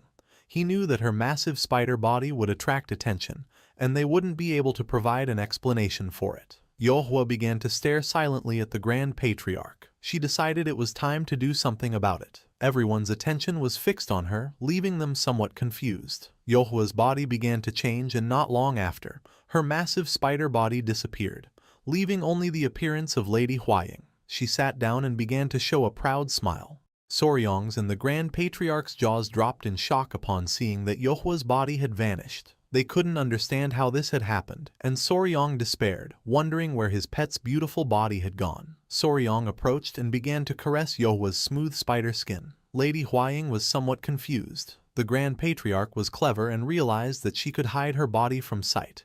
Our boy was overjoyed, since this way no one would mistake her for a spider demon. With a smile, Lady Huaying let out a sigh and accepted that in this case, everyone could accompany them, offering to help take care of them. Soryong began to smile. Lady Huaying approached them and warned that since they had ignored their father and thrown a tantrum, they would have to obey during the trip. Soryong stepped forward, and with the lizard sitting on his shoulders, he raised his hand and with a smile announced that they were ready to leave, and thus the first journey of the Poison Division began. They arrived in the vicinity of Mount Eme, in the Sichuan province, where there was a long line. With a confused expression, Soryong asked Gupai why the line was so long. Gupai explained that it was a checkpoint. Since the appearance of the blood cult, these inspections were sometimes carried out in the middle of the road. He had heard it wasn't easy to pass and expressed his concern about whether they would be all right. The attention of one of the workers was drawn to them upon recognizing the Honorable Elder Mandong Shingun. She noticed that even members of the Tang clan were there. With a kind smile, the Grand Patriarch informed her that they were heading to Yunnan, and asked for permission to pass. The woman began to smile and replied that, of course, they could proceed. Soryong let out a sigh of relief. It was a completely free pass. The influence of the Tang clan was truly strong, for no matter where they went, they were treated with great respect. Just then, the woman's eyes began to shine with surprise and confusion, asking them to stop for a moment. She noticed that Yohwa was floating in the air. Soryong's eyes filled with fear, making him panic as he realized that her body was invisible, which was why it only looked like Yohwa was floating. To everyone's surprise, the woman was amazed, as she believed this was the sky-leaping void technique. She was convinced that the young lady had mastered a divine skill and wondered when she could have trained in such an art. Everyone was astonished, thinking it was incredible and just what one would expect from one of the three flowers of the martial world. The only thing Yohwa could do was show a grateful smile. At that moment, with a furious gaze, Lady Huaying grabbed Yohwa by the clothes, and Soryong and the others started running while shouting for them to forgive them, as the young lady was just shy. Everyone was somewhat confused and in shock, not knowing what was happening. As they fled the scene, Lady Huaying asked Soryong to do something about Yohwa, as people would get the wrong idea. He, in turn, begged her to calm down. To avoid suspicion because of Yohwa, Huaying dressed in men's clothes and covered her face with a veil during the journey. In the Central Plains, twins were considered as ominous as demons due to superstition. Although a few small incidents like this occurred on the way, in the end, they arrived in Yunnan safely. Soryong and the others were exhausted. In front of them was a beautiful river and mountains. They were happy, as this was Ilao Mountain. The Grand Patriarch mentioned that there was only a little further to go to reach the Poison Ravine. With a worried expression, Soryong turned around and put his hand under his chin, as he felt that something wasn't right. Gupai grew curious and asked him what he meant. Soryong mentioned that it was strangely quiet around here. He began to observe carefully. There were no signs of life, neither in the cracks of the caves nor in the trees. He couldn't perceive any sign of life at all. The Grand Patriarch felt somewhat confused. With a serious gaze, he acknowledged that this feeling was not unknown to him. It was just like when they had hunted the blue venom sovereign. Soryong's eyes widened in surprise when the Grand Patriarch mentioned the blue venom sovereign. The Grand Patriarch nodded, confirming it and explaining that around the sovereign's lair, even the chirping of insects had disappeared. Everything had either fled or become prey. He decided to explore a bit. He instructed the rest to fall back to the point where the Yun River and the Amok River joined, as birds still seemed to be flying there. Soryong and the others showed no objection. The Grand Patriarch gathered his strength and leaped away. Observing carefully, Lady Huaying confirmed that he was right. On the side they had crossed, birds and insects were still present. Gupai felt that something was dividing the area along the river. Soryong was lost in his thoughts, concluding that something must be living there, in Ilao Mountain.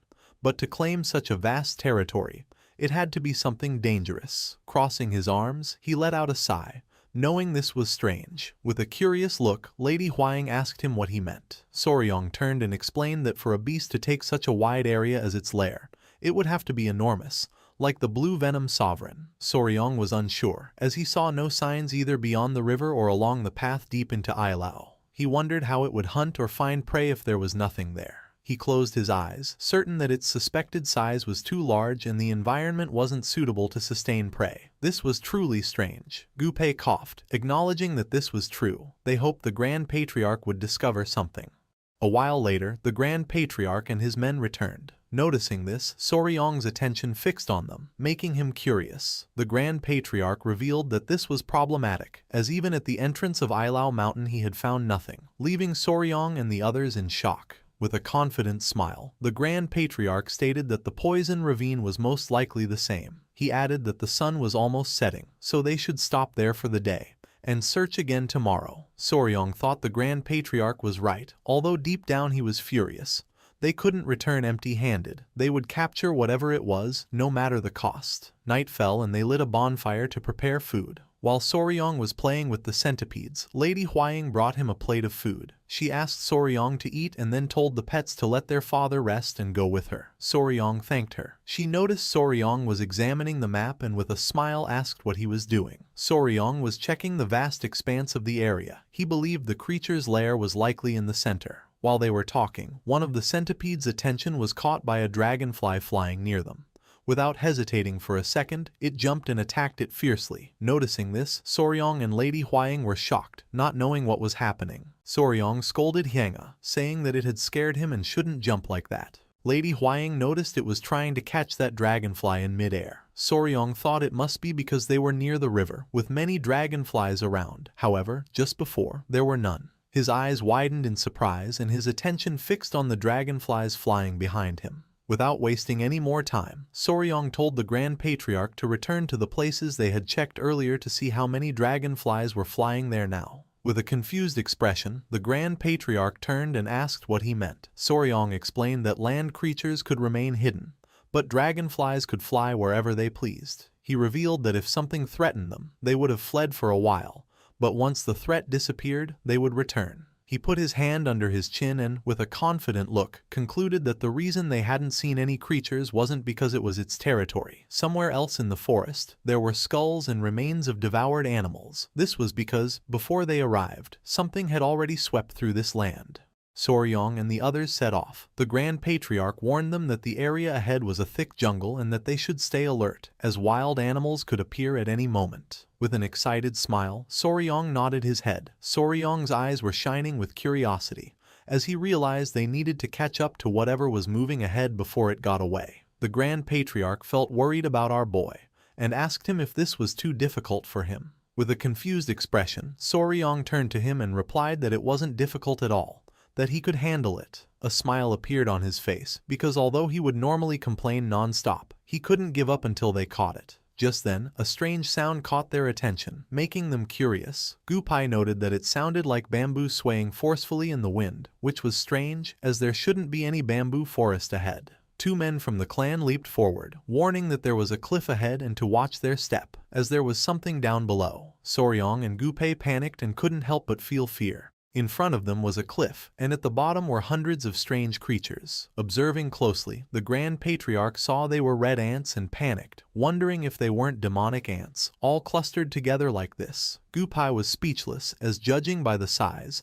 They were not normal demonic ants. The Grand Patriarch admitted that not even in the records of the Tang clan had he seen anything like this, and he asked Soryong if he knew what they were. Soryong began to ponder, for although he had never seen them this big, he was almost certain they were army demonic ants. Hearing this, the Grand Patriarch's eyes widened in surprise and curiosity. Army ants, found in Africa and America, travel in massive swarms. Most ants build secure nests and live sedentary lives, but army ants, when food is scarce, move in large numbers, migrating as one. Their march looks like an advancing army, hence the name army ant. They were extremely aggressive, and if provoked, not even the bones would be left. Soryong and the others were watching in silence, hidden among some bushes. Our boy became serious and suggested that, for now, they should retreat silently. But just then, one of the men stepped on a branch. Our boy and Gu-pei realized this was not good. Soryong's and the man's faces twisted in fear, and when they turned around, they saw the ants staring intently at them.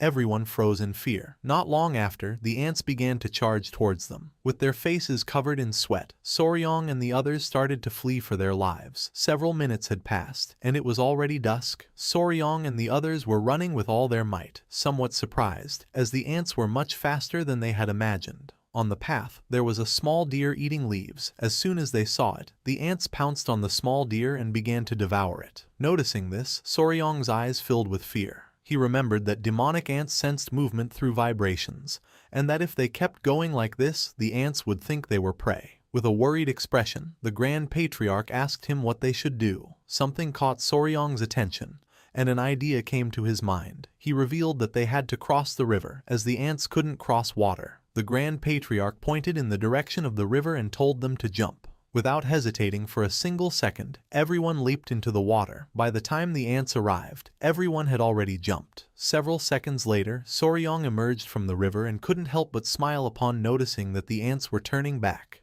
Gu-pei was relieved that they had survived. Once the ants left, they got out of the river. He sneezed, feeling that it had been too close. It was like having one foot in the grave. Soryong was lying on the ground exhausted and asked his centipede Cheoya if he was okay, assuring him that he would dry him off quickly. Cheoya nodded. With a smile, the Grand Patriarch stood up and admitted that they were monstrous creatures. He, the myriad venom's divine lord, had never felt fear before any enemy, and yet these demonic ants had filled him with terror. Our boy's eyes filled with concern, and he warned that they must remain cautious. These creatures devoured every living being in their path, and this explained why they hadn't seen a single animal on the way. Stroking his beard, the Grand Patriarch nodded, confirming that a swarm of this size explained everything. Our boy was disappointed, thinking it was only demonic ants and not some unknown beast. The Grand Patriarch noticed the sun was setting and, seeing that this place seemed safe, suggested they rest for a while. Soryong nodded, thinking it was a good idea. Then, he approached Gu-pei and with a smile proposed to Great Lord Gu that, once night fell, they should head back towards the demonic ants to investigate. Gu-pei was shocked and asked what they were supposed to check. With a confused expression, our boy replied that, of course, he meant the demonic ants. Gu-pei began to tremble and his eyes widened in fear. They had barely escaped, and he couldn't believe he was being serious. The other man asked if he was planning to catch them all, just as he did with the golden phoenix beasts. With a nervous smile, Soryong waved his hands, explaining that of course not.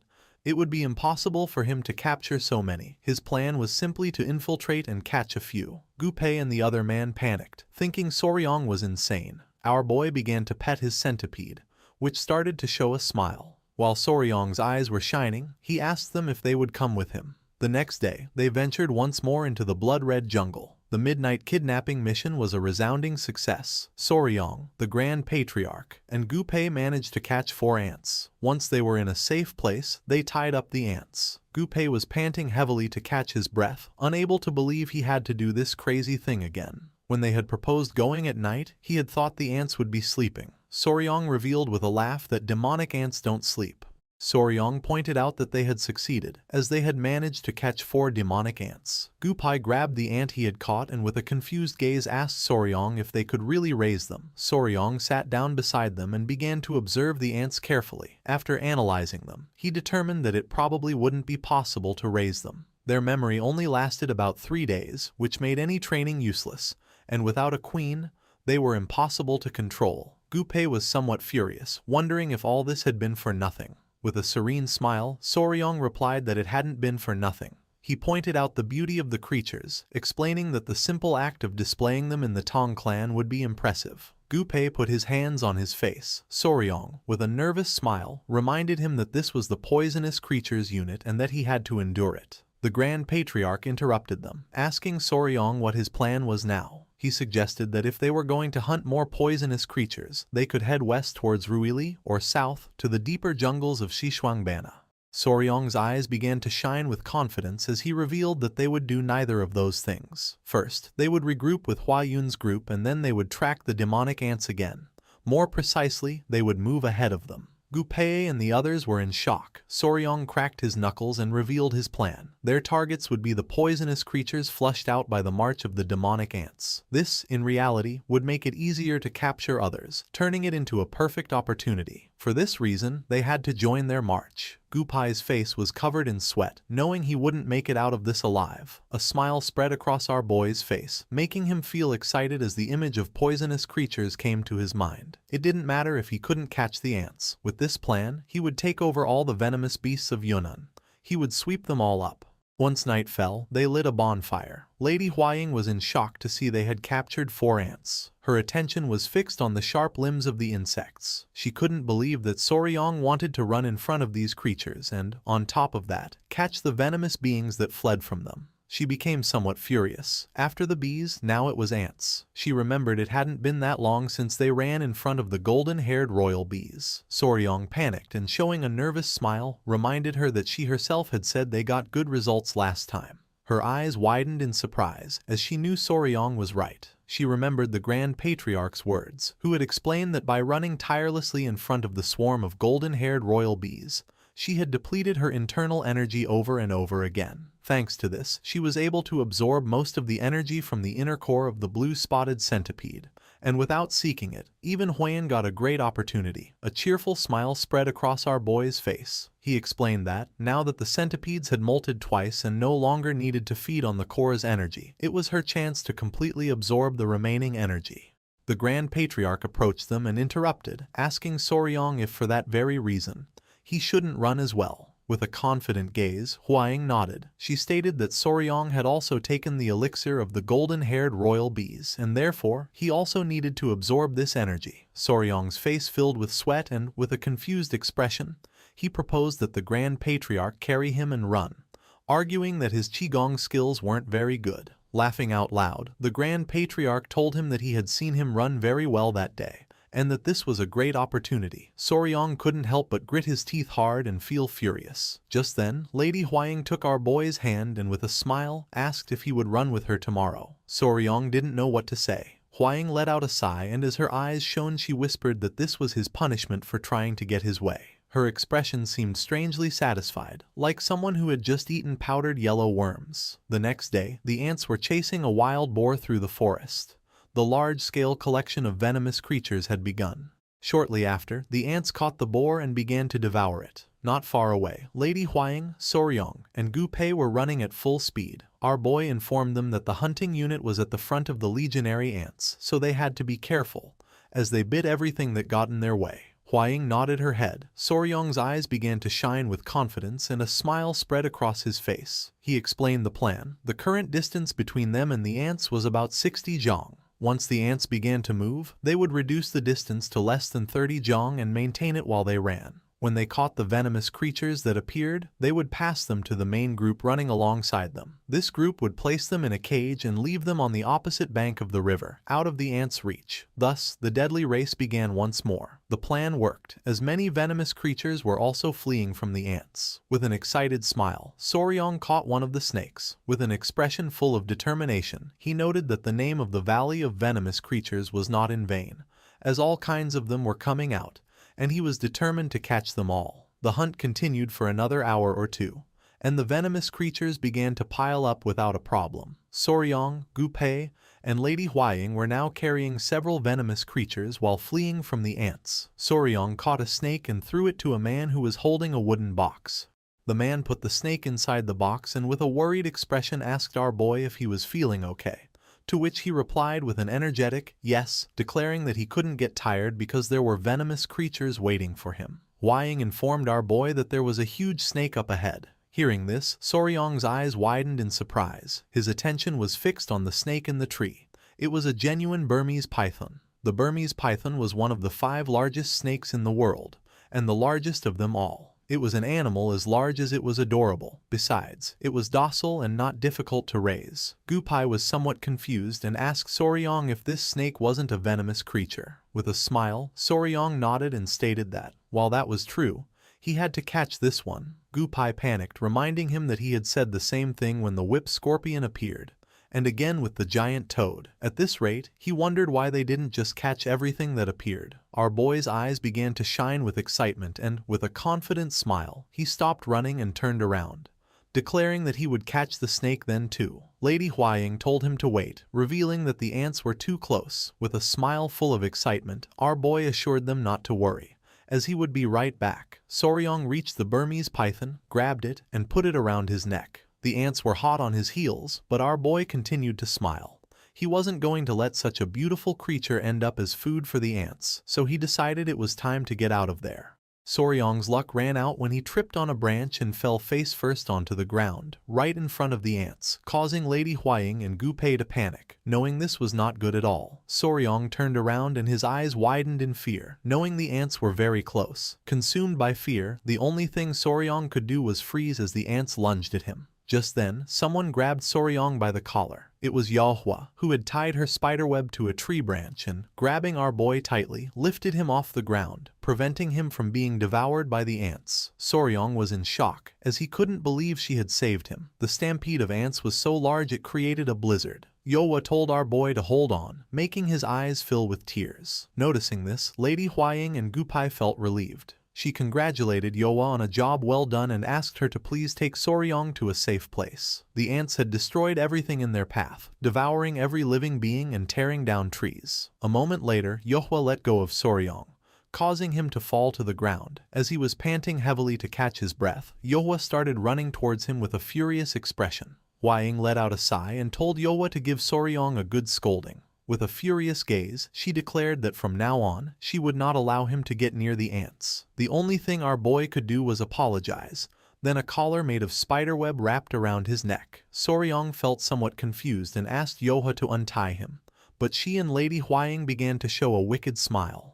At that moment, Gupai arrived and saw Soryong on all fours like a dog, a scene that confused the leader. Lady Huaying quickly asked what had happened with the ants. Gupai mentioned that, luckily, they had stopped just on the other side of the hill and, as the sun was setting, he suggested they take a short break. Soryong didn't lift his head. He was very embarrassed. Lady Huaying agreed and decided they would wait there for the main group that was following them. At that moment, something behind the trees began to move. Noticing this, Huaying's eyes filled with curiosity. Not long after, someone threw a spear which stuck in the ground near Soryong. Seeing this, everyone panicked, not knowing what was happening. Men carrying spears emerged from the bushes, ordering them not to move. They declared that this was the land of the Beast Palace and demanded the intruders identify themselves. With a confused gaze, Gupai unsheathed his dagger, while on the other side, Lady Huaying asked them to calm down, revealing that they were from the Tang clan of Sichuan. Upon learning they were from the Tang clan of Sichuan, a man carrying a spear and with a fierce, bright-eyed wolf as a pet emerged and asked them how the Tang clan had come to the depths of the Yunnan jungle. His attention fixed on something and his eyes filled with seriousness. The leader's gaze fixed on the silk collar Manhwa had made for Soryong. Soryong's face filled with fear and he began to wave his hands, explaining that it wasn't what it looked like. The leader couldn't help but grit his teeth as a powerful energy began to emerge from his body. He gripped his spear tightly and his eyes began to glow with rage, demanding to know what the hell they were doing in the land of the Beast Palace. This man's name was Huk Rang, a warrior affiliated with the Southern Beast Palace. He had found them after hearing a strange noise during a scouting mission. This place was the territory of the Beast Palace, a valley called the Valley of the Wild Beasts. As he walked towards them, Huk Rang stated that this was why they couldn't enter the territory. With a smile, Soryong nodded and said that they would withdraw. But then, his eyes widened as he remembered something. He told the great warrior Huk Rang that, before they withdrew, he had something important to tell him. With a curious gaze, Huk Rang turned around, asking Soryong what it was about. With a nervous smile, our boy asked if he could go up this hill with him for a moment. Huk Rang did not refuse and decided to climb the hill our boy mentioned. Once at the top, his eyes widened in surprise and fear. He couldn't believe what his eyes were seeing. In the distance, a mountain of ants could be seen. Soryong revealed that they were ants, known as legionary ants, and that the strange sound Hyukrang had heard was surely them on the move. He was honest and admitted that he believed the Beast Palace was in the path of these ants, warning that if the Valley of the Wild Beasts was a long, narrow valley, this would be very dangerous. Hyukrang began to sweat in panic, understanding that if this was true, it would be a true disaster. With a serious gaze, he announced that he would return to the Beast Palace to inform the Palace Lord and asked the members of the Tang clan to accompany him to explain in more detail about the legionary ants. While Naek was playing with Rang's wolf, Lady Huaying showed a cheerful smile and said they would gladly do so. Soryong's attention was fixed on the ants and his eyes began to shine with fear, so he urged everyone to go to the Beast Palace immediately, as quickly as possible. Night was already falling and the ants were preparing to sleep. They would rest quietly, but when the sun rose, they would rampage through the area again. This was like the sea in silence just before a great wave crashed against the shore. Once night fell, Soryong and the others went to the Beast Palace. The place was beautiful and Soryong, somewhat surprised, thought to himself that this was the Beast Palace. With a smile, Rang noted that this must be the Tang clan's first visit in 100 years. In this place, everyone was taken care of or walking with their beasts, something that astonished Soryong. Lady Huaying explained that it was said that the beast taming techniques of the southern Beast Palace were unrivaled, not even beyond the Great Wall or in the Central Plains. With a kind smile, Rang explained that the large circular clearing they had passed at the entrance was a training ground where they let the beasts loose, and that from this point on, the residential area began. He detailed that the Valley of the Wild Beasts was shaped like a gourd with a single entrance. Huaying was astonished, as the entire environment was surrounded by high rocky mountains. Rang nodded, for as long as the entrance was well defended, it could be considered a perfect natural fortress. Soryong's attention was fixed on the buildings, realizing that while it was a fortress, on the contrary, if the entrance was blocked, it meant they would be trapped like rats in a cage. Once at the entrance, Rang became serious and informed the palace lord that the guests from the Tang clan of Sichuan had arrived. The palace lord gave them permission to enter. Everyone's eyes widened with seriousness, and upon entering, Soryong saw 3 figures next to their black leopards. The atmosphere was tense. The old man with white hair and scars on his face began to pet his beast and introduced himself as Manhwa, the lord of the Beast Palace. Clasping his fist in his hand, Soryong bowed his head before him as a sign of respect and introduced himself as Wei Soryong of the Tang clan of Sichuan. Lady Huaying also introduced herself. With a serious tone, Manhwa deduced that they had come all the way to Yunnan to hunt venomous creatures. He added that he had already heard the gist of it from his warriors, and acknowledged that the Tang clan of Sichuan knew much more than they did about poisons and venomous creatures. With a furious expression, he let out a sigh and asked them what exactly the legionary ants were and how they had gotten here. Soryong's and the others' eyes widened in surprise and confusion. Closing his eyes, our boy nodded and proceeded to explain everything that had happened so far, how dangerous the legionary ants were and the level of destruction they could cause. He even warned them that they should evacuate the people immediately. However, their reaction was different from what he had expected. As a suffocating aura emerged from Manhwa's body, with a furious gaze, he questioned the simple suggestion of evacuating.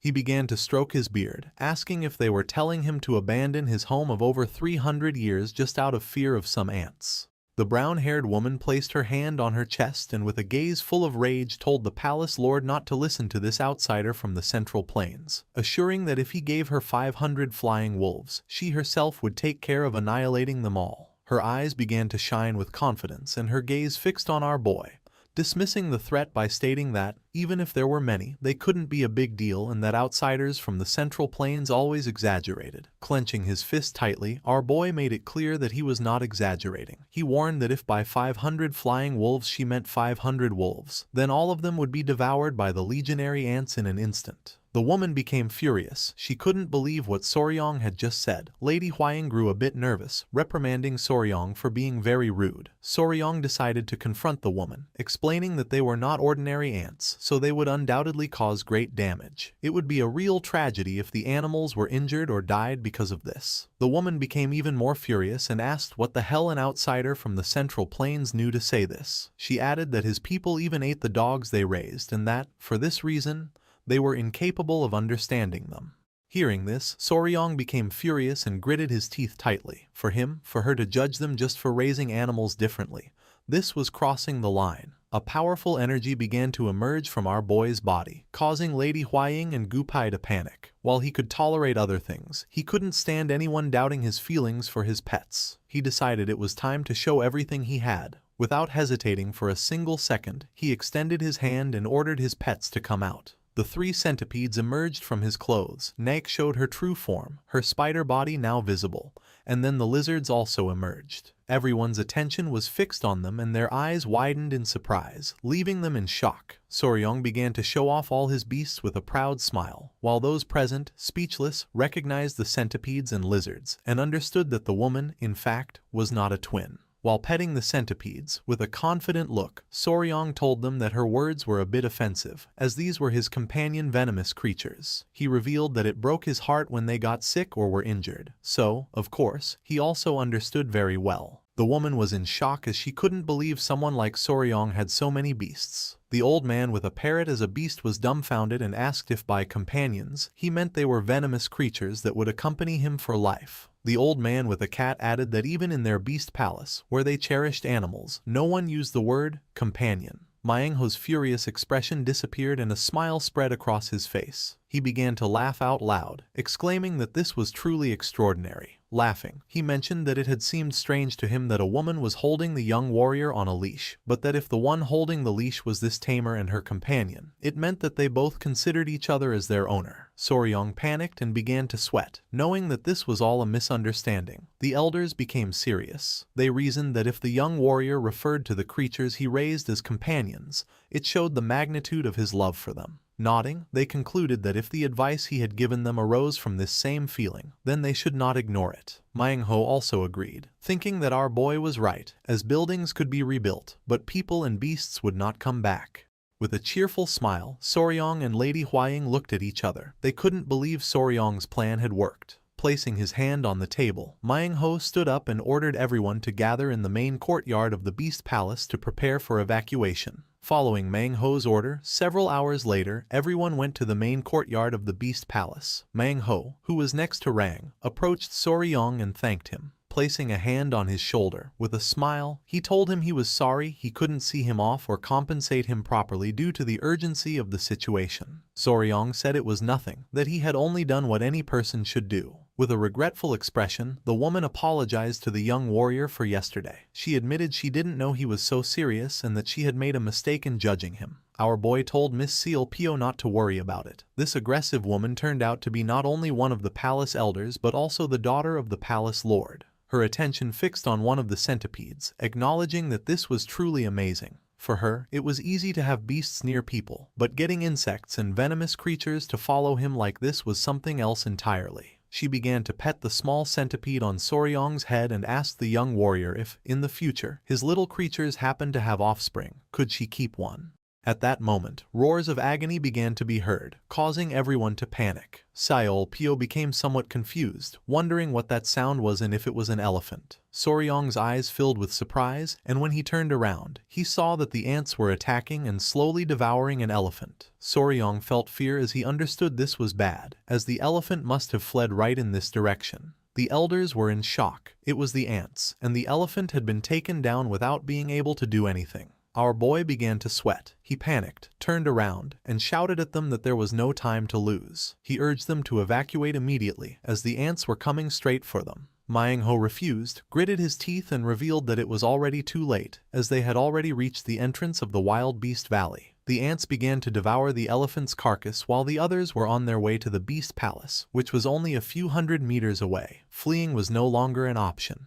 In the blink of an eye, the ants devoured the elephant, leaving only bones. Soryong and the others panicked as they watched the elephant turn to bone in an instant. Myangho grew serious, understanding they had no choice but to fight. One of the elders clenched his fist and doubted they could hold out if even such a huge elephant was annihilated in an instant. Lady Huaying, somewhat worried, asked Soryong if the Grand Patriarch and the poisonous creature squad were okay. With a confident expression, our boy stated that, knowing the dangers of the legionary ants, they must have fled to the other side of the river. The ants began to advance towards them. Gupei's attention fixed on them and his face filled with sweat. He was more worried about his own group, as it seemed impossible to break through the ants and escape from there. Soryong put his hand under his chin and began to ponder. This was the worst possible scenario. If they kept on like this, the ants would catch them in the Valley of the Wild Beasts, and he needed to decide what they should do.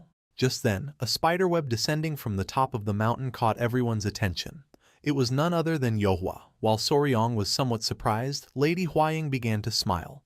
Remembering they had her, she realized that if they could use Yohua's web to cross the mountain, they could escape to safety. Nearby, Manhwa stood with his arms crossed. Soryong turned towards them and wondered what the people of the Southern Beast Palace would do. If it were just his group, it would be fine, but with so many people, the situation was very different. With a confident smile, Manhwa told the young warrior not to worry about them and to just leave. He explained that, in the world of beasts, eating and being eaten was natural. If they couldn't defeat these creatures, their fate was to be devoured. Soryong and Lady Huaying were surprised. Our boy clenched his fist tightly, his eyes shining with determination. He couldn't just abandon them like this. They were animal lovers, like him.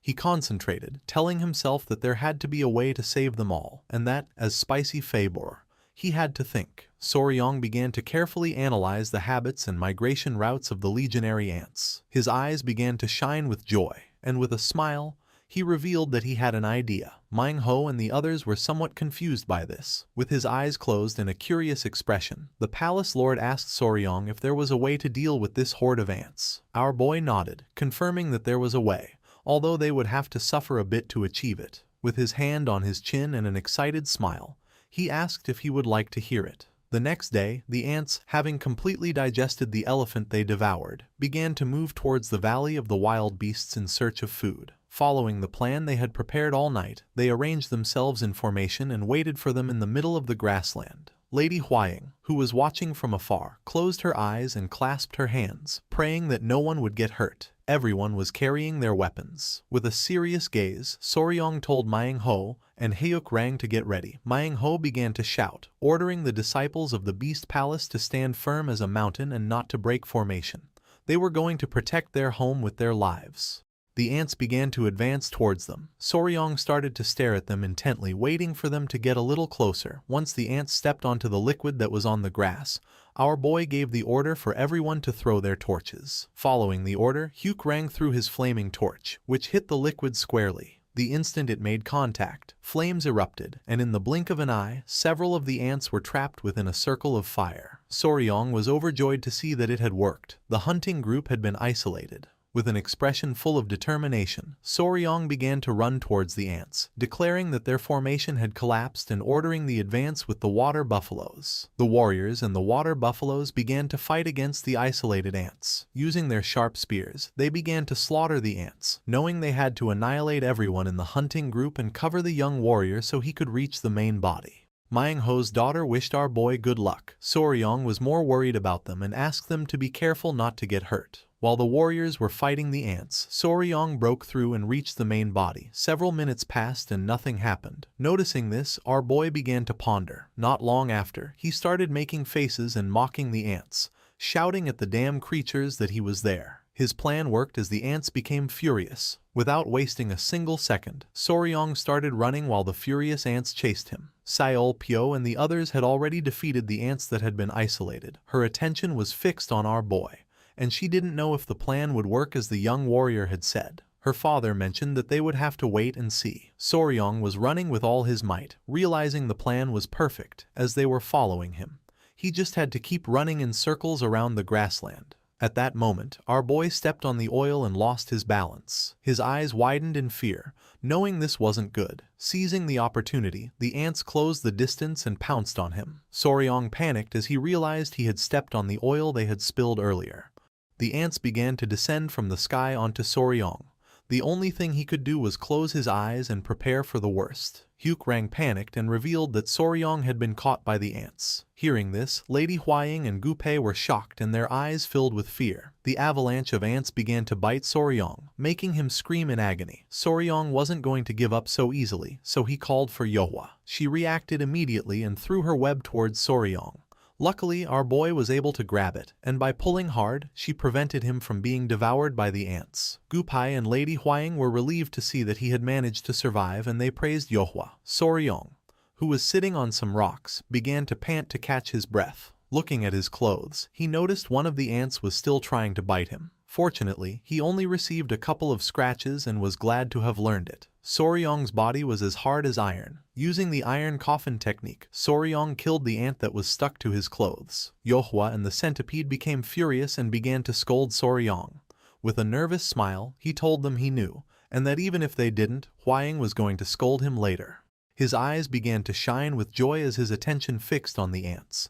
They were standing on some rocks, and the ants were circling around them. Myung Ho and Hyuk Rang were astonished to see the ants going in circles, exactly as the young warrior had said. Soryong was the only one who knew why the ants were behaving this way. The reason was that their path had been cut off. He understood that the ants couldn't see well and were guided by the pheromones left by the lead ant. Because of this, if the hunting or advance group suddenly disappeared, the worker ants, which only followed signals to move forward, would end up intertwining with each other and losing their way. Since the warriors of the Beast Palace had destroyed the hunting group, the ants would get trapped chasing each other until they died. With an astonished expression and a smile, he revealed that this was the death spiral, the ant mill. As Seol Pio's eyes widened with joy, she turned to her father. Crossing his arms, Myung Ho nodded and gave his daughter permission to tell everyone immediately. With a smile, Soryong picked up the centipede.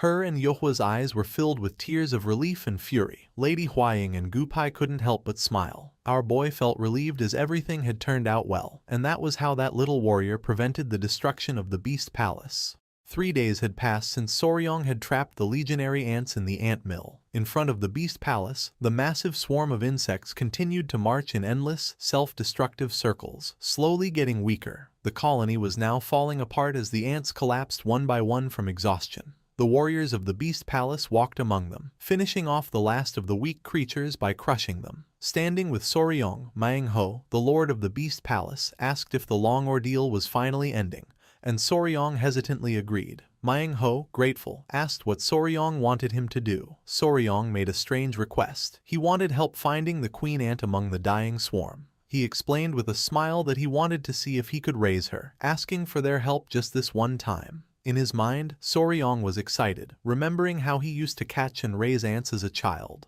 He thought they were the perfect pet and was determined not to let this rare chance slip by. With a new goal, the search began. Soryong told everyone, including Hyuk Rang, Gupai, and Lady Hwaying, to search for the ant with the biggest abdomen. Hyuk Rang shouted that he understood and led the search. It wasn't long before one of the Beast Palace warriors called out to Soryong, telling him to come quickly. Soryong rushed over, surprised and hopeful.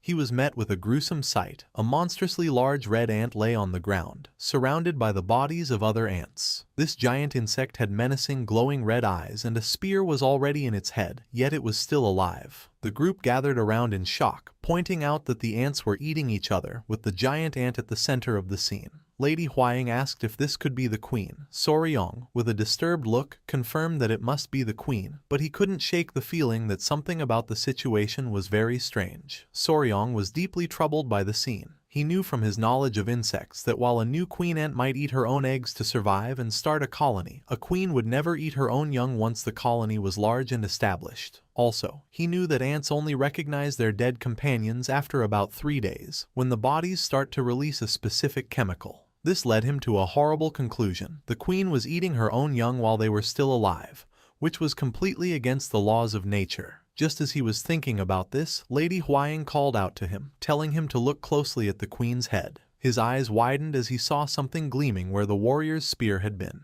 It was a golden needle, glowing with a faint energy, stuck deep in the creature's forehead. Driven by curiosity, Soryong carefully approached the dying monster. Lady Hwaying warned him to be careful, but he was focused on the strange object. He reached out and, with a firm grip, pulled the golden needle free from the queen's head. The moment it came out, black blood shot from the wound, and the giant ant let out a final pained screech before collapsing. Soryong stared in shock. The queen was dead. Holding the strange needle, he turned to Lady Hwaying and asked if she recognized it. She looked at it thoughtfully, explaining that while the Tang clan also used golden needles, this one had a rare length and shape. As Soryong looked at it more closely, he noticed that the needle was hollow.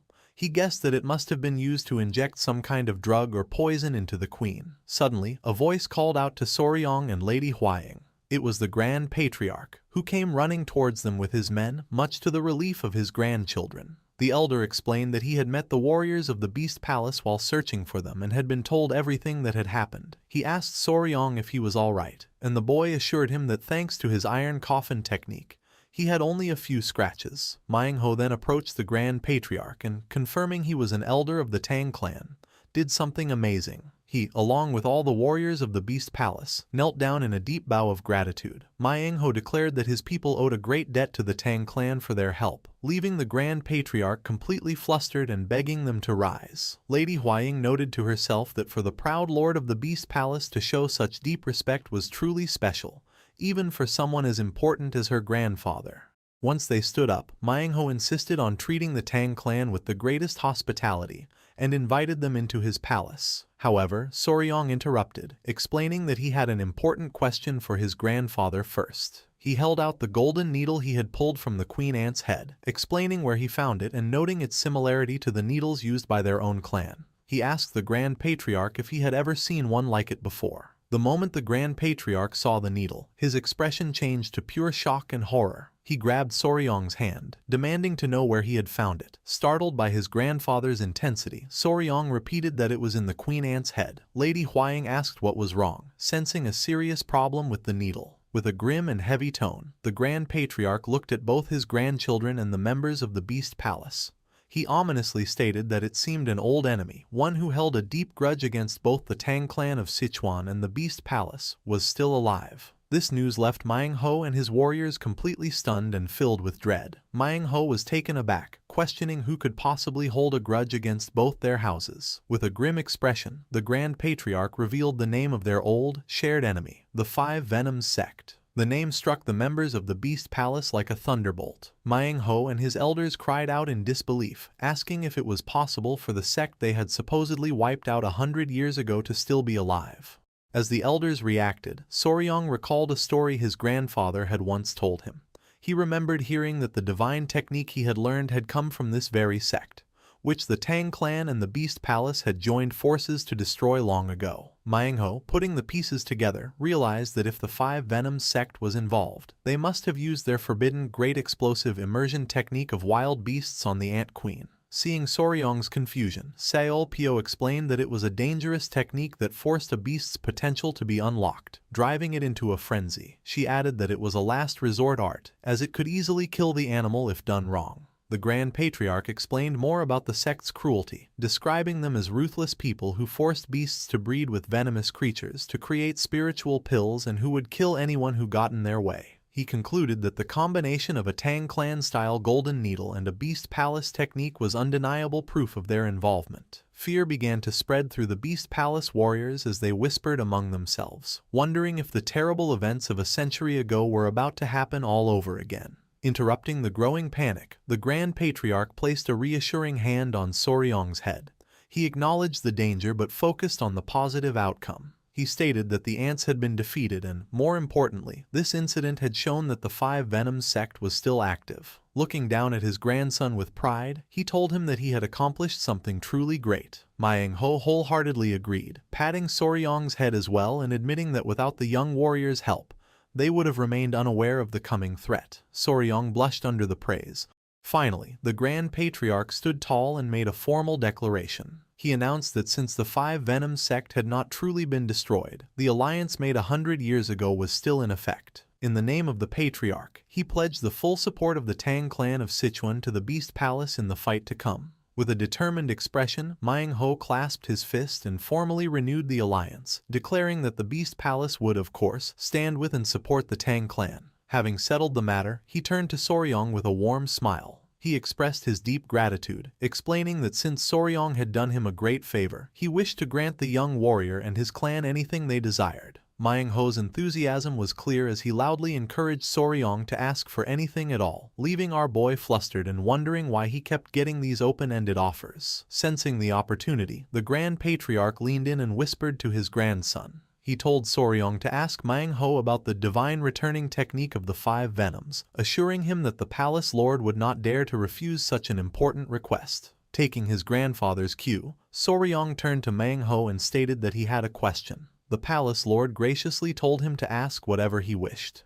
The scene then shifted to the grand hall of the palace lord within the beast palace. There, Soryong presented his two small centipede-like creatures, which hopped playfully on a tiger skin rug. He began to explain his unique situation. Unlike the other members of the Tang clan, he had learned a technique that came from the Five Venoms sect. Because of this, he revealed, he was able to give commands to one of his creatures purely through his thoughts. Getting to the main point, Soryong asked his crucial question. Did the divine returning technique of the Five Venoms, that the Tang clan had also contained the secrets of the Beast Palace's Wild Beast's Heart technique? He recounted his understanding that their two clans had divided the techniques of the defeated sect between them 100 years ago. He explained that his ultimate goal was to understand how this mental connection was possible and to find out if he could do it with his other beloved creatures. The question hung in the air, leaving Mang Ho and his daughter Seol Pyo to think about the deep implications of his request. After a moment of thought, Mang Ho regretfully told the young warrior that his request was a difficult one to grant, leaving Soryong looking disappointed. Seol Pyo explained more about her father's refusal. She explained that while the Beast Palace was not stingy with its martial arts, the Wild Beast's Heart technique was their greatest and most guarded secret. It was an art that allowed one to share their heart with wild beasts, but it was passed down only to the direct descendants of the palace and it was strictly forbidden to share. This created a problem for the elders. Mang Ho noted that the son-in-law of the Tang clan had somehow already mastered a part of their most secret technique, and they were unsure what to do. Realizing he had asked for too much, Soryong panicked and turned to his grandfather, apologizing for asking something he shouldn't have. Suddenly, Mang Ho's expression changed as an idea seemed to strike him. He looked intently at Soryong and asked a very personal question. If he was the son-in-law of the Tang clan, what about his original family? Confused, Soryong answered truthfully that he was completely alone, without any family or connections, and wondered why the palace lord was asking. To Soryong's utter shock, Mang Ho and Seol Pyo reacted with delight. The palace lord exclaimed that being an orphan was perfect, which only confused Soryong more, who couldn't understand how that could possibly be a good thing. Mang Ho laughed heartily, complimenting Soryong on his fitting name and praising his love for his creatures, declaring it was more genuine than anyone else's in the entire Beast Palace. His expression then turned serious as he captured everyone's attention. He looked directly at the stunned young warrior and, pointing a commanding finger at him, made a shocking declaration. With absolute certainty, Mang Ho announced that Soryong would become his son. Soryong and his companions were left speechless by Mang Ho's sudden announcement. Flustered, our boy could only stammer, asking if the palace lord had really said he wanted him as a son. Mang Ho confirmed his offer with a firm look, stating clearly that Soryong was to be adopted into the Beast Palace. He explained that if Soryong became a member of his family, he could learn all of the Beast Palace's martial arts, including its greatest secret technique. He added that with the Five Venoms sect appearing again, it was more important than ever for their two houses to have a closer relationship. Turning to the Grand Patriarch, Mang Ho respectfully asked for his opinion. He admitted that a previous attempt to unite their clans 200 years ago had failed, but he believed that with a special boy like Soryong, they could finally fix past mistakes. The Grand Patriarch stroked his beard in thought. He agreed it was a tempting offer, especially if Soryong's status as a son-in-law to the Tang clan was also honored. However, he left the final decision to Soryong, saying his free will was the most important thing. With the elders' approval, Mang Ho turned back to Soryong. He made the offer even better, promising that if Soryong became his adopted son, he would personally teach him how to share his heart and mind with all of his animal companions. The offer was overwhelming for Soryong, who panicked at the thought of suddenly getting a new father and sister. He felt it was too big a decision to make so quickly. Sensing he was hesitant, Mang Ho and Seol Pyo exchanged a look, realizing the offer wasn't quite enough. Suddenly, Seol Pyo's face lit up with an idea. She excitedly suggested to her father that they offer Soryong the Bisa, or flying snake. She figured that since the young warrior loved venomous creatures, the legendary snake would be the perfect gift. Soryong, hearing the unfamiliar name, looked confused. He turned to his grandfather for an explanation, and the old man's expression grew serious. The Grand Patriarch explained that she was likely talking about the legendary Bichionsinsa, the divine flying snake. He described it as the greatest of all venomous creatures.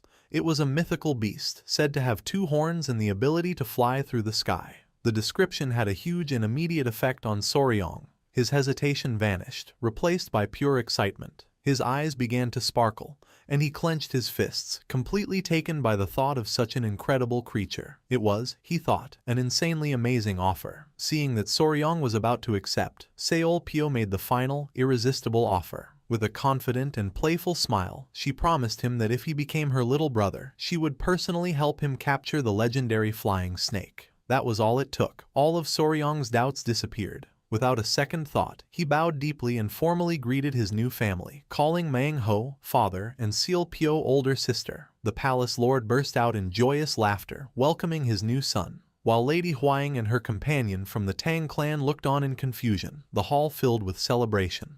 And so, after a sudden but happy decision, a formal adoption ceremony was held, officially making Soryong a member of the Southern Beast Palace.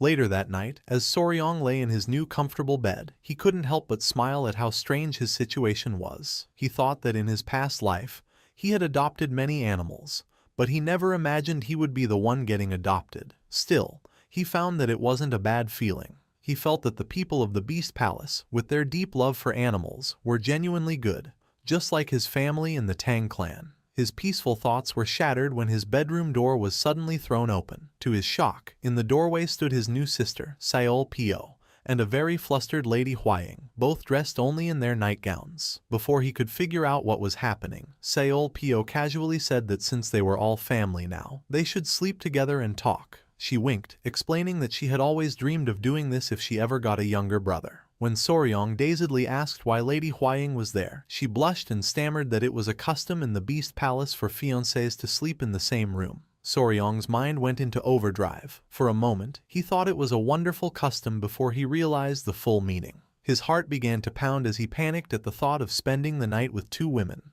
Ignoring his flustered state, Seol-pyo playfully pulled at his blankets and, along with a hesitant Lady Huang, climbed into bed, trapping the embarrassed Soryong between them. As he let out a silent scream, Seol-pyo cheerfully suggested they start by talking about his venomous pets. On a nearby table, his small creatures could only watch in confusion as their master was overwhelmed by his new family. The next day, Soryong walked with his new father and sister outside the palace. It was clear he had not slept at all, his face tired from the night's chaotic slumber party. When Manhwa asked if he had slept well, the boy could only force a denial. Manhwa announced it was time to begin Soryong's training and teach him the technique he was so curious about. But first, he needed to check the boy's internal energy. He told Soryong to sit and relax, and our boy did. Manhwa then placed a hand on his back, sending his own internal energy through Soryong's body to check his condition. After a moment, the palace lord pulled his hand back with a thoughtful look. He said that Soryong's energy was so well hidden that he hadn't been able to sense it properly before. He concluded that while Soryong had managed to copy the wild beast's heart technique, his version was incomplete and much weaker. This, he decided, was something he needed to discuss with the Grand Patriarch. Still confused, Soryong asked what the wild beast's heart technique was. Seol-pyo explained that it was an internal training method that lets a warrior communicate their heart to beasts and grow stronger with them. Soryong was amazed. Manhwa added that it also gives the user the ability to feel a beast's heart and give special commands. Deciding a demonstration would be better than words, he prompted his daughter. Seol-pyo took a deep breath and let out a sharp, powerful howl. In response, a pack of large, fierce wolves with glowing blue eyes came out of the nearby woods, snarling as they approached. Soryong stared in stunned silence as the intimidating beasts gathered around them. The alpha wolf began to growl at Soryong,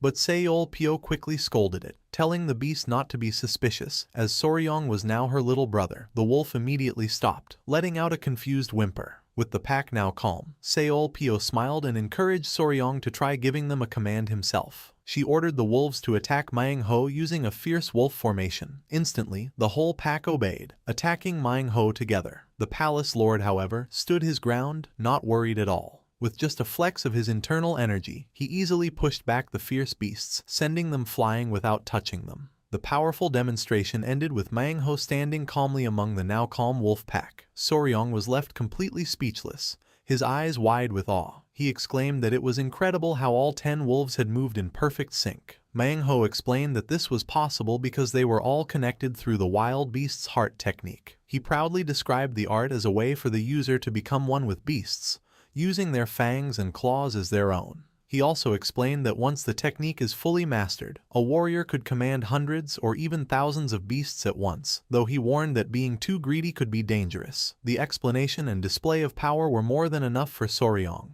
He clenched his fists, his face excited, and declared that the technique was the absolute best. Without hesitating, he dropped to his knees in a formal bow, earnestly pleading with his new father and sister to teach him the wild beast's heart technique.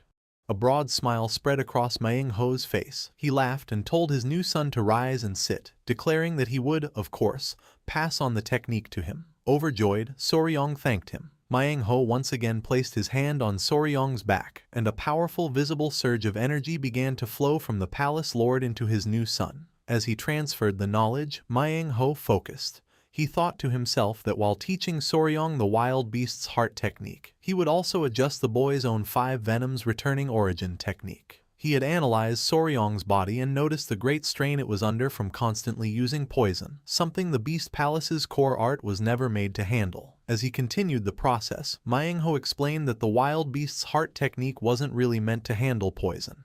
Its true purpose was to connect with something more basic, like a creature's blood. The news shocked Soryong. Manhwa added that it only required a single drop of blood, or even other body fluids like spit. He revealed this was the reason Soryong was already able to give his centipede-like creature mental commands. The bond had started to form when the creature bit him. The memory clicked for Soryong, and he finally understood. With a final pat on Soryong's shoulders, Manhwa announced that the ritual was complete.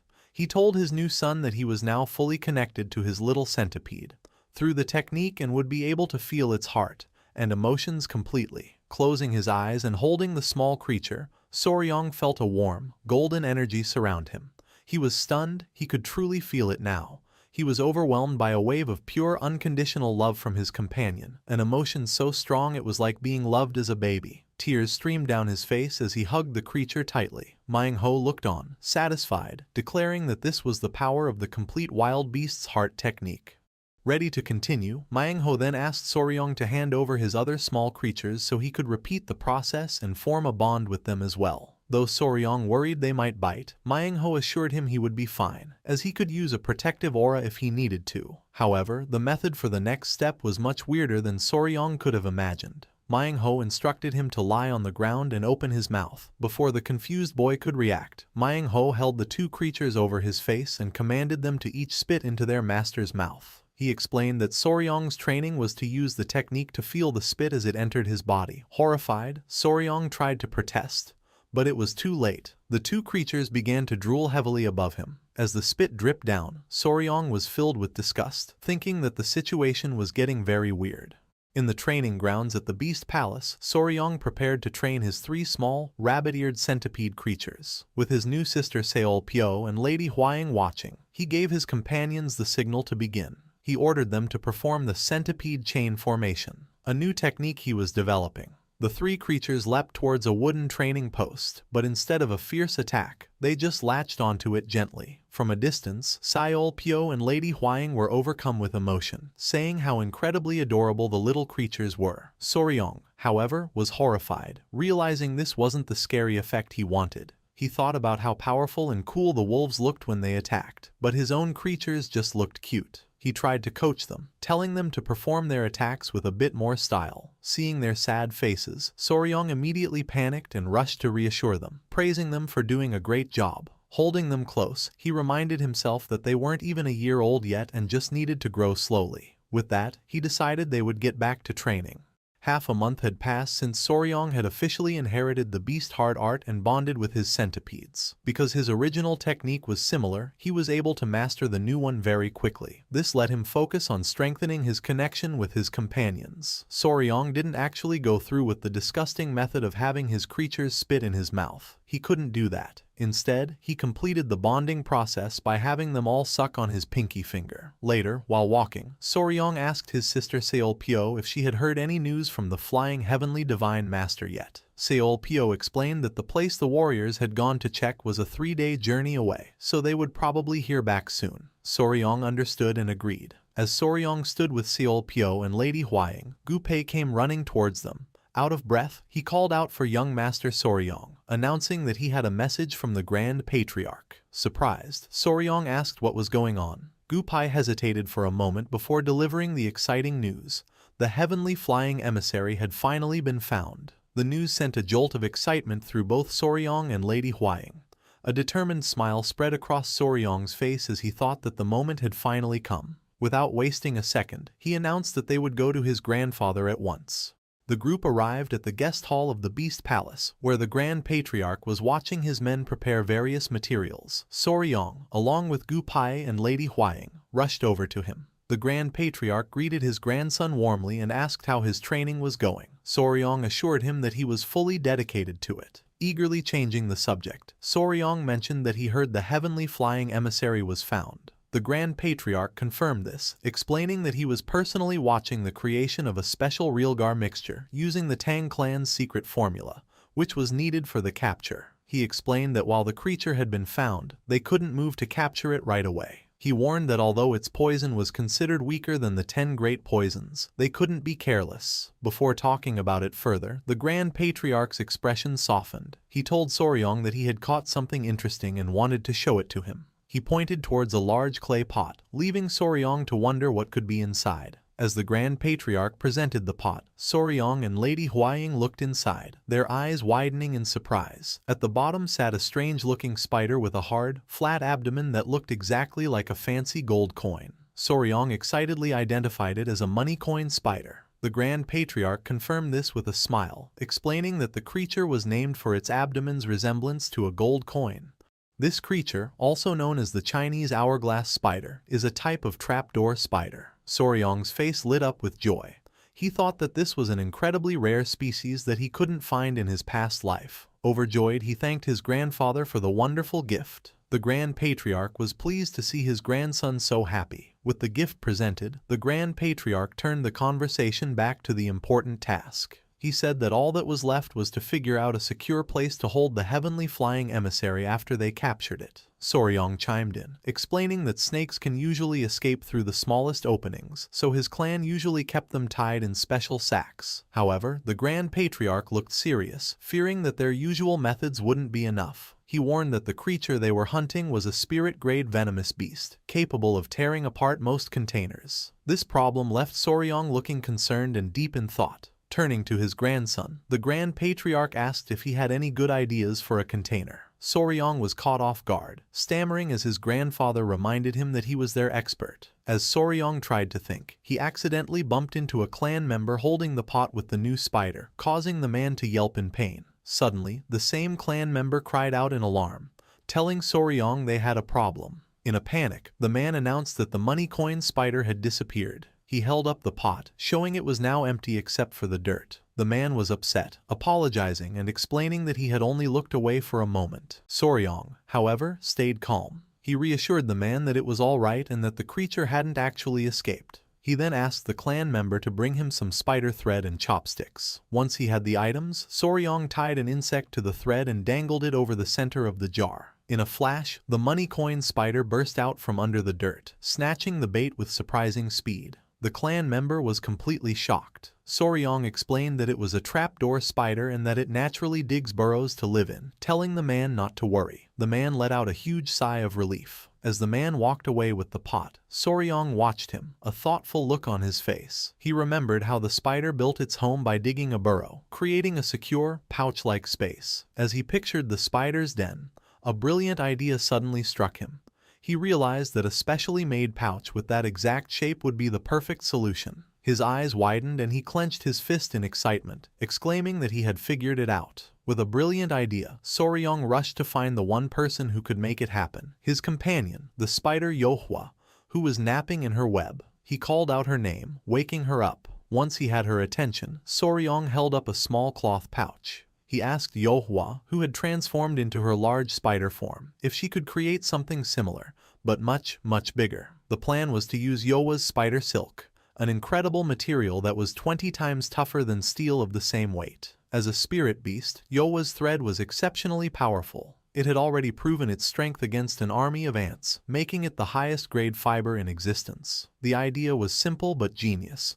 To weave that nearly unbreakable thread into a giant pouch to hold the spirit beast. Taking on the challenge, Yohua got to work. In a short time, she presented a massive, beautifully woven white pouch made of her silk. Soryong was completely amazed. He took the finished pouch and praised her, saying it was amazing and exactly what they needed. Yowa chirped happily, proud of her work. The others were equally impressed. Gupai tested the pouch by trying to cut it with a dagger, but the blade only sparked against the tough material. He exclaimed in shock at how tough it was. The Grand Patriarch agreed that it was a monstrous creation. With this final preparation complete, the Grand Patriarch announced that they could now leave as soon as the next day. He gave the order for the warriors to be prepared, as they would set out early in the morning. Soryong, standing proudly between Yohua and Lady Huaying, confirmed that he understood. Overjoyed and relieved, Soryong turned to Yohua and told her she had done a great job. As a reward, he gave her a storm of head pats, much to her delight. The Grand Patriarch and Gupai laughed at the sweet scene, while Lady Huaying looked on with a blush.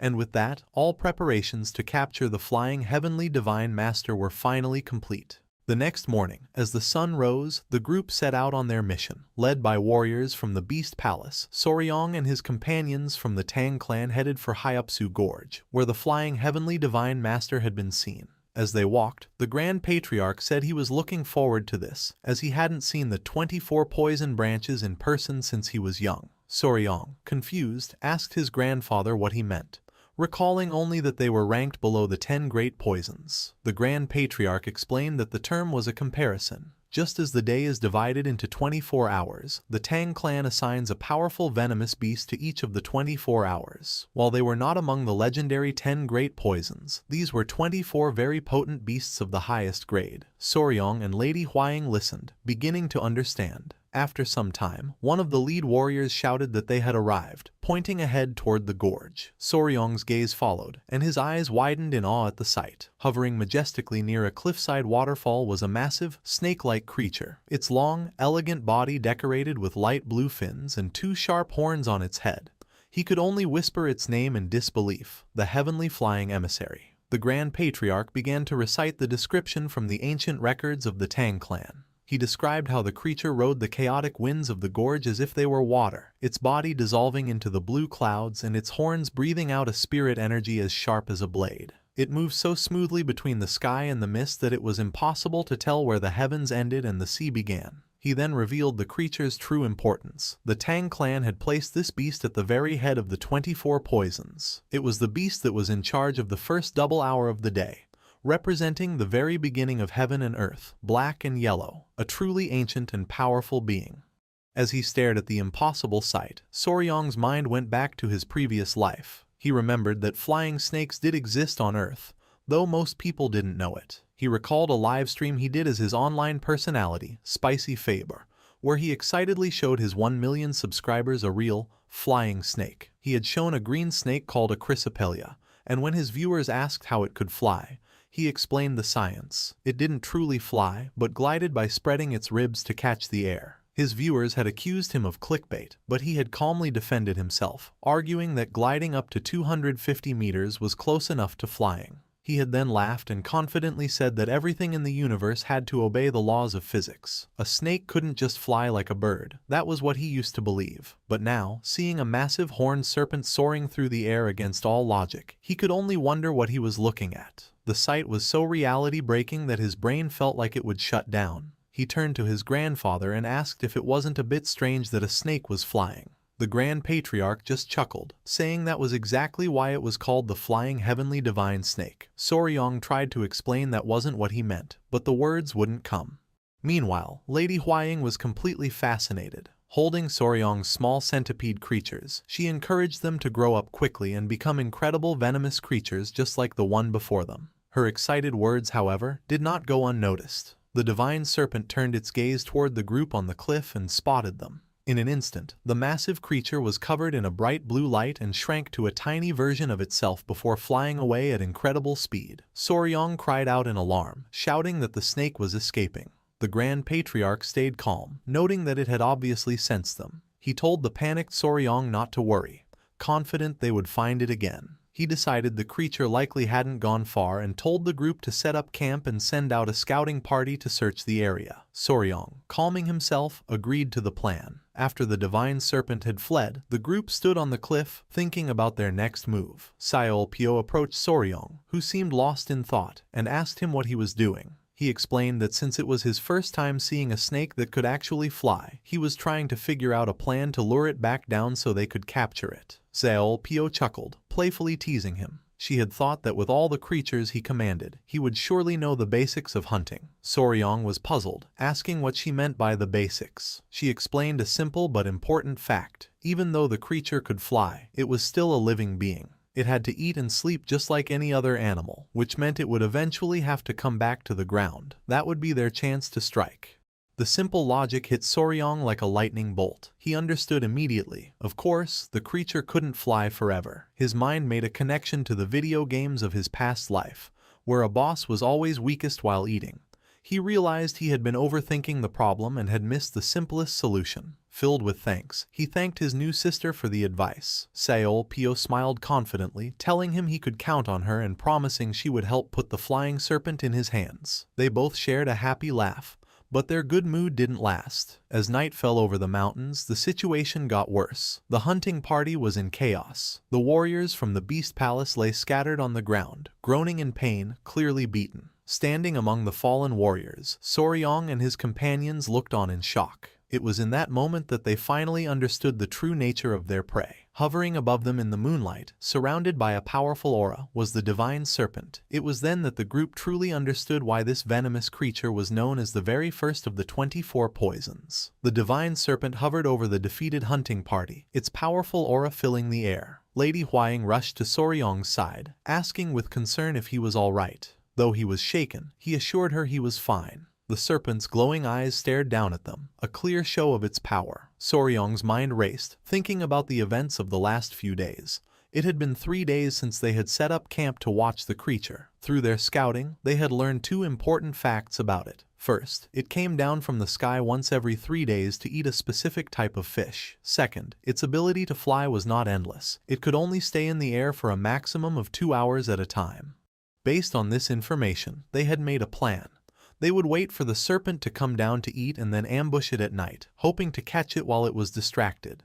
However, the plan had failed badly. The creature was much more aware than they had thought. The moment they made their move, it noticed them and immediately took to the sky, leaving its meal. What followed was a one-sided fight. The serpent's huge 6-meter-long body was covered in unusually hard skin that their weapons couldn't cut, but its most powerful ability was its raw strength. The creature would repeatedly crash into the ground with great force, creating powerful shockwaves that sent the warriors flying. The constant storm of flying rocks and debris made it impossible for anyone to even get close. As the dust settled, Soryong and the others finally understood the truth. While the serpent's poison might not have been as strong as the legendary 10 great poisons, its overwhelming physical power and sharp senses were more than enough to earn its reputation as the most powerful of the 24 venoms. Seeing the damage, the Grand Patriarch quickly made a decision. He told Soryong that there were too many injured and they needed to retreat immediately. Soryong quickly agreed. The Grand Patriarch then shouted the order for everyone to fall back, telling them to grab the wounded and return to the safety of their camp. The entire group turned and fled from the powerful serpent, their faces showing fear and determination. Their first attempt to capture the flying serpent had ended in complete failure. Later that evening, the group gathered around a campfire. The mood was serious as they tended to their wounds. Lady Huaying was wrapping a bandage around her arm and Soryong approached her with concern. She assured him it was just a scratch. Nearby, the Grand Patriarch finished setting a splint for a warrior with a broken arm. The warrior apologized, but the Grand Patriarch took responsibility for the failure. Standing next to a concerned Seolpyo, the Grand Patriarch admitted that he hadn't realized how powerful the creature truly was. He said they had been careless, noting that if even a lower-ranked beast was so strong, they should have been much more careful with the top-ranked one. He then turned to Soryong and asked what they should do now. Soryong fell into deep thought. He realized this creature was completely different from anything he had ever seen, and his knowledge from his past life was useless. Looking at the bandaged and beaten warriors, he concluded that another direct attack was too risky. They couldn't afford to lose their valuable warriors trying to capture one creature. He thought that the whole situation would be much easier if the serpent just couldn't fly. As he thought about this, a sudden memory sparked in the Grand Patriarch's mind, and he exclaimed that he had just remembered something important. the Grand Patriarch announced that he had an idea about how the divine serpent managed to fly. Getting Soryong's attention, he explained his theory, saying he could clearly sense a flow of energy around the creature whenever it flew. Since it rose without any physical movement, he guessed that it must be controlling this energy to lift itself. Confused, Soryong turned to Lady Huaying and asked her to explain what controlling energy to rise meant. She clarified that it was a type of martial art focused on lightness and speed. She explained that while normal techniques use energy through the legs to jump higher, this advanced technique was different. It involved using one's internal energy alone to float the entire body. She emphasized that doing this was impossible without a huge amount of internal energy. This led Soryong to ask if this meant the venomous creature had a massive amount of internal energy. However, the Grand Patriarch stepped in to correct him. He stated that it was not internal energy that powered the creature's flight. With complete certainty, he revealed the true source of its power, an internal core. He was sure that the venomous creature had to have this condensed ball of pure energy, which allowed it to do such impossible things. The Grand Patriarch's reveal of an internal core shocked the group. Gupai and Seolpyo were stunned, asking the elder if it was truly possible. Soryong's mind immediately went to the internal core he had gotten from the azure-spotted centipede, remembering it as a powerful medicine that could greatly improve a person's martial arts skills. This realization sparked new excitement. Gupai declared that this gave them even more reason to capture the creature, and Seolpyo enthusiastically agreed. The Grand Patriarch explained the potential reward, saying that Lady Huaying had achieved a breakthrough after eating the core of a lower-ranked beast. He guessed that if she were to eat the core of a creature as powerful as the flying heavenly divine serpent, her martial arts skills would improve instantly. However, he added a grim condition. If their main goal was to get the internal core, it would be incredibly difficult, if not impossible, to capture the creature alive. The thought of killing such a beautiful beast made Soryong's expression harden. Noticing his sudden change, Lady Huaying asked him what was wrong. With strong belief, Soryong declared that killing it was not an option. He stated firmly that they would capture the serpent, but it had to be done alive. The rest of the group looked on, surprised by his firm decision. Seolpyo was the first to question him, asking why he would pass up such an opportunity. She reminded him that this was the internal core of a legendary flying serpent. Soryong just laughed and explained his way of thinking. He argued that while internal energy was valuable, it could be gained over time through training. To him, killing a unique and powerful creature just for a shortcut felt wrong. He believed that a living venomous creature was more valuable than any internal core it might have. The Grand Patriarch smiled warmly, saying that this respect for life was typical of his grandson. He accepted Soryao's decision but then asked the practical question, what was their new plan? Looking down at his 3 small centipede companions napping peacefully, Soryong announced that he did, in fact, have an idea. A confident, almost mischievous smile spread across his face as he made a silent promise to the divine serpent. He would capture it, and he would do so without leaving a single scratch on its beautiful body.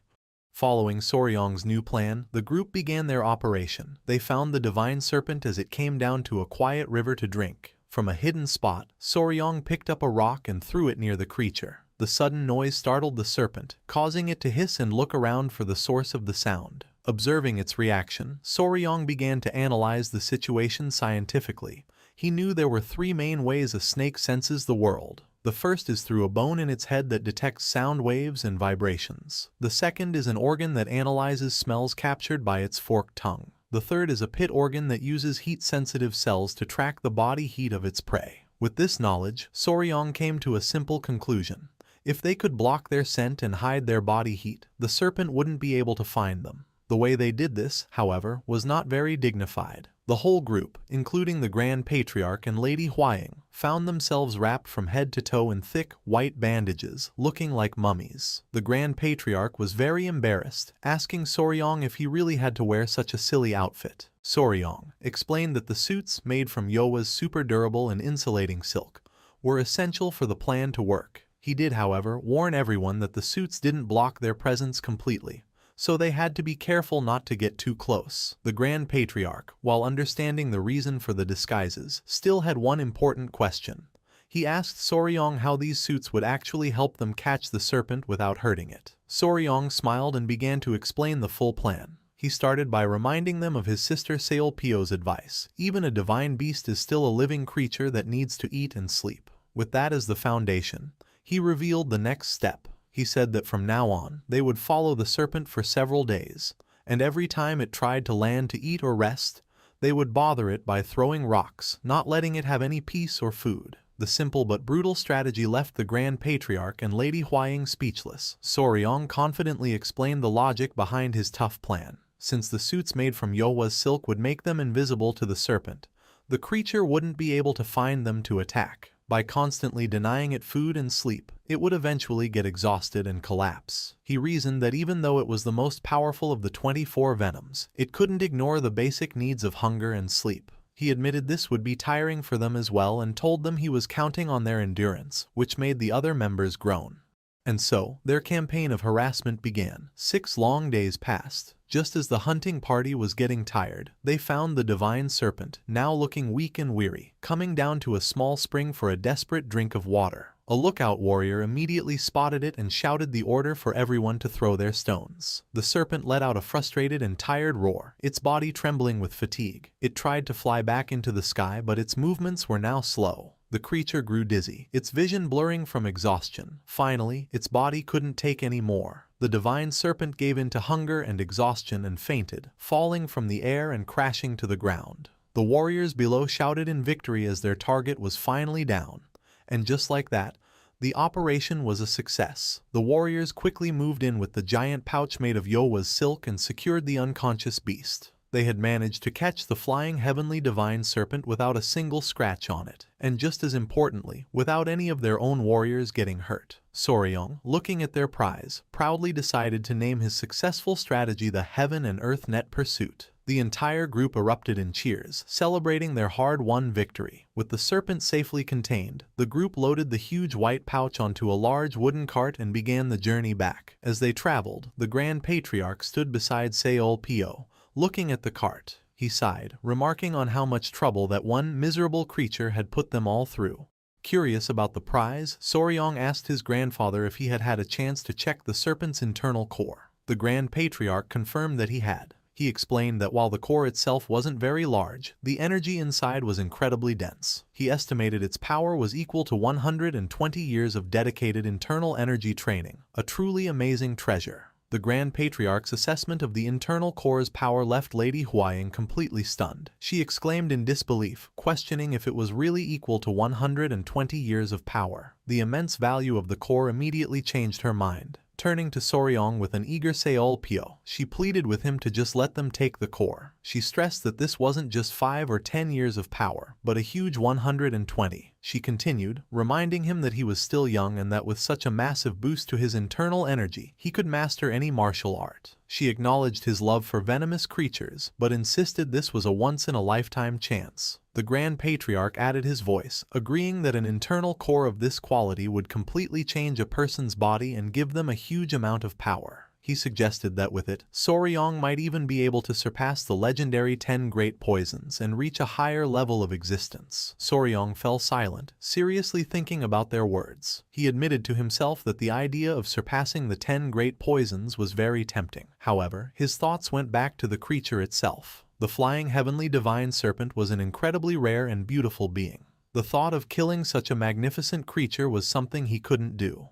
Sensing his hesitation, Seol-pyo and Lady Huaying grew more insistent, pleading with him to decide quickly. Overwhelmed by the pressure, Soryong could only ask them to give him a moment to think. Suddenly, their debate was violently interrupted. The large wooden cart carrying the serpent began to shake uncontrollably, and to everyone's horror, it was lifted completely off the ground. Soryong stared in shock, realizing the creature inside must have woken up. The warriors holding the rope struggled desperately to control the thrashing pouch, realizing the creature still had a surprising amount of energy left. The serpent let out a furious muffled roar from inside its silk prison. The Grand Patriarch watched the chaos with a grim look. He noted that the serpent was still full of energy and didn't seem like a creature that had been starved for days. Soryong sighed, adding that snakes are tough creatures that can go for a month without eating. The Grand Patriarch pointed out that this gave them a serious problem.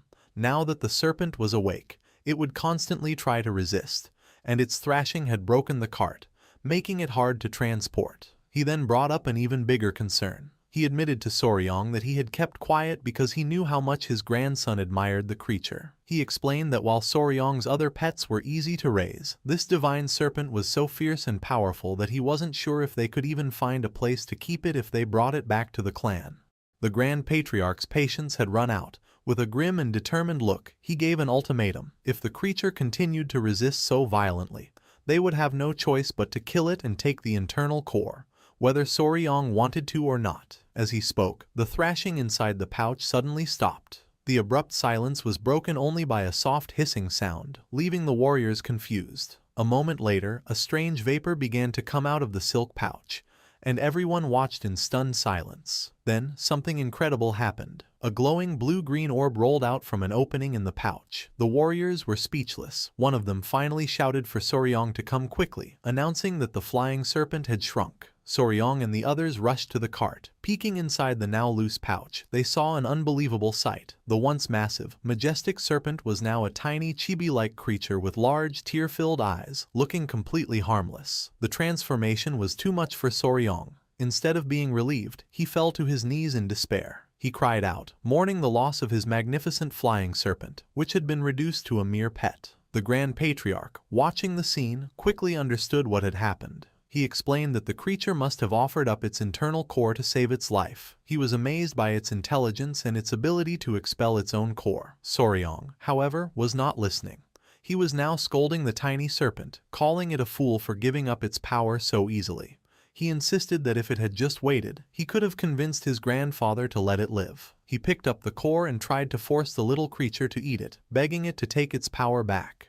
And so, in a completely unexpected way, they had killed two birds with one stone, getting both the legendary internal core and the now tamed divine serpent. Because the creature had shrunk, they were able to transport it easily and return directly to the Beast Palace. The following day, in the hall of the Beast Palace Lord, Manhwa and his elders gathered to look at the prize. The internal core sat in a fancy box, radiating a powerful, pure energy. Manhwa and his elders were in awe. One commented on its incredible and refreshing aura, now understanding why the Grand Patriarch had valued it at 120 years of power. However, as Manhwa looked at the core more closely, he noticed something strange. He announced that, unfortunately, the energy in the core seemed to be of a heavenly origin. The news left the others looking on with a mix of curiosity and concern. Confused by the term, heavenly energy, Soryong questioned what it meant. Manhwa explained that not all internal energy is the same. He said that the internal energy methods of the Beast Palace were based on the energy of the earth. The Grand Patriarch then added the important detail. The internal core of the flying heavenly divine serpent was filled with the energy of the heavens, making it incompatible with the internal energy technique Soryong was practicing.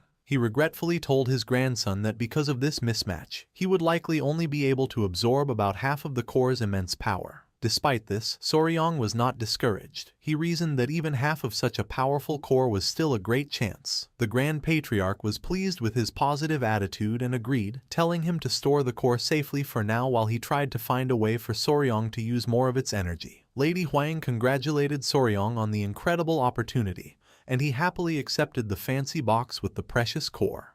However, the moment he took the box, his three small rabbit-eared centipede companions suddenly came out of his robes, their eyes glowing with intense desire. Before Soryong could react, the three creatures leaped from his shoulders, knocking the box from his hands and sending the glowing core rolling onto the floor. They immediately surrounded it, their bodies glowing as they began to viciously fight each other for the prize. Lady Huang, shocked by their behavior, immediately tried to stop them, calling them by their names, Nova, Myra, and Grace, and ordering them to stop. But the creatures, consumed by their desire, only hissed back at her defiantly. Soryong was equally stunned and angry, demanding to know what they were doing and how they could be so rude to their mama. He quickly grabbed Myra and Grace, scolding them and declaring that their papa was very angry. Lady Huang found the situation deeply worrying. She thought that while fights among young creatures were common, it was completely out of character for these three, who had always been so close. As she thought about this, a distinct gulping sound cut through the chaos. Soryong's eyes widened in dawning horror as he looked down at the third creature, Nova. His heart sank. An intense swirling blue energy began to erupt from Nova's small body. Soryong and Lady Huang could only stare in absolute shock, the terrible realization hitting them with the force of a physical blow.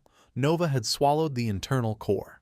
In the Beast Palace's main hall, a blinding blue light suddenly exploded from where Nova was. The blast of energy was so strong that everyone was thrown back. Lady Huang cried out, realizing Nova had swallowed the powerful core. As chaos erupted, Soryong had a strange vision, realizing this was the exact scene he had seen in a dream. Immediately after, a terrible headache hit Soryong, causing him to scream in agony. A worried Lady Huang rushed to his side and asked what was wrong. The surge of energy was so powerful that even she stumbled back. Overwhelmed by the pain, Soryong collapsed, unconscious. Lady Huang shouted his name in panic as his two other small companions looked on, distressed. As Lady Huang knelt beside Soryong, she saw Nova glowing brightly on his chest. She started to move forward, but Manhwa quickly shouted at her to stop and not to touch Soryong. She was confused and asked why she shouldn't help. He told her to look closely, explaining that the same light from Nova was now also coming from Soryong. Manhwa could feel the energy of the beast heart art and realized something was happening inside Soryong. He warned that if anyone touched him, he could suffer a dangerous Kai deviation.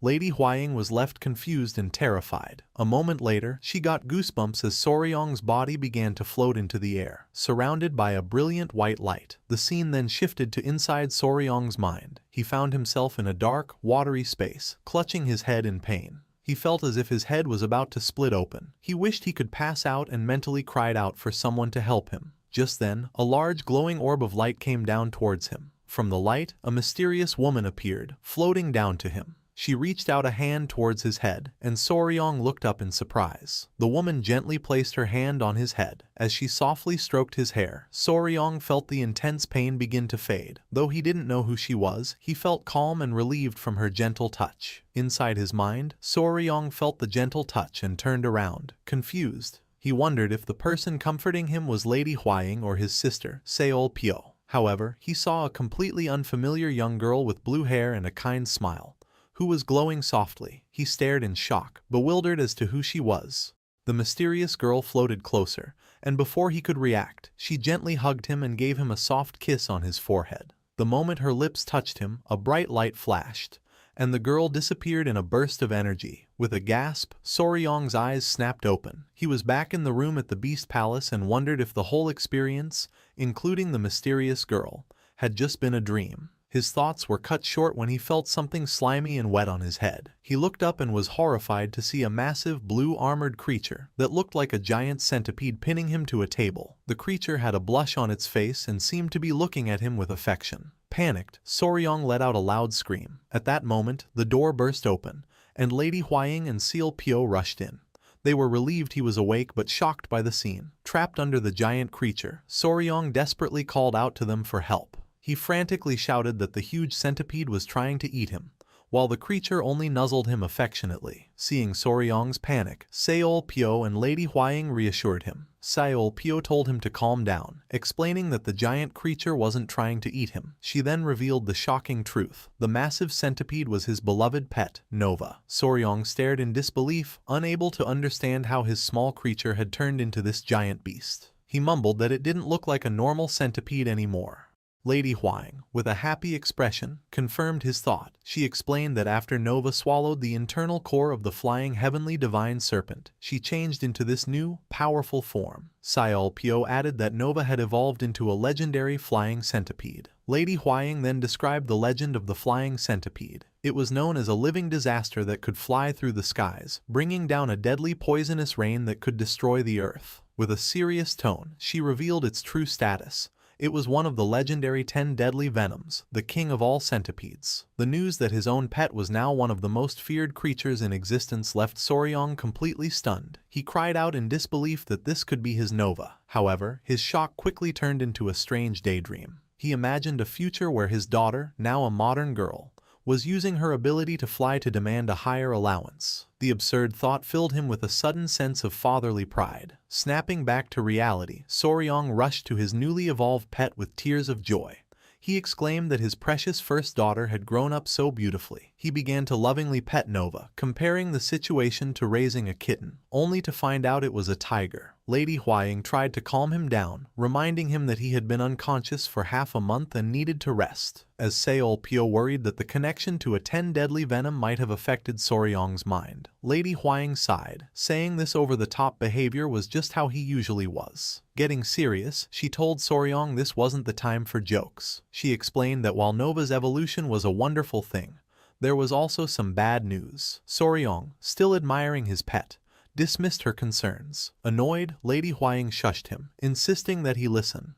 Lady Huaying, with a serious expression, told Soryong the bad news was not small. On her shoulders, his other two small creatures, Myra and Grace, glared menacingly, their eyes glowing red. She explained that the two girls were absolutely furious. A moment later, a horrifying realization hit him. He imagined the scene before the core was eaten. Nova pointed at the two creatures and declared the rule of their competition. The centipede that won the fight and ate the core would evolve. This was followed by another comical vision where his three pets were human children. Two of them argued that the oldest sister was cheating, while Nova proudly held the core. Soryong, as their father, was left trying to comfort the two crying children. Snapping back to reality, Soryong was horrified, finally understanding the sibling rivalry he had accidentally created. Filled with guilt, he rushed to apologize to the two angry creatures on Lady Huaying's shoulders, telling them he was sorry and that they were just as precious to him. The two creatures seemed to accept his apology, nuzzling happily against Lady Huaying's cheeks. This, however, only sent Soryong into a new panic, as he realized his daughters now preferred their mother. Lady Huaying just laughed, explaining that it's common for children to love their mothers more. After a long round of apologies from their father, the two little creatures finally calmed down. The next morning, Soryong sat quietly as the Grand Patriarch examined his internal energy. Both his grandfather and his new foster father, Manhwa, carefully checked his body to see how Nova's evolution had affected Soryong's own power. The Grand Patriarch gave his analysis first. He concluded that Soryong's poison cultivation had clearly advanced. Manhwa agreed, adding that this made sense, as the beast heart art lets the master and their beast grow stronger together. Since Nova's venom had become much more powerful, Soryong's own poison abilities had grown with hers. The Grand Patriarch smiled. Pleased, he told Soryong that even though the core was gone, it had still helped him greatly, and they would confirm the full changes once they returned to the Tang clan. Just as they finished, Manhwa turned to Soryong and asked an unexpected question. Had he been seeing any visions lately? The question caught Soryong completely by surprise. Manhwa explained his concern. He warned that when a person accepts a powerful beast's consciousness into their mind too early, there is a risk that the beast's will could overwhelm their own mind. He stressed that this was especially worrying for Soryong, as he was now connected to one of the 10 deadly venoms. Soryong's thoughts immediately went to the mysterious blue-haired girl he had seen. He wondered if she was a sign of his mind being taken over. However, he quickly dismissed the idea, remembering her gentle touch felt healing and comforting, not threatening. Manhwa finished by telling Soryong to come to him immediately if he ever sensed anything strange. Soryong respectfully agreed. With Soryong's condition stable, the Grand Patriarch and Manhwa decided it was time to get back to the important business they had paused. A confused Seol Pyo asked her father what they had postponed. With grim expressions, the two elders revealed their true purpose. It was time to deal with the Five Venom sect. They announced their plan to find the sect's hidden base. The name of the evil sect brought a look of shock and determination to Soryong's face. The Grand Patriarch explained that the ruins where the sect was supposedly wiped out 100 years ago were not far from their location. Now that they had clear proof the sect was still active, they couldn't just do nothing. Soryong clenched his fist, thinking about the cruel sect hiding somewhere, breeding their monstrous creatures. The Grand Patriarch continued, saying that since the sect had already targeted the Beast Palace, it was only a matter of time before they aimed for the Tang clan next. With absolute resolve, he made a final, powerful declaration. Before the Five Venom sect had a chance to find them, they would strike first and destroy them.